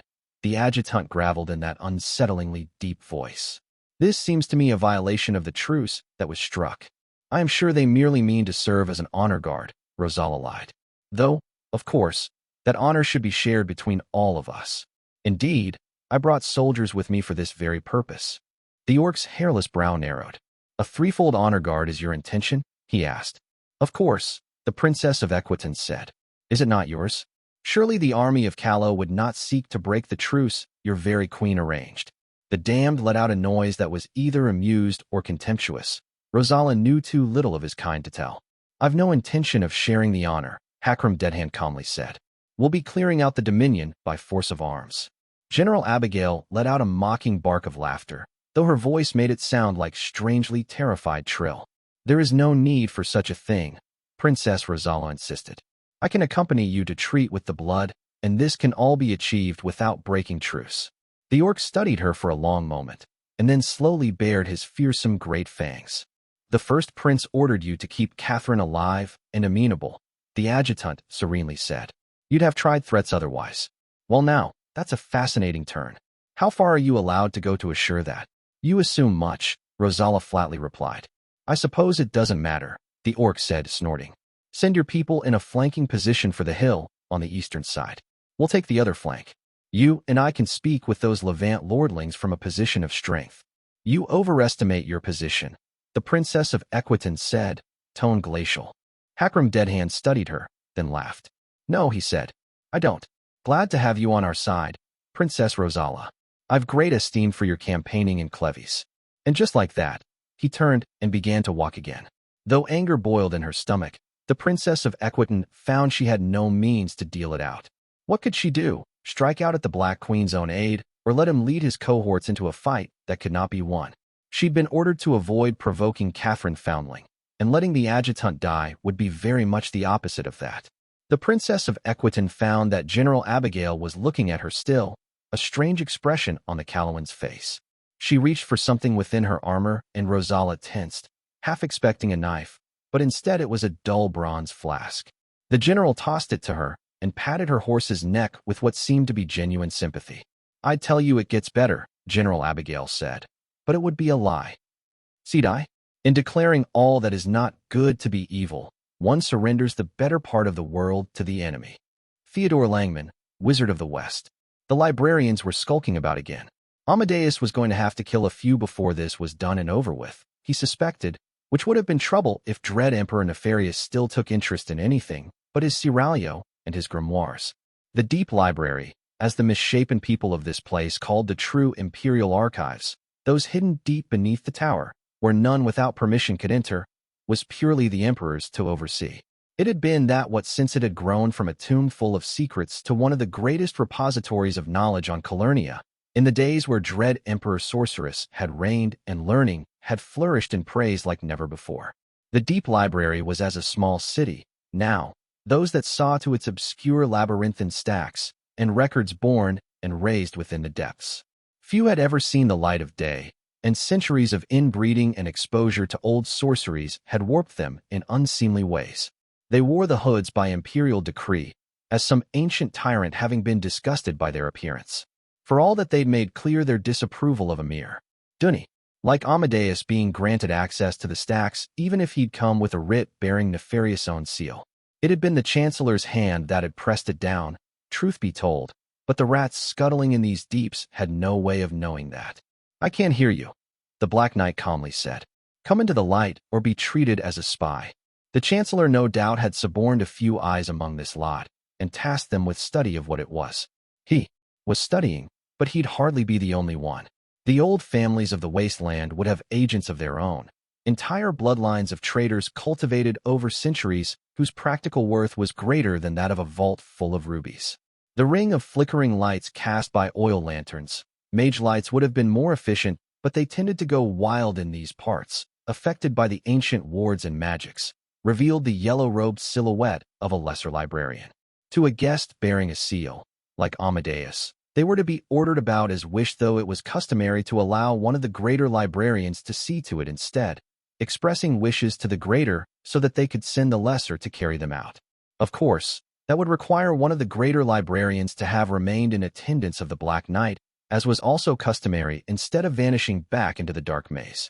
A distasteful parting shot had been made about getting mud on the scrolls, for which Amadeus had considered taking the woman's tongue as a warning to the others. He'd decided against it, for now anyway. There were yet more ways in which the keepers of this place could hinder his research, which was too important to risk on what was hardly likely to be the last reference to his breeding he'd hear. This one has what was sought, Lord Black. A mellifluous voice spoke from under the hood. The mtethwa spoken had an archaic bent to it. For those speaking it had been separated from other speakers for so long they'd not changed their manners along the same lines. The court address was properly done, though still unfamiliar to his ear. Highborn had only begun using such courtesies with him since he'd slain the heir and put a permanent end to their struggles. The Thalassian records, yes? He questioned. It is so, Lord, the librarian agreed. He gestured for the yellow-robed stranger to approach. Stuttering steps brought the tablets he'd sent for, and Amadeus allowed the librarian to set them on one of the rare corners of the reading hall he'd claimed that wasn't covered. It looked like utter chaos. At first glance, piles of scrolls and manuscripts and stone inscriptions sprawling under ancient maps of Praise and Eastern Callow. The divisions were not geographic, in truth, but chronological. Inconveniently enough, he'd had to spend longer finding the right time and place in histories to look for answers than actually finding the answers he sought. The seal that had allowed him access to the deep library had been a reward claimed from the Chancellor, but it was not without bounds. He had only 7 days and nights to seek his answers. He'd not slept more than 2 hours apiece in the last 5 days. And if Amadeus could have avoided that without measurably impairing his mind's ability to retain details, he would have done so. There was no telling when he would next have such an opportunity.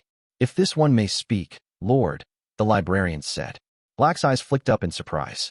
He'd expected them to leave as soon as the precise duties were discharged.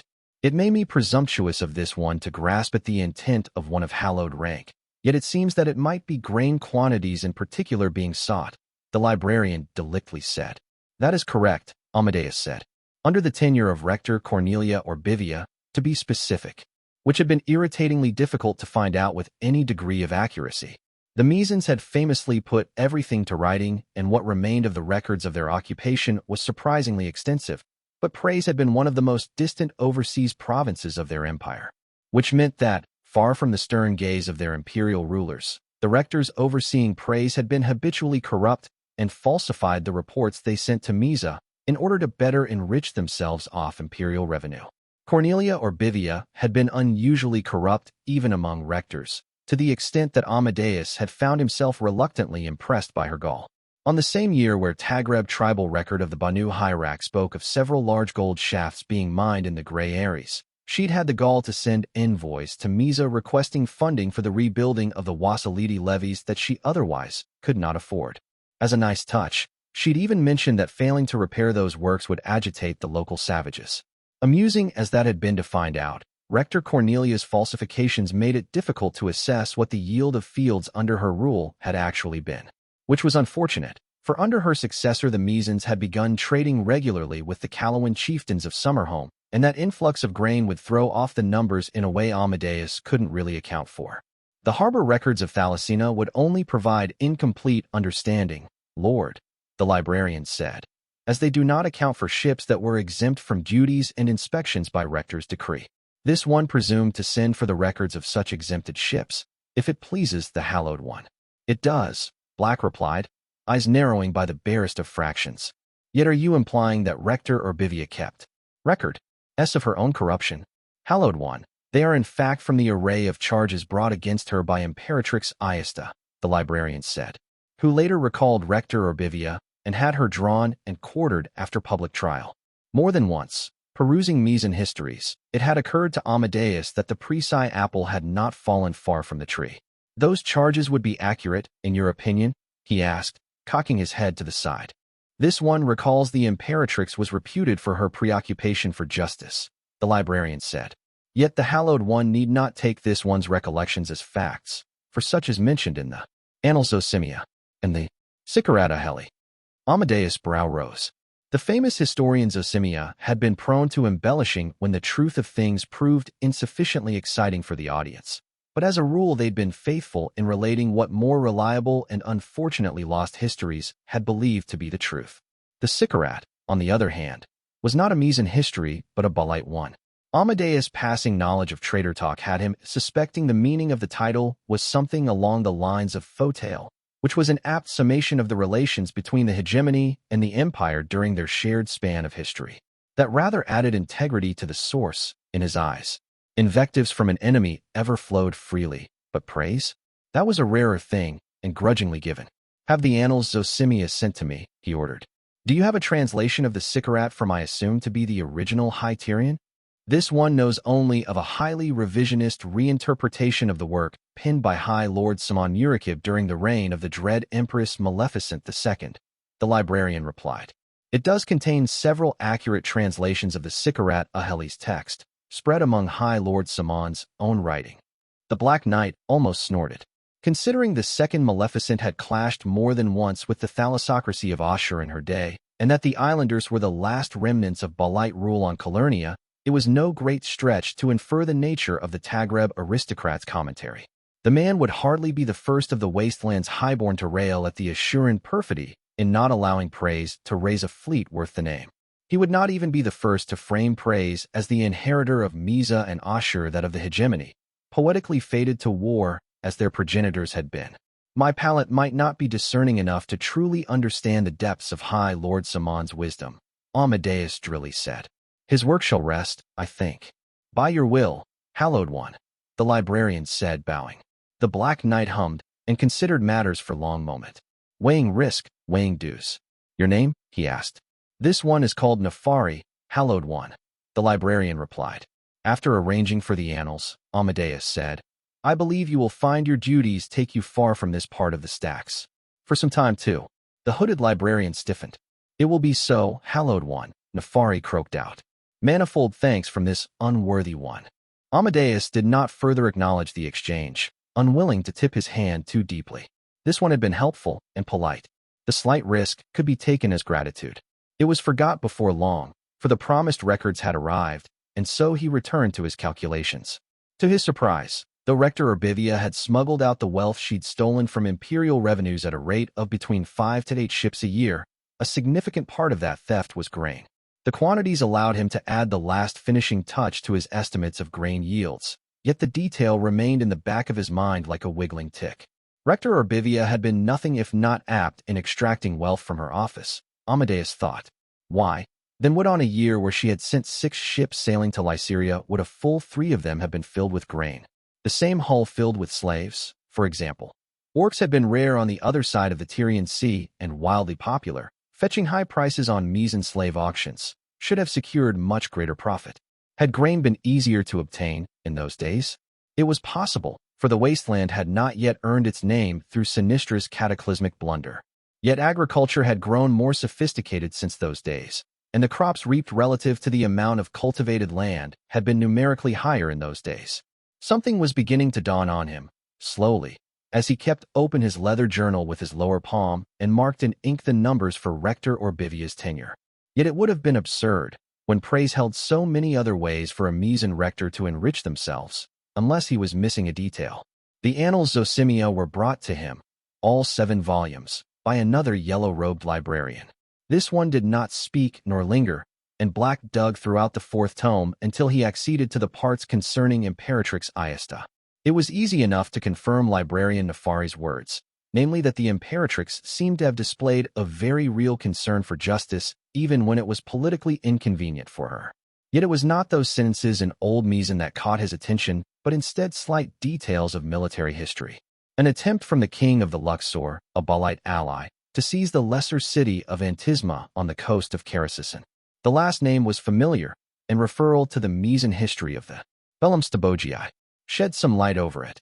Carasisson was a rich stretch of coast in the Misan province of Stobogia Minor, which, along with its northern sister province of Stobogia Major, were the Misan Empire's traditional breadbasket due to their great fields and golden summers.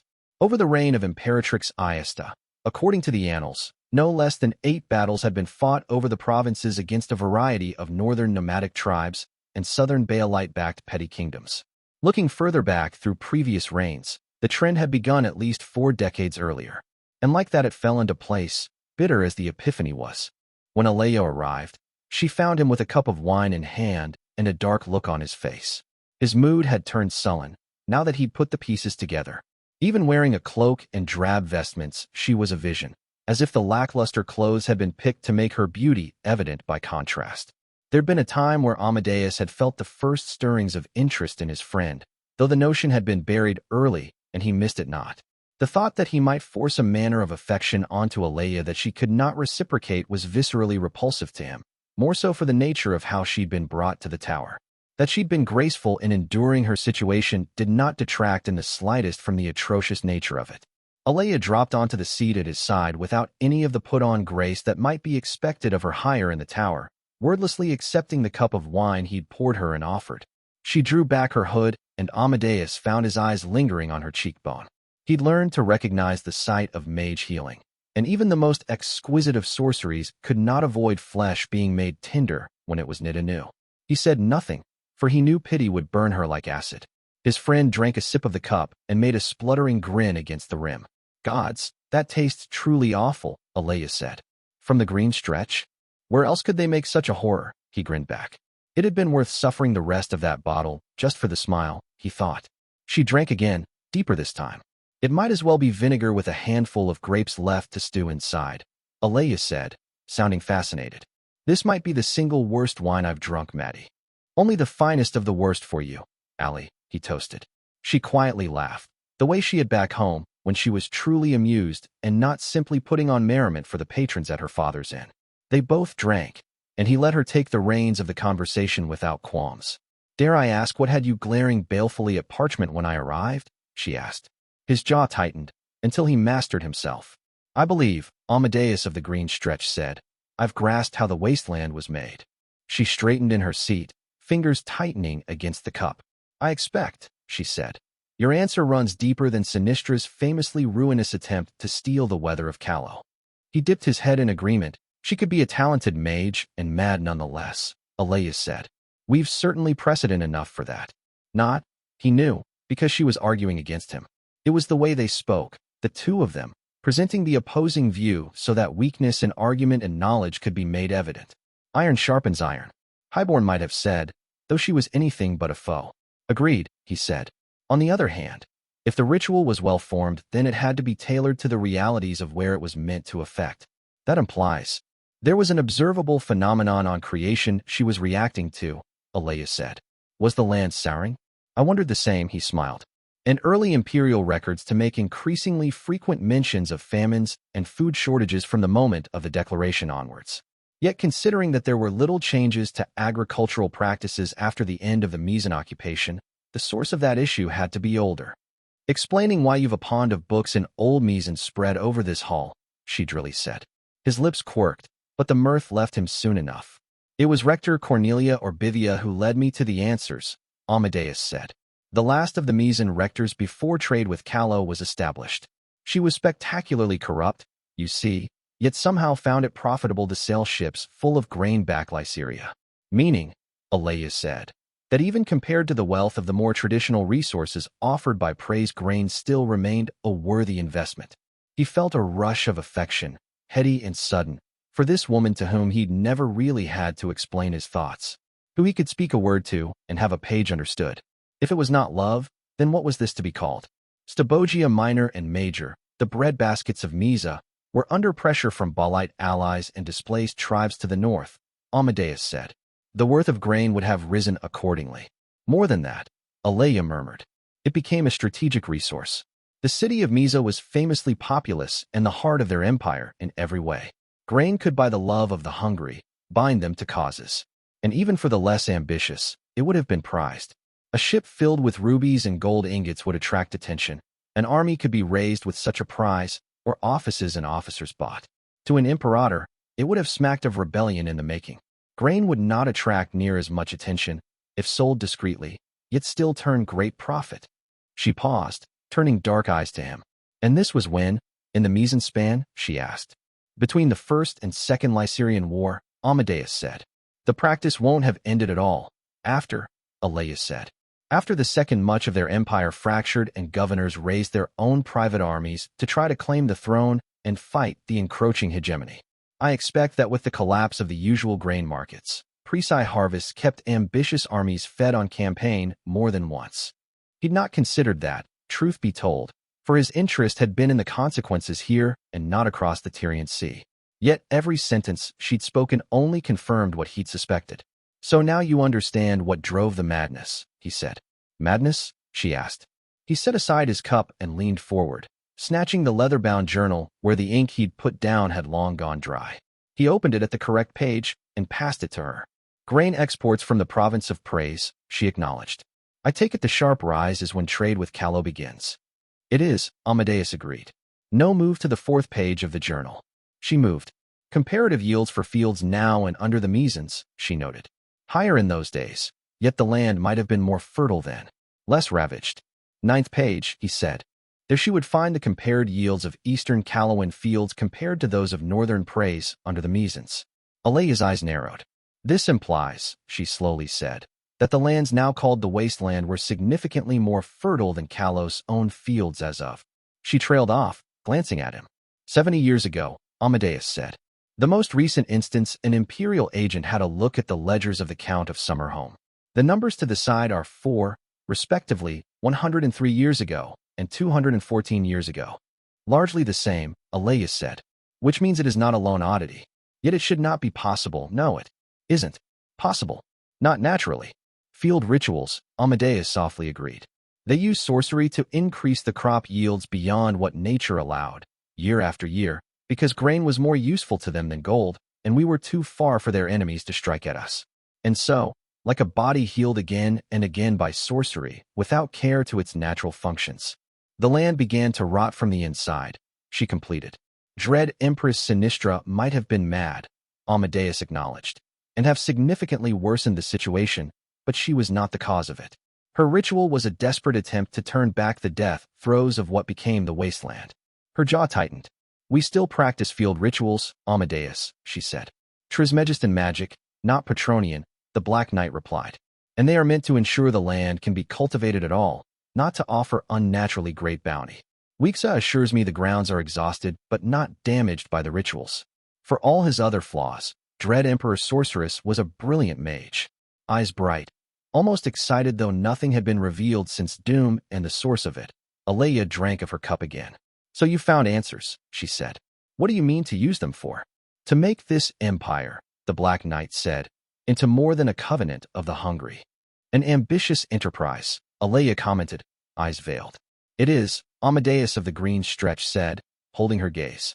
It'd take at least 2 to see it through, at a guess. Something flickered across her face, then, that he could not put a word to.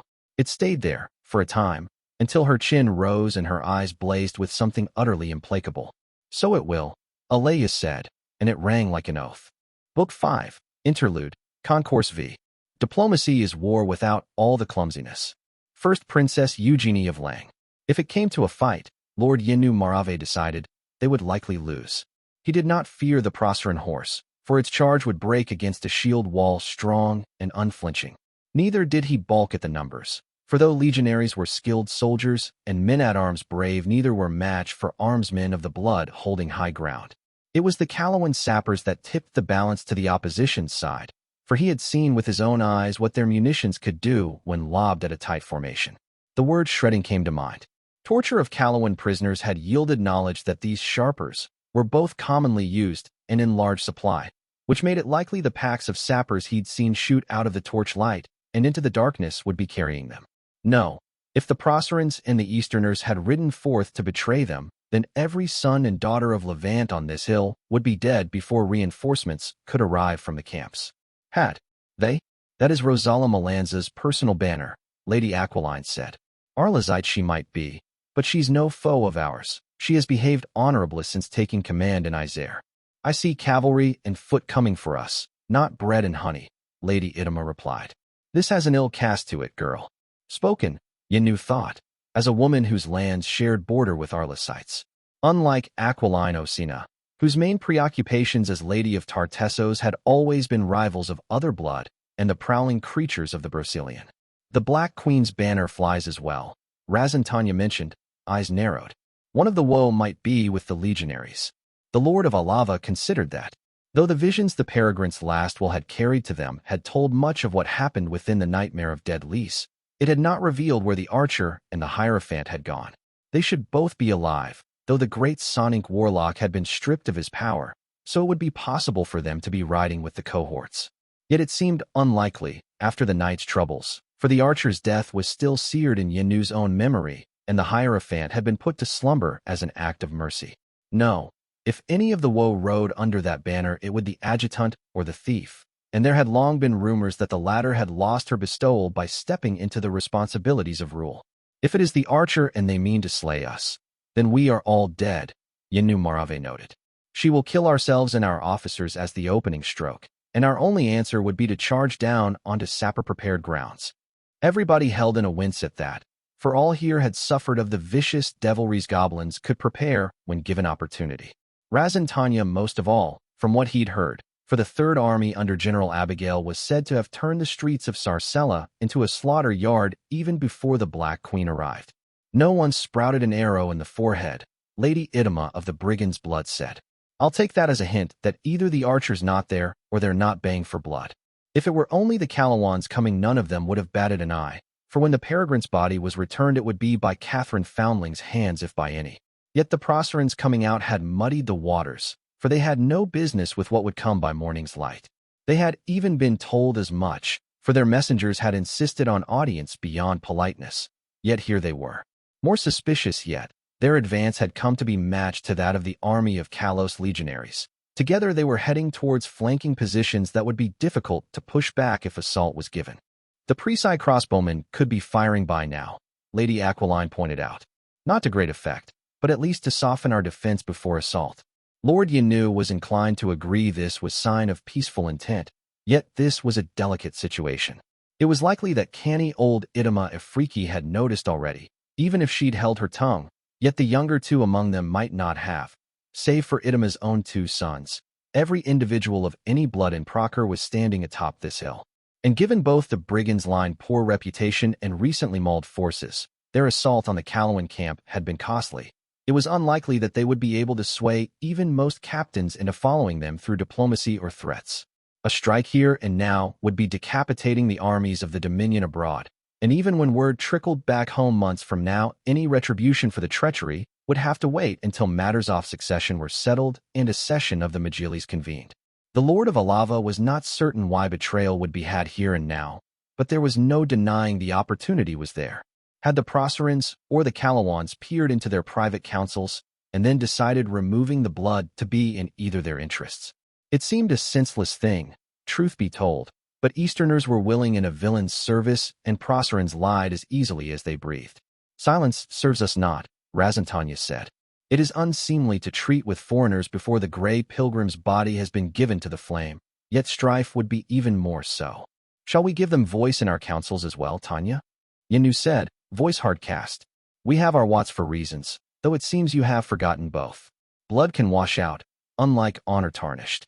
It was more than simply unseemly to play politics with foreigners now. It was dishonoring a great man's death. That Proseran, royalty, would not be willing to discard their precious ebb and flow even long enough for the Peregrine to be put to pyre was. If the Black Queen's the one bringing back the Peregrine, the Calawans at least are already part of this, Tanya replied. Speaking to them, and not the Proserans might split them, Lady Idema noted, sounding approving. There can't be a lot of trust between them. Akil Tanya's son seemed as if he wanted to argue that had not been his intent at all, but restrained himself in the end. Young Razan was not so stubborn as to toss away victory he'd already earned, then. For victory he had indeed earned. Yenu had silently acknowledged the moment Lady Idema spoke in favor of audience. For Lady Aquiline had made her preference for talks clear already, and if only the Lord of Alava stood alone of the four against words being bandied, then his growing isolation among the blood in Isaiah would only be set in stone. Neither Razan Tanya's words nor a knife at his own throat would have stayed Yenu's hands after he'd set out to guide the Dominion away from disaster through duel, as he had. He'd taken a step back simply because Lady Idema Ifriki, who had every reason to stay out of the affair for dislike of the Osina, had chosen to put that knife to his throat anyway. Though it was a proud old boast in the lands of his birth that Alava had stood alone even when the rest of the dominion fell to the Principate, and that the hill folk needed no ally save the bravery of their own kin, the reality was that the city and lands he ruled could be starved of coin and goods, and even many foodstuffs if it broke with every other great line. At the very least, alignment between the other three would see him removed from the highest command of Levant's armies, even if killed one. He could kill them all, perhaps, but that would be just as dangerous a roll of the dice, and he was a careful man by nature. No, best to take step back then and now so that he might arrange victory on his own terms when the opportunity was ripe. It seems there will not be a choice, Lady Aquiline suddenly said. Look, under 3 banners, Equitan, Foundling, and Truce White. A party had approached the foot of the hill as they spoke. 2 riders were behind Princess Rosala's familiar silhouette, one carrying her heraldry and the other a torch. Behind a tall orc in darkened plate, 2 smaller humans were carrying the other 2 trailing cloths, a mere 6 souls in whole. Unlikely to be an ambush. Then, even though the burnt plate was as good as announcement that the orc among them was the adjutant. We can send an invitation to the dead hand alone to stand before us, Idema said, smile gone hard. It could be a fine line between envoy and hostage. Raz and Tanya cast her a considering look, and for a moment Yenu was reminded of the boy's father. Lord Akil had been known for his keen wits, and though he'd been no great general under his reign, the Binder's blood has seen their influence rise through careful bargains and treaties. It was an old jape back home that the true talent of the Tanyas was not the magic of their famous ancestress, but in truth the wealth that flowed through the canals of Malaga. Yet few before Akil Tanya had been so skilled at making use of that wealth. More than once Yenu had seen the same look he now saw in young Razan's eyes and his father's own, just before someone was goaded into making a costly mistake on the floor of the Majilis. Alone would be insultingly obvious, Razan said. Let him bring an attendant, at least. Idema's agreement was the sound of the decision being made, and Yenu Marave began to wonder if it might not be better for the realm to kill the boy than Lady Aquiline after all. Princess Rosala was more than passingly familiar with bravery. She would not consider herself a great paragon of that virtue, though neither was she a coward. Rosala, for all that she did not shy from battle, was still a princess of the blood. She went to war surrounded by loyal bodyguard and with priests ready to bring her back from death's door should wound be taken. It was natural this be the case, though perhaps not fair in a godly sense, for her death would herald a great deal more trouble than a fantassin's. Yet it was easier to brave, the Princess of Equitan privately thought, when so many were sworn to keep her alive.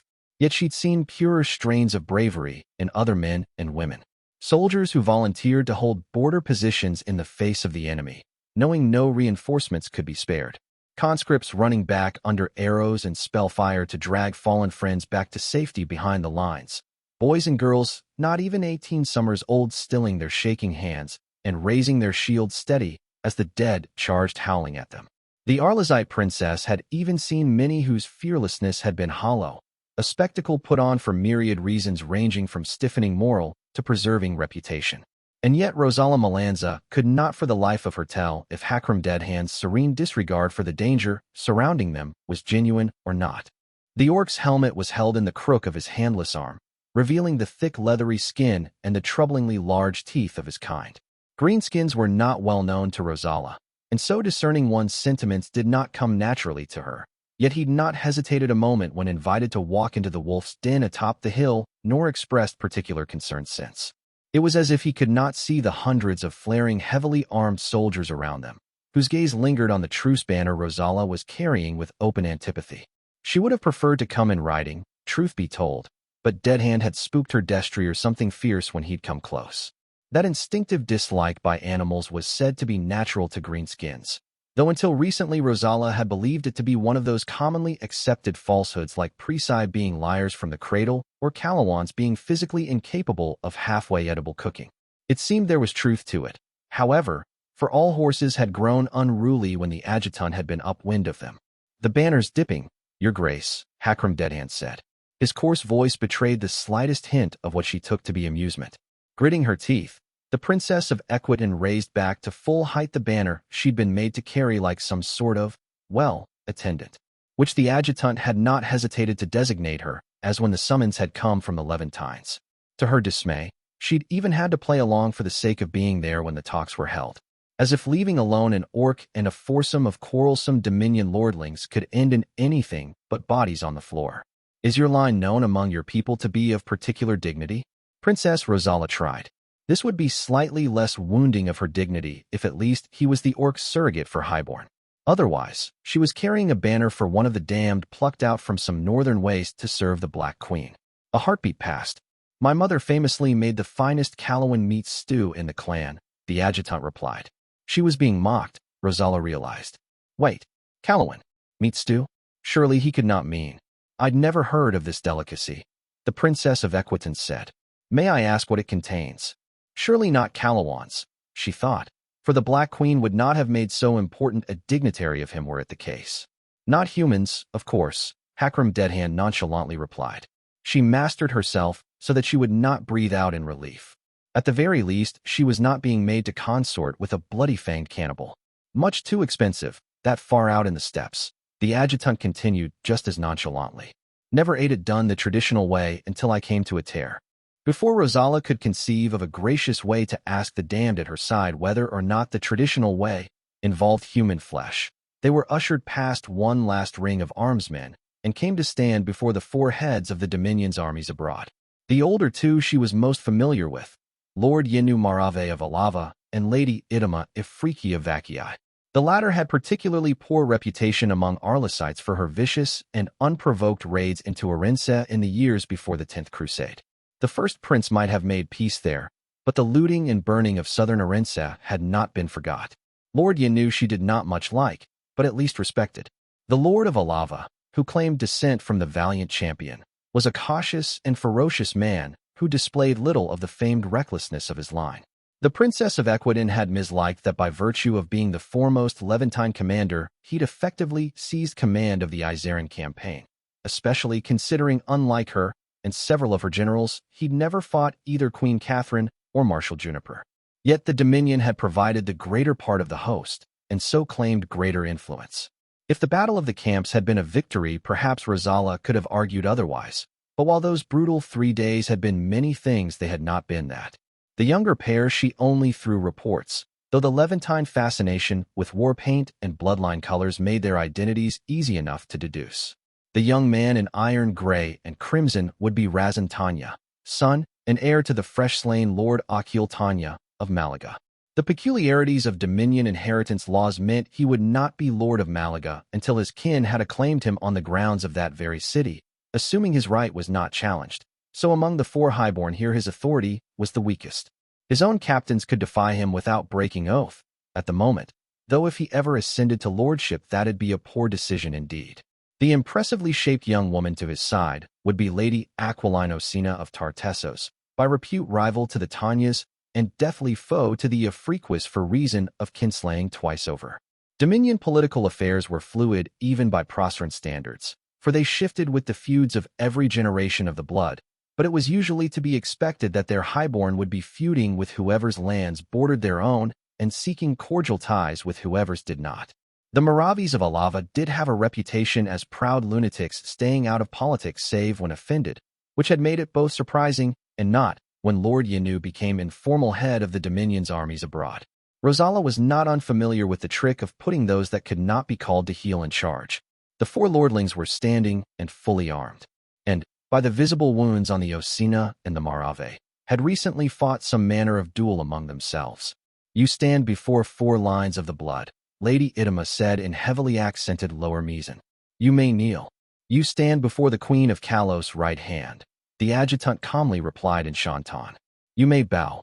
Princess Rosala would have appreciated the insolent confidence a great deal more if it hadn't run the risk of getting them both killed. Lady Aquiline's lips twitched in amusement, as did Lady Idama's, but Tanya's lips thinned and Lord Yenu's face remained inscrutable. Princess Melanza, the Lord of Alava said, are you now attendant to one of below's servants? I am sworn envoy speaking for the first Prince of Procur, the Princess of Equitan replied, who also happens to temporarily attend to the Lord Adjutant. If he expected to shame her into retiring, he would have to do better than that. Rosala had been the ruling princess of principality that had half-beggared itself fighting to the death with the current ruling first prince, the daughter of a woman who'd once laughingly boasted she would send Cordelia Hazenbach running back north with her tail between her legs to suckle on icicles and brood. She'd had to wade through seas of scorn and mockery to rise to the heights she now stood at, all of it dealt by peers, which not a single individual here could claim to be. What an unlikely coincidence, Lady Idema sardonically said. For some reason, she shot Razantanya a half-approving look afterwards. You interrupt sacred ceremony, bestowed, Lady Aquiline said, eyeing the orc curiously. Withdraw your warriors, and let nothing more be spoken of this. Rosala found herself almost shamefully glad that there'd been no talk about claiming the Black Queen's head in some sort of doomed attempt at vengeance. Near enough to every highborn of the Dominion was here. If some dimwit among them took a swing at Catherine Foundling, the entire Levantine host could be decapitated. It wasn't as if the Princess of Equitan had sallied forth to protect the Black Queen, for what would that monster fear from not even 1,000 soldiers? The Queen of Callow had looked more than 8,000 horse in the eye, drawn a line in the snow, and dared them to cross it. And when Rosala had offered her challenge, after, it had not been met with fear or defiance. It had been met, chillingly enough, with a sort of vague irritation. Like Foundling had already done them all a favor by refraining from slaughtering them like animals, and anything aside from withdrawal from that point on had been trying an already thinning patience. That, more than threats or promises, had seen Rosala Malanza order a retreat. And rumor had since trickled in that the Black Queen had, for having struck at her legionaries, broken 2 fingers from every cataphract of Helike and sent them marching back to the tyrant stripped of arms and armor. It might be that the lanterns and the armsmen might kill the villainous queen if they struck at her. It had been a long and arduous night. More likely, though, Catherine Foundling would lose patience at the attempt and kill them all without batting an eye. You have claimed the grounds where my warlord will return, Hakram Deadhand said. That will not be brooked. We've no interest in your queen, Lord Yanu bluntly said. We await the arrival of the peregrine's remains. I've no interest in the remains of the Grey Pilgrim, the orc replied. I await the arrival of my queen. Perhaps a simple honor guard can be arranged, Rosala suggested. The Lord of Alava fixed her with a steady look. Sons and daughters will bring the peregrine to the flame, he flatly said. None other. The Queen of Callow will not return from saving all your lives to a ring of foreign soldiers, the adjutant replied just as flatly. Rosala would have hissed at him in another language, if she shared any with him that the Levantines would not. It was the Grey Pilgrim who sacrificed himself for all who stand here, Lady Aquiline sharply said. It was the Black Queen who made truce where you sought war, and led the band of 5 to victory, the adjutant said. Do you deny this? That the Queen of Callow acted honorably this night is not in doubt, Lady Idema said. Bargains made were kept. There was agreement from the others, some of it more reluctant than others. Yet you diminished the sacrifice made by the peregrine through your words, the Lady of Vacii continued. Curb your tongue, damned. Damned you call me, but my honor lies in the service of my queen, the orc unflinchingly replied. I will not suffer her return being a circle of swords bared. In that moment, Rosala Malanza grasped that the adjutant had been playing them all. Gods, he'd been trying to extract something from them from the start. No offense is meant, Razantanya said. Then why do you insist on giving it? Hakram Deadhand said. There was a rumble of discontent from the Levantines. What offense is this, orc? Lord Yanu bluntly asked. Though under truce, you are enemies still, the adjutant said. How can your surrounding my queen be taken as anything but slight? The peregrine's last escort will not be open to Callowans or Wastelanders, Lady Aquiline firmly said. This will not be argued. Then to avoid slighting Callos' honor, you must no longer be enemies to its queen but instead allies, the adjutant said. Are we to swear oaths to the void? Lady Idema mocked. Even were we willing, there is nothing to be done. There is, the adjutant replied, offering a fanged grin. Years ago, Queen Catherine requested to become a member of the Grand Alliance. All that would be required for friendship to be established is your agreement to this suit. It would mean nothing without the first prince's approval and the Majili's agreement, Razantanya said. It would satisfy honor nonetheless, the orc said. Rosala's pulse quickened. Should she intervene, she wondered? For all that the Foundling Queen had declared her intention to join the war against the dead king, that was not the same as her becoming signatory of the Grand Alliance. If 4 of the 5 greatest aristocrats in Levant agreed to back Callos' bid to become part of the alliance, its chances would become more than merely good. The consequences of that were, hard to foresee. Gods, this was too great a decision, too swiftly made. Rosala Melanza bit her lip. A heartbeat later, dawn began and a gate tore open before all of them. 2 people hobbled through it. And just like that, the Princess of Equitan felt the world change. Book 5, Chapter 52, Recovery. Negotiation with your ruler, my lord, is like treading the edge of a hidden pit filled with man-eating tapirs. Unrelated, but before we further discuss taxation, would you take a single step to the left? Dread Empress atrocious. Dawn broke through the night sky, revealing bared steel. That, I considered, was a lot of swords. Shame about the way the people wielding those seemed inclined to point them in my direction. Princess Rosala, who was here for some reason, immediately began shouting for the pack of Levantine warriors surrounding us to sheath their blades, which went largely ignored. Almost like some Proserpine princess screaming out orders at people her ancestors had invaded hadn't gone over well with this particular crowd. Who'd have thought? Hakram, who was there because he was a prince among men, strode forward ignoring all the shouting and the foreign priests looking like someone had kicked over their anthill. After going through his cloak pockets, he produced a nice little wooden pipe and stuffed it with waycleaf. At my unspoken invitation, putting it up against my lip and scratching out a match to light it. A few puffing breaths later, I breathed in the smoke, breathed it out, and let out a pleased moan before facing the angry shouting crowd. Right? I got out around the pipe's lip. You all seem to be very concerned about something, and I don't want to, diminish that. But I also don't speak Lenara, so we're at a bit of an impasse. That was mostly Cezio. In truth, the Grey Pilgrim rasped out. His speaking triggered another round of shouting while I pondered the complexities of smoking a pipe without having a free hand for it. I had one holding up Tarek's doddering frame, slipped under his shoulder to let him stand, while the other was busy keeping me up by leaning on my staff. Our journey here through Twilight Throneless had been somewhat less than graceful, though I'd been rather amused by the fact that the first set of stairs we'd encountered on our way out of Lys had probably come closer to killing either of us that night than Kairos. Figured they'd be a little happier to see you. Tarek, I'm not gonna lie, I mused. Would you care to translate? The old man cocked his head to the side.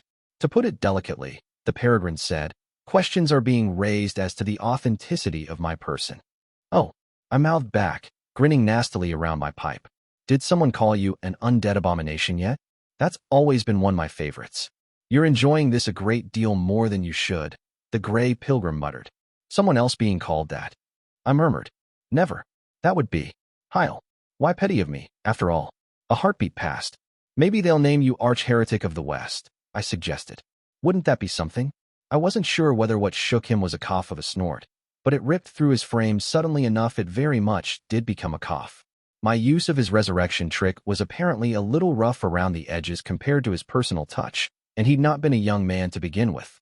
And if that hadn't been enough, I still remembered what it had felt like having an aspect cut out of me. Tarek had been dead when I'd ripped Forgive out of his corpse, so he'd been spared the inhuman pain I'd felt when Masigo carved Seek out of my soul. But losing a third of your name was nothing something to be shrugged off. Especially when you'd had your aspects as long as the Grey Pilgrim had. A quartet of Levantines seemed to be getting deferred to by even the Lanterns, who were visibly itching to have a go at Tarek and I, and one's familiar face told me why. Razantanya was among them, which meant they were blood. I waved at him from the pilgrim's side, wiggling my hand against the old man's flank, but my treasured acquaintance seemed rather offended by the act. Fancy that, I drearily thought. I'd always got on so well with Levantines. Queen Catherine, please. Princess Rosala shouted in lower Mizan. At least answer the accusations, dash. My return was wrought, the Grey Pilgrim said, weak voice firming, under the auspices of the Ophanim. Forgiveness, Peregrine, a towering muscle slab of a man said. Yet if the corpse of the Grey Pilgrim were to be so defiled, it would speak as you do. Truth must be ascertained. I glanced at Hakram, who'd fallen at my side, and was nonchalantly ignoring the way the few hundred warriors surrounding us had yet to put down their swords or even lapse in their general glowering. I drew on the pipe, letting the waycleaf sink down my throat and into my lungs before breathing it out through my nose. It burned a tad. I usually blew it out, but not unpleasantly. So I drawled. I don't suppose you've got a flask of Vale summer wine stashed away in that cloak. I could only get my hands on Dormer Pale, Adjutant apologetically said. My lips twitched. See now No, that's a lie, I replied.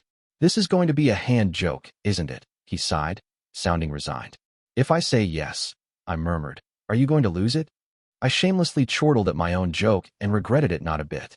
His jaw muscles twitched in what was either suppressed amusement or the sudden urge to bite off my face, and not metaphorically speaking. Your Majesty, would you start taking this seriously? Princess Rosala hissed.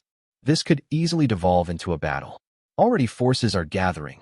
All bloody chaos requires is a spark. I glanced at her, brow rising, then looked at Hakam. It's looking like Hazenbach is riding her hard to keep you alive and happy, he told me in Karsam. She must just love that, I replied in the same. Not even the harsh syllables of the main orc dialect entirely managed to hide my petty glee at the revelation from the looks I got. I sighed and began helping Tarek off of me. Need my stick, old bones? I asked. I'll let you borrow it if you promise to give it back. I'll stand, thank you, the gray pilgrim sighed. I will have to grow used to having broken mine. I cast a look at the middle-aged warrior who'd very politely just told Tarek they were going to have to check if he was my dead corpse puppet, mentally going through what I knew of Levantine commanders in Isère. That was Yinnu Marave, probably, though I couldn't be sure from his face paint as I could not remember the colors of the champion's blood at the moment. Lord Marave, is it? I probed. It is so, Black Queen, he calmly replied. Word of advice, I said. When you have your priestlings poke at the peregrine, tell them to be gentle. Truth must be ascertained, he replied, eyes tightening. Sure, I said. But if they get too rough, after tonight, I'm guessing the Ophanim might end up ascertaining them all over the ground. I mean, it's not my hill, so I've no horse in this race. But think of the poor Proserpine peasant who'll end up stuck cleaning that up. I bet Alaman's princes didn't even tip, too. They seemed like the type. We will see, Lord Marave said. I had a free hand, now that Tarek was standing on his own, so I used it for the very important task of having another pull of my pipe and spewing out the smoke into the crisp winter morning air. Then, resting my staff against my chest, I extended an open palm towards Hakram and saw it filled with a nice little silver flask. Had to unscrew the cap, but a sniff told me it really was. Dormer pale inside. I'd be damned. Hadn't thought any Calawan drink would make it this far out. The surprise brought back sharp remembrance of Ratface, whose days as a quartermaster had seen him taken as some sort of contraband magician, and the ache of my dead friend's absence was a lingering pang. I smoothed it away from my face, pulling at the wine. A pair of lanterns were not helping the pilgrim stand, gently but firmly inspecting him. I'm guessing, Lord Yinnu, I said, that you want me to stick around until that little charade there is over with.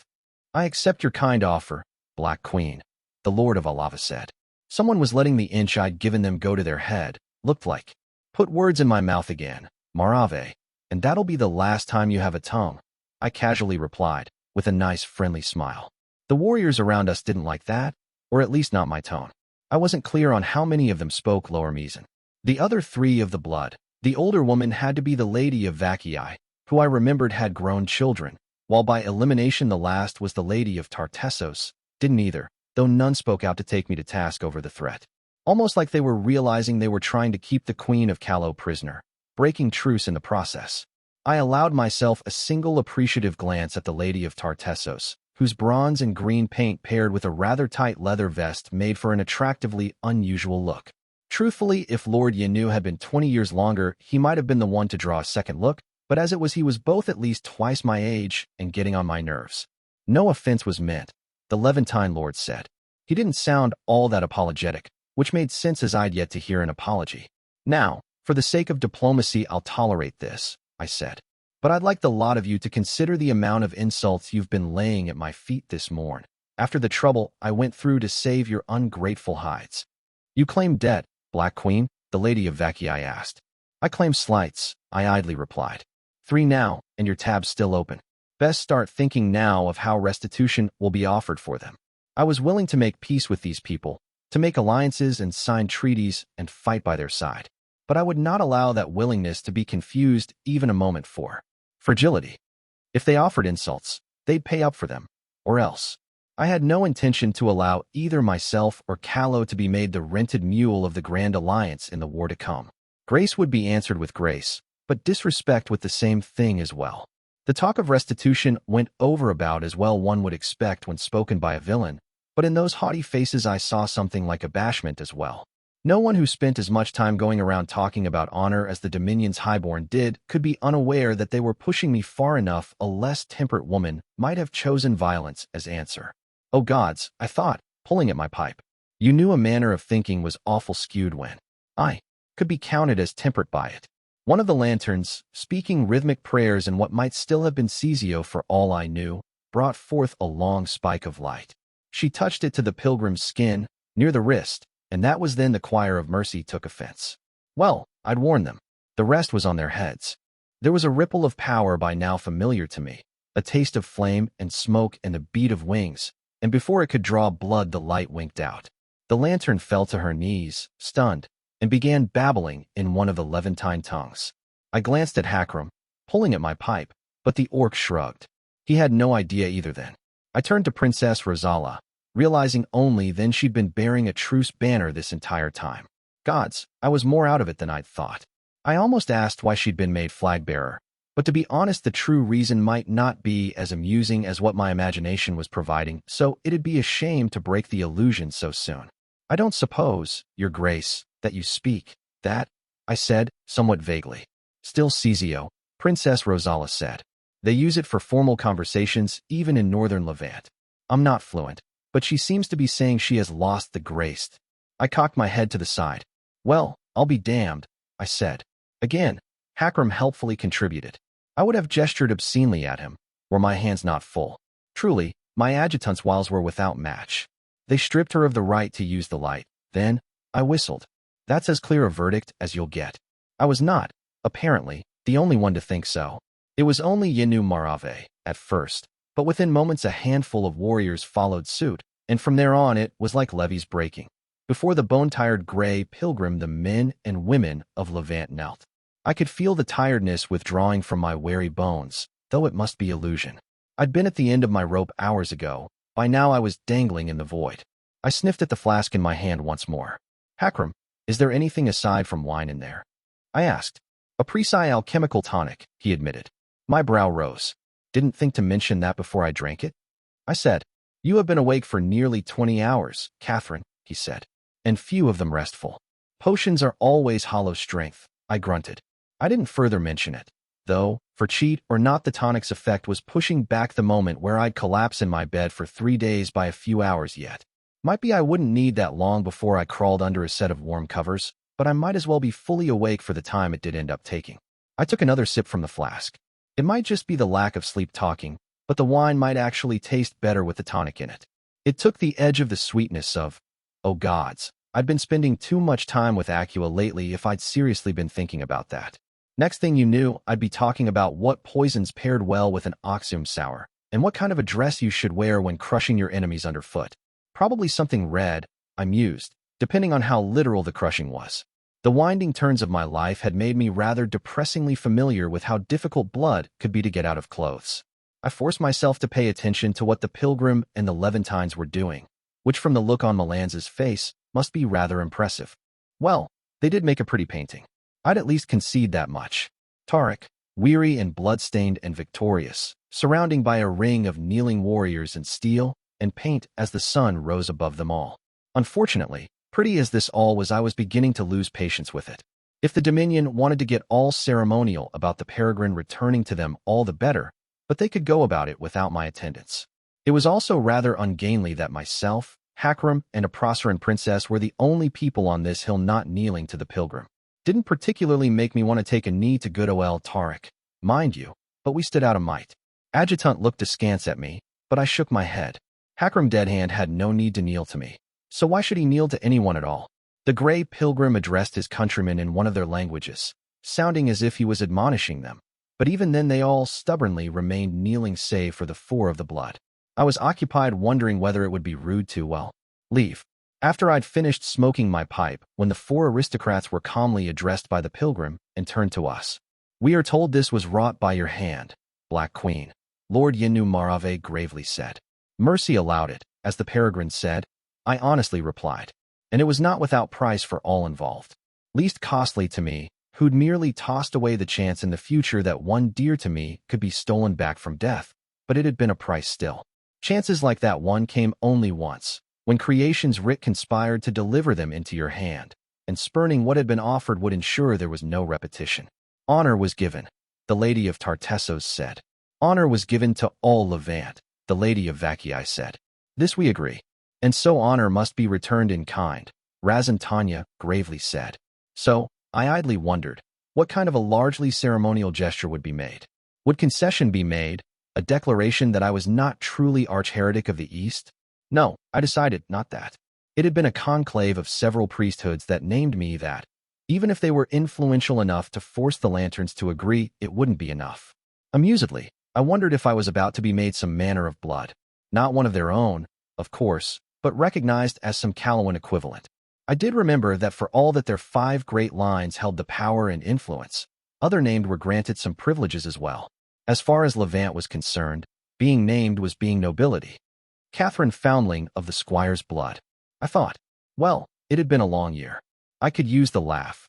Even if diplomacy dictated it must be had behind closed doors where these touchy nobles could not hear it. The champion's blood endorses Kalos' petition to join the Grand Alliance, Lord Yenu Marave said. In my name, I speak this, as the Lord of Alava. The brigand's blood endorses Kalos' petition to join the Grand Alliance, Lady Idama Ifriki said. In my name, I speak this, as the Lady of Vacii. The Slayer's blood endorses Kalos' petition to join the Grand Alliance, Lady Aquiline Osina said. In my name, I speak this, as the Lady of Tartessos. The Binder's blood endorses Kalos' petition to join the Grand Alliance, Razantanya said. In the name of myself and my kin, I speak this, as the heir to Malaga. They were, I understood after a moment of silent disbelief, deadly serious. Because for them, this wasn't about treaties and interest and Calurnia's balance of power. It was, old-fashioned as the thought was, about honor. What had moved their tongues was the same thing that had been the source of indignation that had seen Captain Elvira chastise me even as my prisoner for daring to suggest she might go back on her word when released. What lay at the heart of Presi and Proserans I could understand, for it was not so different for all the posturing and castigations that both so freely threw. This, though, I would call it some sentimental ardor coming through in a moment of weight, but I was coming to grasp that was a mistaken understanding. This was good as law to them, wasn't it? Returning boon to even those they believed to be in Belos' grasp, when boon was given. Honor, the way they spoke of it, was not something I could understand.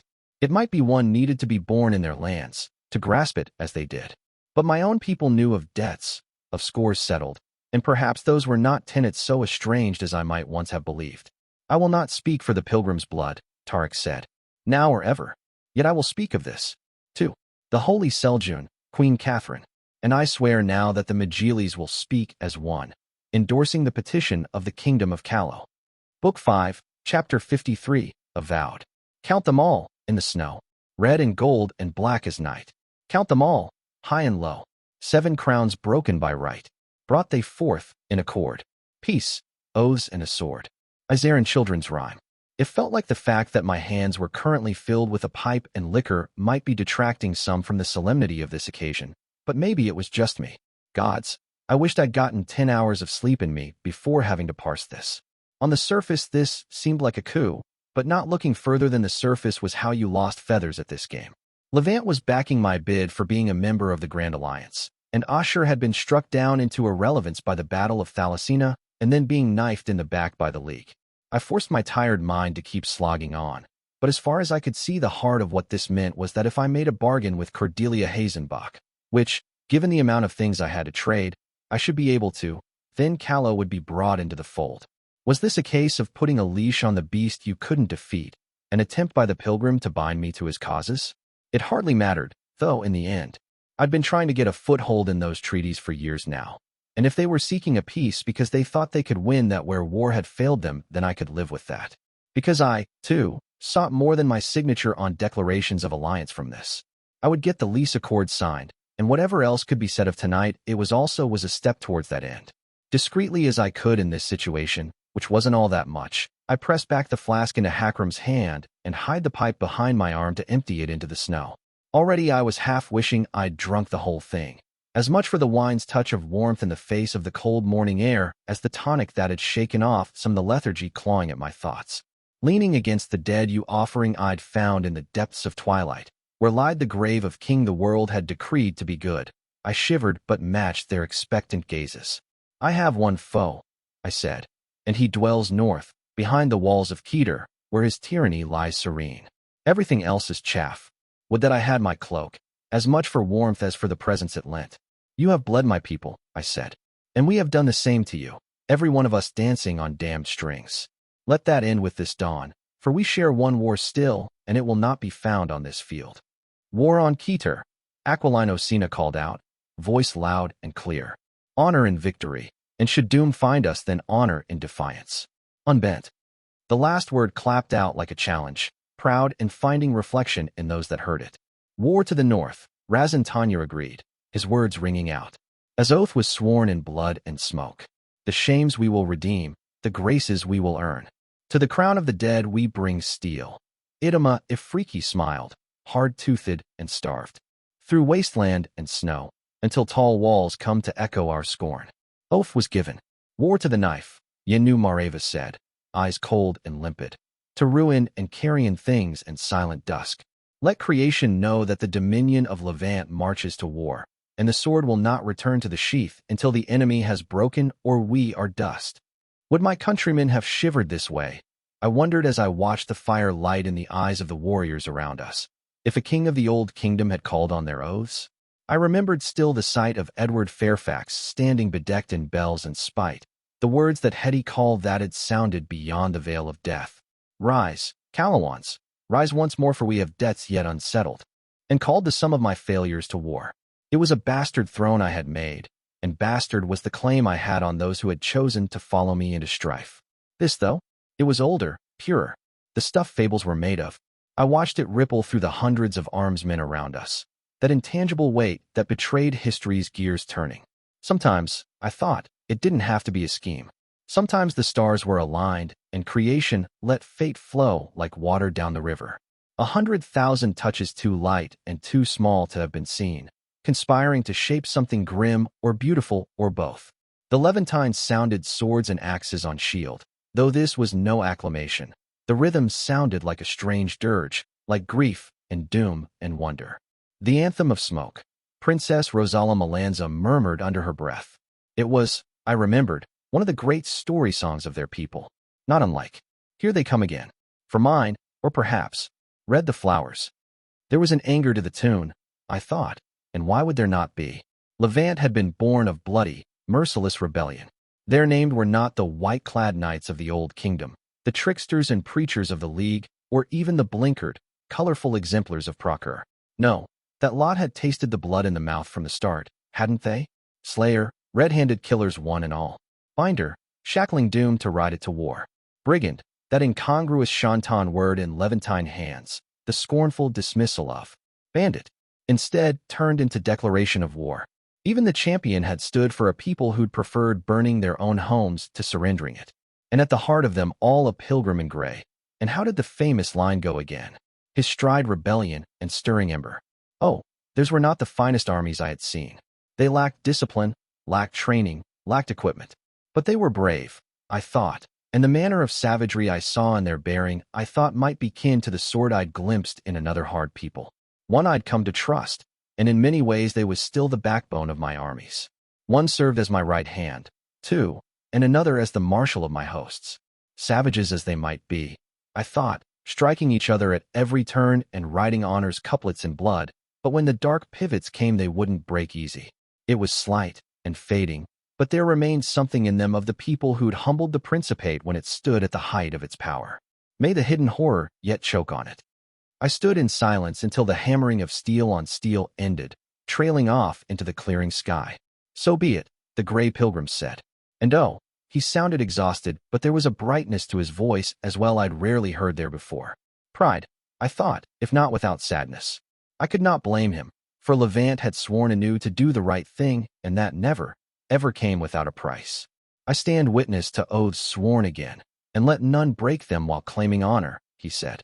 Let it be remembered that when the enemy came for the world, Levant did not shirk its duty.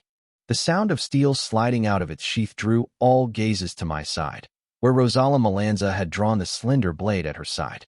In the morning's cast the princess was a sight, long dark curls loose behind her, and matched in shine only by the gleam in those equally dark eyes.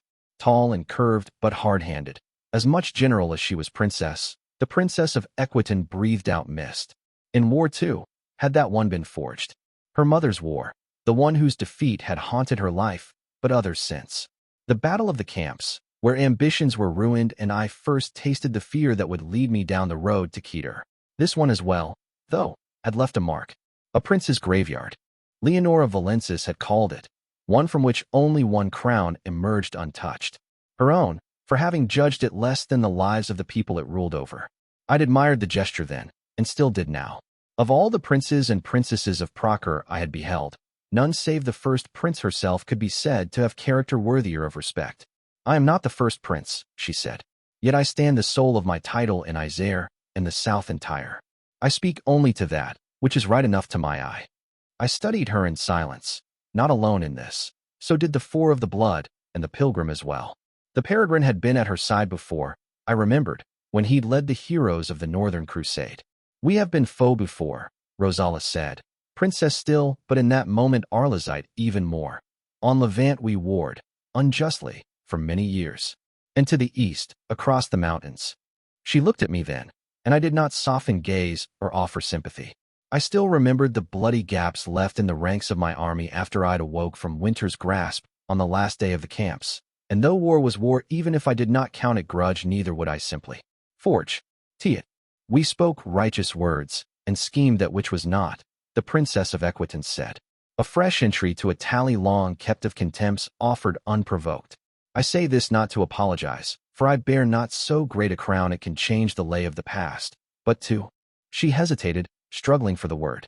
Acknowledge, Rosala Melanza said, that even though treaties were signed, that alliances were made and bargains stuck, we did not earn this, that in the face of the darkness what we have sown might have seen us stand alone, if you all had not chosen to heed beliefs of a higher order. She let out what might have been a laugh had it not been utterly without mirth. To acknowledge that there were choices to be made and you chose to act in honor, she said. Knowing that like the viper of old lore we have sunk our fangs in the flesh of our benefactors before, still you chose. And I cannot offer anything for it that would not be insult. She'd stumbled, in the last sentence, like it had been disgraceful to speak it. There are no honors I could grant that would be higher than those you claimed simply by making this decision. Princess Rosala said, raising her chin. I will not pretend that wealth or promises would be worth the blood you have and will shed, though should you wish them of me you have all I own. Yet I can, merciful gods, at least I can say that this was heard, that it will be remembered, that it will not slip quiet into obscurity once the menace has passed. She breathed out shallowly. Shame on us, Rosala Melanza softly said, if we ever forget it. Her sword she thrust into the ground, through snow and ice and earth, and it bit deep. And if ever comes to that, she said, on that day I, or one of my line, will come for that sword again, to take it up and wield it until the shame has been cleansed. My fingers clenched. That had not been small oath, I thought, or a feeble one. The princess of Equitan had sworn, in her own way, that should Procure turn against those who were coming to its help in its hour of need, she would rise in rebellion. No, more than just her. She had sworn as a Melanza and bound her entire line to the oath. Rosala Melanza, the gray pilgrim called out, voice clear and bright. Hail! Like a snake uncoiling, the call spread through the Levantines, blood and knot, until the hail rang out like thunder. Softly I struck the butt of my staff against the ground, looking at the sword and wondering what manner of curse would take anyone trying to take it up save in fulfillment of the oath. There'd been a weight to the princess' words, named or not, and such a thing was rarely without consequence. No, they'd remember Rosala's oath for many years to come. After the last hail died, like the wind had gone out of all of us, we began to disperse. The force that had held us all spellbound had ebbed, used to nothingness or passed afar. And so the great battle on the plains of Isère ended with three things: peace, oaths, and a sword in the ground. I could feel the vigor leaching out of me as we began walking downhill, the half-scattered Levantines parting respectfully for us. Princess Rosala had made her own way down, apart from Hakram and I, and directly headed towards the horse and foot she'd brought. I'd traded a meaningful look with Tariq before we parted ways, both of us aware that there would be need for talks of all sorts in the days to come. Gripping as the exchanges on the hill had been in their own way, They would amount to little and less if the diplomatic legwork did not follow behind the grand gestures. Verbal agreements at sunrise made between recent enemies were not actual treaties, though my life would be a great deal simpler if they were. Still, I'd be useless before I got some sleep in me, and Tarek was in even worse state. Freshly resurrected, robbed of an aspect, and with no finger on the pulse of where his people had been headed before we returned. I, at least, could rest certain that Vivian and Juniper would keep things running as they should in my absence. With Hakram to watch over them, these days I did not need to keep nearly as close an eye on the army of Kalos workings as I had in the early days. It was for the best, in my opinion. I still believed myself a fair hand as a general and an occasionally inspired tactician, but the army could not come to rely on me. Black, when he'd first forged the modern legions of terror, had been very careful to ensure that his presence and name would be supplement, but never required. The legions, and now the army, must be perfectly capable of functioning without my being involved. It freed my hand to address other perils, true, but there was also an issue of legacy. I would build no host that would be crippled by my death or abdication, whichever came first. I'd been taught better than that. 2 cohorts and a pale-faced General Abigail were awaiting us when we reached the bottom of the hill, which had me casting a mildly reproachful look at Adjutant. She was far too high-placed an officer to be in command here if someone higher up the ladder had not requested it. The culprit seemed obvious, and after the general hurriedly distanced herself from us under pretense of leading the cohorts back to camp from the front, turned out to be unabashed. Wanted to see how she holds up under pressure, he quietly told me in Karsam. She's held command in battles without folding in the slightest, I pointed out in the same. She's a twitchy thing, mind you, I won't deny that. But she thinks fast on her feet, and she's got the right instincts. Reminds you of anyone? Adjutant mildly said. I rolled my eyes. I was never all that shy when it came to getting into scraps, I replied. Not every canny Calawan girl is my kin in spirit. If you say so, he teased. I do, I said. And you're being cagey. Haven't told you anything you didn't already know. So what's your actual reason for bringing her along? There's more than one kind of pressure, Hakram said. Many moving parts, tonight, and many ways it could have spun out of control. I grunted, conceding the point. Keeping the lid on the pot was different than keeping your head screwed on straight when the blades were already out. So, I asked. She kept her head, he said, almost approvingly. General staff material, that one. She'd also thank you for sending her far from the front lines. She needs accolades first, I murmured. A few feats under her belt. Otherwise the nobles will squeeze her too easily. The bastard system of fresh Calawan rule I would be passing on to my successor had governors holding many of the great territories that had once belonged to the aristocracy, but the nobles hadn't been stamped out. Yet there were still baronies up north, Duchess Keegan and Daoin, and even highborn stripped of their lands still held a lot of influence. Though the unspoken thread of my disapproval, paired with the open secret I was less than fond of aristocrats, had kept a true noble faction from forming since the effective dissolution of the Regals, there was no guarantee such a state of affairs would be maintained under whoever followed after me. Rebellions, or even just unrest, would be a nasty turn after the way Calo had exhausted, and would further exhaust itself prosecuting war against the dead king. Best to nip that in the bud with a large standing army whose head would be both popular with the people and not bound to any of the great nobles and dignitaries of Calo. Whether Abigail of Summerhome could be that woman still remained to be seen, but for now she was at least the foremost candidate. I was shaken out of the reverie I'd slipped into when thinking when I caught sight of a familiar silhouette approaching. Iva, by now well known in the army of Calo circles, found the shield wall opening for it without a comment.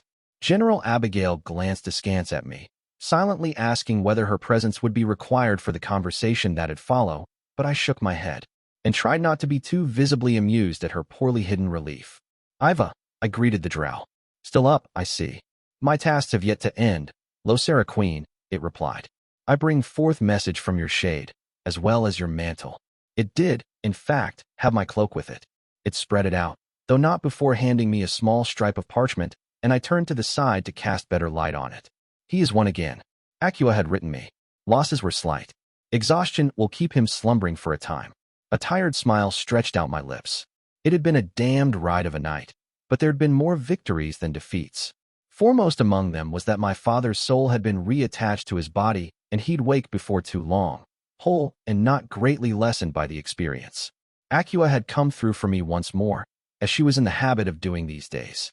Good news. I thought I'd heard a scuffle behind, but when I glanced there was nothing out of the ordinary. Hakram laid the mantle of woe on my shoulders, and I breathed out in comfort. It was not so warm as that, but I'd grown used to it more than I'd ever believed I would. Masigo is stable? I asked. He is, Hakram graveled. And still asleep. We have him watched.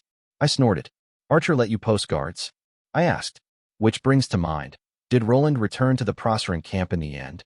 The rogue sorcerer, adjutant frowned. Archer was not sent out on a task. My stomach dropped. No, she wasn't, I said. You haven't seen her or the sorcerer, I take it. They did not come to our camp, he said, and neither were mentioned to me otherwise. Shit, I muttered. Did anyone recently move there? No, you don't even need to answer that. I sighed. Still got that flask, Hakram? I asked. He nodded, though his eyes were curious. Hand it to me, I grunted. I'll need the tonic if I'm to have talks with Kairos. Book 5, Chapter 54, Lustrate. A house can be destroyed by a fortune spent and 20 years of exquisite scheming, or in less than an hour with a single well-thrown torch. Dread Empress Massacre. I didn't even step foot into my army's camp, knowing that if I rested for even a moment I'd drop like a sack of flour. Truth be told, I was in no state to deal with the tyrant of Helike if he decided to get clever with me. I was very nearly out of tricks. Dawn had come, and exhausted was the demure word for how bone-tired weary I was. But Archer and the rogue were likely prisoners, and that meant sleep would have to wait a little longer. I had, though, absolutely no intention of getting clever back at Kairos. If he wanted to have a neat little rapier duel, all wits and triple meanings, then I was going to stroll into his fucking camp with a flying fortress full of sappers. I would have specified the sappers to be bloodthirsty, but hells, when had I ever met any that weren't? Even Pickler got that unholy spring to her step when told her latest devices would be unleashed on enemy soldiers. So no, I'd not gone to camp to pick up an escort or a detachment of soldiers that'd look as impressive as they were useless under the dawning sun. Instead, I'd gone to pick up my personal diabolical, possibly undead tame thing, and also zombie. You are smirking most fetchingly, dearest, Acua Sahelian noted, as you only ever do when pondering unkindness at my expense. Not a single part of it was untrue, though, I mused. Then all hail Catherine Foundling, Fey Queen of our souls still, the shade prettily smiled. I could only resent the way sarcasm was actually an attractive look for her, instead of aggressively spiteful as it tended to frown myself. There was probably some dark magic at work, I told myself.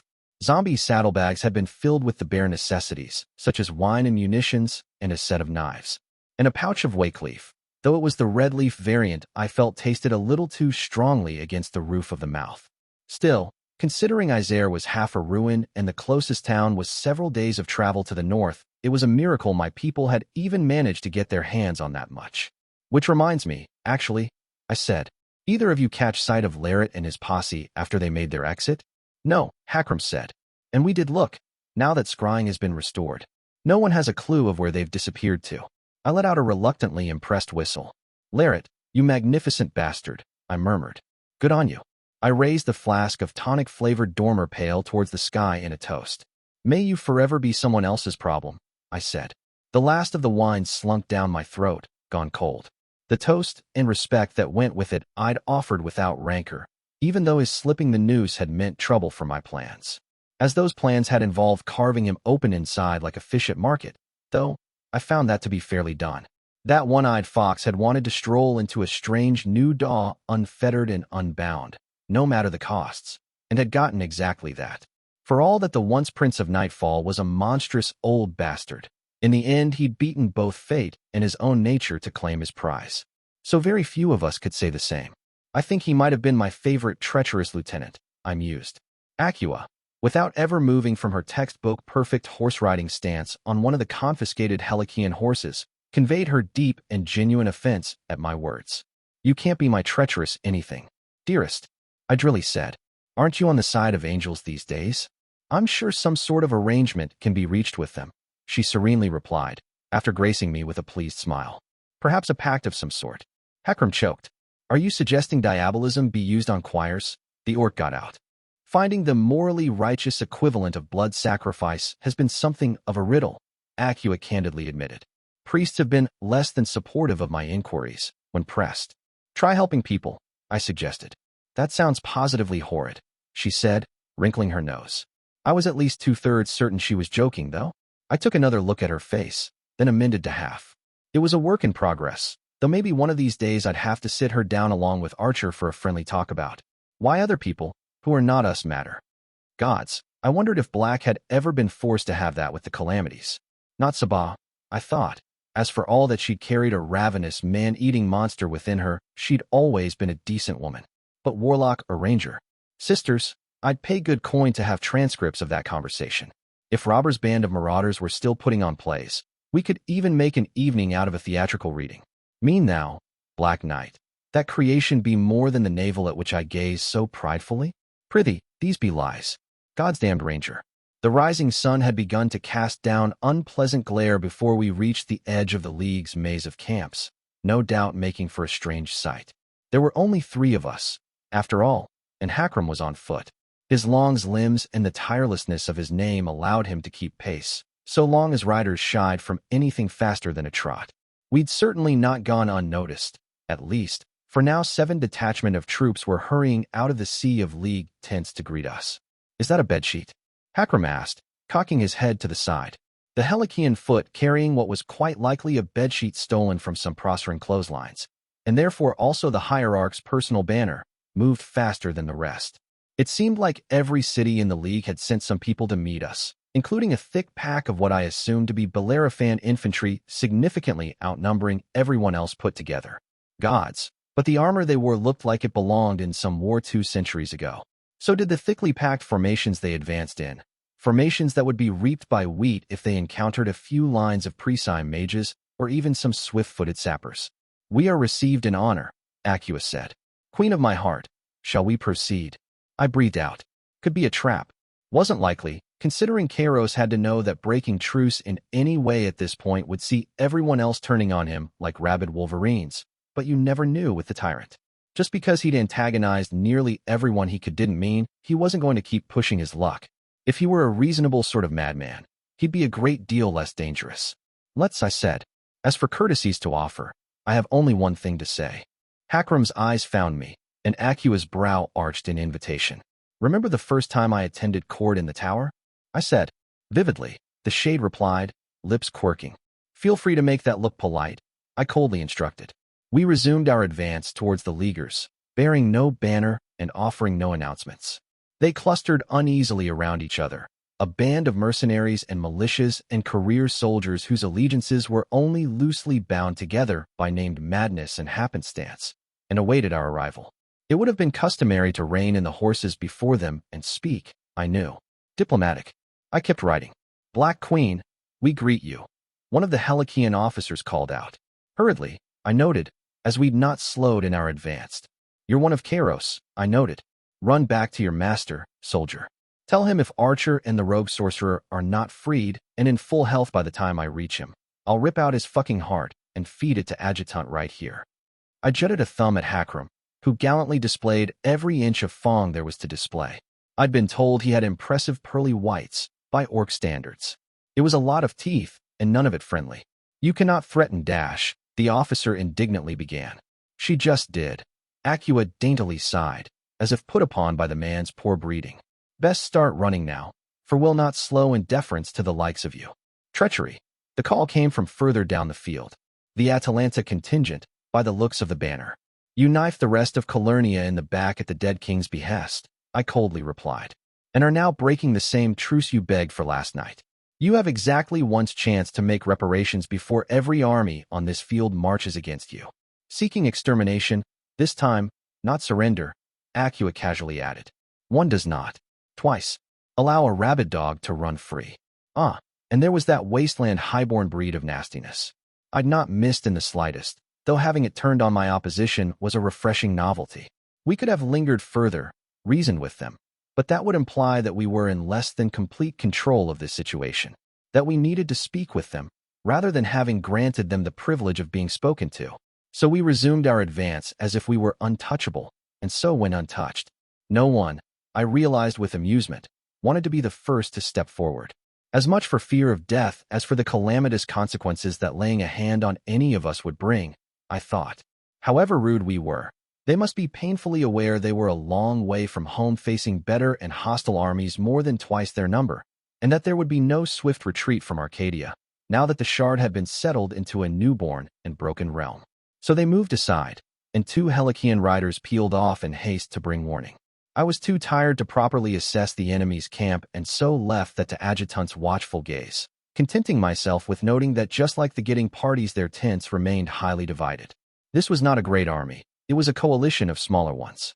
On the field, even if they had significantly greater numbers than either my Eastern Coalition or the Grand Alliance individually, I would bet on those over. This mess. Heliki and Stygia fielded fine hosts, but none of the others were of that quality. Arguably, now that Ashur had been broken, the League of Free Cities was now the preeminent sea power of Calernia, but down here, on the ground, and in Isare, Juniper would eat these poor bastards for breakfast, and she'd actually lost battles to the Grand Alliance in this campaign. It was only the prospect of casualties that kept everyone's sword in the sheath, and these days Kairos Theodosian was proving too much of a nuisance for that to keep being enough. Under our unfriendly gazes, some attendants in servant robes came for us when we entered the edge of the camp, guides meant to bring us to the tyrant of Heliki and his guests. We followed, and so tasted the tyrant's warning pulsing blindly and dimly in the distance.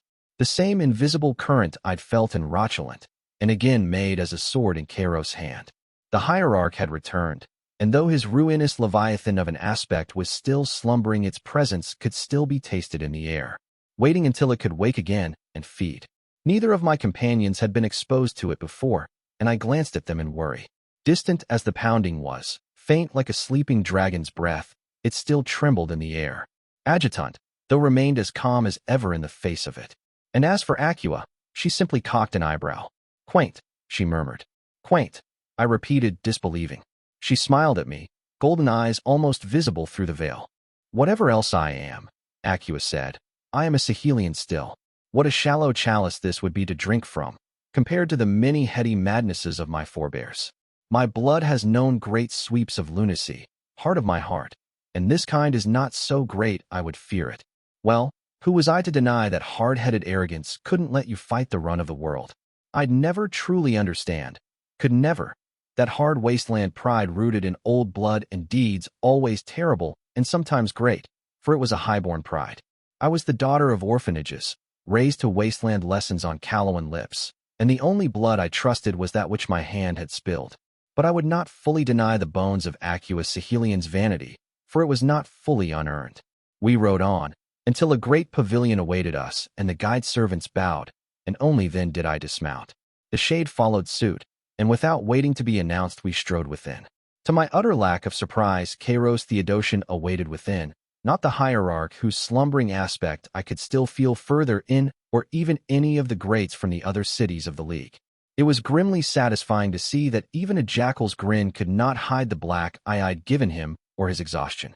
There were but a few gargoyles left to attend him, for near all those he'd brought with him in the seeking of Twilight had been broken by my own miracles. He was, I thought, slowly but surely running out of artifacts to spend. "Catherine," he affably greeted me. "In a fine temper, I see." We were deep in the Helikian camp now, surrounded by 1,000 soldiers whose loyalty to the tyrant would be absolute. Unless we slew him with the first strike. Unlikely, given the faint whisper of sorcery lingering within the tent. Attacking him would start a fight I could not win. Yet my hands still itched with the desire to make a matching set of blackened eyes. "Archer," I said. "The rogue sorcerer. They're in your hands. Honored guests," he assured me. "Kept safe until you came to fetch them." I bluntly told him. "Where are they?"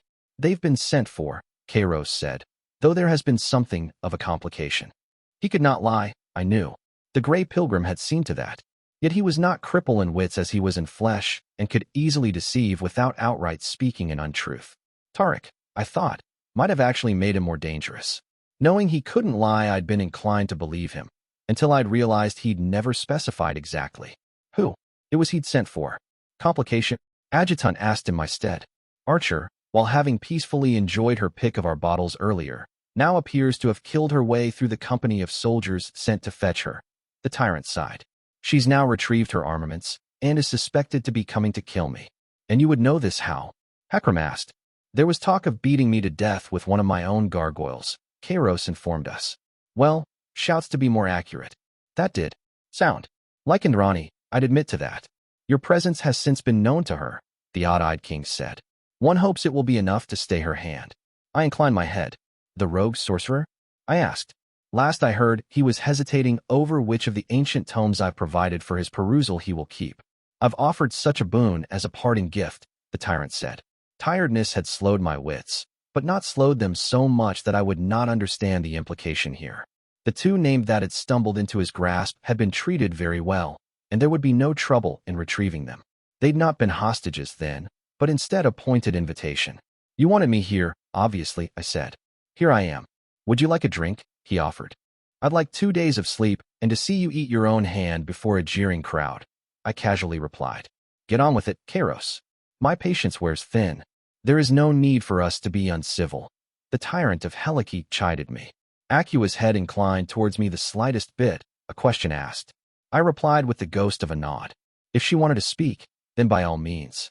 A surfeit of treachery is the mark of an insecure hand, the shade casually said. Did one of your most infamous emperors not style himself traitorous? Kairos said. She laughed, rather cuttingly. Traitorous? She smiled. Oh, youth. You are barely even a malignant. Hadn't one of those started the war of 13 tyrants in one? No, I decided. It had been the first war of the dead. Gods, the Prisai had had so many damned civil wars. Procker could try as it might, and most definitely had. It had a few centuries of catching up to do before it could even begin to rival the wasteland in this regard. Third, Hakram asked. Second, of course, Akua daintily replied. Harsh, he commented, undertone appreciative.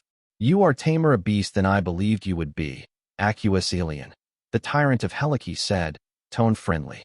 Learned to love the hand that cowed us, have we? So he'd been able to see through that, had he? I was too tired to be afraid, and not certain I would have been even if I'd been well-rested and sober. Kairos could shout this on every rooftop across Calernia, if he wanted to. He'd burned too many bridges to still be believed. I see now why you so easily strike a chord with so many of them, the woman who'd been Diabolus said, offering almost fond amusement. You are, in essence, a poor man's carrion lord. Gods, but I'd forgotten how genuinely vicious she could be with a turn of phrase. How easy it was, now that the sharpness had been dulled and turned to teasing and bantering insult, to forget that while I was playing in the streets of lore and skipping my lessons Akua had spent her days learning to flay the pride of others with mere sentences. To play all the deadly games of the wasteland highborn, those beautiful and elegant monsters with eyes of gold and poisonous tongues. Kairos' face tightened, imperceptibly. We're less tired, less raw. I suspected it would not have. But it did, and the woman who'd once been the heiress saw the weakness bared. So eager to offer insult, Kairos said, tone friendly. Shall we play that game then? I know of the rules. Then you have played. Poorly, Akua said, scathing. Look at you now, tyrant of very far away. You pretend at power that you can greet us without the greats of your league, but we both know different, don't we? It is an admission that if they see you bleed, they will turn on you like hungry wolves. Am I to take lesson from you? Kairos grinned, red-eyed and mutedly furious. Oh, that strikes me as folly. I have seen boys like you played to death by the dozen, Akua said, almost gently. Minds like pretty baubles of glass, thinking themselves untouchable for their sharp edges. It does not take brilliance or treachery to end the likes of you, did you know? All it takes is a thick enough boot. A flicker of power, but not in here. Outside and familiar. Discreetly I gestured at Hakram. If it was Roland, I would prefer for them to await without entering. For looking at Akua now I saw cruelty like frost. Yes, but not only that. I also saw a woman lancing an old and festering wound, and of that I would not brook interruption. Adjutant quietly left the pavilion, the gargoyles following him with their eyes, but neither the tyrant nor the once diabolist even noticing. And yet you pair me to the man who called your kind to heel, Kairos idly said, who took the proud high lords of the wasteland for mere horses to be broken in, and then proved the truth of that contempt. A pale imitation, in truth, Akua mused. Armies and cleverness and parlor tricks, only without everything laudable in our man. Even made a shivering ghost, still he commanded enough loyalty for armies and pupils and companions to seek him. You, victor and surrounded by armies, you've ruined yourself and call it brilliance. You are alone. So are we all, Kairos Theodosian said, and it was too harshly said for it to be pretense. They beat you and fed you, Aqueous Ahelian, with pain and scraps of affections, until like a loyal hound you licked the cruel hand. The apprentice did to you as the teacher did to your entire people. And now you put on their masks and speak their empty creed. But that is a hollow thing, isn't it? Compared to the truths you can still feel slithering through your blood, those that whisper of greatness instead of submission. I am more than blood, Aqueous Ahelian hissed. I am more than what I was made from. But you, Kairos Theodosian, you are the apostle of the cage, the congregant of scrapped iron. And what has that made of you, tyrant of least and less? You bargain with every change of the wind, and every time find return diminished. You have run out of coin to sell yourself with. You have made an enemy of all the world, and so you no longer have place in it. I am a droplet in the tide that will drown creation. The tyrant of Helike smiled. I read like fresh blood. You are yesterday, Aqueous said. That is the sum whole of you. And scream and wail as you will, that is all you'll ever be. And, chin high and back straight, she turned. She walked out without another word and left behind her oppressive silence. I watched Kairos, and in turn he watched me. Like a furnace lit and closed, the rage could be seen glowing at the edges of him. The tent was opened a fraction, even as he continued trying to master himself. Archer found the rogue and followed him here. Hakram told me in Karsam. Both are fine. I inclined my head in acknowledgement without turning, and the tent closed. You made a deal with the bard. While we were out there, I said, tone even. A greater game is in the works than you suspect, the tyrant of Helike said. She is no ally of mine. The rest I could stomach, I mildly said. But the bard? You burned a bridge with that. Still, there'll be a conference of the great powers, and you'll have your seat. As was promised, he said. As was promised, I agreed. I turned and began to limp out. We have more to discuss, Black Queen, Kairos called out. I glanced at him. No, I said. We don't. You want an audience? Crawl to my camp. You ought to know how, after last night. To the sounds of his anger and the chittering of gargoyles, I walked out of the tent and did not look back until I'd brought my people safe to camp. Book 5, Chapter 55, Renewal. It is said that when his chancellor told him the scheme to release a culling plague would cause rebellion, Dread Emperor Baal thoughtfully replied that should this be the case, he could always release a second one. Introduction to 13 and 1 by Hakim of Cotton, the Haunted Scholar. I woke up knowing two things. We're more than halfway to dusk, and that my leg hurt. Gods, the throbbing was atrocious. Like someone was taking a hammer to my knee with every breath. I was tempted to reach for the night before I'd even opened my eyes, to weave it so that coolness would sink into fevered flesh and the pain would recede to a dull and distant beat. Instead, I forced myself to unclench my teeth and breathe in and out slowly, soothingly. I'd already pushed my limits last night more than was wise. Cheating my body's due once more would only worsen the eventual settling of the debts. No, best to feel the harrowing pulse now when I had yet to see demands made of my time rather than putting it off until the cup tipped regardless of what I wanted. I let out a shuddering breath and opened my eyes, taking in the dim lighting within the tent. I'd settled onto a padded armchair to sleep instead of a bed, which no doubt would have made things even worse with my leg if someone hadn't propped both of them up on footrest while I slept. As usual, I was left to wonder about who it was that had struck a devil's bargain in my name to arrange my meeting Hakram. In truth, it was coincidence, I thought, though perhaps of that pointed kind that some might call fate. And it wasn't like that relationship had been made of thin air, willed into existence. It had taken time and trust and understanding. But how many people in creation went through their lives without ever encountering someone who understood them even half as well as he and I did? It might not be providence, but it would be a lie to say that villains did not get golden luck of their own sometimes. I let a few breaths pass, two sensations warring over mastery of my body. The loud and strident call of pain in my leg, and the sort of earthly satisfaction one got from much-needed sleep. The pleasant lethargy that lingered until you stretched, telling you a need had been seen to. I embraced the former to drown out the latter and sought further distraction by taking in the tent. The reason I'd ended sprawled in an armchair instead of a bed was but a few feet away. Masigo still lay still on his cot, hands folded over his chest as it slowly rose and lowered. Indrani had fallen asleep on him when seated on his bedside, forehead on his side, as she lightly snored. And, by the looks of the sheet beneath her mouth, drooled. Well, we'd all had a long night. The folding chair she was still seated on was precariously balanced on its two front feet, anchored only by her weight and leaning against the cot. I resisted the urge to suddenly shout just to see her stumble on the ground, though it was a close-run thing. To my surprise, there was another within the admittedly cramped tent. In another armchair, curled up like sleeping cat, Vivian was clutching at a blanket and sleeping so heavily she might as well be dead. I wasn't the only one who was a fragile little mortal these days, it was true, and her hours of waking had been almost as troublesome as mine. While I would not hesitate a moment to ruin Archer's sleep, Vivian at least should get to keep her slumber for a while yet. There were 2 layers over me, my cloak and a thicker blanket above it. So I softly dropped the latter on the ground, and with a muted grunt, pulled the former around me. Gods, even with the brazier in the corner the air was cool, and I'd shrugged off quite a few of my clothes for comfort. Barefoot, I slid onto the footrest and back into my discarded boots, tightening the straps. Pain in leg spiked, which did not bode well for walking out of here. I reached out blindly and without thought, but my fingers closed around my staff. I almost started, eyes narrowing as I turned to look at the dead wood. Had I remembered where I'd propped it up last night, somewhere in the back of my mind? Or had it just been where it needed to be? Didn't matter, I ultimately decided. It was meant only to help me walk, not to serve as a weapon or a tool of power. It could not fail me in an hour of need if I never relied on it for more than what any stick could provide.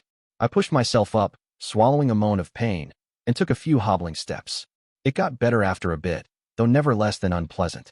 Finding myself close to Indrani and Masego's sleeping forms, I allowed myself to take them in for a moment, Masego most of the 2.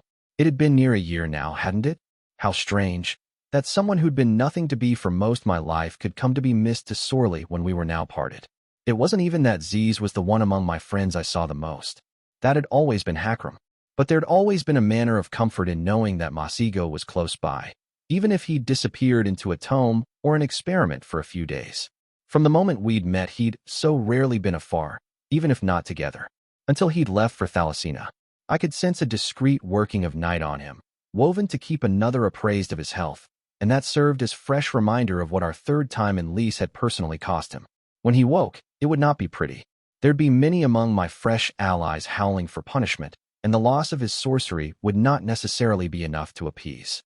They weren't even wrong, I thought, for though he'd done it in grief, and while manipulated by the dead king, he had come within an hour of killing hundreds of thousands. More even. If the realm that had become the Twilight Ways had crashed into Isare, it would have taken more than this battlefield with it. How many more thousands lived in the Principality's cities, its towns and countryside? No small number, and most of that civilians. Penance would have to be found, I thought, though delicately doled out. Already returning to lucidity would make him behold in full the truth that his fathers were gone, but that anguish would be paired with his sorcery being taken. That would take time to accept, I suspected. I would not pretend to truly understand every part of the complex relationship Masego had with magic, but I suspected it would not be too different from losing a dear friend or spouse for him. But we're back, I thought, looking at the sleeping pair. Vivian was not far, and though Hakram would already be busying himself with one of the 1,000 little hidden things that kept my world spinning, he was close as well. After months in the dark and split across the face of Calernia to seek our own truths, we were finally together again. Grim as the days to come were, the woe had found each other once more. Whatever doom lay approaching behind the horizon, it would find us waiting and bearing sharp knives. Swallowing a wince as I leaned down, I picked up my blanket and softly laid it on Archer's shoulders. I brushed back a lock of hair that had tumbled over her ear, fingers lingering as I acknowledged that there would be need to settle matters personal as well eventually. Though Indrani has spoken it nonchalantly enough as we chased victory in lease, the admission that she loved the sleeping man she was drooling on was no small thing. Out in the open, it was no longer as a butterfly's wing beat, easily ignored or taken for illusion. Most of what would have to be settled in there would have to be seen to by the pair of them, and I had no place in it, but only most. I'd been sharing a bed with Indrani regularly since that first time in the Everdark, but it might be for the best for that to cease until boundaries had been clearly drawn for them both. Or disappointments had, if it was to be that. Masego was in no way mandated with returning that affection, after all, and someday I wondered if he even could. That he had no interest in bed play was well-worn knowledge, but he displayed disinterest in more than that. There were many ways to love someone, and not all involved skin or pining size. They'd find their balance, I knew, or make peace with the way they could not. We were all too tightly bound for such a small thing to wound. Being a good friend when the mood struck me, I slid a few small firewood logs under the lifted feet of Archer's chair so she'd not topple when she inevitably woke. I limped out quietly, feeling filthy with sweat and soot and blood.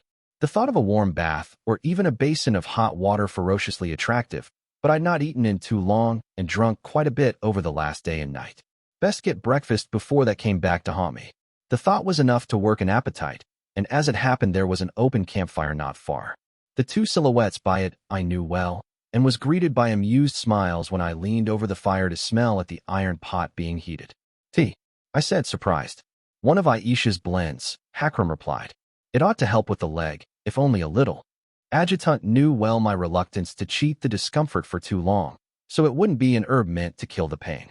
Maybe one of those wasteland herbs that help with the flow of blood? I'd ask later. Instead, I made Aqua move further down the old stone and sat myself with a grunt, hands rising to accept the mug of tea the orc had just poured. I sniffed once more, but though the smell was vaguely familiar, I couldn't quite put the finger on what had gone in it. I blew out the mist that wafted up, ignoring the increasing number of eyes I could feel on me. This part of the camp would be restricted, I thought, but there'd still be soldiers. It wouldn't be long before word spread I'd woken. The prominence of Lower Mizan in both Callow and Praise meant that gossip still flew with swift wings no matter who ended up joining the ranks of my armies. "I'm guessing that clever little night weave on Masigo is your work?" I said to Aqua. She inclined her head. "His health remains within my expectations," she said, "though it may be some time still until he fully recovers." My brow rose. "Losing the magic didn't knock him out," I pointed out. "I did. You only preempted the natural course," she told me. "You may think of it as Lord Hierophant having recently gone under a chirurgeon's knife." "Like when I lost an aspect," I murmured. "That was a metaphysical wound," Aqua disagreed. "This is physical. The body must acclimate itself to the absence of magic." "And typically how does that go?" I frowned. "It is not a phenomenon I am much familiar with, for in the wasteland is it exceedingly rare for one to lose sorcery without death ensuing," she admitted.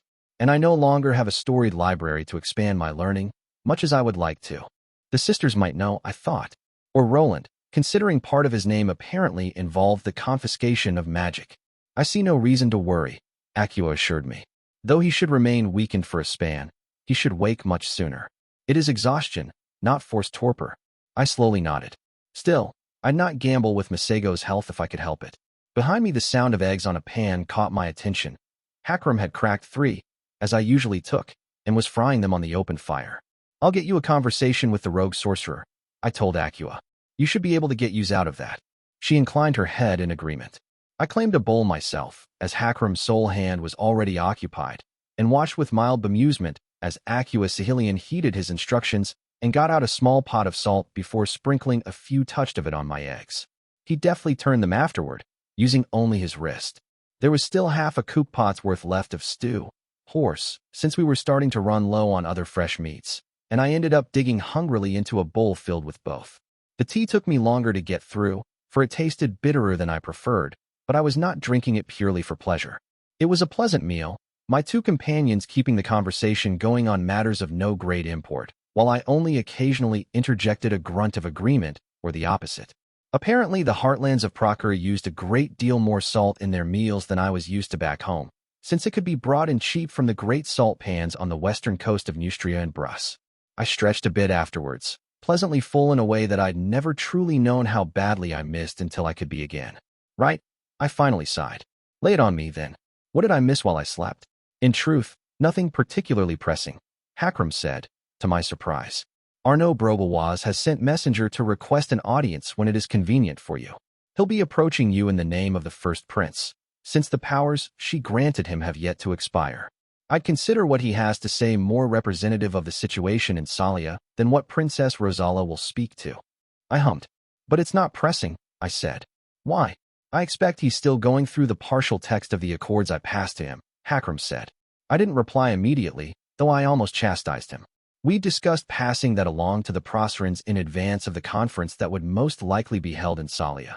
I couldn't see Hazenbach leaving the city at the moment. She'd be leaving the highest assembly to its own devices, but I'd been more inclined to Princess Rosala, or even the now former Princess Sophie Louvroy. The latter was one of Hazenbach's loyalists, the one sent to keep an eye on the army, which implied a degree of trust. On the other hand, Arnaud Brobois had turned out to be her spy and empowered envoy. He was, objectively, the better pick. Not only was it assured that whatever he saw would end up in Cordelia's ear, he had the authority to speak on her behalf before we got to Salia.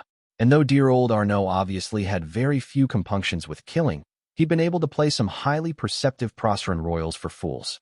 4 years. Melanza was more general than steward, by my reckoning, and to my knowledge not a particularly skilled intriguer. No, Brobois was the right choice. In some aspects, anyway. I'd rather have the Princess of Equitan at my side than on the other one, when the time came to push for the Accords, and that couldn't be done if she was kept in the dark about them. Have another one prepared, I said, then thought more of it. No, too. Pilgrim, he said. And Princess Rosala, I'd assume. Is that wise? I cocked my head to the side. There couldn't be many reasons he'd expected me to keep one of the two most powerful women in Procer in the dark until the last moment. You're afraid they might use the Accords to draw lines in the assembly, I said. For and against. Every sitter to gather behind one or the other. The first prince remains unpopular, Hakram pointed out. These are times of war, and she is not a general, while her seat of power, the Lycanese North and its support, has been uprooted. Of course, with the fighting up north toppling Procer's ruler would attract a great deal of scorn. Unless it was reluctantly done to avoid some great mistake. She's fought the dead, Hakram, I said. And you saw her on the hill. She's not going to make a grab for the throne halfway through the end of the world. She might, Acua disagreed. If she believed Cordelia Hazenbach to be unable to fight this war the way it needs to be fought. If we don't tell her now, I said, she'll take that as the insult it is. Agreed, Acua easily said. Arlesites are notoriously prickly over such matters. I also rather disagree with Lord Adjutant's notion that discussion of the Accords will be used in the highest assembly. Your support is much too precious a commodity at the moment for one of them to discard it offhand. My support, I skeptically said. Wouldn't my backing in any of their private squabbles be a kiss of death? It's both a villain and foreigner intervening in Proceran affairs. Hakram suddenly breathed out. An elaboration would have been more helpful, as far as I was concerned. You have a series of victories to hand out, my heart. Acua smiled under the veil. End of the Dwarven ban on armament sales. Assurances of truce with the Firstborn and the support of their armies against Keter. Access to Calawan grain markets come next harvest. The secrets of the Twilight ways for Proceran armies to use. And, of course, the great achievement of having turned the dreaded Black Queen into a tame tiger unleashed on the dead.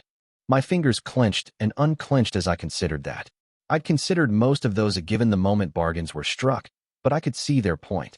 If all those things were presented as the victories of either Hazenbach or Melanza, they'd come out looking like the person getting things done. The kind you wanted in charge, when someone like the dead king was at the gate. The first prince already had the throne, true, but the Princess of Equitan was fresh off what could be considered a success here in Isère. And I knew better than most that when the days got dark people like to have a soldier wearing the crown. If Melanza tries to seize the reins, then they'll both try to use the Accords as meat to barter for anything I could provide them, I said. So if we don't send her the text, we're essentially tipping the scales in Hazenbach's favor. She'll have had time to prepare, and she's too skilled a hand not to turn that into a significantly better position. The decision must be carefully considered, in my eyes, Acua said. For the twin truth of what you said is that, in apprising Princess Rosala of your intent, we tacitly allow her to present a challenge to the first prince in Salia. Which I doubted Cordelia would take all that kindly to, all things considered. I would be surprised, in truth, if Cordelia Hazenbach's unseating was the intent, Acua continued. By the procedures of the assembly, such a thing would be difficult to accomplish and embitter the Lycanese for generations, if carried out, assuming they did not outright rebel.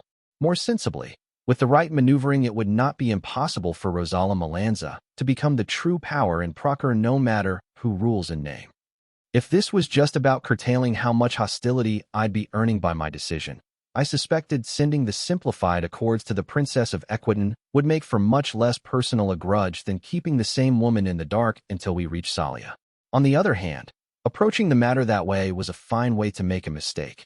Wading into a melee before knowing who you wanted to thump was a good way to end up eating dirt. There's no guarantee they'll turn on each other, I finally said. The Principate is on the precipice of change, Acua disagreed. And only one may hold the reins if their nation has survived the war. They both know this. Divided, squabbling, Procer can only break. The lesser crowns cannot look to two mistresses for orders, and so one of them must submit to the other before the highest assembly for uncertainty to end. She who remains standing will rule the procure that is to come, should she survive the war. We lose little from allowing Princess Rosala a challenge, Hakram noted. If anything, with two bidders' concessions ought to be easier to secure. If the first prince had been more willing to negotiate with us in the past, I'd advise against it. But there's hardly any good will there to spoil. I believe that Cordelia Hazenbach remains the superior candidate to ensure lasting peace, Acua told him. And if decision is made to back her from the start, being owed a favor can be worth more than auction support, and would create goodwill. A knife handstayed is worth more than promises. I shook my head. You're selling both of them short, I said. And I don't mean there won't be tensions, because that ship rather left the dock when Hazenbach made Melanza's mother drink poison after their civil war. But they'll remain cordial while the dead king is at the gate, because neither will be willing to roll the dice when snake eyes might mean the end of the Principate. I thought back to a conversation that felt so long ago, Hazenbach and I alone in the depths of my since-devoured domain. You missed the central tenet of the Principate. She'd chided me as we spoke of tyranny. It is, unlike praise, a nation built on consensus. She'd sent Prince Amatus and his cabal into my hands to be savaged. I'd retorted back then, her opposition in that assembly she so touted. Yet she's believed in her words, back then, even as she struggled with realities that were flawed. Did she still, I wondered? No. If Procure is to decide its own fate, then let it be in the open, I said. Cordelia Hazenbach cannot grudge me her own principles observed. Melanza gets the accords, same as the pilgrim. Although, in truth, this entire matter should have been debated with Vivian awake. Which they would know, I thought. Yet they'd spoken of it anyway. I would not count that a coincidence. You're not telling me something, I said. I thought you'd come to the conclusion yourself without prompting, Acua said, sounding fascinated. It truly is a glaring blind spot. We've named boons you can offer that would win princes to either cause, Hakram gravelled. Yet there's prize that would win the people as well. In these parts for certain, and others as well. It is a matter of pride, in the end. My heart clenched. Black, I said. They'll want Black's head on pike. The shade dipped her head in agreement. And you push this not because you want me to make a decision, I said, but because he's awake. Before seeing him, you should know what may still lie ahead, Hakram said. Make no mistake, Catherine, they will hound you for him. Their people will riot otherwise, after what he's done. The legions themselves may be spared, but the Carrion Lord? They cannot afford to simply let him go. They can't afford to fuck with me either, I sharply replied.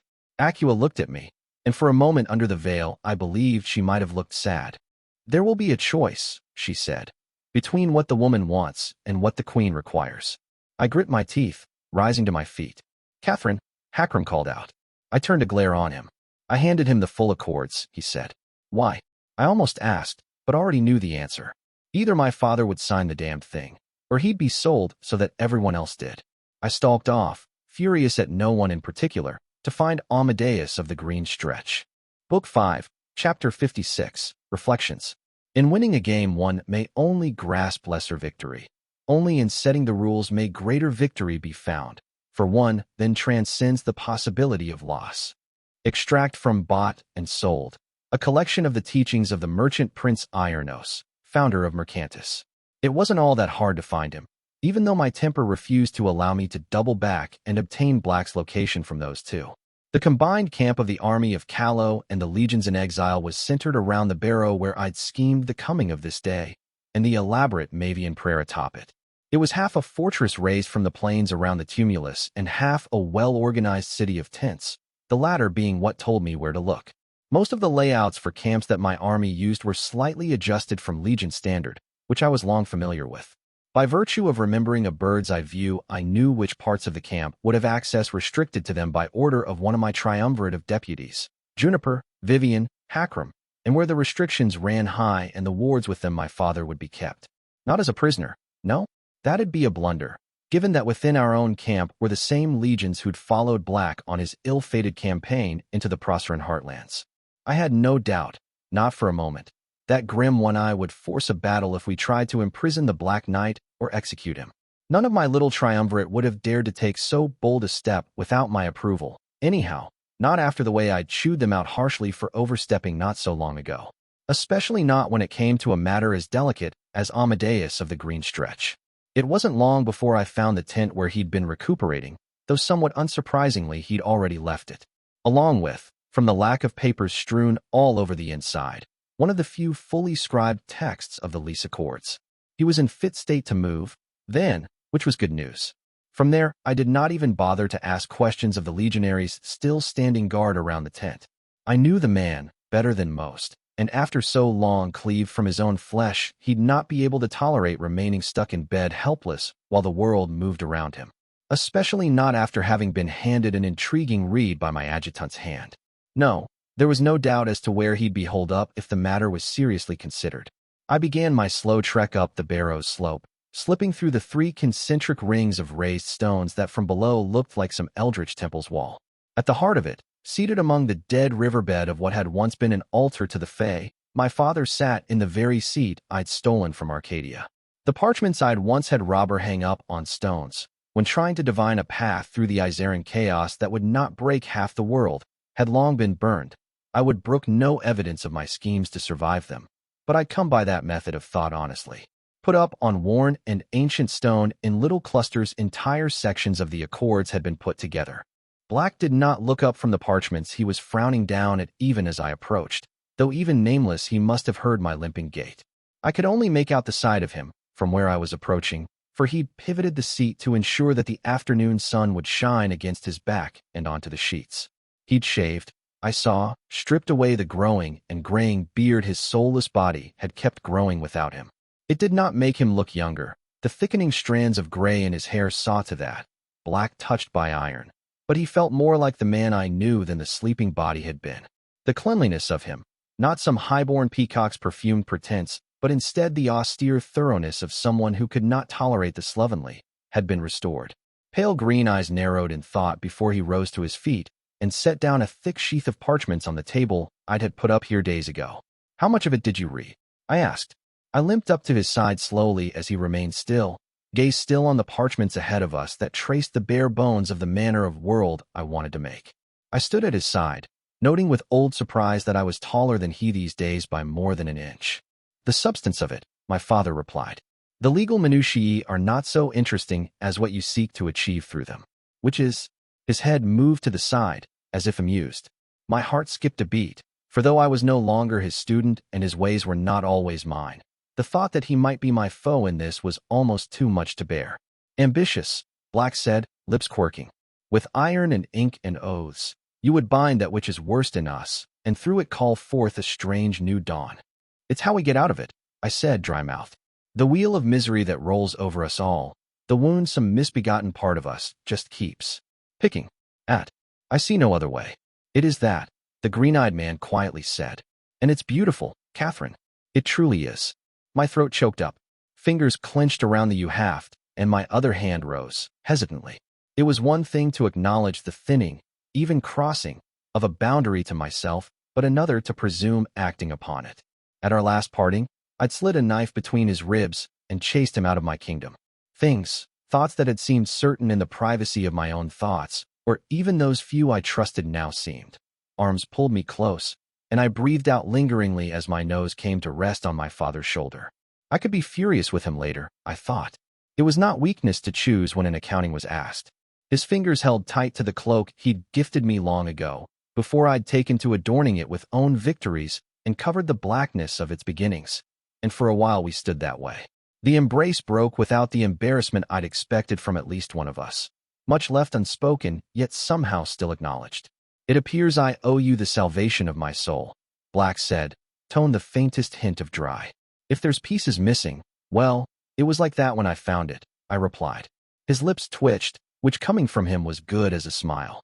"Gratitude, nonetheless," he said, "for the difficulties my defeat brought to you. The parts where you were arguably winning have been much, much worse," I frankly said. "Then for that as well," he said, inclining his head to the side. It was, I saw, an apology for the inconveniences he'd caused me. Not, even the slightest bit, regret for the dozens if not hundreds of thousands he might have killed through empty stomachs. I'd not truly expected otherwise, truth be told. He'd never been one to flinch in the face of monstrous acts, if he deemed them necessary to victory, or to repent for blood spilled in necessity's altar. "You've gotten old," I casually said, statement and question both. They found me on Lake Artois, Amadeus said. Their band of heroes, so nobly clad. And before the fist blow was struck, already I was no longer the Black Knight. Below sold you out. I frowned. I'm no great admirer, mind you, but that doesn't sound like them. They prefer their favorites to go out in a blaze. Already I had sensed the thinning of my mantle, he admitted. The well was always shallow, and I leaned on it as rarely before, but the signs were there. My eyes narrowed. That had to sound like the loss of name, or more accurately, not only that. You're a claimant, I said. Shit. To what? He hummed a tune, and my blood ran cold for I had heard it before. There was once a girl without a name. There was a tower no one could claim. No one remembers why she has climbed, or all those she must have left behind, he softly sang. The girl who climbed the tower. That tune was called. Only those who might one day claim the tower at the heart of a tear had ever been known to hear it. You said you'd heard it before, I said. The fullness of it. Only once, he murmured. When I was yet young and believed there was nothing sufficient steel and cleverness could not cure. It was what I wanted from him, wasn't it? Should he overthrow militia and become dread emperor, he could make of the wasteland more than a wild and cornered beast. Carve out the worst of it, by fire and sword, and leave room for something better to grow of the ashes. And yet, hearing the pale-skinned man humming that eerie tune, a shiver had gone up my smile. Dread, perhaps, to match the title that may yet be claimed. Claimed. I mocked myself. What a nice, genteel word that is to describe the murder of one the few people he loves still drawing breath. And now? I softly asked. Now I heard the refrain and wonder. Amadeus of the Green Stretch said, at the attributes that make an act a mistake. I paused, sensing this was somewhere to tread lightly. I was not the only one in his life to have ever commanded affection, and his partnership with militia at its height had seen the empire reach its greatest height since Maleficent II. Their ties were decades in the making and keeping, and though cracks had been wrought, the temple they'd raised to each other was still tall and many-pillared. She's been making increasingly hardline decisions since you left, I said. She has made increasingly hardline decisions because I left, Black countered calmly. Which might be true. I did not think the Empress so sentimental a creature that she'd lash out over the loss of a companion, no matter how dear, but Black was a little more than that. When he'd taken so many of the legions to the Red Flower Valleys and ignored every missive coming from a tear, he'd stripped her of her most feared enforcer, as well as put it out in the open that at least half the legions of terror would heed orders from him over her. Her position had been crippled, even before the Assurance started torching the coasts and cities with them. Even before Thalassina went up in smoke, taking the Thalassocracy's finest fleets, but also Warlock with them. Now her power was shrinking, the vultures circling, and she could not afford even the pretense of weakness lest she be torn apart. Of course, she'd ordered the Knight of Knives before it ever came to that. There were some who might say that by making peace talks with the Grand Alliance and distancing myself from the Empire, I'd courted such retaliation. They might not even be wrong. That did not mean I would either forget or forgive it. You've read the Accords, I said. I can't see her signing them, for many reasons, but most of all that she'd need to abdicate. You underestimate her, my father noted. If it became clear that her diplomatic position was untenable, she'd concede rather than fight a war she could not feasibly win. She won't sign it, I said, because the moment she does, the High Lords will slit her throat, and one of them will claim the tower over her corpse. Not, he said, if I have returned. My fingers clenched. I'll be blunt, I said. No one would trust her to actually enforce the terms, least of all me. Sure, the throne in the tower would go empty.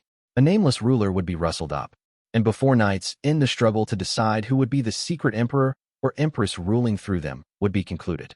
Maybe, and I do mean, maybe, if you were keeping an eye on the situation, those promises could be trusted. But then it would still be you that's the keystone, not her. She is not an asset to the arrangement. I'd had frank, almost brusque talks with my father before. We had disagreed over matters great and small, most notably when we'd last spoken face to face. But never before had we really had such a discussion when I stood in the position of greater power and authority. Oh, even out here in the heartlands of Procure, surrounded by enemies, Amadeus of the Green Stretch remained one of the most powerful men on Calernia. He commanded the loyalty of a large and capable army, stood at the head of a great net of informants, and had ties to powerful named. There were those who called themselves rulers out there that paled in comparison. Yet now I stood Queen of Callow, first under the Knight, and with great names and named in my debt. I could, In all honesty, say that perhaps the only entity on the continent that could feasibly dictate terms to me was the dead king, and even then, there would be difficulties. I supposed a lesser man might have felt cheated by that, the way the balance had swung to my side with the passing of the years. I'd seen it in Calawan nobles, the indignation at needing to heed the orders of some young warlord of no great line, at being made to kneel before someone the truths of their world stated should be kneeling to them instead.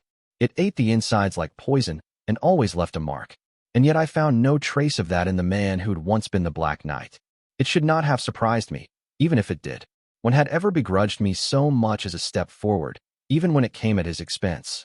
Only so much can be spoken of this while neither of us has knowledge of the situation in praise, he finally said. I will have to speak to Scribe. We should still have scrying relays on this side of the Whitecaps. Scrying works now, I confirmed. Green eyes narrowed. I will have to speak to Scribe, he said, tone strange. Your people are more likely to have fresh word of the wasteland than mine, I freely conceded. His lips thinned. Eudokia, this is hardly the time, he murmured. Catherine, sharpen your mind against influence. My brow rose. You think someone's meddling with my mind? I said, I'm not dismissing that out of hand, but there's other things in there nowadays that'd not take kindly to that. It is not active interference, he explained. Consider it more akin to one being so utterly unremarkable that the mind dismisses them. That rang true somehow. I drew on the night, feeling the interest if the sisters directed at me. One of my companions is the Scribe. Oh. All this time, I'd just not thought about her, even when by all rights I should have. Like my mind's I had skipped over any hole left by her absence. God's damn it, I said through gritted teeth. All right, I know she was with Marshal Graham for some time after your capture, but I can't speak to her movements after that. Hells, she could still be hiding in some tent here for all I know. She won't be, Black said. To my irritation, there was an undertone of open fondness. If she has left the armies, then it was to prepare for what she saw coming, he continued. Considering both defeat and victory would have brought you, and likely myself, to Salia, then that is where she will be. You're telling me your spy mistress has been in Procur's capital for what could be months, I slowly said. What? For? Black. We'll have to find another form of address. If Amadeus makes you so uncomfortable, the green-eyed man said, sounding amused. That one will never be accurate again, I don't think. I rolled my eyes, though it was true enough. It felt disrespectful to call him by his given name. Pray tell, Lord Amadeus, what has the web weaver gotten the fuck up to in Salia? I politely asked. I'd expect she has been taking root in the city, your majesty. He replied without missing a beat, lips twitching at my wince. She often prefers to spread influence for some time before taking action, as a better read on the currents of the local allows for intervention so indirect as to be near traceless.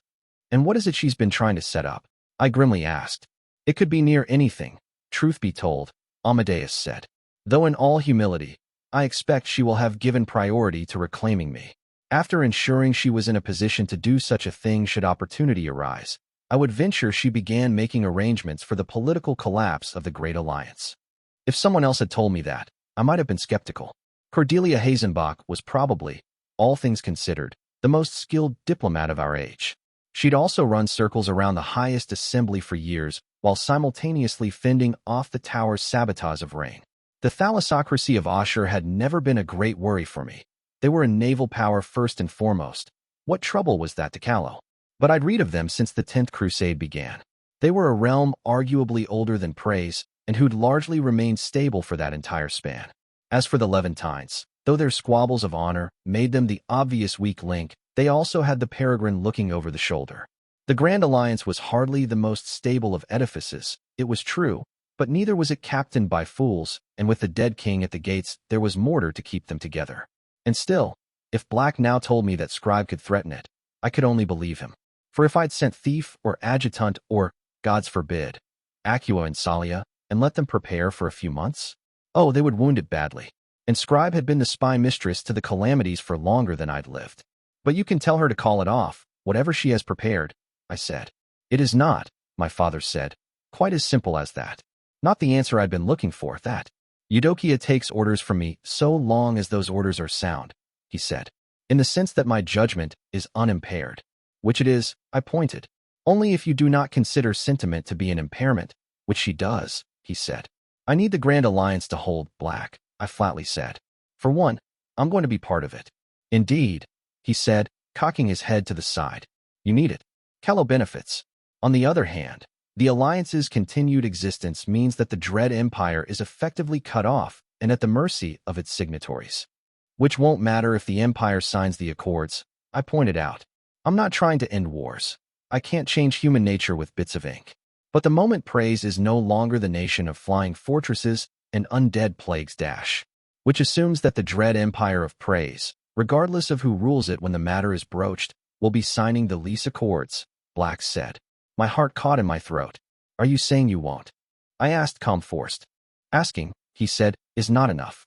That you are my daughter and all, but blood is not enough. We barter now the stuff of empires and the fates of nations.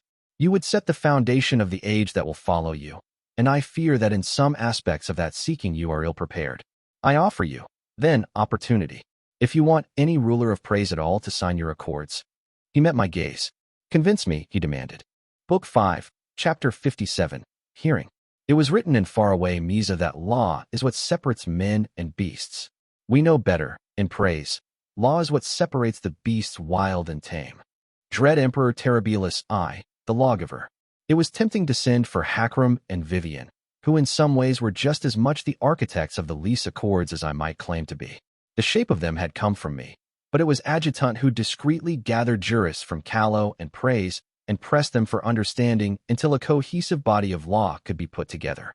Vivian herself had been at our side the entire way, spreading out her jacks far and wide to obtain the practical knowledge that was needed to make any of our fancies a functioning reality, yet burning, ardently, to see it done. Some days I suspected she'd spent more hours working out how the accords could be made to hold up than either of us, moved by sheer want of seeing them take hold. It wasn't like they wouldn't be of use when arguing, either. Hakram had a ludic way with cold logic, and a mastery of details I'd never be able to match. And Vivian's brand of argument, half ruthlessly pragmatic and half genuinely passionate, did tend to reach people neither Adjutant nor myself would get to. I didn't, though, because it would be missing the point of this exercise. Black wasn't simply demanding that I convince him. He was giving me the opportunity to cut my teeth on selling the accords to a foreign ruler in a relatively safe manner. Here, if I stumbled, it would not be a disaster that struck at all I'd fought for. Even now, I thought, he was a sort of teacher still. Some things you never entirely outgrew. Still, in the end it would be me that carried the accords to the shore if they were to ever reach it. Vivian, while heiress designate to Callow, was still deep in my shadow from an outsider's eyes. And Hakram, and gods it was unfair, but Hakram wouldn't be taken seriously by any of them save if he had a knife at their throat. Because he was villain, because he was an orc, because he had chosen to stand at my side instead of raising his own banner. It angered me, the suspicion that in centuries to come the lease accords would likely be written of as my work alone, and other names with claims just as deep would be allowed to fall to the wayside. History, I thought, would shortchange Hakram of the Howling Wolves clan. I'd fight it every way I could, even when he might wish I did not, but I did not believe it would be enough. For too many out there the story would feel neater without him, less challenging of what they thought they knew. And I well knew the knots people were willing to tie themselves into to allow their view of the world to go unchanged. Yet it was undeniable truth that when the deal was brought to the table where Hazenbach and the Blood and Osher's committee sat, it would live or die by the wagging of my tongue. And so I dare not call on the others now, lest that same tongue fail me on a day mistake would mean lasting calamity. Still, it was past noon, and we both kept to some of the wasteland's ways. Though I did not send for the others, I did send for wine. And so Black and I claimed that old Mavian prayer for ourselves, breaking out bottles of some sharp Izaran wine. Prière de Faux, it was called, that lingered on the tongue like sin or vengeance. In the afternoon's light he seemed strangely vital, for all the graying marks of age in his once dark locks. With a loose white shirt on his frame and woolen dark trousers going into Legion-issue boots, he honestly seemed more carefree than I could remember ever seeing him. There'd been a heavy jacket of linen on his frame when I first came, but by the second cup of wine it was on the back of my seat to my own cloak side. The throne of Callow recognizes Lord Amadeus of the Green Stretch, preside dignitary, I began. I was toasted with a rough clay cup holding wine of which a singed bottle could likely but a whole bag of. He was seated at the edge of our heavy wooden table, ignoring the perfectly good seat I'd left. The dread empire of praise deigns to recognize the Queen of Callow, Catherine Foundling. He allowed, lips twitching. in the depths of our mercy, keeping with our well-known concern for the fellowship of nations. Kind of you, Eastern Devil, I drily replied, leaning on my staff as I took a sip of my own shoddy cup. Now, I assume you've read the proposed treaties that were sent to you. These so-called accords, yes, Black easily replied. A blatant attempt to weaken, isolate, and starve the Dread Empire. And you expect us to sign these? You should be grateful our answer wasn't releasing a plague in lore and setting your granaries aflame. Threats, huh? It was true that while I arguably stood the greater victor on the fields of Isère, Callow was not untouchable, and despite the best efforts of my companions in fact remained rather fragile. Praise had other fires to put out, at the moment. A goblin rebellion that had taken Feramen, the sack of Nock by Assuran fleets, and the annihilation of its largest port Thalassina, along with every living soul in that great city save one. But militia might be able to get a handle on the mess, or whoever murdered her and claimed the tower might. That meant Praise, though wounded, could turn its attentions on the fledgling goblin nation to its south, and a very vulnerable Callow whose armies were largely abroad and had been for months. There shouldn't be food shortages the winter, though there'd certainly be a rationing of the handouts by the royal granaries Hakram had created. If those went up in flames, though, it'd be more than a lean winter we were dealing with. No, the Dread Empire was not entirely without answers if cornered. On the other hand, there was a reason that even though Black was speaking like some arrogant wasteland highborn, even in that pretense he'd not actually struck at my kingdom. The current lack of open hostilities was something very much in the tower's interest to maintain, lest I turn my attention to it instead of the dead king. If you strike across the border, I'll dismantle Praise after we're done up north, I said. The Grand Alliance already wants to, we both know that. The only thing that's truly been standing in their way is trust and distance, both of which will be sufficiently seen to if Callow becomes a signatory. When you are done up north, Black repeated. And there is the arrogance. Even should you beat Trismegistus on the field, will the Alliance not be ruined in achieving this? You threaten me with soldiers already sworn to die very far away. Your own armies are abroad, and their loyalties complex besides. If you do not want my concern to be how to break Callow before you return, or how to break it when you are returned, then offer terms other than submission or the sword. I drained the rest of my cup and tossed it at his head. He caught it, though a lot more narrowly than he would have a few years back, and filled it with the Iseren red, even as I considered my answer. So he was making it clear my position in the tower's eyes was not so strong as one might think at first glance. I could concede to part of that, at least. After a costly campaign against Keter, I couldn't see the current signatories of the Alliance eagerly embarking on a second military enterprise immediately after. In Praise, the prevailing belief among the High Lords might very well end up being that Callow was the only threat to worry of if it came to war. They might not even be wrong, I thought. I was not so sure the sisters would send a great army of firstborn to aid me again, if Blades came out in the east. Then let's see to your worries, I said. You said that the Accords would weaken, isolate, and starve the Dread Empire. When paired with your declared intent and seemingly imminent achievement of becoming a signatory of the Grand Alliance, Black specified. I inclined my head in agreement. Wasn't going to be a secret for long, assuming it even was at the moment, so I did not mind the boundaries of our debate, including it. I'm listening, I said. He rose to his feet and strode across the thinning snow, pressing the filled cup into my hand as he passed, and came to stand by one of the raised stones. He tapped the parchments hung there with a finger. Weakening, he told me. Your proposed laws would forbid the summoning for extra-creational entities, save for peaceful purposes, and even then under restriction. These are specifically stated to include angels, devils, and demons. They are, I said. Cutting through the legalese, civilian labor and advice giving is fine for angels and devils. Demons are forbidden under all circumstances save if all signatories of the Accords agree such an act is necessary. And so you roughly enforce parity of means between named, Black said, which will be pleasing to some named, mostly those incapable of actually doing any of this, but you seek to remove those same named from positions of rule. As for lordly concerns, since those matter foremost under your laws, you would highly disadvantage Praise as a military power. Centuries of accumulated grimoires and contracts, which are potent soldiery when called on, are suddenly made invalid. Demons have been an integral part of the defenses of our cities for ages, as deterrent and blade both. Some lasting presences of their kind would be difficult to dispose of even were we so inclined. I've made provisions for that last part, I said. Yes, Heroic named under villainous supervision would remove lingering mistakes, such as hell eggs, he mildly said. If that supervision were precise in nature, such an act might even be only mildly offensive foreign intervention in our affairs. Yet you do not address the most essential of imbalances. The Dread Empire would be surrendering a great deal of strength, while other signatories would not. What does the limiting of angels mean to Procure or Asher? To Levant? By weakening the Empire, you strengthen all its rivals at its expense. There is no nation in existence that would agree to such a thing unless forced, and treaties thrust upon a realm by force of arms rarely last. Demons, I flatly said, damage the fabric of creation. Every time one is used, it is an act of war waged on every other sentient being. That the Empire has been practicing that sort of diabolism for centuries is not an excuse to continue. It is something to expiate. Regardless of such concerns, it remains an advantage surrendered for no given rationale, he pointed out. You do get something from this, I said.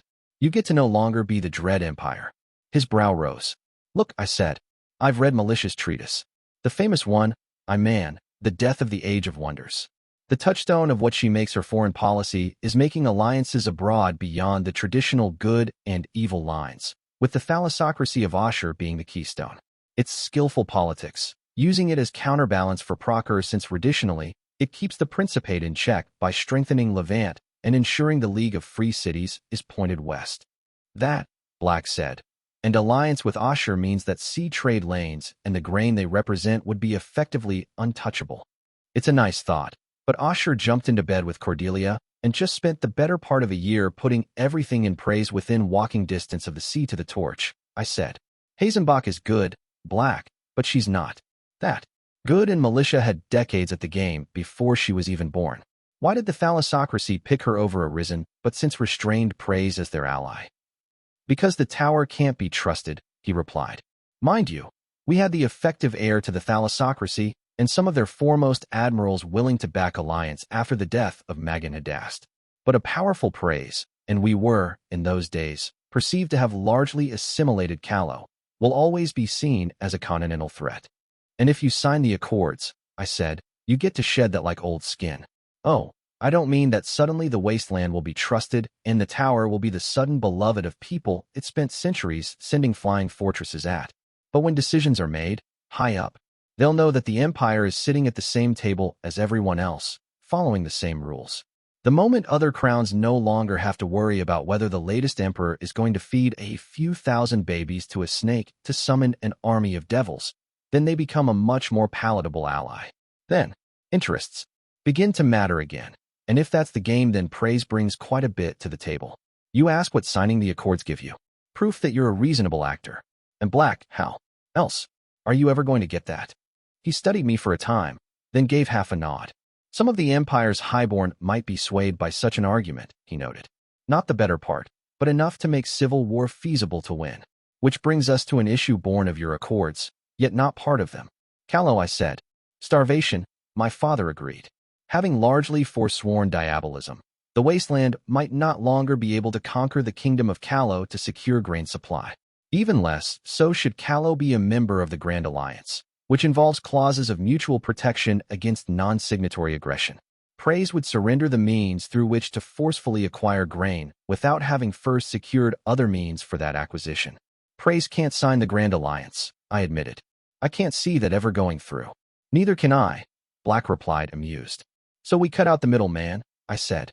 Praise and Callow, bound in a treaty of trade and peace. It's not like we don't take losses selling the crops south and west, anyway.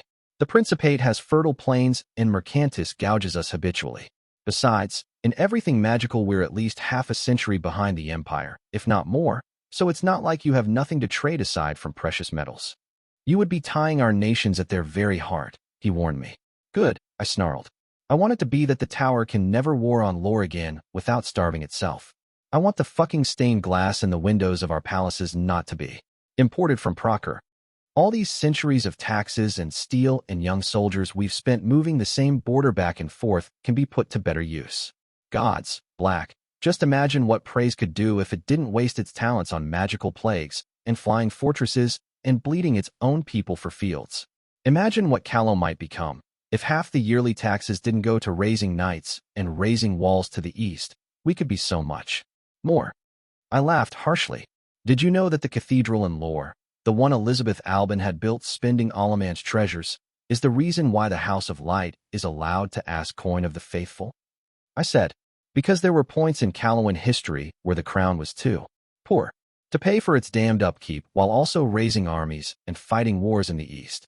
Gods, black, as nations we've spent more of, name it, on killing each other than any single other thing in the span of our history. And while we were busy biting each other's tails, the world moved on. There will be those, he said, for whom those truths will not be enough.